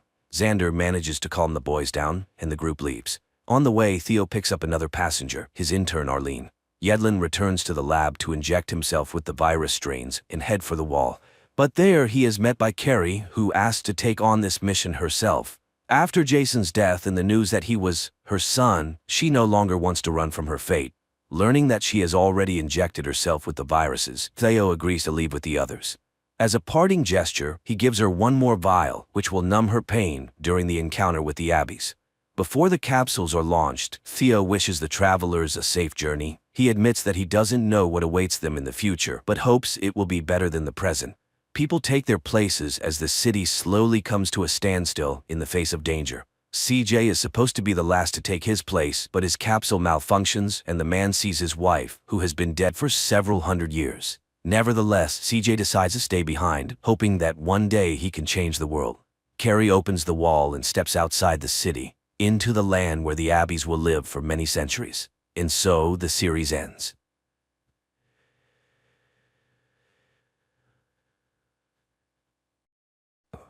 Aliens arriving on Earth first kill an entire small town and then bring half of its population back to life, although it's hard to call it life. We searched for a new home. We found one. This planet. Somewhere in Pennsylvania, in the small town of Berridge, a family sits down for dinner. Suddenly there is a loud bang outside, the lights go out and people briefly come to their senses before dying. Later on, exobiologist Lawrence Stone hears news reports on TV about a powerful explosion in Berridge that killed the entire population of the town, 1,300 people. The air in the settlement is poisoned by some toxic substance, and the theory that the explosion occurred at the local chemical plant becomes increasingly popular. Lauren takes a bath and remembers herself, her father, and a field she used to run through. Her memories are interrupted by the arrival of the military, although Lauren does not quite understand how she can help with the investigation. Colonel Emmerich introduces her to astrobiologist Santiago. Geologists confirmed that the accident was the result of a meteorite impact which released a deadly gas. That's why they were invited to the crash site. The military will be grateful for any evidence they find that can shed light on the nature of the incident. Emmerich assures Lauren that he chose her because he read her work, but asks her to take an alcohol test. Scientists are dressed in protective suits and taken to the meteorite crash site. On the way, Santiago praises her book on microbiology in Antarctica and signs of extraterrestrial life, but the woman doesn't engage in conversation. Arriving at the site, the pair only sees a snowy field and a small pile of ground. While Santiago inspects the area, Lauren notices a small sprout of some red plant and pities it for growing in such a terrible place. Upon arriving home, Lauren begins to search for similar cases and finds mention of a similar incident. In 2013, a meteorite exploded over the city of Chelyabinsk in Russia, and an interview with the local resident was filmed by American television. She recounted that after the meteorite fell, a poisonous gas spread throughout the area, causing many people to die. It was also said that a very large tree grew at the site of the impact, around which all living things died.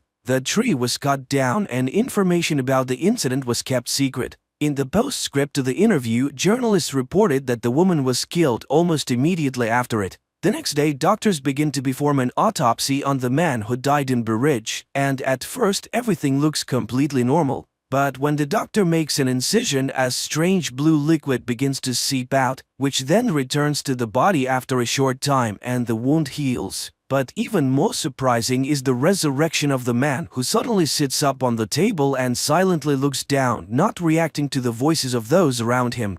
The man has no pulse or blood pressure and his body is cold. In other words, by all indications, the man is dead. Suddenly there are cries behind the door. It turns out that another 40 people suddenly opened their eyes and came back to life. The doctors tried to get some kind of reaction from the resurrected, but to no avail. They are all residents of the town center who not only inhaled the poisonous gas but also ingested some substance that led to DNA transformation, and the only thing the resurrected do is occasionally turn around. Meanwhile, Lauren tells Emmerich about the Chelyabinsk meteorite, but the people in Russia were also victims, which means that this is someone's terrible plan. But the colonel does not believe in conspiracy theories. Later, a government commission discusses the incident and proposes simply destroying the bodies before it's too late. But to get answers, all the data must be carefully studied, otherwise Manhattan could be next. Later, the woman buys alcohol and drinks it while sitting in the car, reminiscing about a trip she took with her father to a secret place. The next day, Lauren goes to a room where the revived people are sitting and, selecting a girl, tells her about a book her mother used to read to her when she was a child, who has long since passed away.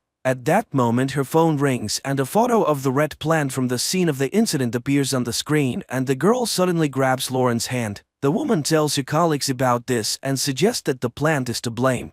Santiago notices that all the survivors are looking in one direction, to the north, where the crash site is located. And then the colonel confesses that they found a sapling, but they don't know what it is because the plant is huge and continues to grow. The thing is that the area is sealed off and the plant was only noticed when it became visible from a distance. It turns out that it wasn't a meteorite that fell on the ground, but a huge seed. A team of scientists is sent to the site, taking one of the revived with them. They bring him to an unimaginably huge tree on a cart and watch from a distance, but he remains motionless. And when people have lost all hope, the man in the wheelchair suddenly moves, raises his head, looks in surprise at his hands and the snow under his feet, and then he admits that he can't survive in the Earth's environment, so he will stay here. Upon returning, Lauren reports that the tree is generating the necessary environment for its survival, including the air that is toxic to humans. The aliens arrived on Earth through special portals that scientists call wormholes. She is bombarded with questions, revealing that she has had problems with alcohol and prohibited substances. Later, a psychotherapist calls her answering machine, who was waiting for her at the session as part of his sentence. They were supposed to discuss her childhood memories that are haunting her, but she didn't show up. At that moment, her father shows up at the door, but Lauren is not pleased to see him. He tries to start the conversation and recalls how on her 8th birthday she asked for a scientific laboratory and they gave her an old barn. However, her obsession with space spiraled out of control and her mother became worried. Sometime later, the Colonel summons Lauren again. The alien wants to speak, but only with her, as he sees her as a friend. They have prepared a list of questions and ask her to find out where they came from and why they came. The alien explains that their home is no longer suitable for their species. They were searching for a new home and found it using coordinates received from a human with the call sign Supernova 94. From that same human, the aliens learned all the strengths and weaknesses of humans. The alien asks the military to leave, and Lauren admits that the tree will soon destroy everything as it is harming the planet. The alien then says that humans will not be able to stop them because they are used to fighting and they have abilities. And here Santiago starts acting strangely. He drops his suitcase and begins to unzip his protective suit. The military personnel try to contain him, but they cannot do anything. The man falls to the ground and tears the hose from the mask of a soldier who was trying to help him. The soldier removes his useless mask and dies. Then one of the soldiers suggests shooting the alien. And just then they are hit by a sound attack that drives them crazy and they open fire on each other. One of the survivors takes stunned Lauren away. Later, a fighter jet armed with missiles is sent to the tree. The pilots see a small figure of a person at the base of the tree and receive orders to attack the target. But suddenly an impenetrable dome covers the tree. The missiles explode, causing no harm to the tree. Meanwhile, the news reports that the FBI is searching for a person with the nickname Supernova 94 who seems to be responsible for the expansion. People around the world tell stories about strange sounds that occasionally come from unknown sources. In some places, smoke emerges from the ground, killing all living things. People pray day and night, and martial law has been imposed in many countries. The earth trembles, crops die, and vegetables rot in the ground. One day, Lauren goes to her father's house. But first she approaches the locked barn, which has a sign that reads Lauren's Laboratory. But after looking at the house, she walks away and heads towards the tree. For many years she has been tormented by the question of who or what she is. The end of the world is approaching, but she feels relief, as if she will finally live freely.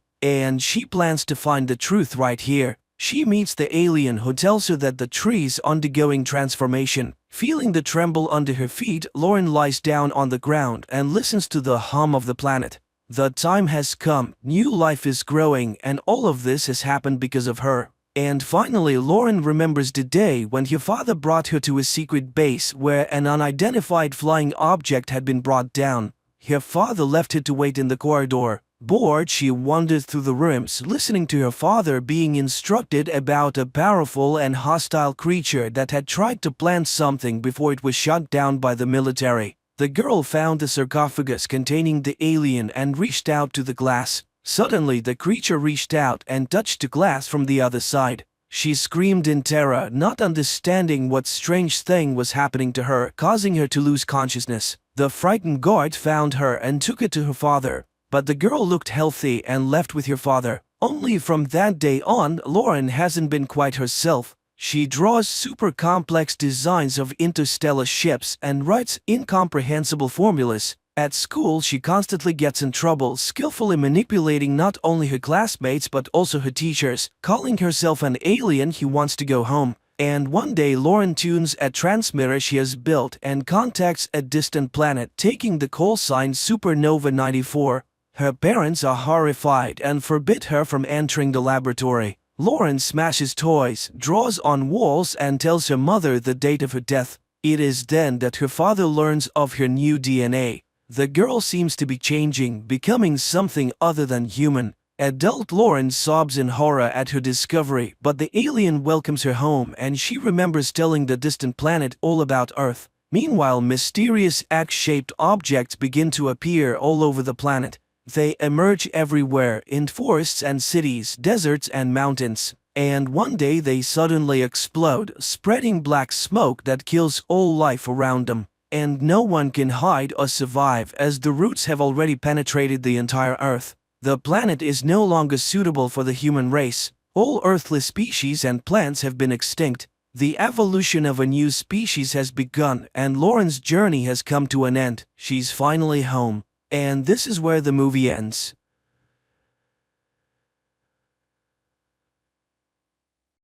Helly wakes up lying on a table in front of a speaker, from which an unknown voice persistently asks her name.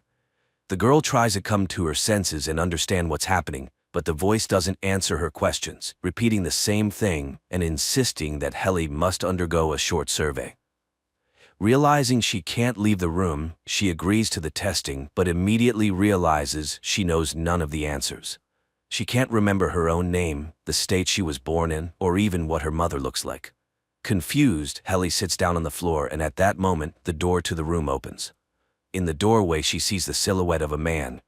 Shortly before this, sitting in his car, Mark Scout is having a breakdown, unable to stop crying. Finally, he composes himself, wipes his face and steps outside, then heads to work at the large Lumon Company building as if nothing happened. In the locker room, Scout changes his shoes, watch, and pass, swapping his name tag for a blue square with the company's logo. At the entrance, a guard searches him with a device resembling a metal detector, after which the clerk enters an elevator where he experiences slight dizziness that completely alters his state of mind. Easily navigating the maze of long, pristine corridors, Mark reaches his office designed for 4 clerks, labeled as the Macro Data Refinement Department. Each employee sitting at their personal computer selects random numbers from a multitude displayed on the screen. After a few minutes of work, Scout realizes that only 2 of his colleagues are present today. Pity, his partner and best friend, unexpectedly didn't come to work without notifying anyone. Milchick, the deputy director with a smile, enters the office and invites Mark to come with him. The men arrive at the office of Harmony Coble, the department head, who talks to the employee as if all her words are memorized in advance. She places a speaker in front of her, through which the board of directors participates in the meeting, but Mark hears nothing but strange hissing. Coble informs the clerk that Pity no longer works at the company, which greatly surprises and upsets Mark. No explanation for the news follows, but Mark is appointed the new team lead, replacing his good friend. Immediately after the appointment, Milchick leads Mark to a room with a microphone and monitors, where he will greet a new company employee for the first time. Thus, Mark becomes the voice and silhouette that Helly first encountered. When Scout enters the room with the frightened girl, he calmly starts explaining to her that she is now a Lumen employee. Ignoring Helly's questions and objections, Mark begins to read her important information about the importance of separating work and personal life until the girl finally loses it, throwing the speaker at the head of the boring man. But Helly fails to leave again and obediently sits down to listen to Mark, who seems to be about to clarify the situation. Unable to bear it any longer, Mark, breaking all instructions, hints to Helly that she needs to ask to leave 3 times, and after that, he finally leads her out of the room, also guiding her through the numerous white corridors. Eventually, the pair arrive at an exit, which states that separated passage is prohibited, and Mark tells the girl she can leave the building. However, when Helly steps out the door, she finds herself in the same place she just left. Mark takes Helly to Harmony's office, who welcomes the new employee and gives her a disc, which should finally clarify everything. On it, the girl sees herself addressing herself, saying that she voluntarily participates in a program to separate consciousness into work and personal, where in each reality she will not remember another one. At 5 p.m., the workday in the offices ends, and the employees leave the building. Coming out of the elevator, none of them remembers where and how they worked, their colleagues, or anything from the day. When Mark almost hits Helly with his car, he doesn't recognize her, just as she doesn't recognize him.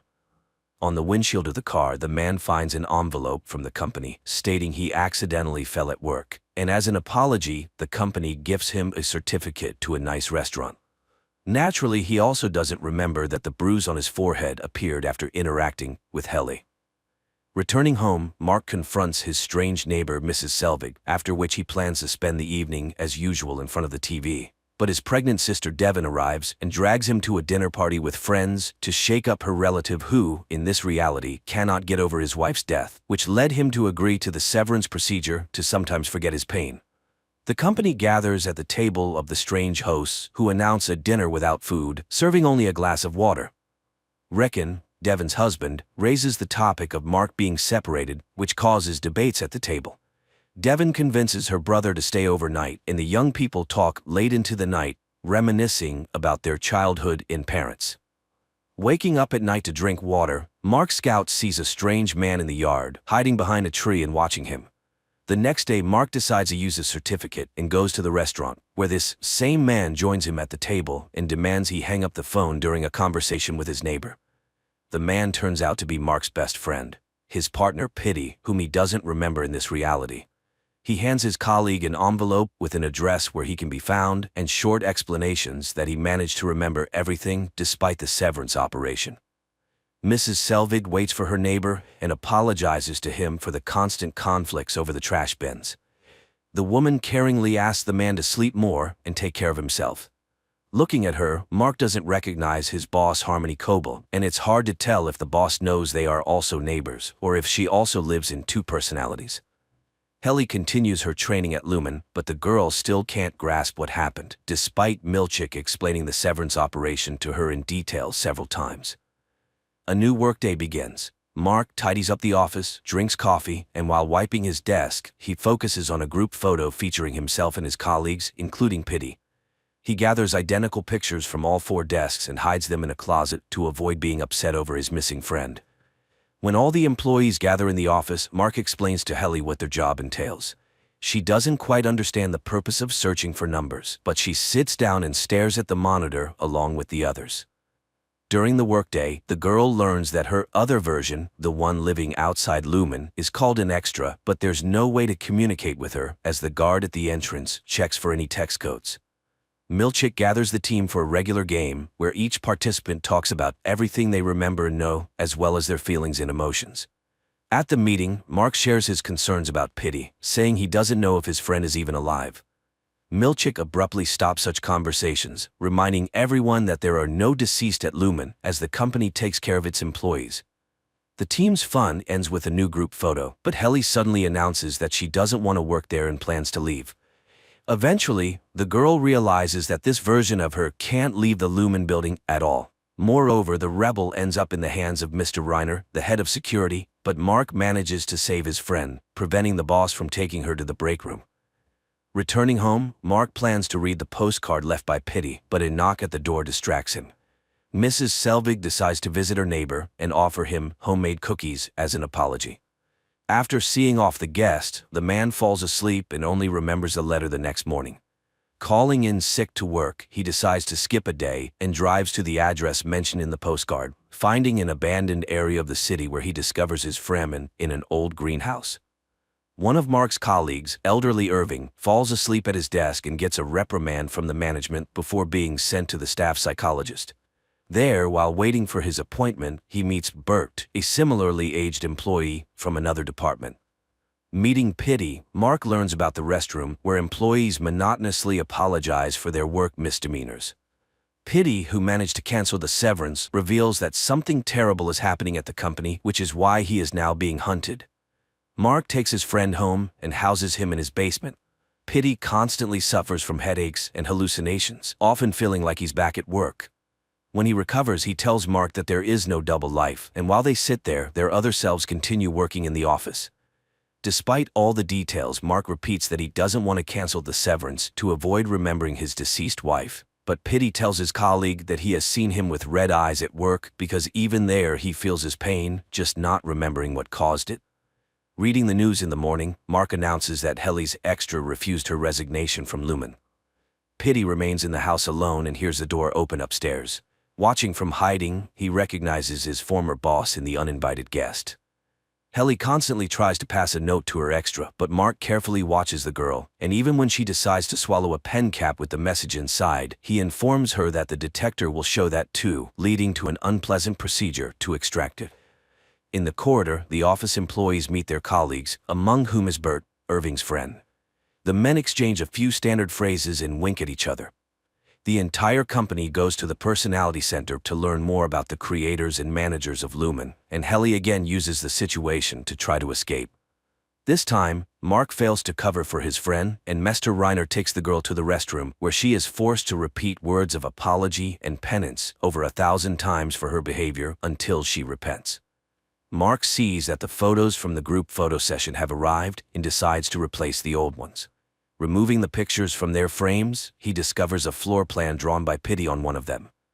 At the same time, Pitty makes it to a night store and collapses there, unconscious. The ambulance is unable to help the man in time. All of this happens in front of Mark, and he quickly rushes home, where he removes all traces of his guest's stay in the basement. Having turned off the lights, he hears his colleague's mobile phone vibrating. Bert visits to give Irving the bags they sew in their department, ahead of the others, and also invites his friend to visit their office, to which Irving happily agrees. Helly returns to the office completely depressed after spending a whole day in the test.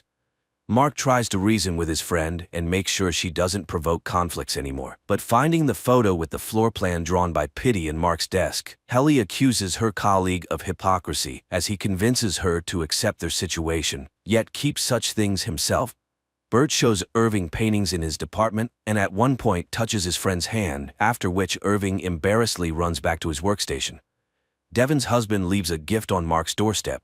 His own book about the meaning of life without severance. However, when Harmony broke into her neighbor's house, she took the book and brought it to work. Returning to the office, Irving noticed the bright cover, but besides the book itself, he was surprised by something else. The first page had a dedication stating the book was intended for Mark Scout. Irving brought his colleague to explain what this all meant, but naturally Mark could not remember his relative or anything from his external life. Not wanting to give up, Helly found a paper cutter in the office and, threatening to harm herself, demanded permission to record a message for her extra. Receiving a response, she realized that it was not so much about the company as about herself. The response from Helly in the outside world was such that she should obediently continue her work at Lumen. Pitty's hidden phone in the basement keeps vibrating, but seeing an unknown number on the screen, Mark hesitates to answer the call.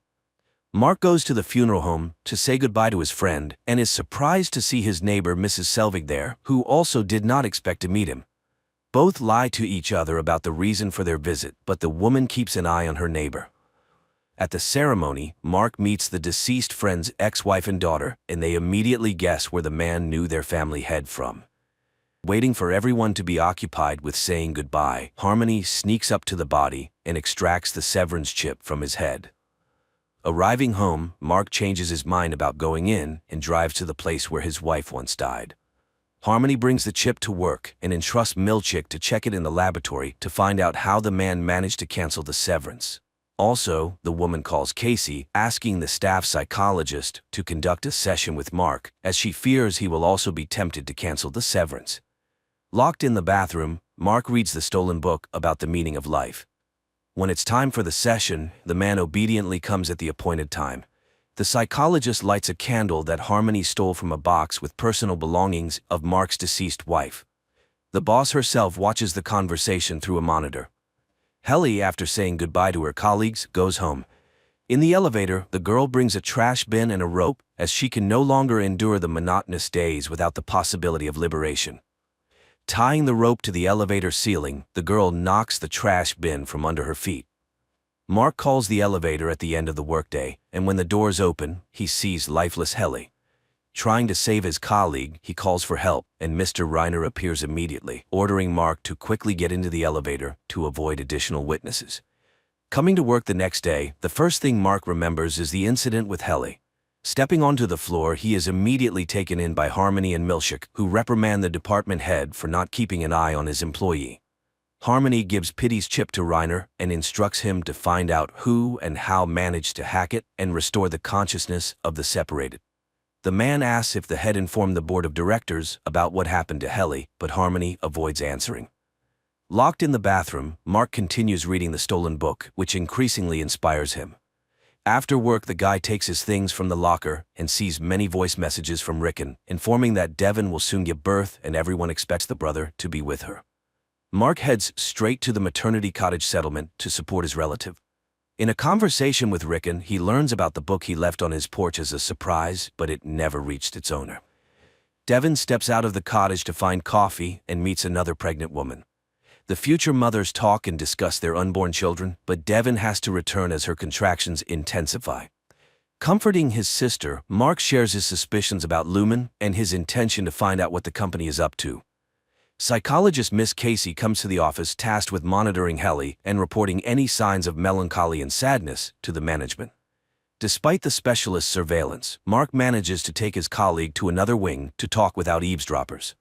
Wandering the corridors, the pair find a department where goats are raised, which greatly surprises them. This further confirms that none of the separated employees even suspect what the company is working on. Irving meets with Bert in the conference room, but their conversation is immediately interrupted by Dylan, who forbids his co-worker from interacting with an employee from another department. Miss Casey finds the runaways and brings them back to the office, watched by Harmony through a monitor. Mark explains their escape as a health walk he took his colleague on. At home, the head receives a call from Reiner, informing her that they have tracked the source of the hack on Pitty's chip. According to the security officer, it could only have been done by one person, former Lumen employee, Gabby. Mark takes out his friend's phone from the box and sees that the unknown number is still calling. After giving birth, Devon goes for a walk in the park with her baby and sees the same woman she met in the maternity cottage. Waving at her and not receiving a response, the young mother decides to approach, but it becomes clear that her friend does not remember her at all. Furthermore, the baby she holds is named differently than she introduced him in their conversation, and when asked why the name was changed, the woman cannot answer, as if she doesn't understand the topic at all. The 4 employees of the Macro Data Refinement Department gather in the cafeteria, and Mark and Helly suggest to their colleagues that they explore the building and meet other departments. However, the timid and law-abiding Irving and Dylan do not approve of such behavior. Harmony summons Mark and informs him that Miss Casey has been punished and sent to the restroom for not keeping an eye on Helly on the day Mark took her out of the office. The 4 decide to meet Bert's department and find out what they do. While the colleagues get acquainted, Dylan explores the unfamiliar office and finds interesting cards. He manages to slip one into his pocket before an unhappy Milchick arrives to return the curious clerks to their workplace. Back in the office, they are greeted by Harmony. After solemnly singing the Lumen anthem, the head sends Mark to the restroom, where he meets an exhausted Casey. Devon looks for a lactation consultant, and her advertisement is answered by an experienced nurse. When she arrives at the home of the young parents, the woman recognizes her as her brother's neighbor, Mrs. Selbig. As soon as the helper takes the baby girl in her arms and she stops crying, the couple trusts her, and Devon doesn't question how Selbig ended up there. A boy sits in front of the TV with cartoons, closing his eyes and counting to 1,000, starting to lose count. Dylan sits in the locker room not understanding where he is, and Milchick appears, demanding to know where the clerk hid the card from the neighboring department. Suddenly, a boy bursts into the closet and jumps on Dylan's neck, calling him Dad.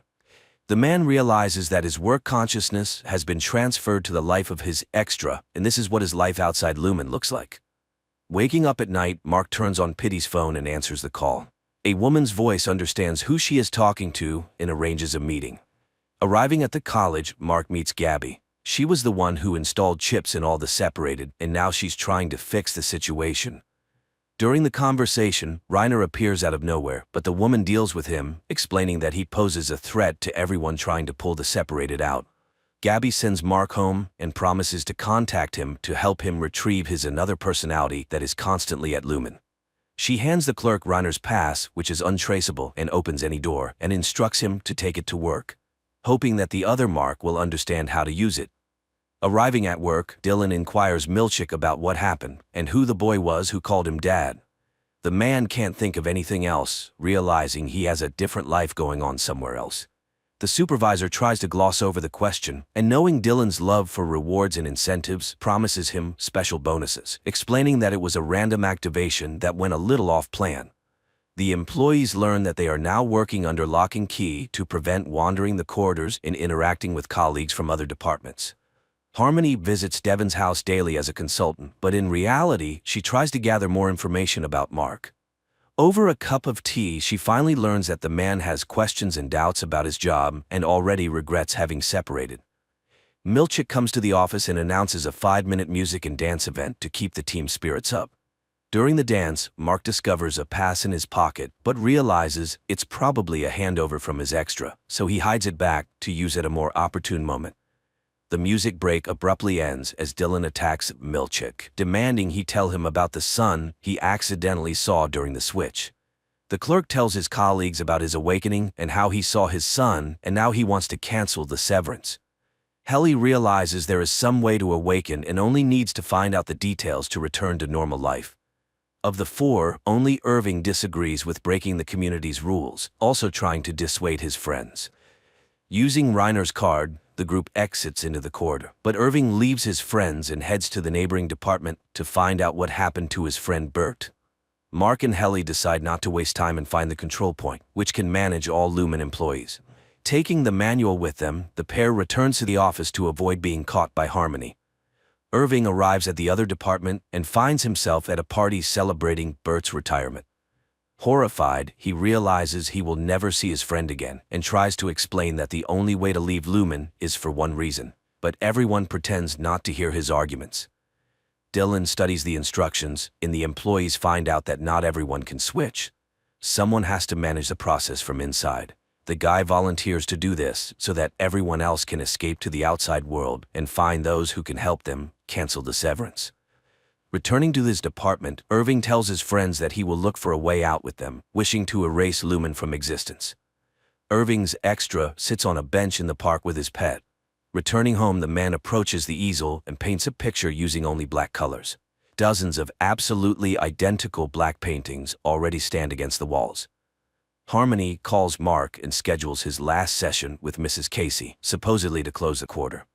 In the office, the man learns that the psychologist is working her last day and is being replaced by another specialist. The employees await Dylan's waffle party, planning to use this time for the switch. Trying to act as calm as possible, they rehearse their escape plan. The board of directors learns about the incident with Helly in the elevator and suspends Harmony from managing the company. Using the stolen pass, Mark sends his friends outside one by one, leaving himself for last. Dylan heads to the waffle party, then sneaks away to the control center to start the operation. Each employee, once in the outside world, must carefully study their extra's life and figure out who in their circle they can ask for help. Harmony, devastated by her dismissal after so many years of loyal service, is at home when the doorbell rings. Resuming her disguise as Mrs. Selvig, she opens the door to find Mark, who inquires if she'll attend the event Devin and Rickon are organizing for their book release. Initially citing poor health, Mrs. Selvig eventually agrees to attend, saying she'll arrive a bit later. When she arrives at the party, she tries to stick close to Mark to learn why he wants to leave Lumen. Dylan breaks into the control room and locks himself in, preparing to launch his friends. Reaching the controls, he pulls the levers and the process begins. Finding himself in Devin's house, Mark's extra doesn't recognize anyone. The same happens with Irving and Helly. Irving finds himself at an easel with a black canvas, while Helly is at a reception among influential people.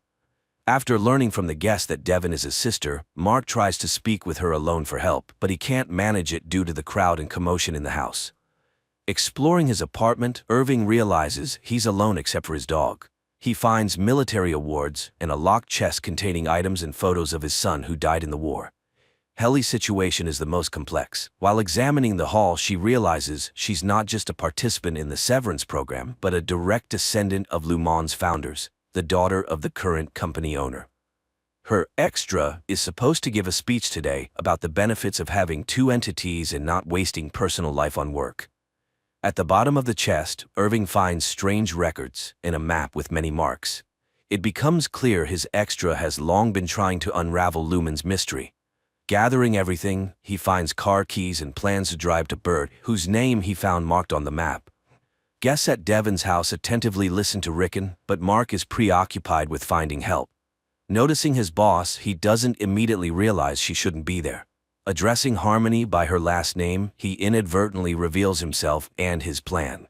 In a hurry, he runs to his sister, leaving Harmony in confusion. Devin hands the baby over to the feeding assistant and finally makes time for her brother, who tells her that it's actually his another person, and he urgently needs help to get out of the trap. The woman doesn't fully understand what's happening, but she tells Mark that her brother decided to have surgery, unable to cope with the pain of his wife Gemma's death. Helly, watching her own interview on huge screens advocating the benefits of severance, feels dizzy and hides in the restroom, where her father finds her and expects a vibrant and emotional performance. Mark asks his sister about his boss from Lumen being at her party, and based on Devin's description, realizes she has entrusted her child to a terrifying woman. Rushing out of the room, Devin begins searching for her daughter but finds neither the nanny, her car, nor the girl. Eventually, a guest finds the baby carrier in an empty room. Meanwhile, Harmony races to Lumen, simultaneously calling Milchick to inform him of the emergency. The 3 employees have escaped to the outside world. Milchick rushes to the control room, trying to negotiate with Dylan to open the door. Realizing that bonuses and incentives won't work in this situation, the supervisor promises to tell him not only about the boy from the closet, but also about his 2 children. Dylan remains steadfast, but Milchick understands he needs to enter the room, so he cuts the belt Dylan used to lock himself in.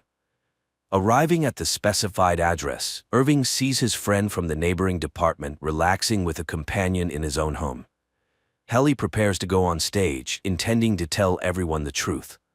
Mark, left alone in the room, decides to look at family photos, and on one of them, he sees himself with his deceased wife. To his horror, it turns out to be Mrs. Casey. Harmony manages to arrive at the gala event and tells Helly she knows everything. Unfazed, Helly whispers her plans to her boss and takes the stage, despite threats that she will make her friends suffer. Irving decides to step out of the car and knocks on Bert's door to tell him the truth about working at Lumen. Mark tells his sister that his wife is alive and he knows where to find her, while Helly starts speaking from the stage, revealing that all the sweet stories about severance are pure lies and that extras suffer, trapped. At that moment, Milchick cuts the belt, bursts into the control room, and pushes Dylan away from the levers. All the escapees return their extras' consciousness of personal life. This concludes the first season. Clearly, many questions remain unanswered. Most importantly, what exactly do the employees at Lumen Company do? Hopefully, we will get the answers in the second season, set to release in 2024.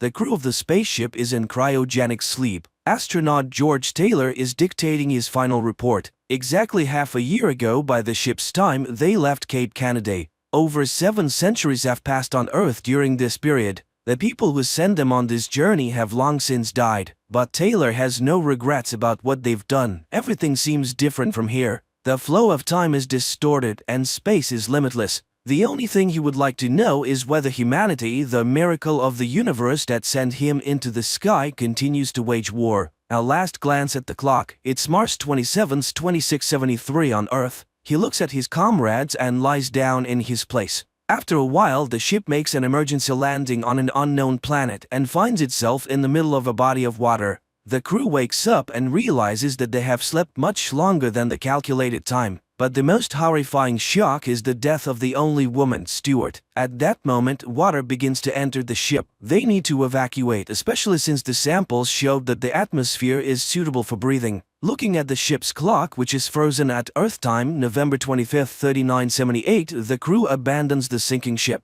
Boarding a life raft, the humans sail to shore, marveling at the grandeur of the surrounding nature. There is no sign of intelligent life anywhere. Taylor reminds them that they are 320 light-years from Earth on an unknown planet in the constellation Orion. It is impossible to determine more precisely as no one has had time to look at the instrument readings. Upon landing on the shore, Taylor takes inventory of what they were able to salvage from the ship.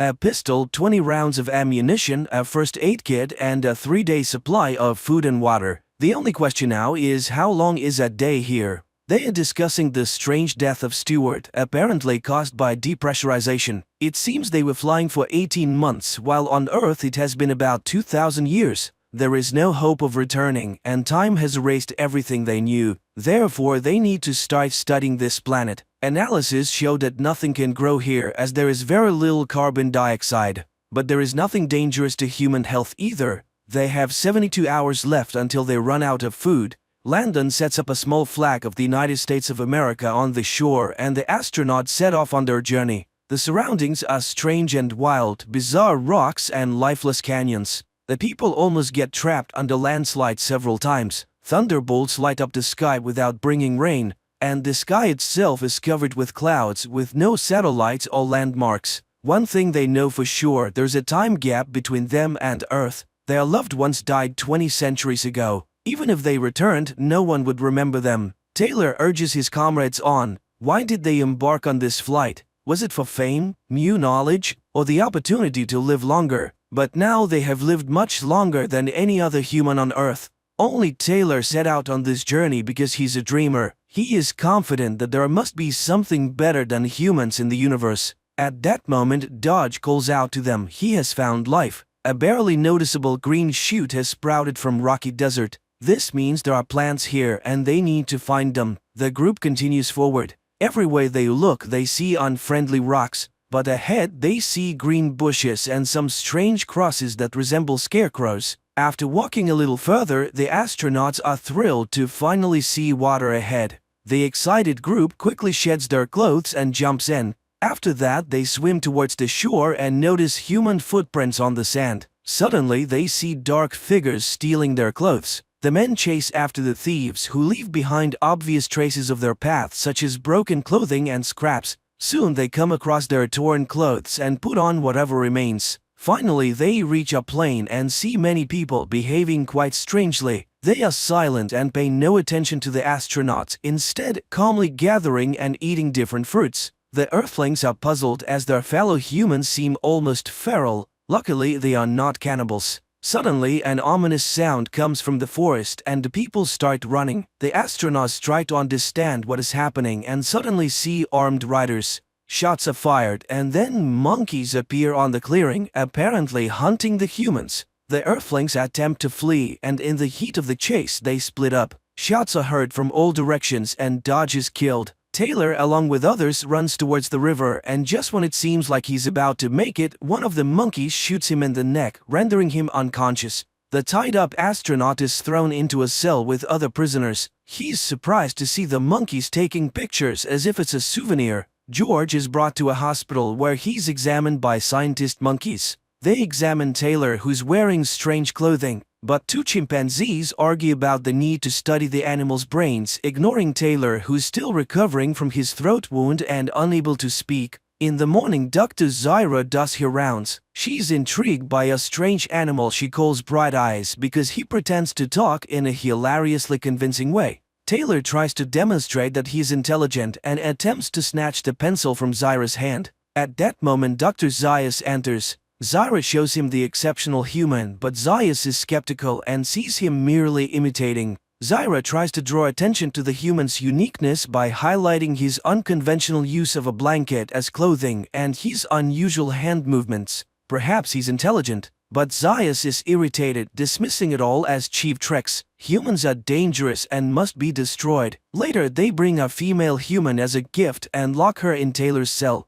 The next day, George and his companion are walking in the yard in a large cage. Zyra brings her fiancé, an archaeologist named Cornelius, to show him Taylor, but Cornelius sees nothing special about him. While the apes argue, George writes in the sand, but nobody pays attention to him. At that moment, Dr. Zaius arrives, annoyed at Zyra with her human again. Suddenly, a wild man attacks George and a fight breaks out. The guards drag Taylor away and Zaius sees the letters George wrote but quickly erases them. Zyra apologizes to Taylor but he snatches the paper and pencil and writes his name on the piece of paper. Zyra is astonished and takes him home. Cornelius doesn't believe her stories, it's all just tricks, humans can't write. They try to figure out where he learned it and Taylor writes the name of his school. The apes are shocked, could he really be intelligent? The man explains that they came from another planet. Cornelius is puzzled, but flying is impossible. Then Taylor crafts a paper airplane. Afterwards, he asks to see the maps and explains where they landed and how they got there. Zyra and Cornelius argue fervently. She claims that humans are a mutation, the missing link between apes and monkeys, and it is quite possible that monkeys evolved from humans. Dr. Zaius, who enters the scene, discovers the paper airplane, crushes it, and orders the man to be taken to a cell. Taylor and Nova sleep in their cell when the arriving apes order Taylor to be prepared for a castration operation, but the man breaks free and runs out of the cell. He manages to hide in the ape temple but is noticed, and the man has to run through the ape city again. Taylor ends up in a museum where stuffed humans are exhibited. Shocked, he runs out into the street but gets caught in a net, where Zyra finds him. And then the voice returns to Taylor, shocking the apes. Later in the cell, Taylor tries to teach Nova how to speak, but the apes take the girl away and put her in the cell across from him. The man tells her about his life on Earth, but he didn't love anyone there. He wonders if Nova can love. The apes put a collar on him and take him to trial. A hearing is now taking place, and Zyra and Cornelius are ready to act as his attorneys. The judges are outraged. He has no rights because he's not an ape. But then what is he being tried for? The court gives a continuance to his lawyers, but Taylor intends to defend himself. A theologian scientist is called to testify, trying to prove the man's irrationality, as he does not know the answers to the simplest questions. But Taylor cannot know them as he has not studied their culture. A person is prohibited from speaking, so he writes his statement and submits it to the court. Cornelius reads that Taylor is a space explorer and arrived from another planet, but the apes do not believe him. They demand to bring the people captured with him. And Taylor sees Landon, but he does not recognize his friend, and a scar is found on his head. George realizes that Dr. Zaius destroyed the man's brain. George is dragged back to the court. And then Cornelius defends Taylor. He did not lie when he said he came from the Forbidden Zone. He described it very accurately, and Cornelius himself was there, and he found traces of ancient ape culture. Zyra continues the defense. If he did not come from another planet, he was born on this one. She found no reason why people cannot speak. The problem is not in anatomy but in the brain, and that is the truth, but nobody wants to listen. Zyra and Cornelius are accused of scientific heresy and the tribunal is closed. The fate of the man is predetermined. He is handed over to Zaius, who intends to perform operations on him. George is outraged. How could such an upside-down civilization arise? And most importantly, why is Zaius so afraid of him? Zyra cannot accept this and organizes the escape of Taylor and Nova. Outside the city, Cornelius meets them with horses and supplies. He suggests returning to the spacecraft landing site. A small caravan sets off and reaches the river. If they follow it, they will reach the sea. Soon they reach the place where Cornelius was excavating. He's ready to take the man to the cave. And then Zyra sees the pursuit. Dr. Zaius, who caught up with the fugitives, is in for an unpleasant surprise. Taylor is armed. The Earthling offers a compromise to the doctor. If Cornelius can prove that their culture is not the oldest and originated from humans, he will leave them alone. Everyone goes into the cave. While Cornelius shows off his findings, Taylor discovers spare parts of a human, a dental plate, glasses, and a heart valve. But the main discovery is a human doll that says the word mama. Zaius tries to find a reasonable explanation when gunshots are heard outside. Everyone rushes to the exit. It's the makeshift doctors who, unable to keep their words, have attacked the fugitives' escorts. Taylor takes Dr. Zaius hostage and orders everyone to leave. Taylor will release him in exchange for a horse, food, and water for him and his woman. But before leaving, he asks the doctor why he always feared him, and he answers because he's a man, and that his ancestors are to blame for the lifeless Forbidden Lands, for he is the lowest and most treacherous beast. The people leave, and the doctor orders the cave to be blown up and Zyra and Cornelius to be arrested. He saves the future of his people. Taylor and Nova ride along the beach. Suddenly, the man jumps off the horse in horror. He has returned, and they did it after all. They blew them all up and destroyed civilization, let them burn in hell. Nova looks at Taylor in fear. She doesn't understand what is before her, the upper part of the Statue of Liberty rising on the ocean shore. The film is based on the book by French writer Pierre Boulle, who considered his novel one of his least successful works and therefore had serious doubts about its success on the big screen. But in the end, the film ranked 350th on Empire's magazine's list of the 500 greatest films.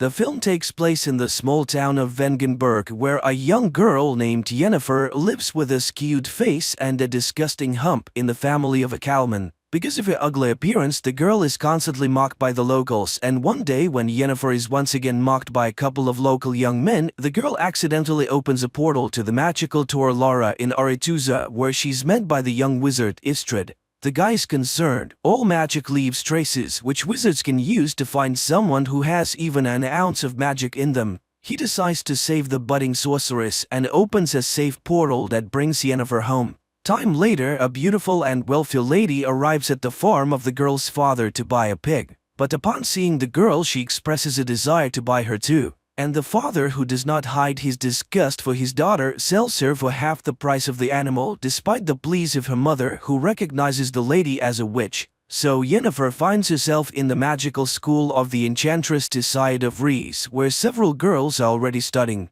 At first, Yennefer takes the separation from home hard and how low her father judged her. She even tried to commit suicide, but when classes begin, she discovers that the young wizard was right. It was her inadvertent wizardry that caused the wave and caught the attention of the school's rector, the wizardess Tissaia. The girls who study at the school have also distinguished themselves with the same unique skills. Soon Tissaia holds the first test. The girls must lift a stone and a flower without touching them and using a spell. Everyone more or less manages to cope with the task, but Yennefer fails. The girl stubbornly tries again and again until Tissaia stops her. Frustrated, Yennefer runs away. Later, she finds Istredd in the cave and tells him her name. Sometime later, Tissaia trains her female pupils to recognize man's greatest fear. She sees the girls in pairs and orders them to look into each other's eyes until they get inside their rival schemes. Yennefer pairs up to encourage the girl, but she again fails. Tissaia is enraged. Yennefer is useless. And this is because she's lying to herself. Even if she were a beauty, no one would love her. Although she's not the only one to whom she has problems, Yennefer shares the problems with her only friend, Istredd, who talks about her schooling.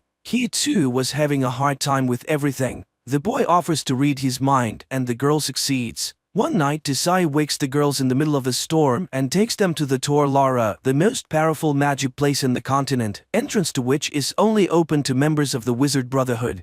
Today, there will be a test in the art of controlling the flows of chaos, which requires catching lightning in a bottle. The girls do not believe in such a possibility, and some get strong discharges even after catching the lightning. Yennefer's turn comes, and she reaches up with the bottle, but it is thrown back against the wall. Enraged, she directs her power at her more fortunate opponent, Tissaia, blocking her mental blow. Later, she reprimands her apprentice she almost killed today, which means that her emotions can ruin her own. Tissaia cannot be sure that Yennefer will not go along with her feelings and harm his school, for she's to become a court sorceress, and the weak have no place near a ruler. The enchantress already doubts that there's anything in her that the wizarding chapter needs. Frustrated, Yennefer tells Istredd everything. But most importantly, the enchantress knows all about them and they won't be able to see each other again. The guy is willing to show her other, more ancient and powerful magic, but it is very dangerous. He shows her the skulls of the dead elves who built Aretuza.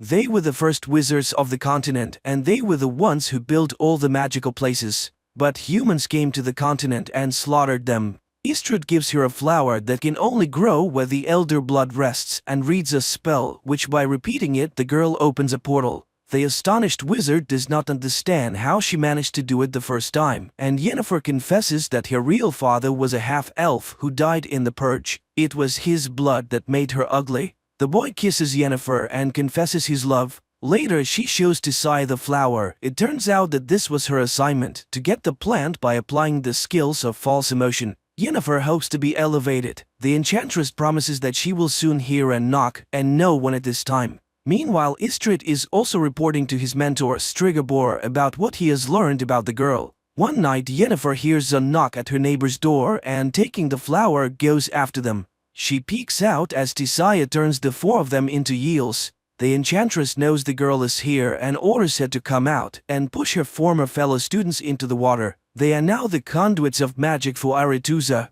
Yennefer performs this and then sees many silhouettes of former schoolmates in the water. Time passes. Yennefer enjoys a love affair with Istredd, applying what she has learned to enhance the effect of intimacy. Thus, one day she created a whole crowd that watched her intimacy and then rewarded the lovers with applause. The guy is amazed at her imagination. What will she come up with next time?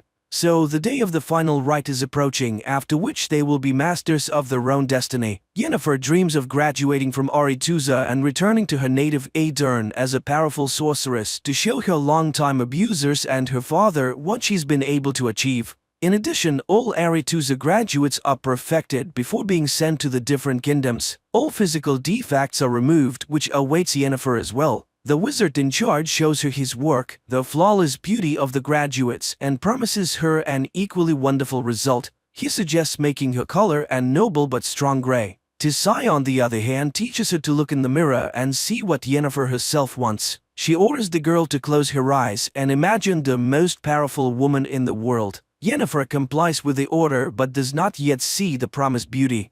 Meanwhile, the chapter of wizards gathers in Aretuza to decide where their graduates should go, for all kings need court wizards. Then it transpires that one of the leaders of the council, the wizard Stregobor, knows that Yennefer is a quarter elf, which means that she will not be accepted at Aretuza, where there is a prejudice against elves. The chapter vows to send Yennefer to Nilfgaard, which the aspiring enchanter does not like. She demands an audience with the chapter, but Tisai declares herself in charge of the distribution. Yennefer is beside herself. She has no intention of wasting her life serving the king of a small southern kingdom and a lover of women. The tutor reminds her of the elven blood, and the girl understands how Stregobor knew about it. The initiation ceremony begins, which Yennefer does not attend. Worried, Istrid finds her behind a letter to her father, asking him to confirm that she's his own daughter. The boy does not believe that this letter can convince the chapter.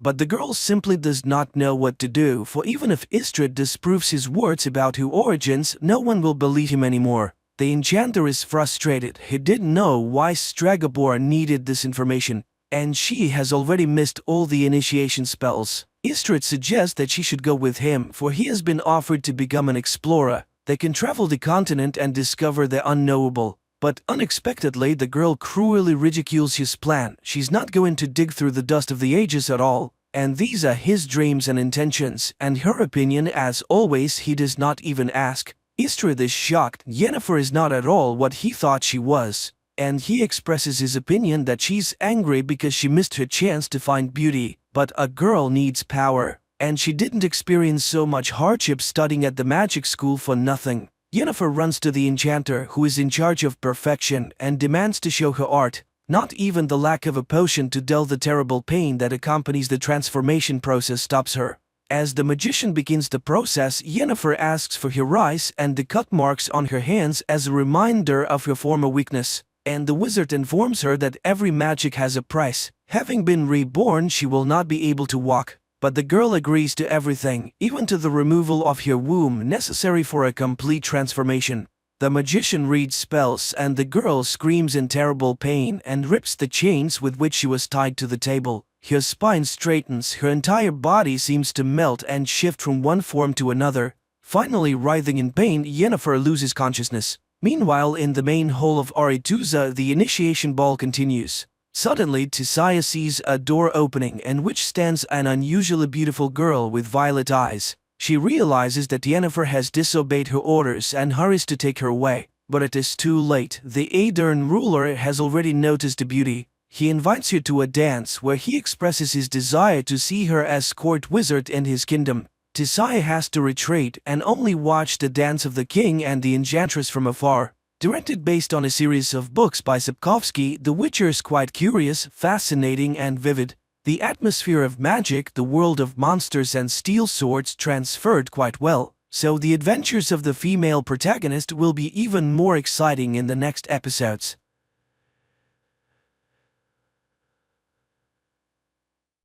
The story begins with a gripping and mysterious scenario. Ethan, a Secret Service agent from Seattle, regains consciousness in a forest after a car accident. Sporting a bruised face and feeling disoriented, he manages to make his way through the pine forest and finds himself in the seemingly peaceful town of Wayward Pines, Idaho. His appearance in town draws curious looks from passers-by, and upon entering a restaurant and collapsing from exhaustion, he learns from a waitress where he is. Ethan wakes up in a hospital bed in Wayward Pines, where a nurse named Pam tends to him, explaining he has minor injuries from the car accident. Distressed, Ethan inquires about his partner, Stallings, who was with him during the accident, only to learn of Stallings' tragic death. When he asks for his cell phone and belongings, he's advised they're at the police station, but he's encouraged to rest instead. Despite being the only patient in the hospital, and against Pam's advice, Ethan leaves to go to the police station. There, he finds he can't access his belongings during the day, leading him to a nearby bar. Meanwhile, Ethan's boss Adam informs his wife Teresa that Ethan has been in an accident, but they haven't found his body. yet. At the bar, Ethan borrows a phone from a waitress named Beverly to try and contact his family, but fails. Beverly empathizes with his situation, and it gives him her address in case he needs further help. He tells her his identity and that he is looking for two fellow agents, Evans and Kate, who is also Ethan's lover. Later, he notices her note mentioning the absence of crickets in Wayward Pines. On his way to the motel, he hears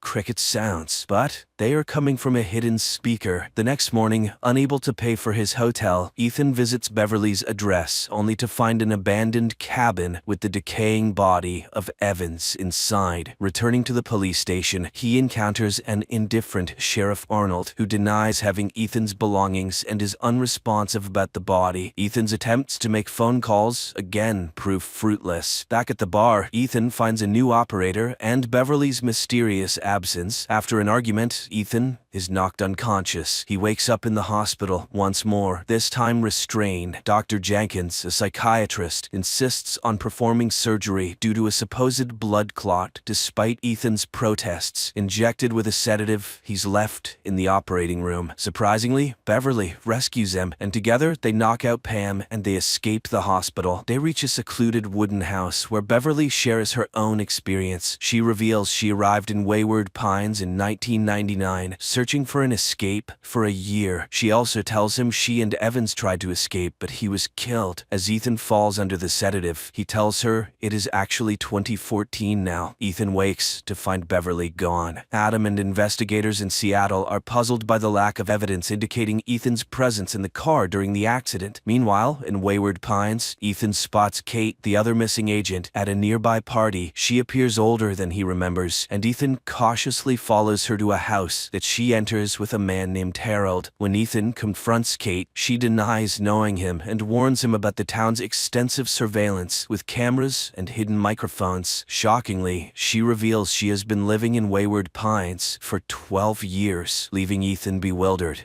and alarmed. Determined to escape, Ethan steals a parked car, but his attempt to leave Wayward Pines is unsuccessful as he finds himself inexplicably back in town. Frustrated, he tries to flee on foot, only to be stopped by a massive electrified wall surrounding the town. Sheriff Arnold confronts him for the car theft and dismisses his claims of being a Secret Service agent. The next day, Ethan returns to the cabin where he found his colleague's body, still undisturbed. He discovers a mysterious notebook in his friend's boot, but is interrupted by Arnold, who arrives with a gun, claiming a forensic team is coming. Ethan is forced to leave and heads back to the hotel. At the bar, he unexpectedly encounters Beverly again. She covertly arranges a secret meeting and gives him money, hinting at a plan involving Evans's notebook. Using the money, Ethan visits a cafe and manages to call the Secret Service, only to realize the operator is an imposter. He becomes suspicious when the cashier hastily takes the banknote from him. Later, Ethan tries to connect with Kate at the toy store where she works. Despite his efforts, Kate remains distant and secretive, adhering to the town's strict rules against discussing the past. Ethan's confusion deepens when he visits Evans's home, where Evans's wife denies knowing him and claims she witnessed her husband's suicide. Seeking answers, Ethan confronts Arnold, who instructs him to stay at the hotel and informs him that Evans's body has been sent to the morgue. At the morgue, Ethan retrieves the notebook from Evans's clothes. In a startling turn, Ethan sees his wife, Teresa, and son, Ben, being brought into the hospital on stretchers, but he can't find them anywhere. Dr. Jenkins warns Ethan that his condition is deteriorating and insists he needs surgery immediately. Back in Seattle, Teresa grows increasingly anxious about Ethan's whereabouts, with their son Ben suspecting Ethan might have run away with Kate. When she contacts Adam for information, he assures her of his efforts, but explains that the details are confidential, deepening the mystery and concern for Ethan's fate. The tension escalates as Ethan continues to unravel the mysteries of the town. He meets Beverly at their agreed location in Pine Forest, where she reveals that a tracking device has been implanted in him. Together, they remove the device in a secluded stone house. Beverly also shares the harrowing truth that Sheriff Arnold publicly executed Evans as a warning to the town. Ethan later meets Kate again, and despite his reservations, accepts an invitation to dinner at her house with Beverly Beverly. Anticipating surveillance, he cleverly leaves the tracking chip on his hotel bed and sets out to find a package hidden in the pine forest, as indicated by a map inside Evans's belongings. After successfully retrieving the package, Ethan observes Arnold firing a gunshot from a distance at Kate's house. While Beverly nervously remains at the dining table, Ethan searches the bathroom for surveillance devices. Beverly inadvertently mentions her daughter, a violation of the town's strict rules. Realizing her mistake, she excuses herself, leading to a tense situation as all the phones in the town ring simultaneously, signaling their exposure. Ethan and Beverly hastily leave, evading the crowd, now alerted to their actions. In the cemetery, Ethan instructs Beverly to retrieve the agent's package while he draws the crowd away. However, Beverly is captured by the townspeople. Ethan, hiding in a nearby house, witnesses a chilling scene where Beverly is dragged onto a stage before an excited crowd. Arnold incites the crowd to punish Beverly for her attempt to escape, and she is brutally executed in front of the onlookers, including Ethan. Meanwhile, Ethan's wife Teresa and their son Ben travel to Idaho to investigate Ethan's disappearance. They arrive at the Secret Service field headquarters in Boise, Idaho, where Ethan was last reported. While there, Teresa uncovers a lead to Wayward Pines. As Teresa and Ben near the town, they are pulled over by Sheriff Pope, who sabotages their car under the guise of fixing an oil leak. The following morning, Ethan stumbles upon a truck loaded with supplies, indicating a connection to the outside world. He hides in the truck's cargo hold, eventually emerging in a well-lit warehouse filled with workers and abandoned vehicles, including one that belongs to his wife, Teresa. Inside Teresa's car, he discovers personal items belonging to her and Ben, adding to his desperation and confusion about his family's whereabouts and safety. The plot takes a dramatic turn as Ethan's situation grows increasingly mysterious. As Ethan explores the warehouse, Sheriff Arnold suddenly appears, attacking him with a sedative. Ethan loses consciousness and later wakes up in a hospital bed. The nurse there informs him that his wife Teresa and son Ben have been brought to Wayward Pines and are now living in Beverly's former house. Despite his disbelief, Ethan goes to visit his family, feeling a mix of relief and apprehension about their safety in the town. He cautions Teresa against wandering or communicating with anyone, even over the phone. Aware of the town's oppressive surveillance, Ethan then confronts Arnold and Nurse Pam at the police station, demanding to know why his family was brought to Wayward Pines. Arnold insists it's for their happiness, but Ethan, unconvinced and furious, presses for more answers. Their heated exchange is interrupted by a mysterious phone call, hinting that Arnold is merely a pawn in a larger scheme controlled by an unknown mastermind. Outside the police station, Ethan encounters Dr. Jenkins, who advises him to abandon any thoughts of escape. Ethan, however, firmly states he doesn't belong in Wayward Pines. Seeking more insight, Ethan meets with Kate in the pine forest, away from the prying eyes of surveillance cameras. However, Ben follows his father and witnesses the meeting, prompting him to rush home and inform Teresa. Kate explains to Ethan that after spending 12 years in Wayward Pines, she has resigned herself to the town's rules as the only means of survival. Upon returning home,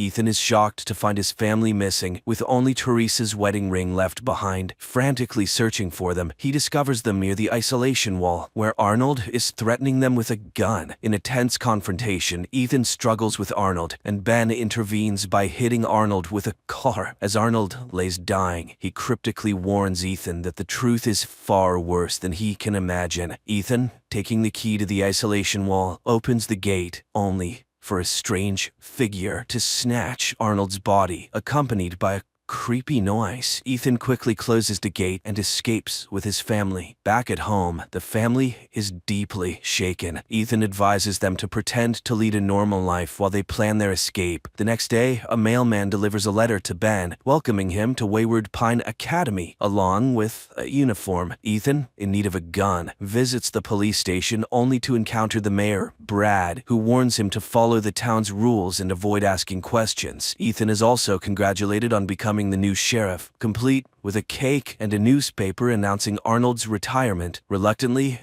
Ethan plays along. Meanwhile, Ben attends Wayward Pine Academy, where he meets his teacher Megan, who is also the mayor's wife and a therapist specializing in molding the children's minds. Ethan, continuing his investigation, discovers hidden files on the town's residents, nudging him to delve deeper into the secrets of Wayward Pines. Soon after, the tension within the town continues to escalate. The residents capture a man named McCall, who is accused of spreading harmful ideas on walls. Nurse Pam pushes for a public execution the following night, but Ethan, now acting as the sheriff, strongly opposes it. In his office, Ethan interrogates McCall, but is interrupted by a phone call, leading him to reluctantly agree to execute McCall the next night. That evening, Ethan's son Ben sneaks out with his school friend Amy, indicating the younger generation's growing curiosity and defiance. Meanwhile, Ethan and Teresa have dinner at a local restaurant with the mayor and his wife Megan, where other town residents, including Pam, Kate, and her husband, are also dining. A celebration for the new sheriff follows, during which Pam takes the opportunity to congratulate Ethan, but also stresses the importance of upholding the town's strict rules. Ethan,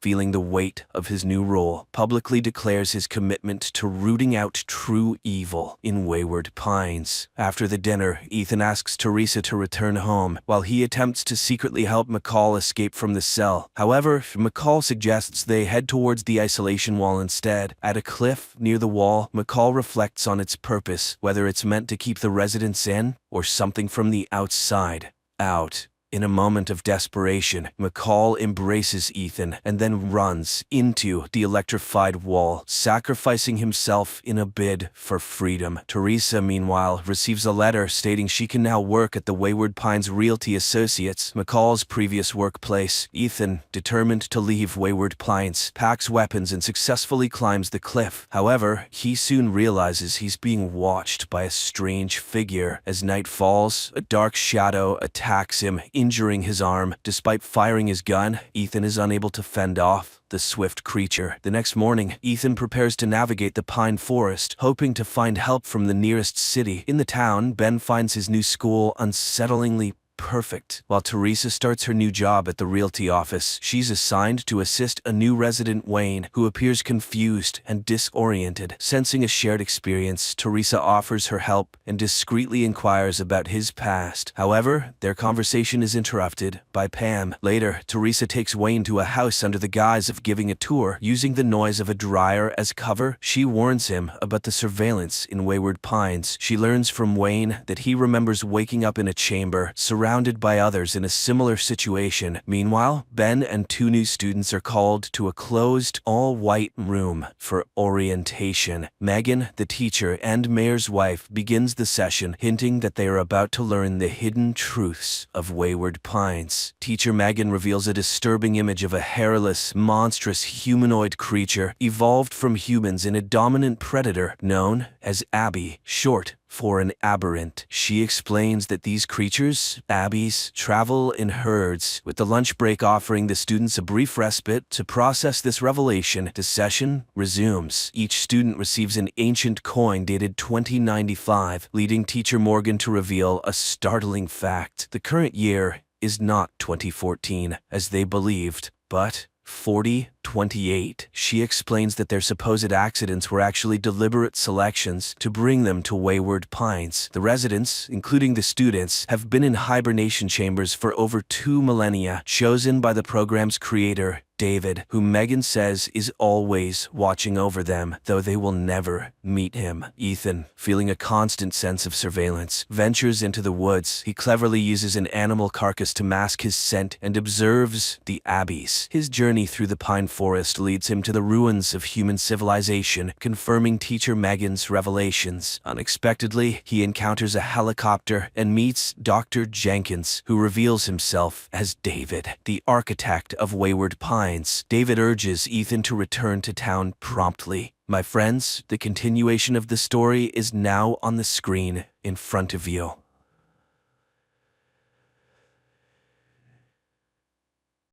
After the alien invasion, humanity is forced to hide in underground bunkers. The world leaders of Earth are desperately trying to keep people underground. But there is a soldier who kills one of the enemies and discovers a terrible truth. But think shelter immediately. The nonsense could attack at any moment. 50 years after the attack of something, all of humanity lives underground, although there are those who refuse to descend into the bunkers. An ordinary person can return to the surface only by becoming a soldier and serving the standard term, 100 days. One day, a soldier with the call sign SUM-1 completes his required training and boards a tank to travel to the outpost Cerberus, where he must serve his shift. On the way, the military encounters people running towards the shelter, which is called Exilium. The soldiers disembark one by one as they reach their assigned posts. Finally, it's someone's turn. However, the soldier cannot immediately enter the bunker as the door is jammed, so he climbs the watchtower to contact the command. The soldier undergoes DNA identification and the system congratulates him on the start of his 100-day service. He will have to monitor the territory, track something, and send those who stray into the shelter. The protective ring is in order, there are no breaches, all cameras are functioning, and the power supply is stable. But upon arrival at the post, the soldier does not find the person he was supposed to replace, which is a breach of protocol. The commander reassures SUM-1. The former watchman with the call sign VAX-7 was evacuated for medical reasons. He was called up from the reserves and now he must strictly adhere to all the rules. He must not leave his zone and must be very vigilant because his vigilance is a condition for survival of humanity. They provide him with a daily access code and instruct him on how to enter the bunker through a secret passage, allowing him to go outside for this purpose. SUM-1 begins to settle in. Finally inside, he discovers that the room is neglected and empty. SUM-1 arranges his rations, lights a cigarette and polishes a glass, listening to the system's reminders to think about the safety of himself and his family. At night, he dreams of laughing children, but the daily alarm clock reminds him of how many days are left until the end of his active service, and SUM-1 begins his daily routine. Exercises, showers, territory check, and food from his rations.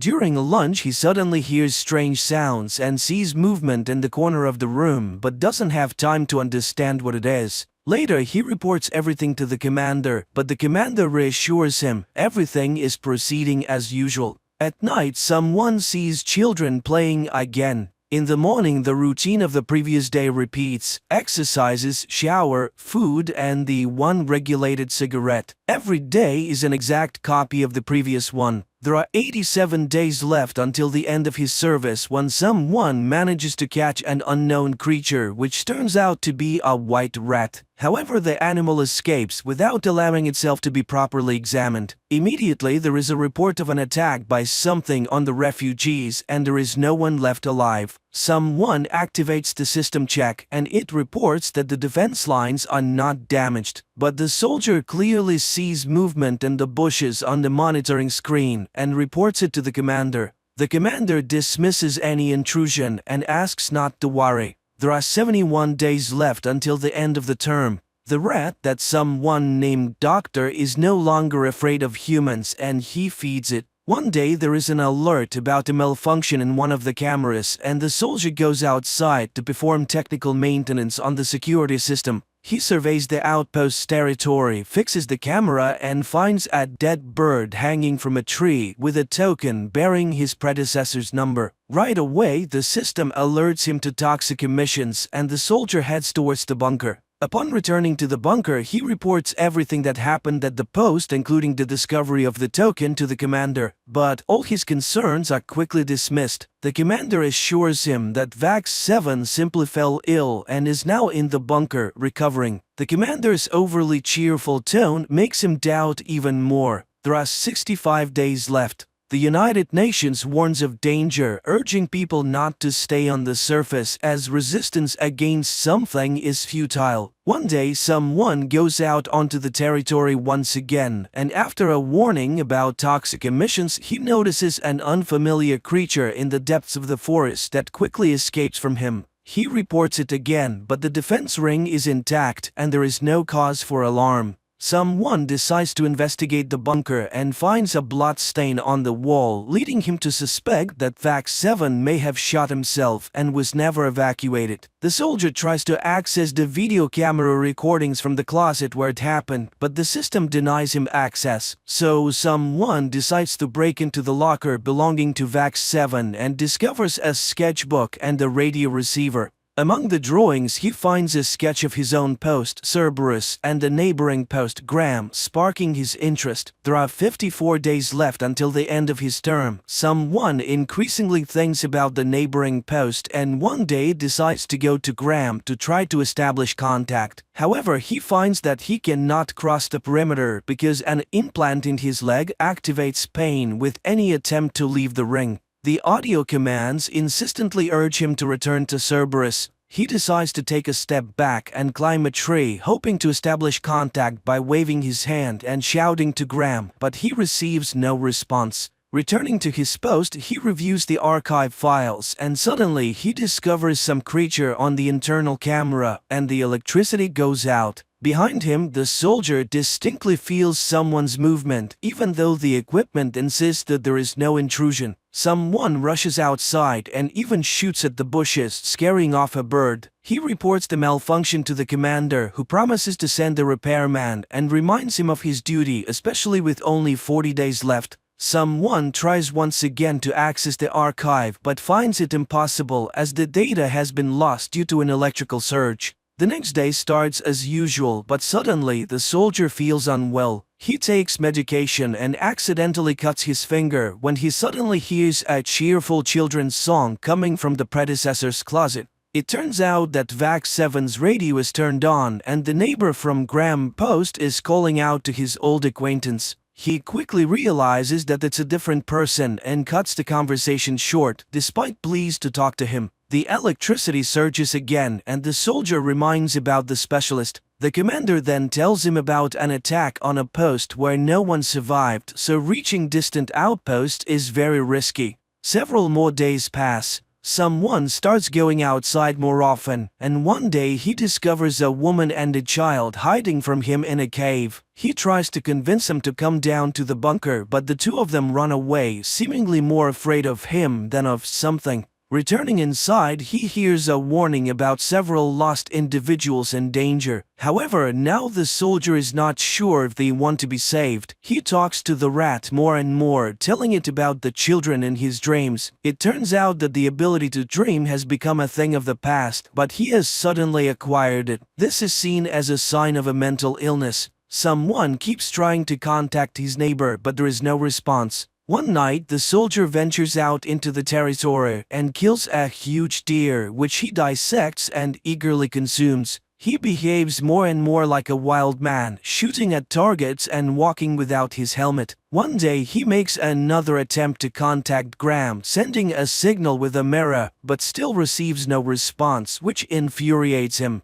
On his way back, he enters a zone of toxic emissions and almost loses consciousness. In a semi-delirious state, he sees the strange creature again, which runs away from him. Regaining his senses, he tries to convey to his neighbor his belief that VAX 7 is likely being held in the forest, but Graham remains silent. There are 14 days left until the end of his shift when a repairman finally arrives at the post. He reports on a recent attack and the deaths of many people. The man is displeased, sensing the presence of the rat. He explains that the soldier's predecessor was friends with the rat, considering it the height of foolishness. The technician dispels someone's fears, explaining that the shadow on the wall is himself due to a system glitch. Strangely, the cameras in the defense ring are turned off, even though the soldier checked them just now. Then the rat climbs onto the table, and upon seeing it, the repairman forcefully shoves it away. The soldier rushes to the motionless rat and pleads with it not to die, which infuriates the repairman even further.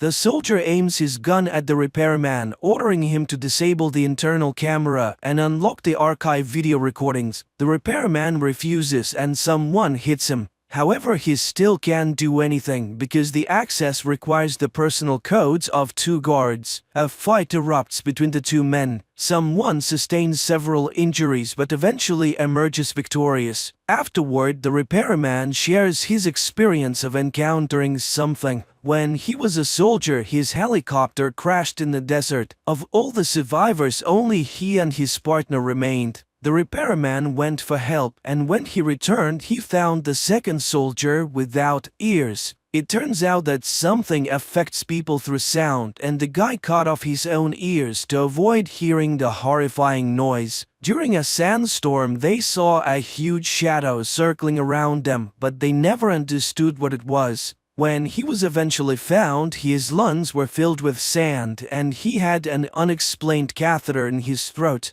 The soldier locks the repairman in the bunker, tends to his wounds, and reports to the commander that everything is in order. Afterward, he figures out that he can access his predecessor's information through his radio. Finally, he manages to open the archive footage, which makes it clear that VAX 7 did indeed go insane due to exhaustion and stress. Someone shares this information with his neighbor. The soldier is overwhelmed with conspiracy theories. He is convinced that the leadership is deceiving the common people by inventing something, as no one has actually seen it. The mission to send people on the ground is a ploy to restrict the consumption of dwindling natural resources while the rich and powerful enjoy the leftovers. He requests a meeting with his neighbor, who reluctantly agrees. There are 7 days left when, upon hearing another system announcement about something attacking, someone flies into a rage and smashes the alarm with the jar into which the rat has just climbed. Realizing that he killed his own friend, he walks outside naked and once again encounters the monstrous creature. Extracting a pair of deer antlers from a tree, he mortally wounds the monster, only to recognize VAX 7 by a tattoo on his neck. He returns to release the repairman and tells him about the conspiracy, convinced that it was his predecessor's tales that drove him mad. But no one will deceive someone anymore because he's no longer afraid. The soldier demands to know where the power can be cut off because he intends to save the people by disabling the defense lines. The repairman is horrified. He will doom humanity, but he obeys the madman. Someone contacts his neighbor and informs him of his decision that he is coming to him. It's time to put an end to the madness that keeps people on the ground and make them free.